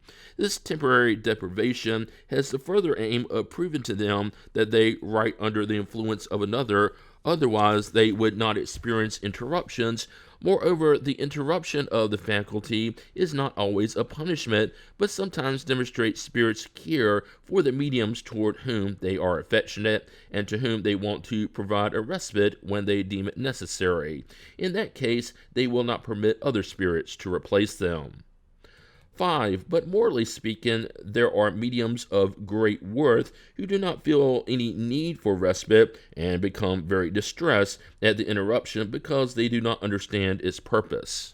It serves to test their patience and to evaluate their perseverance. That is why spirits generally do not set a time limit on the suspension, because they want to see if their mediums become disheartened. It is also often for the purpose of allowing them time to meditate on the instructions that they have given them. Through such meditation, we recognize who the truly serious spiritists are. We cannot regard as such those who are actually mere amateurs at communications. 6. Then is it necessary for mediums to continue attempting to write? If their spirits so counsel, yes. If they advise them to abstain, they must obey. 7. Is there a way for them to shorten the test? Yes, through resignation and prayer. At most, it is enough to make an attempt daily for a few minutes, for it would be useless to waste time on fruitless efforts. Such attempt only serves to verify whether the faculty has returned. 8. Does the suspension imply the withdrawal of the spirits who habitually communicate? In no way. Such mediums find themselves in the situation of persons who have temporarily lost their sight, but who have not been abandoned by their friends, even though they cannot see them. These mediums can and should continue to converse with their familiar spirits through thought and persuade themselves that they are indeed listened to. If the lack of mediumship can deprive them of physical communications with certain spirits, it does not deprive them of mental ones. 9. Then the interruption of the mediumistic faculty is not always a rebuke by the spirits. Of course not, since it can also be a demonstration of benevolence. 10. How can we recognize if an interruption is a rebuke? Interrogate your conscience and ask yourself what use you have made of your faculty, what good others have derived from it, and what profit you have derived from the counsels that have been given to you, and you will have your answer. 11. Can't mediums who have lost their writing ability resort to another medium? That depends on the cause of the interruption. It is nearly always a need to allow them some time without communications after the counsels that have been given to them, so that they do not get used to doing everything only under our guidance. In that case, they will not find what they are seeking with another medium. This has a further purpose, which is to demonstrate the independence of spirits whom they cannot make act at their own pleasure. This is also the reason why those who are not mediums do not always obtain all the communications they desire. In fact, we must observe that those who resort to a third party to obtain communications, notwithstanding the medium's quality, often receive nothing satisfactory, whereas on other occasions the responses are very explicit. It depends so much on the spirit's will that everything will remain the same in spite of the medium. It seems that the spirits themselves obey a word of order in this case, because whatever cannot be gotten from one medium cannot be attained any better from another. We should thus avoid assisting and being impatient, so that we do not become victims of deceiving spirits who will respond if we ardently desire it, for good spirits will allow them to do so in order to punish our insistence. 12. For what purpose has Providence endowed certain individuals with special mediumistic abilities? It is a mission they have been charged with and about which they should feel fortunate. They are interpreters between spirits and humankind. 13. But there are mediums who only reluctantly employ their faculty. They are imperfect mediums. They do not realize the value of the grace that has been granted them. 14. If it is a mission, why doesn't it represent the privilege of moral individuals only, since it is also given to those who merit no consideration and who may even abuse it? Precisely because such individuals need it in order to evolve, and so that they may have the possibility of receiving wise teachings. If they do not take advantage of it, they will suffer the consequences. Didn't Jesus himself prefer to speak to sinners, stating that it is necessary to give to those who are in need? 15. Couldn't persons who have a great desire to write as mediums, but who do not manage it, reach negative conclusions about themselves with regards to the goodwill of the spirits toward them? No, because God could have refused to grant them the faculty, just as God could have refused them the gift of poetry or music. However, if they do not enjoy this faculty, they can't enjoy others. 16. How can humans perfect themselves through spirits' teachings when they do not have the possibility of receiving such teachings directly, whether through themselves or through other mediums? Don't they have books just as Christians have the gospel? In order to practice the morals of Jesus, Christians do not need to hear the word straight from the Master's own mouth. Part 2, Chapter 18, Problems and Dangers of Mediumship. 1. Is the mediumistic faculty an indication of some pathological state or simply an abnormal one? Sometimes abnormal, but not pathological. There are vigorously healthy mediums, unwell ones are so for other reasons. 2. Can exercising the mediumistic faculty cause fatigue? The prolonged exercise of any faculty produces fatigue. The same happens with mediumship, especially the physical effects types, which necessarily cause an expenditure of fluids. This leads the medium to become fatigued, but his or her fluids will be restored with rest. 3. Apart from cases of abuse, can exercising mediumship in and of itself cause health problems? There are times when it is prudent and even necessary to abstain or at least moderate the use of mediumship. It depends on the physical and mental state of the medium, who usually becomes aware of it. When the medium begins to feel fatigued, it is time to stop. 4. Might exercising the faculty present more problems for one individual than for another? As I just said, it depends on the medium's physical and mental state. There are persons who should avoid any cause of overexcitement, and the practice of mediumship would be one of them. See numbers 188 and 194. 5. Can mediumship produce insanity? No more than anything else could when mental weakness predisposes one to it. Mediumship will not produce insanity where the germ of insanity does not already exist, but if it does, it is easily recognized through the individual's mental condition, and common sense tells us that we must take all the precautions necessary, for in such a case, any disturbance would be harmful. 6. Could developing mediumship in children cause problems? Certainly, and sustaining it could also be very dangerous because such fragile and delicate organisms would be very disturbed and their infantile imaginations too overexcited. Thus, prudent parents will keep their ideas away from them, or at least they will speak to them regarding their possible consequences from the mental point of view. 7. Nonetheless, there are children who are natural mediums, whether of physical gifts, writing, or visions. Is the same danger involved in these cases? No, when the faculty manifests spontaneously in children, it belongs to their nature, and their constitution is adequate. The same does not apply when mediumship is artificially caused and induced. You may notice that children who have visions are usually little concerned about them. Visions seem very natural, so they pay little attention to them and almost always forget about them. Later on, however, the remembrance returns and is easily explained if they understand Spiritism. 8. At what age may mediumship be practiced without causing problems? There is no precise age limit. It depends entirely on physical development and more particularly on psychological development. There are children of 12 years who would be less impressionable than some already developed individuals. I am referring to mediumship in general, since physical affects mediumship is more fatiguing to the body. As for writing, there is another problem in that children lack experience, and also they may want to practice it alone or make a game of it. As we shall soon see, the practice of Spiritism requires much tact in order to undo the ruses of deceptive spirits. If adults are deceived by them, children and youths are even more exposed to them due to their inexperience. We also know that meditation is an essential condition without which we cannot address serious spirits.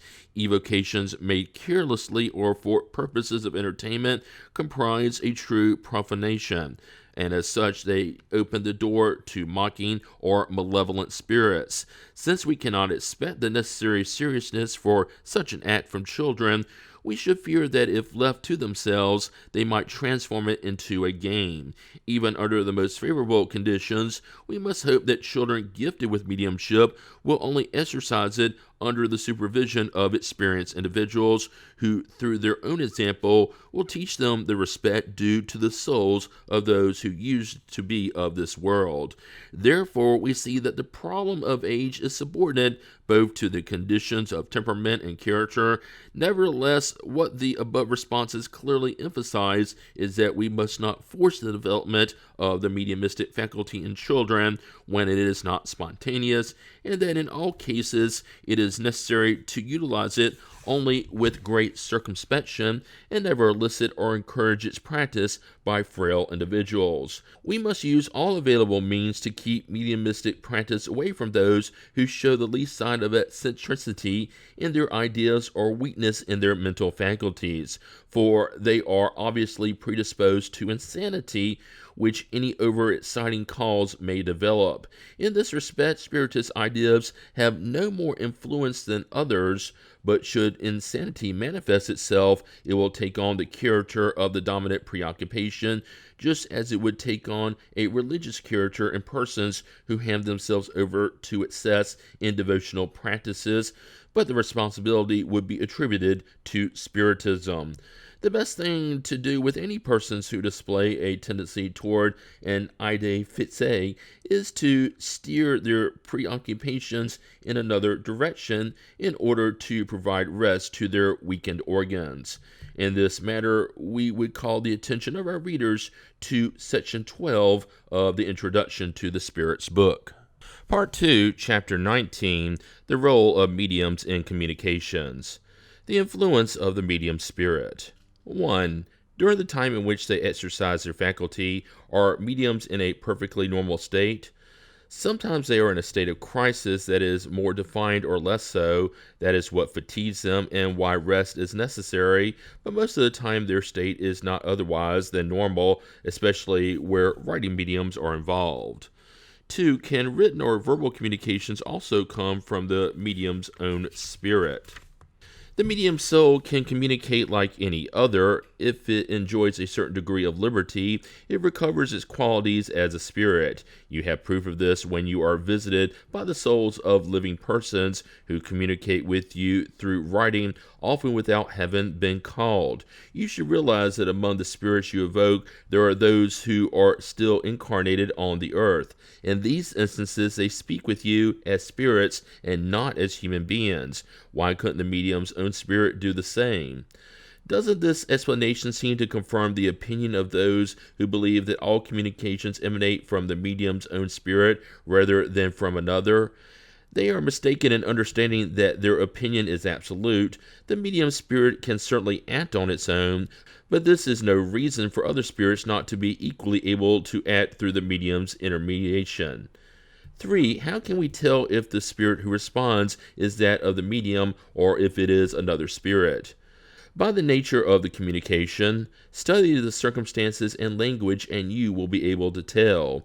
The medium spirit manifests especially in the somnambulistic or ecstatic state because that is when it is freest, but in the normal state it is more difficult. Moreover, there are responses that could not possibly be attributed to the medium's own spirit. That is why I have told you to observe and study. When persons are speaking to us, it is easy to distinguish between what actually originates from them and what they are only repeating. The same applies to spirits. 4. Since the medium spirit could have acquired knowledge in previous existences which it has forgotten in its present body, but which it remembers as a spirit, couldn't it draw from deep inside itself the ideas that seem to go beyond the reach of its present education? This often happens in cases of somnambulistic or ecstatic trance, but there are still circumstances that allow for no doubt. Study the matter in depth and meditate. 5. Are the communications of the medium's own spirit always inferior to those that may be attributed to other spirits? Always know, since a communicating spirit can be of a lower order than that of the medium, in which case it will speak less sensibly. This may be seen during somnambulism, because that is when the somnambulist spirit frequently manifests. However, it will often give very good information nonetheless. 6. Does the communicating spirit transmit its thoughts directly, or does it use the medium's incarnate spirit as an intermediary?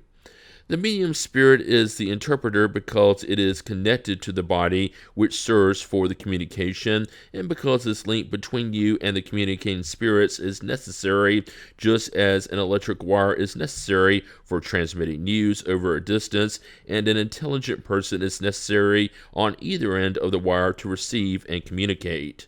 7. Does the medium spirit influence the communications that it must transmit from other spirits? Yes, because if there is no affinity between them, the medium spirit could alter the responses by adapting them to its own ideas and tendencies, but it does not exert any influence on the communicating spirits themselves. It is merely a bad interpreter. 8.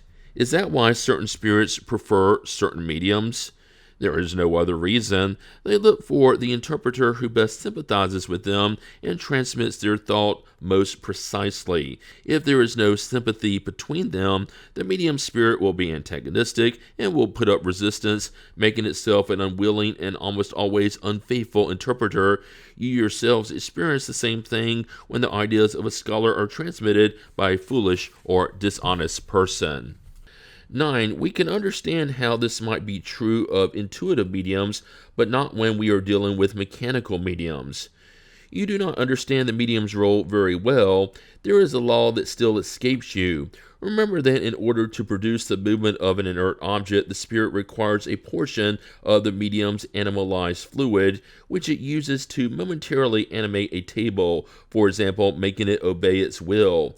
Very well, for an intelligent communication, it also needs an intelligent intermediary, and this intermediary is the medium spirit. This does not seem to apply to what we call talking tables, because when they and other inert objects such as planchettes and baskets respond intelligently, it appears that the medium spirit does not participate in any way. That is a mistake. A spirit can give momentary fictitious life to an inert object, but not intelligence. An inert object has never had intelligence. It is therefore the medium spirit who receives the thought without realizing it and transmits it little by little with the help of various intermediaries. 10. Do these explanations imply that the spirit of the medium is never completely passive? It is passive when it does not mix its own ideas with those of the communicating spirit, but it is never completely nullified. Its cooperation is indispensable as an intermediary, even in so-called mechanical mediums. 11. Isn't there a greater guarantee of independence in the mechanical medium than in the intuitive medium? Without a doubt, and for some communications, a mechanical medium is preferable. When we are familiar with the faculties of a particular intuitive medium, however, and depending on the circumstances, it does not matter. I mean that certain communications require less precision. The theory of inert mediums.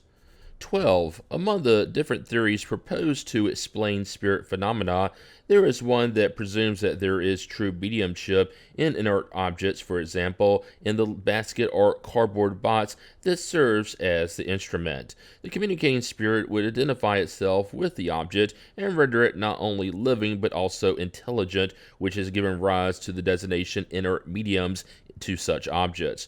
What is your opinion? I only need to state the following. If the spirit were to transmit intelligence to the box and give it life, the box would be able to write by itself without the medium's support. It would be as strange for an intelligent person to become a machine as for an inert object to become intelligent. This is one of the many theories derived from preconceived ideas and which will crumble in the light of experience and observation. 13. A well-known phenomenon seems to make acceptable the idea that there is in inert animated objects more than just life, perhaps even intelligence. It is the phenomena of tables, baskets, etc., expressing anger or affection in their movements. When an angry man shakes a stick, it is not the stick that is angry, or even the hand that is holding it, but rather the thought that directs the hand. Tables and baskets are no more intelligent than a stick. They have no more intelligent sentiment, but obey an intelligence. In other words, a spirit neither transforms itself into a basket nor chooses to dwell in it. 14. If it is unreasonable to attribute intelligence to those objects, could we nevertheless regard them as a variety of medium and designate them as inert mediums? That is a matter of words which mean little to us, provided you yourselves understand what you mean by them. You are free to call a puppet a man. The aptitude of certain mediums for things they do not know, languages, music, drawing, etc. 15. Spirits only have the language of thought, not articulated speech. Therefore, they use only one language. Thus, a spirit could express itself mediumistically in a language it had never spoken when incarnate. In this case, where does it get the words it uses? You already answered this question by yourself when you said that spirits only have one language, which is that of thought. Everyone understands this language, both humans and spirits. When addressing the incarnate spirit of the medium, the discarnate spirit does not speak in French or English, but in the universal languages of thought. In order to translate its ideas into articulated, transmissible language, it utilizes the vocabulary of the medium. 16. If that is so, spirits would only express themselves in the medium's language, but we know that they write in languages that are unknown to the medium. Isn't that a contradiction? First, you must realize that not all mediums are equally adept at this kind of exercise. Second, spirits only lend themselves to it occasionally when they deem it to be useful. For normal, lengthy communications, they prefer to use a language that is familiar to the medium because it presents them with fewer material difficulties to overcome. 17. Doesn't the ability of certain mediums to write in a foreign language prove the fact that they had spoken it in another lifetime and have intuitively retained it in the present one? That could certainly be the case, but it is not the rule. With some effort, a spirit can temporarily overcome material resistance, which can be verified when mediums write in their own language using words unknown to them. 18. Could a person who does not even know how to write do so as a medium? Yes, but you must understand that there is a great mechanical difficulty to overcome because the hand is not used to the movements required to form letters. The same applies to painting mediums who do not know how to draw. 19. Could a medium of very low intelligence transmit communications of an elevated order? Yes, for the same reason that a medium can write in an unknown language, mediumship per se does not depend on intelligence or moral qualities. In the absence of a better instrument, a spirit can use whatever one is at hand. However, for communications of a certain order, it is natural that it will prefer the medium who offers it the fewest material obstacles. There is a further consideration. Mentally impaired individuals are only so because of the imperfection of their brain, since their spirit may be more advanced than one might think. You have proof of this through some evocations of living and dead mentally impaired persons. This is a fact borne out by experience. Many times we have evoked the spirits of living mentally impaired individuals who provided patent proof of their identity and answered us in a very sane and even superior manner. Their impaired state is a punishment for the spirit who suffers because of the constraint under which it finds itself. Mentally impaired mediums can thus sometimes offer a spirit who wants to manifest greater resources than one might think. See Revue Spirite, July 1860, article on phrenology and one on physiognomy. 20. How can we explain the aptitude of certain mediums to write in verse in spite of their poetic ignorance? Poetry is a language in itself. They can write in verse just as they could write in an unknown language. Furthermore, they could have been poets in a previous existence. As I have already stated, acquired knowledge is never lost by spirits who must reach perfection in all areas. Thus, without realizing it, what they knew in the past provides them with an ease that they do not possess in the normal state. 21. Does the same apply to those who display a special aptitude for drawing and music? Yes, drawing and music are also forms for expressing thoughts, and spirits use instruments that offer them the most ease. 22. Does the expression of thought through poetry, drawing, or music depend solely on the aptitude of the medium or also on that of the communicating spirit? Sometimes the medium, sometimes the spirit. Highly evolved spirits possess all aptitudes, whereas less evolved ones have limited knowledge. 23. Why do individuals who were gifted with a great talent in one existence not possess it in the next one? That is not always the case, for often such individuals perfect in one existence what they had begun in the previous one. Nevertheless, it could be that a superior faculty lies dormant for a certain amount of time in order to facilitate the development of another. It will be a latent seed that will later germinate again, but there will always be some visible signs of it, or at least a vague intuition. Undoubtedly, a communicating spirit understands all languages because they are forms for expressing thought, and the spirit understands through thought. In order to transmit this thought, however, it requires an instrument, the medium. The medium soul, who receives the spirit's communication, can only transmit it through the bodily organs. Thus, for transmitting in an unknown language, these organs do not have the flexibility they possess in the familiar language. A medium who only knows how to speak in French could accidentally give a response in English, for example, if the spirit so wills. However, spirits who find human language already too slow in comparison to the speed of thought, and therefore they try to abbreviate a language as much as possible, become impatient with the mechanical resistance of the transmission, and that is why they do not always attempt it. This is also the reason why novice mediums who write painfully and slowly even in their own language usually only receive brief responses that are not fully developed. This is also why spirits recommend that only simple questions be asked by such novices. For further reaching questions, a developed medium is required who offers no mechanical resistance to the spirit. We would not choose a student who is just learning to spell to read a text for us. A good worker does not like to use low-quality instruments. Let us add another highly important consideration regarding foreign languages. Endeavors in this area are always done out of curiosity with the purpose of experimentation, and nothing is more unpleasant to spirits than the proofs to which some individuals try to submit them.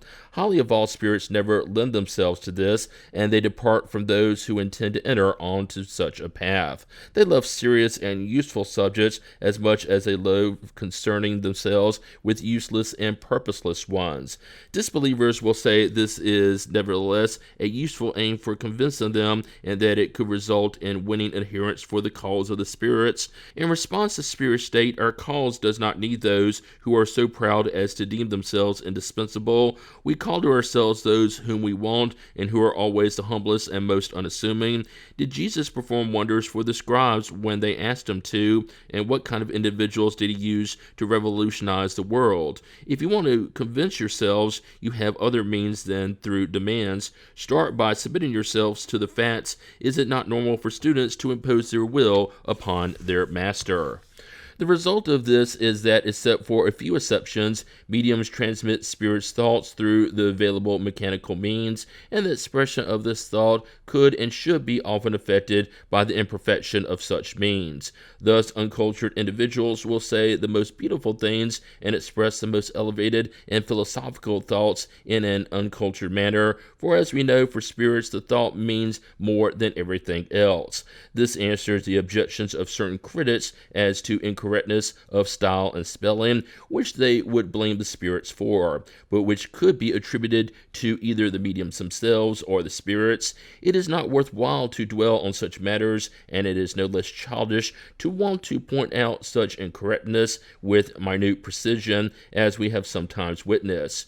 We should correct it without any scruples unless it is characteristic of the communicating spirit, in which case it will be useful to retain as proof of identity.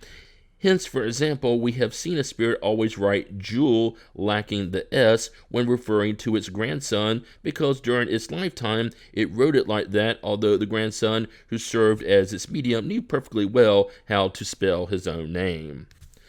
A spirit's dissertation on the role of mediums. The following dissertation, given spontaneously by High Order Spirit, who revealed itself through highly sublime communications, clearly and completely summarizes the issue of the medium's role. Whatever may be the nature of writing mediums, whether mechanical, semi-mechanical, or simply intuitive, our procedures for communicating through them do not vary essentially. Actually, our communications with incarnate spirits, as well as spirits per se, occur solely by the radiation of our thought. Our thoughts do not have to be clothed in words in order for spirits to understand them. All spirits perceive the thought that we want to transmit to them by the simple fact that we direct it to them, and this according to the degree of their intellectual faculties. This means that a specific thought can be comprehended by some according to their respective advancement, whereas for others the same thought will not be perceptible, as it awakens no memory or understanding in the depths of their hearts or minds. In such a case, the incarnate spirit who acts as our medium is more appropriate for transmitting our thought to other incarnates, even though it does not understand the thought. Sometimes a discarnate but less evolved spirit could not do if we depended on its mediation. This is because the earthbound being gives its body as an instrument at our disposal, which the discarnate spirit cannot do. Thus, whenever we find mediums whose minds are full of knowledge acquired through their present lifetime, and whose spirits are rich in previously acquired latent knowledge proper for facilitating our communications, we will prefer to employ them. For them, the phenomena of the communication will be much easier for us than through mediums of limited intelligence, and whose previously acquired knowledge is insufficient. We will try to make ourselves better understood through some clear and precise explanations. With mediums whose current or previously acquired intelligence is developed, our thought is communicated instantly, spirit to spirit, through a faculty inherent in the essence of the spirit itself. In this case, we find the appropriate elements in these mediums' mind for clothing our thought with the corresponding words, whether these mediums are intuitive, semi-mechanical, or entirely mechanical. That is why that in spite of several spirits communicating through the same medium, the data received from them always bears the personal stamp of the medium, both in form and style. Because although the thought is not exclusively the medium's own, or the topic is not part of his or her customary concerns, and even though what we want to say does not derive from him or her in any way, the medium does not cease to exert a personal influence on the form by giving it individualized qualities and properties.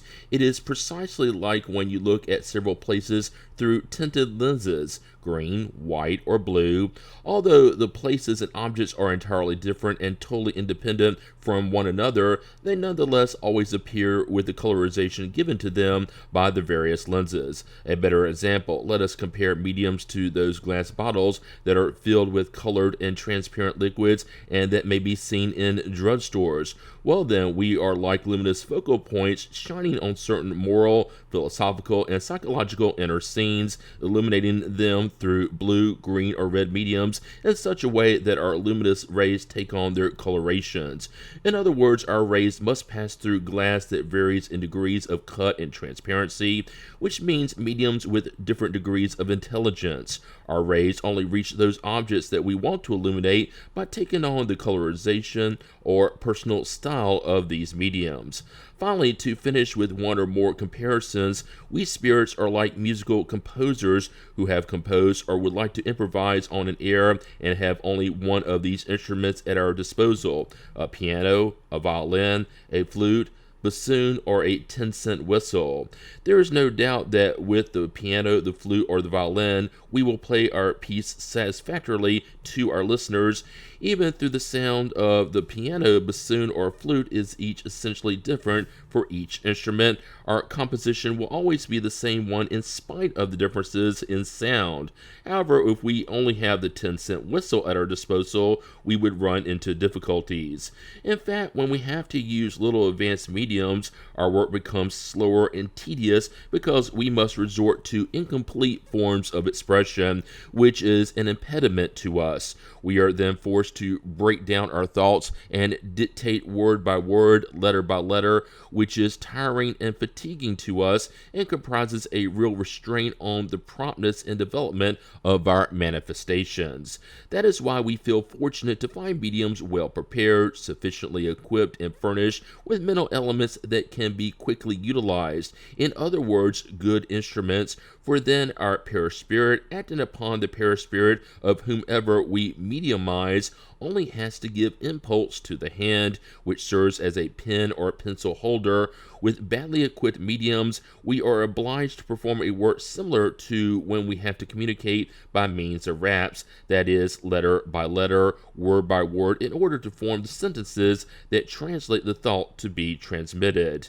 This is the reason why we prefer enlightened and educated classes of individuals to divulge spiritism and develop writing mediumship, although in such classes we also encounter the most incredulous, rebellious, and morally depraved individuals. It is also the reason why, if nowadays we allow little advanced spirits to transmit tangible communications through raps and apportations, the least serious persons among you also prefer phenomena that touch their eyes and ears to those of a purely spiritual and psychological nature. Whenever we want to dictate spontaneous messages, we act upon the mind, the medium's archives, and we join our own material with the elements they provide us, all without them realizing it. It is as if we took the money from their pockets and arranged the coins in the order that seemed best to us. However, whenever mediums themselves want to question us through whatever means, it would be good for them to reflect seriously beforehand in order to ask us questions methodically, making our work of responding easier, while according to what was stated in a previous instruction, your minds are frequently in inextricable disorder, making it difficult and tedious to move about in the maze of your thoughts. Whenever questions must be asked through a third party, it would be a good and appropriate idea to communicate them beforehand to the medium so that he or she may identify with the spirit to be questioned, becoming impregnated, so to speak, with its thoughts. For then we will find it much easier to respond, thanks to the affinity between our perispirit and that of the medium who is to serve as our interpreter. Of course, we can discuss mathematics through a medium that is completely unfamiliar with the subject, but almost always the spirit of the medium possesses such knowledge in a latent state, that is, knowledge that is personal to the fluidic being and not to the incarnate being, since the current body is an inadequate or rebellious instrument for this type of knowledge. The same applies to astronomy, poetry, medicine, and various languages, and with all the other knowledge peculiar to the human species. Finally, we still have the tedious task of preparation applied to mediums that are completely unfamiliar with the subject under consideration, which is that of putting the letters and words together as is done in typesetting. As we have already stated, spirits do not need to clothe their thoughts in words. They perceive and transmit them naturally amongst themselves. Incarnate beings, on the contrary, can only communicate through thought translated into words, while letters, words, nouns, verbs, and sentences are required for your perception. Even mentally, no visible or tangible form is required for us. Erastus and Timothy. This analysis of the role of mediums and the processes through which they communicate is both clear and logical. From it, we may derive the principle that a spirit does not utilize the ideas of the medium, but rather the necessary materials present in the medium's mind for expressing its own thoughts, and that the richer the mind, the easier the communication becomes. When a spirit expresses itself in a language familiar to the medium, it finds the words already formed and ready for the translation of its ideas. If it communicates in a foreign language, it does not have words at its disposal, but only letters. It is then that the spirit is obligated to dictate letter by letter, exactly as if we wanted to make a person who did not know even a word of it to write in German.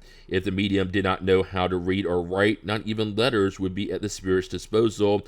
Then the spirit must guide the hand as one would do with a child. In such a case, there is a material difficulty that is even harder to overcome. These phenomena are possible, and we have numerous examples of them. However, it should be understood that this manner of proceeding does not lend itself to lengthy and rapid communications, for which spirits must prefer the easiest instruments possible, or, as they themselves have said, well-equipped mediums from their point of view. If those who request such phenomena in order to be convinced had attempted to study the theory first, they would know about the special conditions under which they are produced.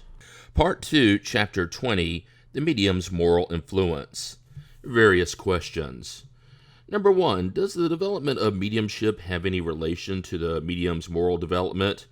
No, the faculty per se is organic and therefore independent of morality. However, the same does not apply concerning its use, which can be good or bad according to the medium's character. Number 2, it has always been said that mediumship is a gift from God, a grace, a divine favor. Then why isn't it a privilege of moral individuals only? And why are there unworthy persons who are endowed with it to the highest degree but who use it badly? All our faculties are favors for which we should thank God, for there are some persons who do not possess them. You could just as well ask why God has given good eyesight to criminals, dexterity to thieves, or eloquence to those who only use it for evil. The same applies to mediumship. Unworthy individuals have been endowed with it because they need it more than others in order to better themselves. Do you think that God refuses the means of salvation to the guilty? Instead, he multiplies such means at every step by placing them right in their hands. It is their responsibility to take advantage of them, however. Didn't the traitor Judas perform wonders and cure diseases as a disciple? God provided him with this gift so that he might afterwards see more clearly the odiousness of his betrayal. 3. Will mediums who put their faculties to bad use, who do not utilize them for the good, or who do not take advantage of them for their own education, suffer the consequences? If they put them to bad use, they will be doubly punished, since they will have lost the opportunity to profit from a way of enlightening themselves.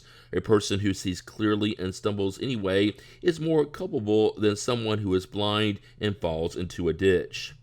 4. There are mediums who quite often receive spontaneous communications that are about the same subject, addressing certain moral questions, for example, related to certain defects. Is there some purpose for this? Yes, and the purpose is to enlighten them concerning a constantly repeated subject or to correct them of certain defects. This is why spirits always speak to some about pride and others about charity, for only persistence will finally succeed in opening their eyes. There are no mediums who misuse their ability out of ambition or self-interest, or who disgrace it with some essential defect such as selfishness, pride, or frivolousness, who do not time and again receive warnings from spirits. Most of the time, unfortunately, they do not apply such warnings to themselves. Spirits nearly always give their lessons in a reserved, indirect way in order to allow for greater merit to those who know how to apply and take advantage of them. However, some persons are so blind and proud that they do not recognize themselves in the picture they have right in front of them. Furthermore, if a spirit gives them to understand that they themselves are the subject of the lesson, they become angry and call the spirit a liar or a joker, enough to prove that the spirit is correct. 5. When they receive general lessons with no personal application, don't mediums act as passive instruments to serve for the instruction of others? Almost always such warnings and advice are not directed toward them, but to others whom we can only reach through their mediumship. Nonetheless, mediums should try to profit from them themselves unless they are blinded with vanity. Don't think that mediumship is given only to correct one or two individuals. Rather, the objective is greater. It is meant for all humankind. As individuals, mediums are very unimportant instruments. Thus, when we provide instructions of general interest, we utilize mediums who offer us the required abilities, but you can be very sure that the time will come when good mediums will be quite common, and good spirits will no longer have to use faulty instruments.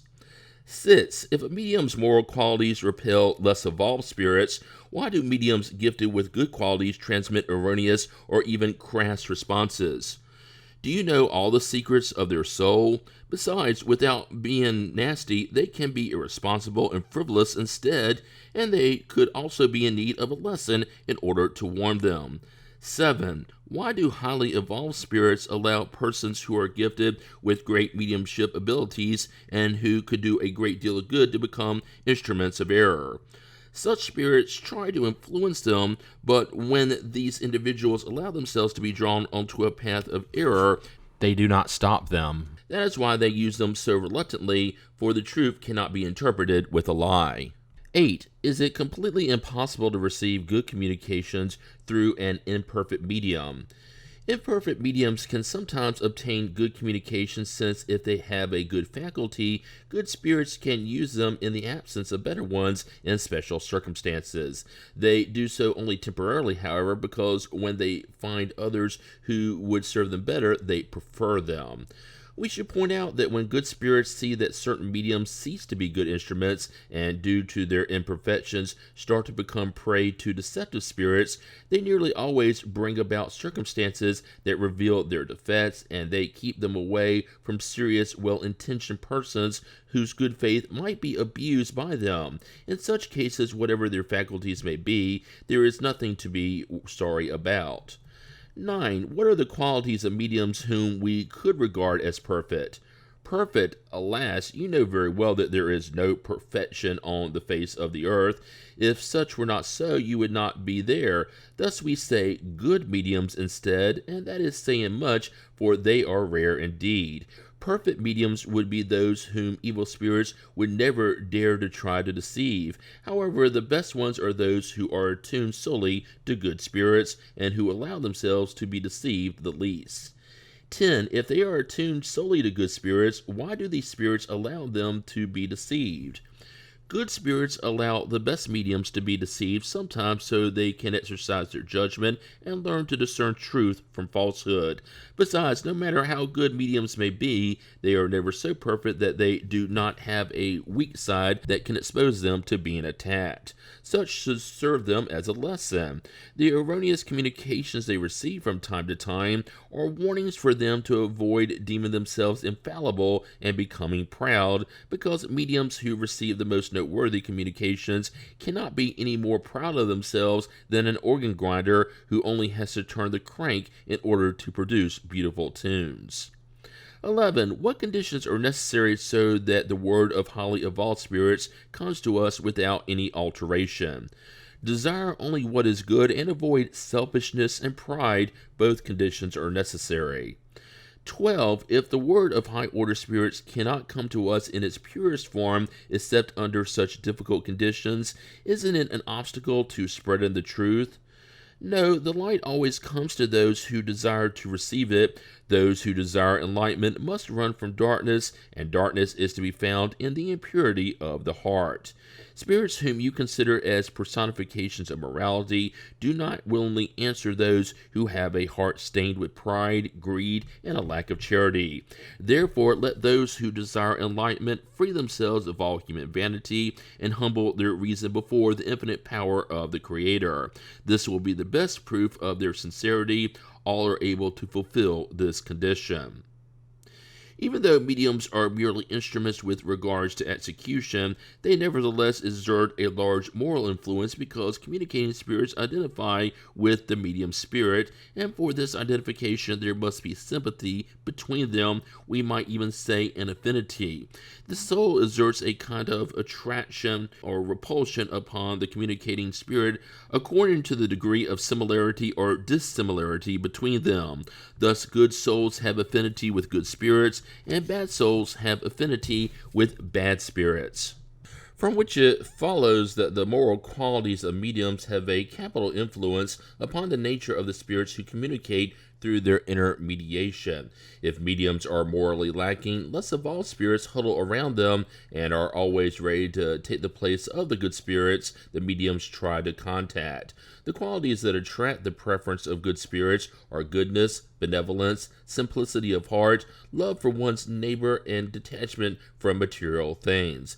The defects that repel them are pride, selfishness, envy, jealousy, hate, greed, sensuality, and all the passions that keep humans attached to matter. All moral imperfections are open doors for evil spirits, but the one they most easily exploit is pride, because pride is the one that people least often confess about themselves.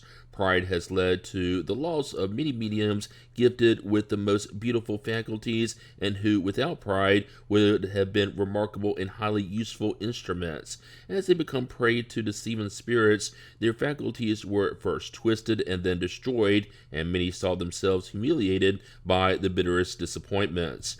Pride expresses itself in mediums through unmistakable signs that must be brought to light, for it is one of the elements that must arouse distrust concerning the veracity of their communications. It starts with a blind confidence in the superiority of the communications and in the infallibility of the spirit who transmits them. This causes a certain disdain for everything that does not proceed from only them, since they deem themselves privileged with the truth. The prestige of the great names with which spirits who say that they are their protectors adorn themselves dazzles them, and since their vanity would suffer if they had to confess that they had been duped, they reject every type of counsel and even avoid it altogether, shunning friends and anyone else who might possibly be able to open their eyes. Even if they were to agree to listen to such persons, they would not assign any importance to their warnings, for to doubt the superiority of their guiding spirit would almost be blasphemy. They are upset by the least disagreement, by the slightest critical observation, and they sometimes end up even hating the persons who have tried to be of help to them. Due to the isolation caused by the spirits who do not wish to be contradicted, these same spirits do everything they can to entertain these mediums' delusions by leading them to naively regard the most absurd matters as being sublime. Therefore, blind trust in the superiority of the communications they receive, disdain for those who do not come through their intermediation, unreflective regard for grand names, rejection of counsel, distrust of any criticism, avoidance of those who can provide disinterested opinions, and confidence in their own skill despite their lack of experience. These are the characteristics of proud mediums. We must remember that pride is almost always aroused in mediums by those who surround them. If they are endowed with slightly transcendental abilities, they are sought out and praised, and they end up deeming themselves to be indispensable. Soon they put on airs of importance and disdain when they lend their services. We have more than once lamented the praise heaped on some mediums with the intention of encouraging them. On the other side of the coin, let us emphasize the picture of mediums who are truly moral, in whom we can trust completely. First, let us suppose an ease of performance sufficiently great to enable spirits to communicate freely without the burden of any material difficulty. Having done so, the most important thing to consider is the nature of the spirits who customarily assist them, and for this we must pay more attention to their language than the names they assume. They must never forget that the affinity gained among good spirits will always be in proportion to the efforts they make to repel the evil ones. Convinced that their ability is a gift that has been granted to them for good purposes, they will never take advantage of it or attribute any merit to themselves for possessing it. They accept the good communications received as a blessing, and they should put forth every effort to render themselves worthy of them through goodness, benevolence, and modesty. The former group of mediums pride themselves in their relations with so-called superior spirits. The latter humble themselves by always regarding themselves as unworthy of such a favor. A spirit's dissertation concerning moral influence. The following instruction on the subject was given to us by a spirit whose many communications we have already reproduced. As I have already said, mediums in and of themselves exert a secondary influence in spirit communications. Their role is like that of an electric telegraph machine transmitting dispatches between two distant places on the earth. Thus, when we want to dictate a message, we act upon the medium like a telegraph operator acts upon the apparatus, i.e. in the same way that the tic-tac of the telegraph will trace the reproduced signals of the dispatch upon a strip of paper thousands of miles away. We also communicate what we want to teach you across the immeasurable distances that separate the visible and invisible, the immaterial and incarnate worlds, by means of a mediumistic apparatus. However, just as atmospheric conditions often act upon and disturb telegraphic transmissions, the medium's moral influence sometimes acts upon and disturbs the transmission of our dispatches from beyond the grave, for we are then obliged to send them through an environment which opposes them. Most of the time, though, this influence is nevertheless nullified by our energy and will, and no disturbance occurs. As a matter of fact, dictations of elevated philosophical reach and communications of perfect morality are sometimes transmitted through mediums who seem hardly appropriate for such superior instructions, whereas, on the other hand, communications that are hardly edifying sometimes arrive through mediums who are ashamed of having served to transmit them.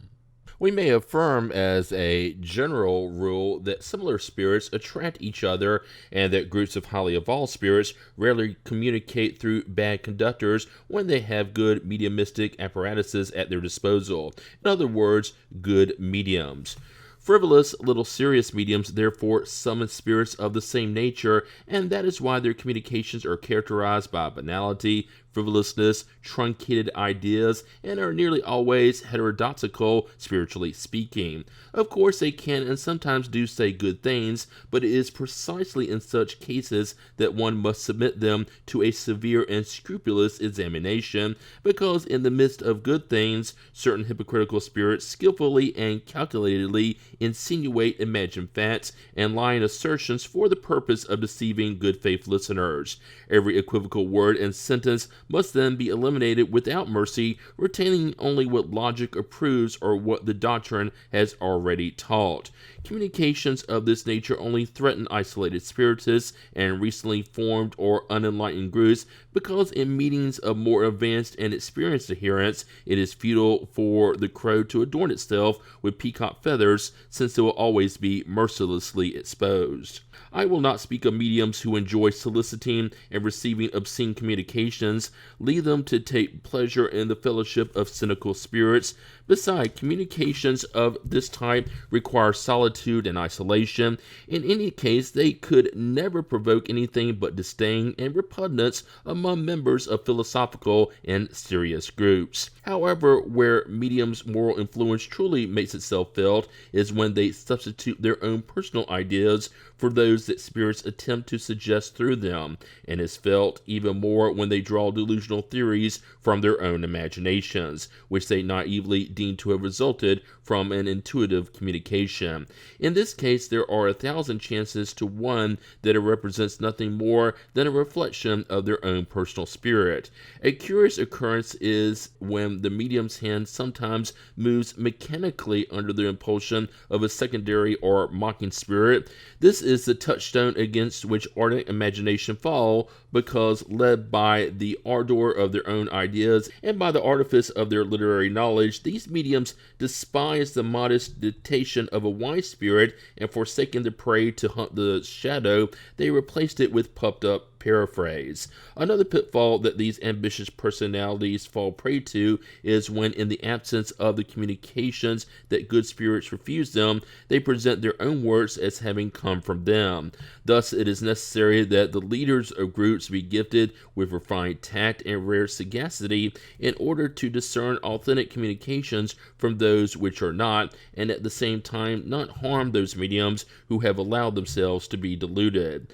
When in doubt, abstain, states one of your ancient proverbs. Thus accept only what is backed by indisputable evidence. Whenever a new opinion appears that seems the least bit doubtful, pass it through the sieve of reason and logic. Whatever reason and common sense reprove, fearlessly reject it. It is better to reject 10 truths than to accept one single lie. In fact, upon that one erroneous theory, you could build an entire system which would crumble under the first breath of truth like a monument constructed on quicksand. Whereas if you reject certain truths today because they are not clear or logical to you, a shocking fact or an irrefutable demonstration will soon come to you to affirm their authenticity. Nonetheless, O Spiritists, remember that nothing is impossible for God and for good spirits except injustice and inequality.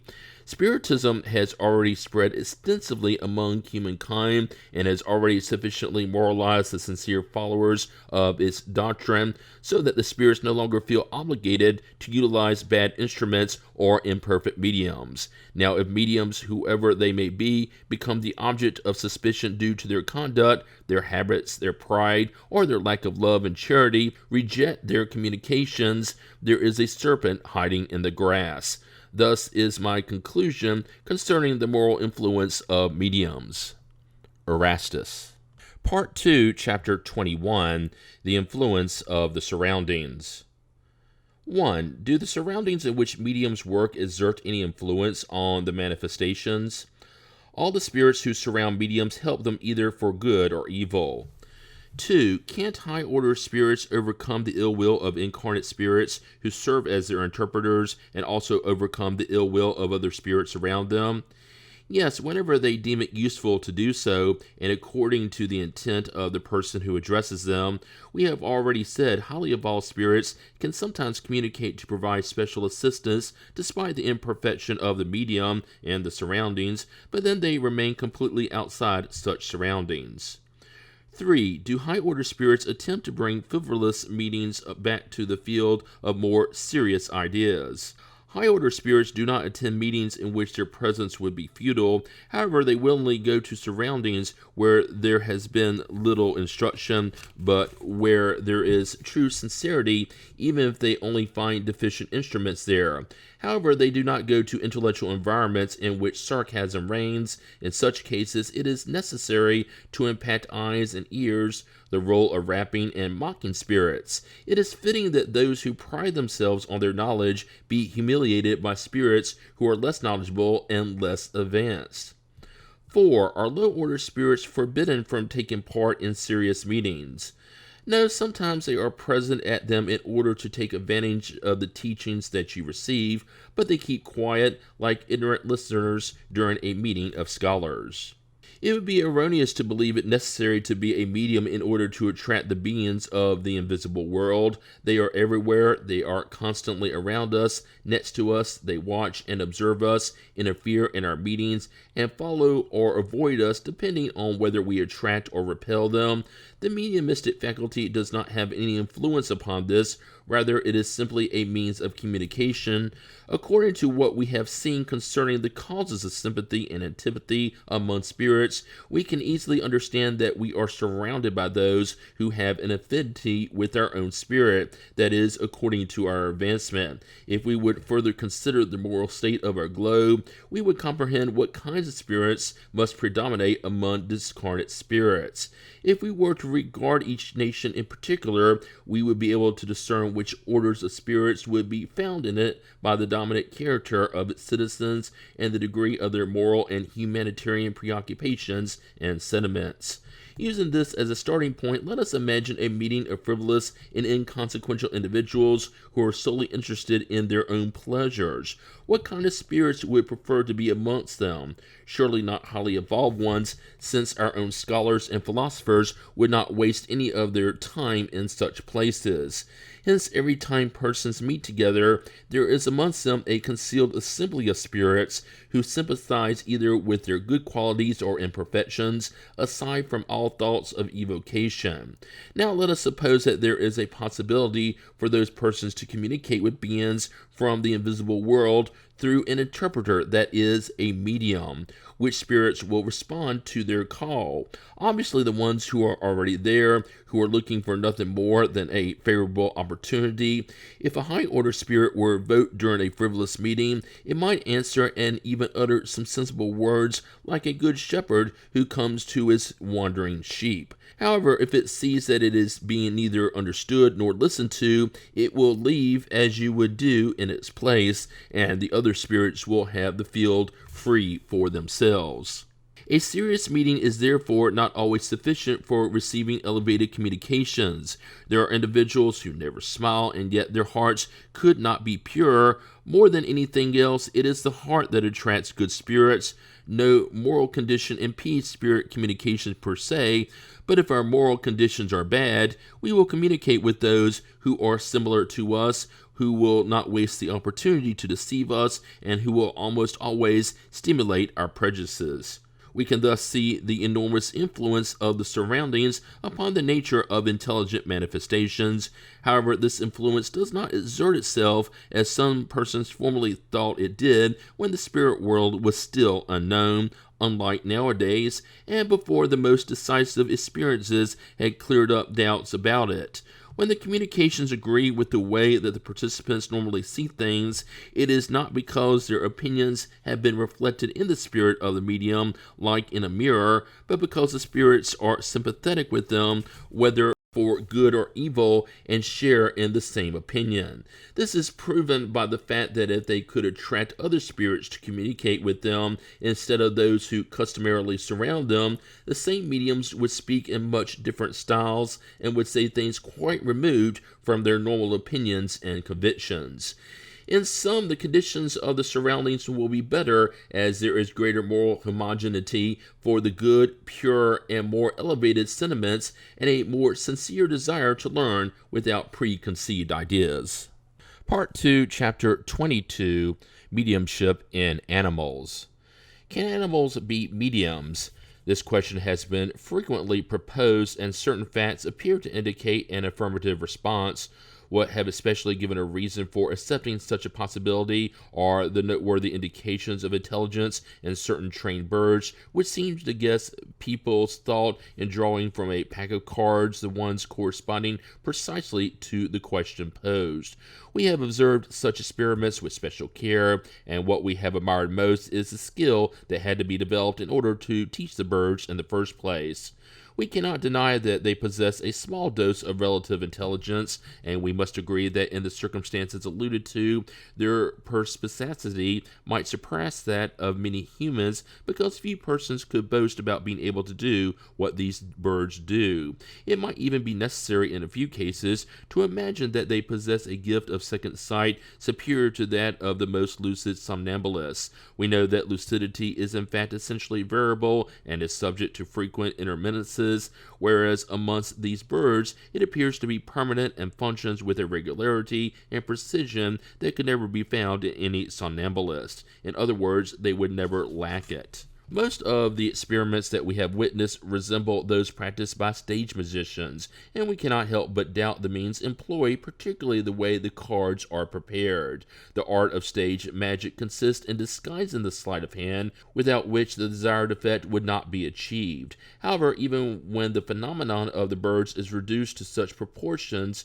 it is no less interesting, because we would nevertheless have to admire both the talent of the trainer and the intelligence of the student, since the difficulties to overcome are much greater if the bird could only act by employing its own faculties. Managing to enable the bird to do things that exceed the limits of what is possible for human intelligence proves, by its very nature, the use of some secret process. Moreover, it is indisputable that the birds only acquire such a degree of skill after some time of special and persevering care, which would not be necessary if their natural intelligence had been sufficient to produce the same results. It is no more extraordinary to train them to pull cards from a deck than to accustom them to singing or repeating certain words. The same applies when a stage magician wants to imitate second sight. He or she takes the individual who is under his or her influence to the extreme so that the illusion may be more lasting. Ever since the first time we watched a session of that kind, we have seen nothing more than a very imperfect imitation of somnambulism, which revealed an interesting spirits of the most essential conditions of that faculty.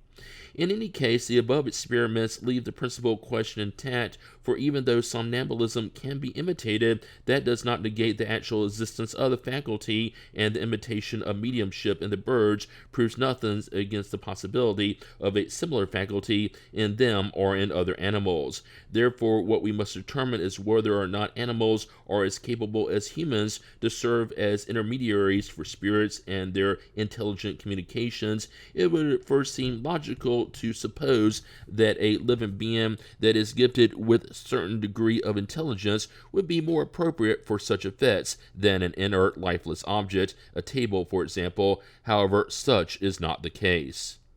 A spirit's dissertation on the issue.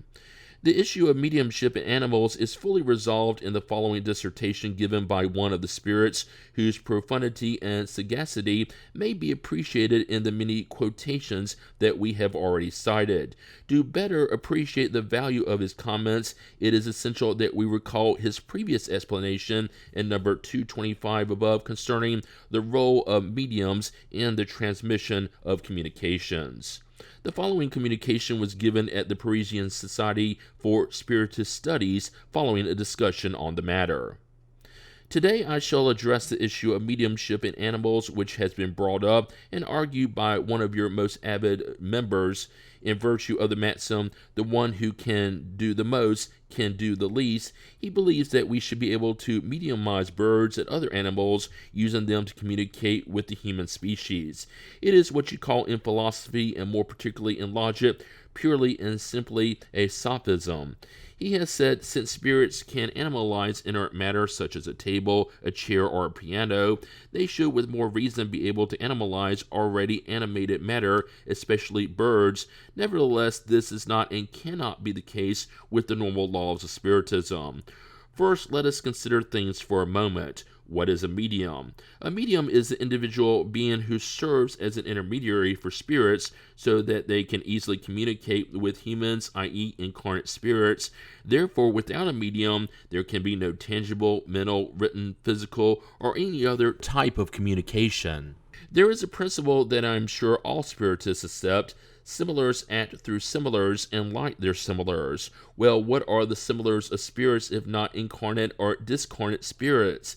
Is it necessary to repeat this incessantly? Well then, I will repeat it again. Your and our paraspirits are drawn from the same environment. They are of an identical nature. In a word, they are similars. They both possess a capacity of assimilation that is more developed or less so, and of magnetization that is more vigorous or less so, which enable us discarnate and incarnate spirits very quickly and easily to establish a connection. Thus, what pertains specifically to mediums, to the very essence of their individuality, is a special affinity, and at the same time a special power of explanation that suppresses in them every possibility of rejection, establishing between them and us a kind of current or fusion that facilitates our communications. It is ultimately this possibility of rejection proper to matter which opposes the development of mediumship in most of those who are not mediums. People are always eager to exaggerate everything. Some, and I do not mean materialists, deny that animals even have a soul, while others want to see them as possessing one that is similar to ours. Why would they want to confuse the perfectible with the imperfectible? No, be assured of this. The fire that animates animals, the breath that enables them to act, move, and speak in their own language, does not at present have any ability to mix, unite, or merge with the divine breath, the ethereal soul, the spirit. In short, that which animates the essentially perfectible being, the human being, ruler of all terrestrial creatures. Now, isn't it this essential condition of perfectibility that endows the human species with superiority over all other earthly species? Thus, you should realize that there can be no individuals of any other species living on the earth that are similar to human beings, who alone are perfectible in themselves and in their works. Can the dog whose intelligence is great amongst the animals and who has become humankind's friend and companion perfect itself through its own initiative?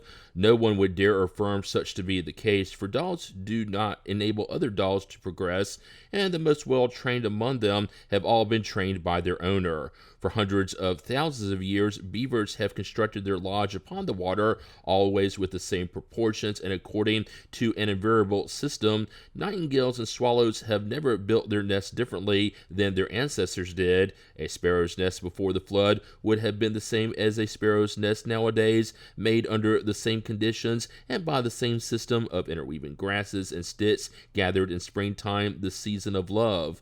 Bees and ants in their little organized republics have never varied their habits of gathering provisions, their ways of behaving, their customs, and their productions. Finally, spiders have always weaved their web in the same way. On the other hand, if you search for the leaf huts and tents of humankind's early ages, you will find that they have been replaced by the castles and palaces of modern civilization. Garments of animal skin have been succeeded by fabrics of gold and silk. Finally, at every step, you will discover proof of the unceasing forward march of humankind's progress. From this constant, invincible, and undeniable progress of the human species, and from the indefinite standstill of the other animated species, you will conclude with me that there are principles common to everything that lives and moves on the face of the earth, breath, and matter, and it is no less true that only you, as incarnate spirits, are subject to that inevitable law of progress that fatalistically impels you always onward and forward. God has placed the animals at your side as auxiliaries to feed, clothe, and aid you. God has given them a small degree of intelligence because in order to help you, they must understand you, and God has conditioned this intelligence to the services they must render. However, in the divine wisdom, God did not will for them to be subject to the law of progress in the same way. That is how they have remained and shall remain until the extinction of their species. It used to be said spirits mediumize and cause inert matter to move. Chairs, tables, and pianos cause to move, yes. Mediumize, no. Once more, without a medium, none of these phenomena are produced. What is so extraordinary about the fact that we can cause inert passive matter to move with the help of one or several mediums is precisely because matter per se is inert and passive and can be enabled to obey the movements and impulses with which we want to endow it. It is obvious that we need mediums in order to do this, but mediums do not have to be immediately present or conscious, since we can act with the elements they furnish us without their knowledge or presence, especially when the phenomena of tangibility and appertations are involved. In our fluidic envelope, which is more imponderable and subtler than the subtlest and most imponderable of your gases, the joining, combining with, and blending of the medium's more animalized fluidic envelope, whose properties of expansion and penetrability escape your coarse senses and is nearly inexplicable to you, enables us to move furniture and even break it in empty rooms. Certainly, spirits can make themselves visible and tangible to animals, and it often happens that a sudden fright grabs hold of them, which seems unreasonable to you, but is caused by their seeing one or several such spirits who have bad intentions with regards to the individuals present or the animal's owner. Quite often, horses are seen refusing to advance or retreat, or rearing before some invisible obstacle. Well, you can be certain that that invisible obstacle is almost always a spirit or group of spirits having fun in deterring them. Remember Balaam's ass, which upon seeing an angel and fearing its flaming sword, did not want to go any further. It was because before it visibly appeared to Balaam, the angel only wanted to make itself visible to the animal. I will repeat, however, we do not directly mediumize animals or inert matter. We always need the conscious or unconscious participation of a human medium, because we need a joining of similar fluids, which we cannot find in animals or plain matter. They say that Mr. T magnetized his dog. What was the result? He killed it. The unfortunate animal died after having fallen into a kind of lifelessness or languor as a result of having been magnetized, in effect infusing the dog with the absorbing fluid of an essence superior to the special essence of its own nature. The owner killed it by producing an action upon it similar to lightning, though much slower. Thus, since there is no possibility of assimilation between our perispirit and the fluidic envelope of animals per se, we would immediately kill them if we tried to mediumize them.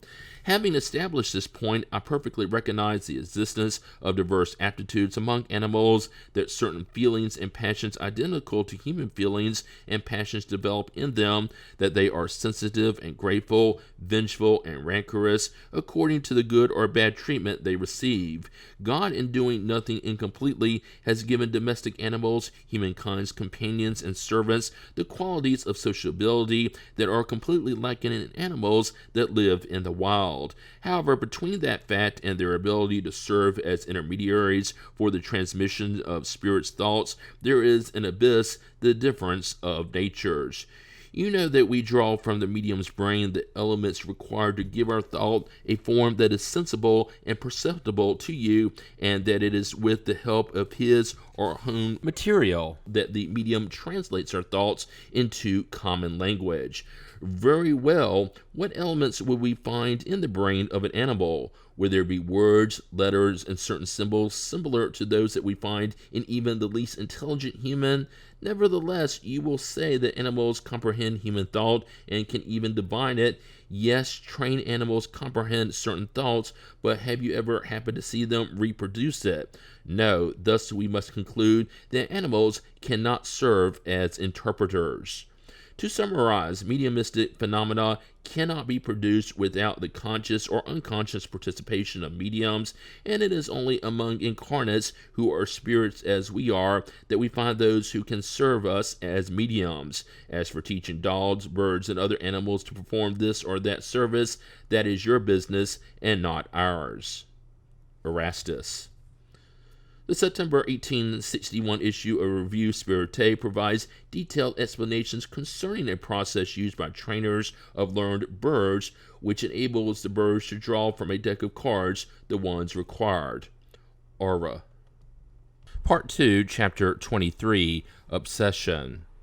Of all the difficulties presented in the practice of Spiritism, among the worst we must place obsession, which is the domination that certain spirits may acquire over certain individuals. This domination is always the work of little of all spirits, for good ones never exert any kind of coercion whatsoever. Instead, they provide counsel and fight against the influence of evil spirits, and whenever they are not listened to, they prefer simply to withdraw. Evil ones, on the other hand, latch on to whomever they can control. If they manage to dominate someone, they identify with the victim's spirit, leading the person as if he or she were a child. Obsession displays many characteristics which we must distinguish precisely, and which result from the degree of coercion and the nature of the effects it produces. Thus, the word obsession is a generic term used to designate this kind of phenomena, whose main varieties are simple obsession, fascination, and subjugation. Simple obsession.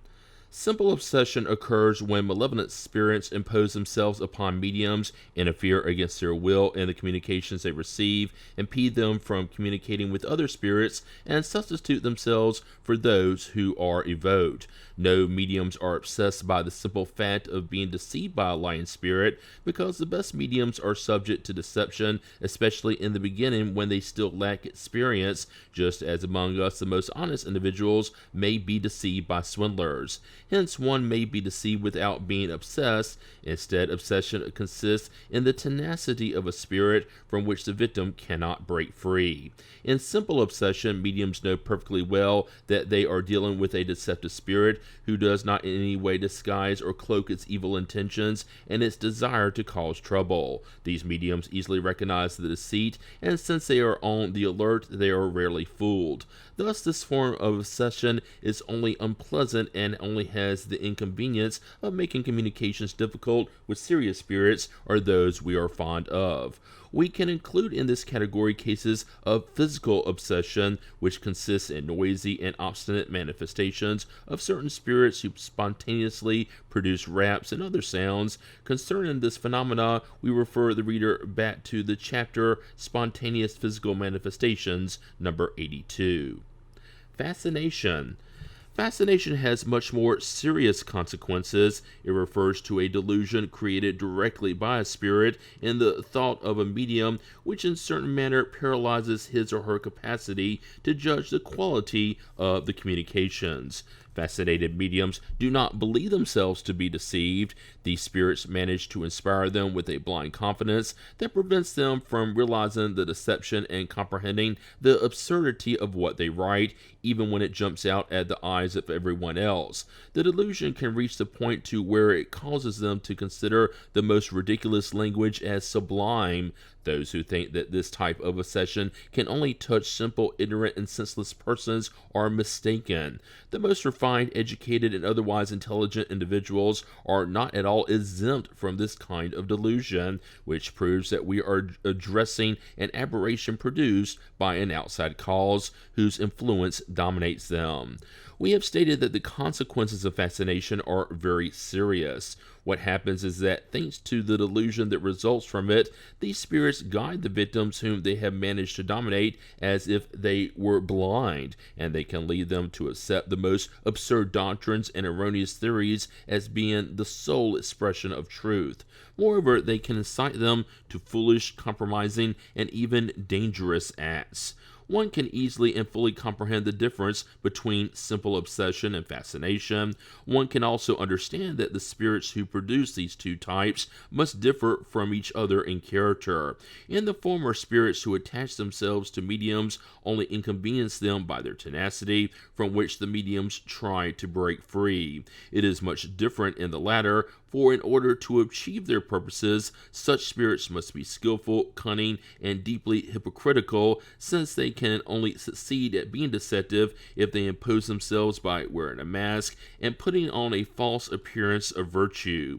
Grand words such as charity, humility, and love for God serve as their calling card, but through it all shine signs of how little evolved they are, which only those who are fascinated cannot perceive.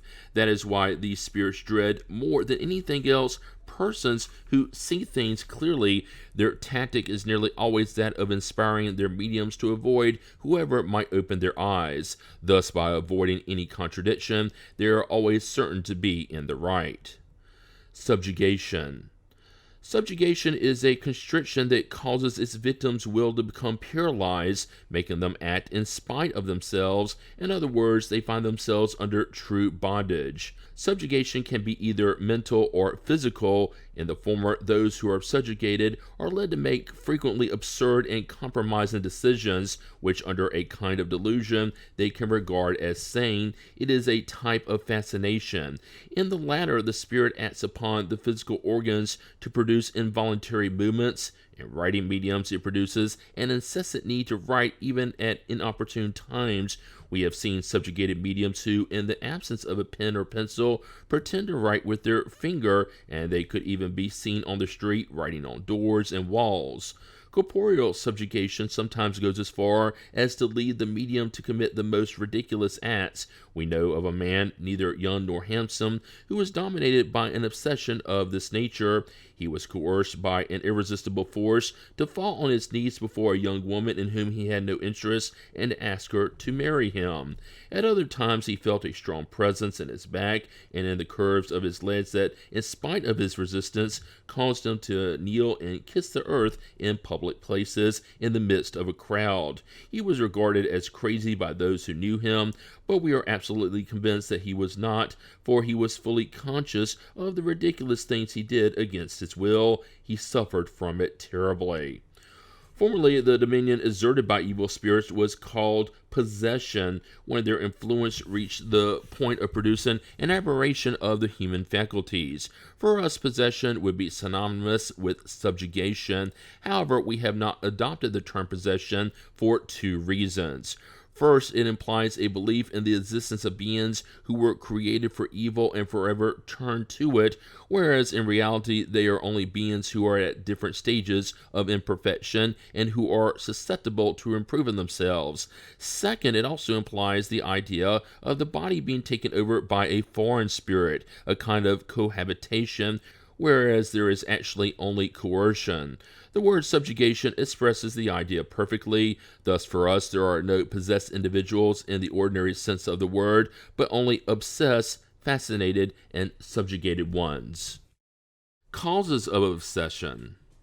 As we have said, obsession is one of the greatest obstacles of mediumship, and it is also one of the most frequent. Hence, every effort should be taken to combat it, especially since, apart from the personal harm resulting from it, it comprises an absolute obstacle to the purity and veracity of communications. Since obsession to any degree is always the result of coercion, and since such coercion can never be exerted by a good spirit, it follows that every communication given through an obsessed medium is of suspected origin and merits no confidence at all.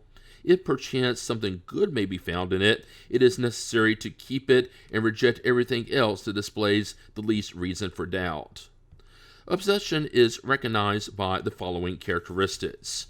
1. A spirit's insistence on communicating whether or not the medium desires it through writing, audition, typtology, etc., and its opposition to all other spirits to do so. 2. The illusion is such that in spite of the intelligence of the medium, it prevents him or her from recognizing the falseness and ridiculousness of the communications received. 3. A belief in the infallibility and indisputable identity of the spirits who communicate and who state lies and absurdities under respectable and venerated names. 4. The medium's acceptance of praise from the spirits who communicate through his or her intermediation. 5. A propensity for avoiding those who could provide enlightenment about the situation. 6. Offense taken at criticisms of the communications received. 7. An incessant and inopportune need to write. 8. Any form of physical coercion that dominates the will and forces one to act or speak without wanting to. 9. Continuous noises and disturbances around the medium that are either caused by the medium, him or herself, or that have the medium as their target. In light of the danger of obsession, the question arises as to whether it is not actually regrettable to be a medium at all and whether mediumship itself provokes obsession. In other words, whether this is not evidence of the inappropriateness of spirit communications. Our response is simple, and we ask that it be pondered with care. Since it was neither mediums nor spiritists who created spirits, but rather it was the spirits who gave origin to spiritists and mediums, and since spirits are simply human souls, it is obvious that spirits have existed as long as humans have, and that they have always exerted their beneficial or harmful influence on humankind. The mediumistic faculty is for them only a way to manifest themselves, and in the absence of this faculty, they do so in 1,000 other ways that are more concealed or less so. Therefore, it would be erroneous to believe that spirits only exert their influence through written or verbal communications. Their influence is ongoing, and those who do not concern themselves with spirits, or who do not even believe they exist, are nonetheless exposed to it like everyone else, even more so by not having any means of defense at their disposal. It is through mediumship that a spirit makes itself known. If it is evil, it always betrays itself, no matter how hypocritical it may be. We can therefore state that mediumship enables men and women to meet their enemies face to face, if we may so express ourselves, and combat them with their own weapons. Without this faculty, evil spirits act in the shadows, and counting on their invisibility, they truly do much harm. Through how many acts are not men and women urged to their disgrace, which could have been avoided if they had a way of enlightening themselves? Disbelievers do not realize how right they are when they speak of someone who persists in error. His evil spirit drives him to his loss. Thus, far from making the domination by evil spirits easier, knowledge of spiritism should have as its result, in the not too far off future and after its promulgation, the destruction of such domination by giving everyone the means of being on guard against these spirit suggestions. Then those who succumb to them will only have themselves to complain about. A general rule applies: those who receive evil written or verbal spirit communications are under an evil influence, and this influence imposes itself on them whether they write or not, that is, regardless of whether they are mediums or believers. Writing offers a way to be certain as to the nature of the spirits who act upon them, and a way to combat them if they are evil, which is more successfully accomplished when they understand the motives behind their writing. If their blindness is such that it it does not allow them to understand, others will be able to open their eyes. To summarize, the danger is not in Spiritism, since on the contrary, we can use it to control and save ourselves from the constant risk to which we expose ourselves without realizing it. The danger is instead in the propensity of certain proud mediums who lightheartedly regard themselves as exclusive instruments of highly evolved spirits, and in the kind of fascination that does not allow them to comprehend the idiocies they interpret. However, even those who are not mediums may fall into the same trap. Let us make a comparison. A certain man has a secret enemy of whom he is unaware, and who, unbeknownst to him, spreads slander and everything of the vilest nature that he can engender. The man loses his fortune, his friends avoid him, and his inner happiness is completely upset. Since he cannot discover the hand that is injuring him, he cannot defend himself and ends up defeated. However, one day the secret enemy writes to him and betrays his identity in spite of his cunning. Having found out who his enemy is, the man can now expose him and recover his reputation. Such is the role of evil spirits, whom Spiritism provides us with the possibility of discovering and outsmarting. The motives behind obsession vary according to the character of the spirits. At times it entails revenge against persons who wronged them during their present life or in a previous one. Quite often it is simply the desire to do evil, since because they suffer, they wish to make others suffer too, feeling a kind of pleasure in tormenting and humiliating them. The impatience of their victims also excites them, because they then accomplish their objective. However, if their victims are patient, they tire of the game. If their victims become irritated and show their anger, they do exactly what they want them to do. Sometimes such spirits act out of hatred and jealousy toward whatever is good. That is why they cast their malevolence over honest individuals. One of these spirits attached itself like a true limper to a good family of our acquaintance, which it did not, however, have the satisfaction of deceiving.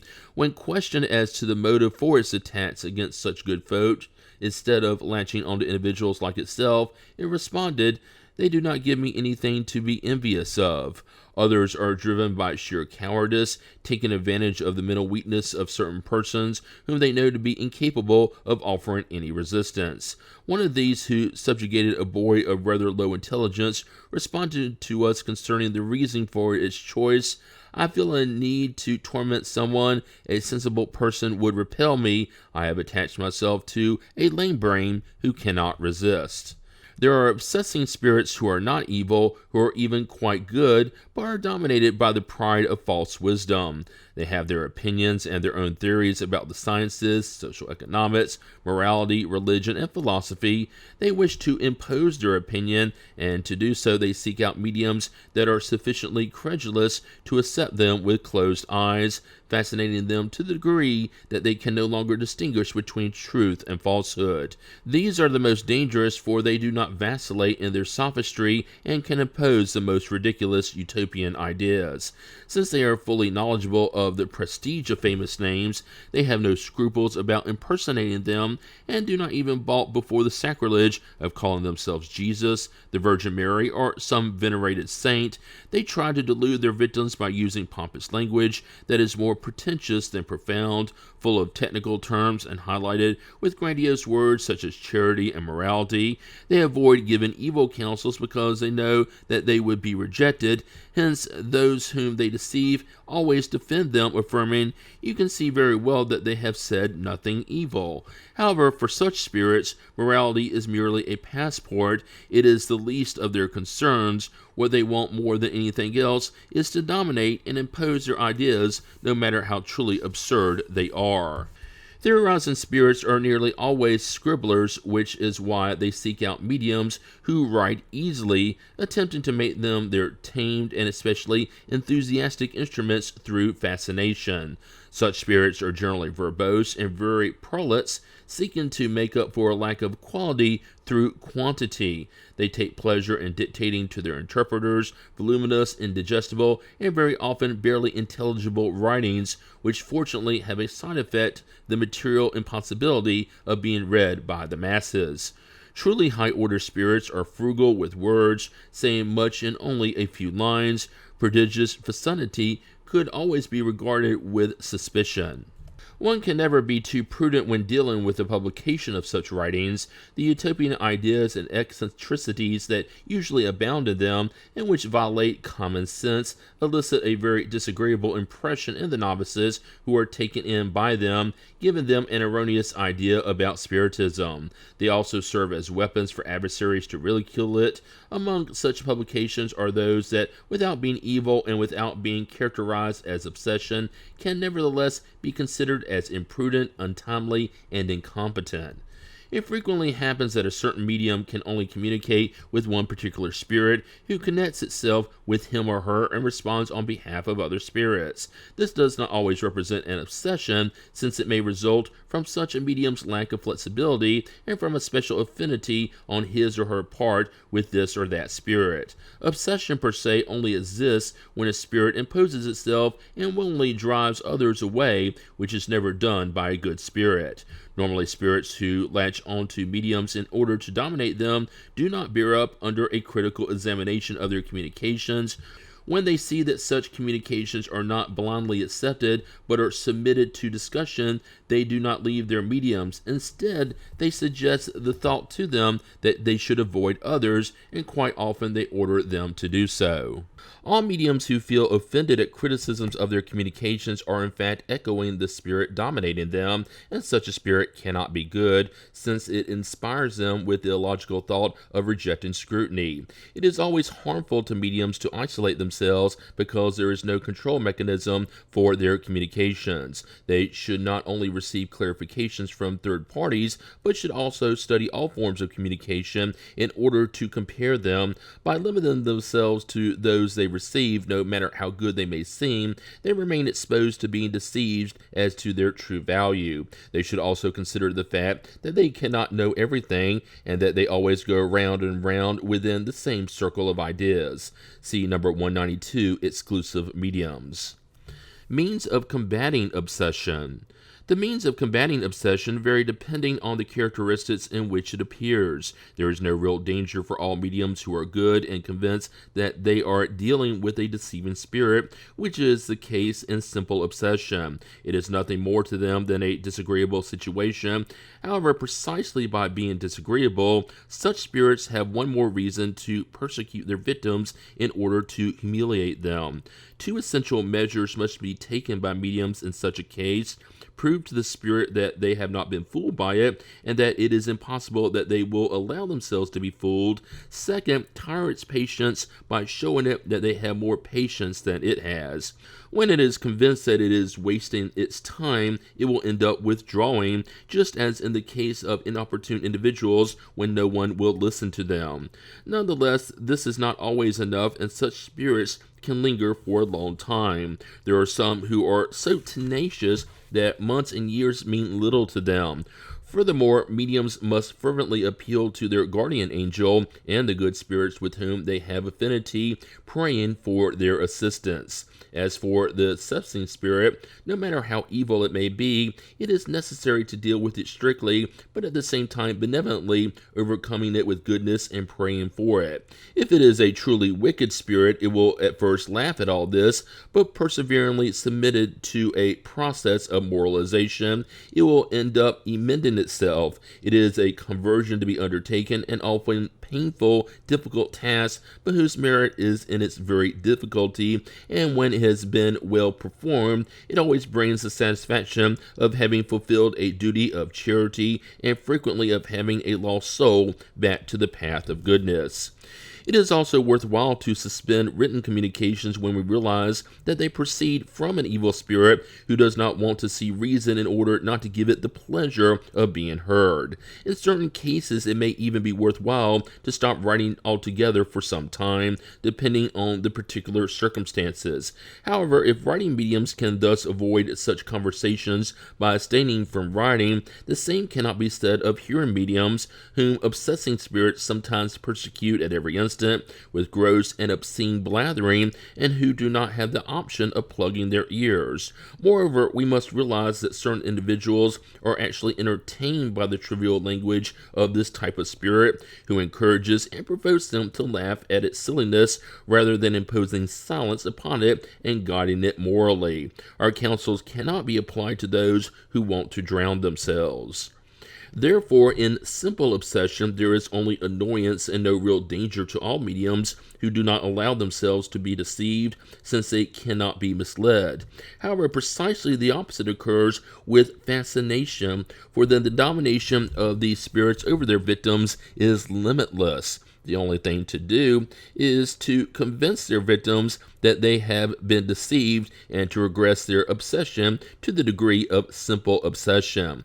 This is not always easy and is sometimes impossible. The ascendancy of such spirits over their victims is such that it makes them deaf to all reasoning, and they can even reach the point of doubting the judgment of science when such spirits commit some blatant scientific heresy. As we have already stated, those who are fascinated normally do not take advice very well. Criticism upsets and irritates them, and they intensely dislike those who do not share in their admiration. To suspect their obsessor is almost blasphemy to them, which is exactly what the spirit wants, to make them kneel before its words. One of these spirits exerted an extraordinary fascination over a person of our acquaintance. We evoked it, and after some boastfulness and seeing that it could not fool us as to its identity, it confessed that it had assumed a false name. We asked it why it had been abusing this individual so much, and it responded with these words, which clearly reveal the character of this kind of spirit. "I looked for a man I could handle. I have found him, and I shall remain with him. But if we enlighten him about you, he will make you go away. Well, we'll just see about that." Since there is no one as blind as those who do not want to see, then when we realize the futility of all attempts to open the eyes of those who are fascinated, it is best to simply leave them alone with their delusions. We cannot heal those who, being ill, persist in their illness and find comfort in it. Corporeal subjugation almost always deprives those who are obsessed of the energies needed for them to gain control over the evil spirit. This is why the intervention of third persons is required, who act through magnetism or through the force of their own will. When those who are obsessed do not cooperate, then these persons must gain ascendancy over the spirit themselves. However, since this ascendancy can only be moral, it can be exercised only by persons who are morally superior to the spirit, and their power will be in proportion to such moral superiority, because then they can impose themselves on the spirit, who is obligated to submit to them. That is why Jesus had such great power to expel what were at the time called demons, that is, evil obsessor spirits. At this point, we can only offer some general advice, since there is no physical process or formula, or especially any sacramental word, which has the power to expel obsessing spirits. What is sometimes lacking in those who are obsessed is sufficient fluidic power. In this case, the magnetic action of a good magnetizer can provide them with effective help. Moreover, it is always a good idea to obtain through trustworthy mediums the counsels of a high-order spirit or their guardian angel.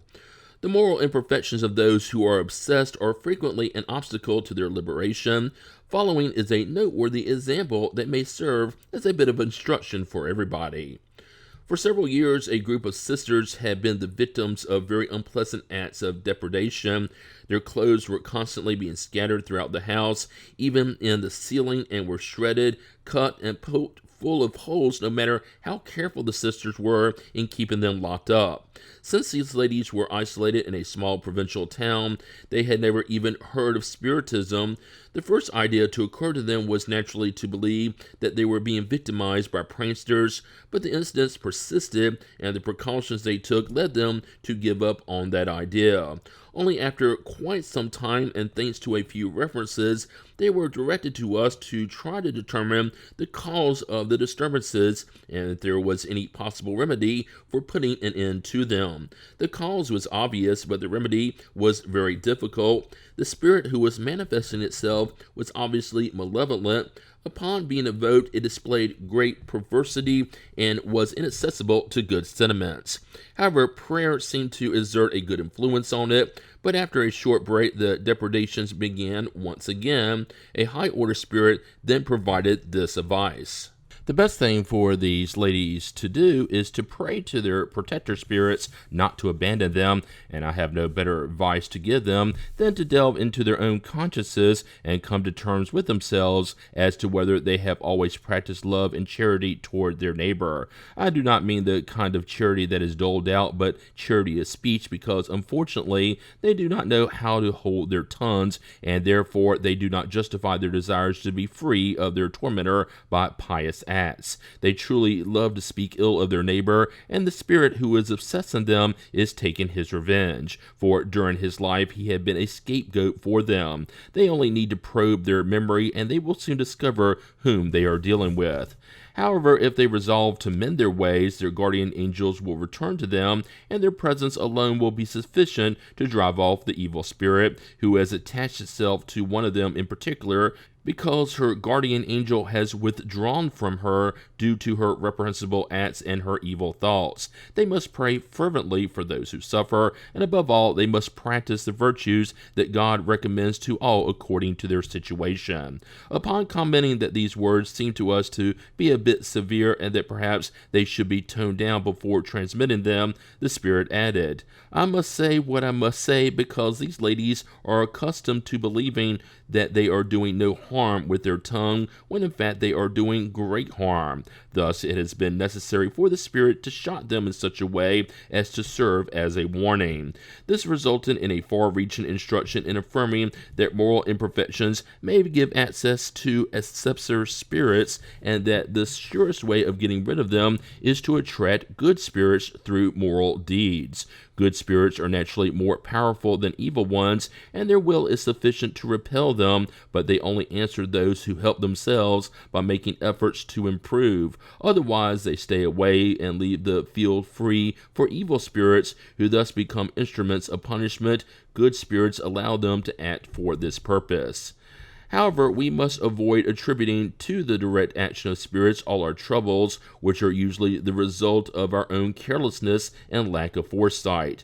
A farmer once wrote to us that for 12 years all sorts of mishaps had befallen his animals. His cows had either died or no longer gave milk, and his horses, sheep, and pigs had died. He had offered many novenas which had not remedied the problems, nor had the masses he attended or the exorcisms he ordered. Thus he believed, according to form superstition, that his animals had been the target of a spell. Deeming us unquestionably to possess greater power to conjure than the priest of his village, he asked us for advice. Here is the response we received.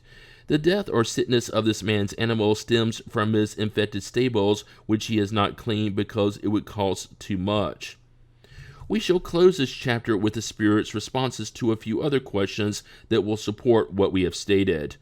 1. Why can't certain mediums free themselves from evil spirits who attach to them, and why don't the good spirits whom they call upon have enough power to drive the others away and communicate through their intermediation? Good spirits do not lack the power, rather the mediums are almost never in any position to help them. Their nature is more adequate for other relationships, and their fluid identifies more with one spirit than another. This is what gives such power to the spirits who want to deceive them. 2. However, it seems to us that there are truly deserving individuals who are morally irreprehensible, but who are nevertheless prevented from communicating with good spirits. It is a trial. Who knows if they might not have a stain of evil on their hearts, if a little pride does not hide behind their appearance of goodness. Such trials reveal to the obsessed their weakness, and that they should strive to be more humble.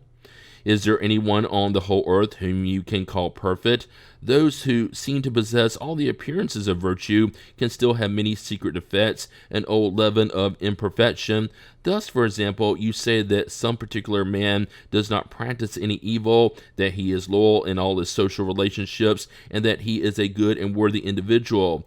But how do you know that those qualities are not stained with pride, that there is not some trace of selfishness in him, that he is not greedy, jealous, resentful, slanderous, and many other things that you do not perceive? receive, since your relationship with him gives you no opportunity to discover them. The most powerful means of combating the influence of evil spirits is to approach the nature of the good ones as much as possible. 3. Is the obsession that prevents mediums from receiving the communications they desire always a sign of their unworthiness?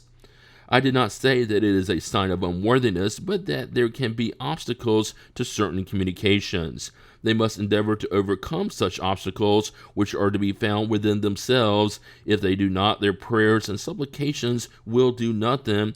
It is not enough for a sick person to tell the doctor, "Give me health, I want to get better." The doctor can do nothing if the sick person doesn't do what is required. 4. Then could the privation of communication with certain spirits be a kind of punishment? In certain cases, it may be a bona fide punishment, just as the possibility of communicating with them is a reward that they should try to merit. See Loss and Suspension of Mediumship, number 220. 5. Can we also combat the influence of evil spirits by guiding them morally? Yes, and that is exactly what you should do, because it is often a duty that has been given you, which you should charitably and devotedly fulfill. By means of your good counsels, you may lead them to repentance and hasten their advancements. How can we have more influence than the spirits themselves in this case? Perverse spirits more often draw close to humans whom they seek to torment rather than spirits whom they try to avoid as much as possible. When they draw close to individuals who attempt to moralize them, they at first do not listen and even laugh at them. However, if such individuals know how to persist in the matter, these spirits end up being affected by them. High-order spirits can only address them in the name of God, and this terrifies them. Humans obviously have no more power than high-order spirits, but their language is more accessible to a less evolved nature, and seeing the influence they can exert over low-order spirits, they better comprehend the solidarity between heaven and earth. Furthermore, the ascendancy that humans can have over spirits is in proportion to their superior moral development. They cannot dominate highly evolved spirits, or even those who, without being so evolved, are nevertheless good and benevolent. However, they can dominate spirits who are of low moral development. See number 279. 6. If it develops further, can corporeal subjugation lead to insanity? Yes, a kind of insanity whose cause the world does not recognize, but which is in no way connected to ordinary insanity. Among those who are treated as insane, there are many who are really subjugated instead. They require moral treatment because they become truly insane when they are given treatments intended for an organic cause. When doctors understand spiritism sufficiently, they will know how to make the distinction and will heal a larger number of ill persons than they do with their present techniques. See number 221. 7. What should we think of those who see some kind of danger in spiritism and who think that the best way to prevent it would be to prohibit spirit communications altogether? Even if they could prohibit certain persons from communicating with spirits, they could not prohibit the spontaneous communications given to these same persons, because they can neither suppress spirits nor prevent them from exerting their secret influence. Such an attitude resembles that of children who close their eyes and believe that no one can see them. It would be crazy to suppress something that offers great advantages just because imprudent people might abuse it. The way to prevent problems is rather to make this doctrine fully understood.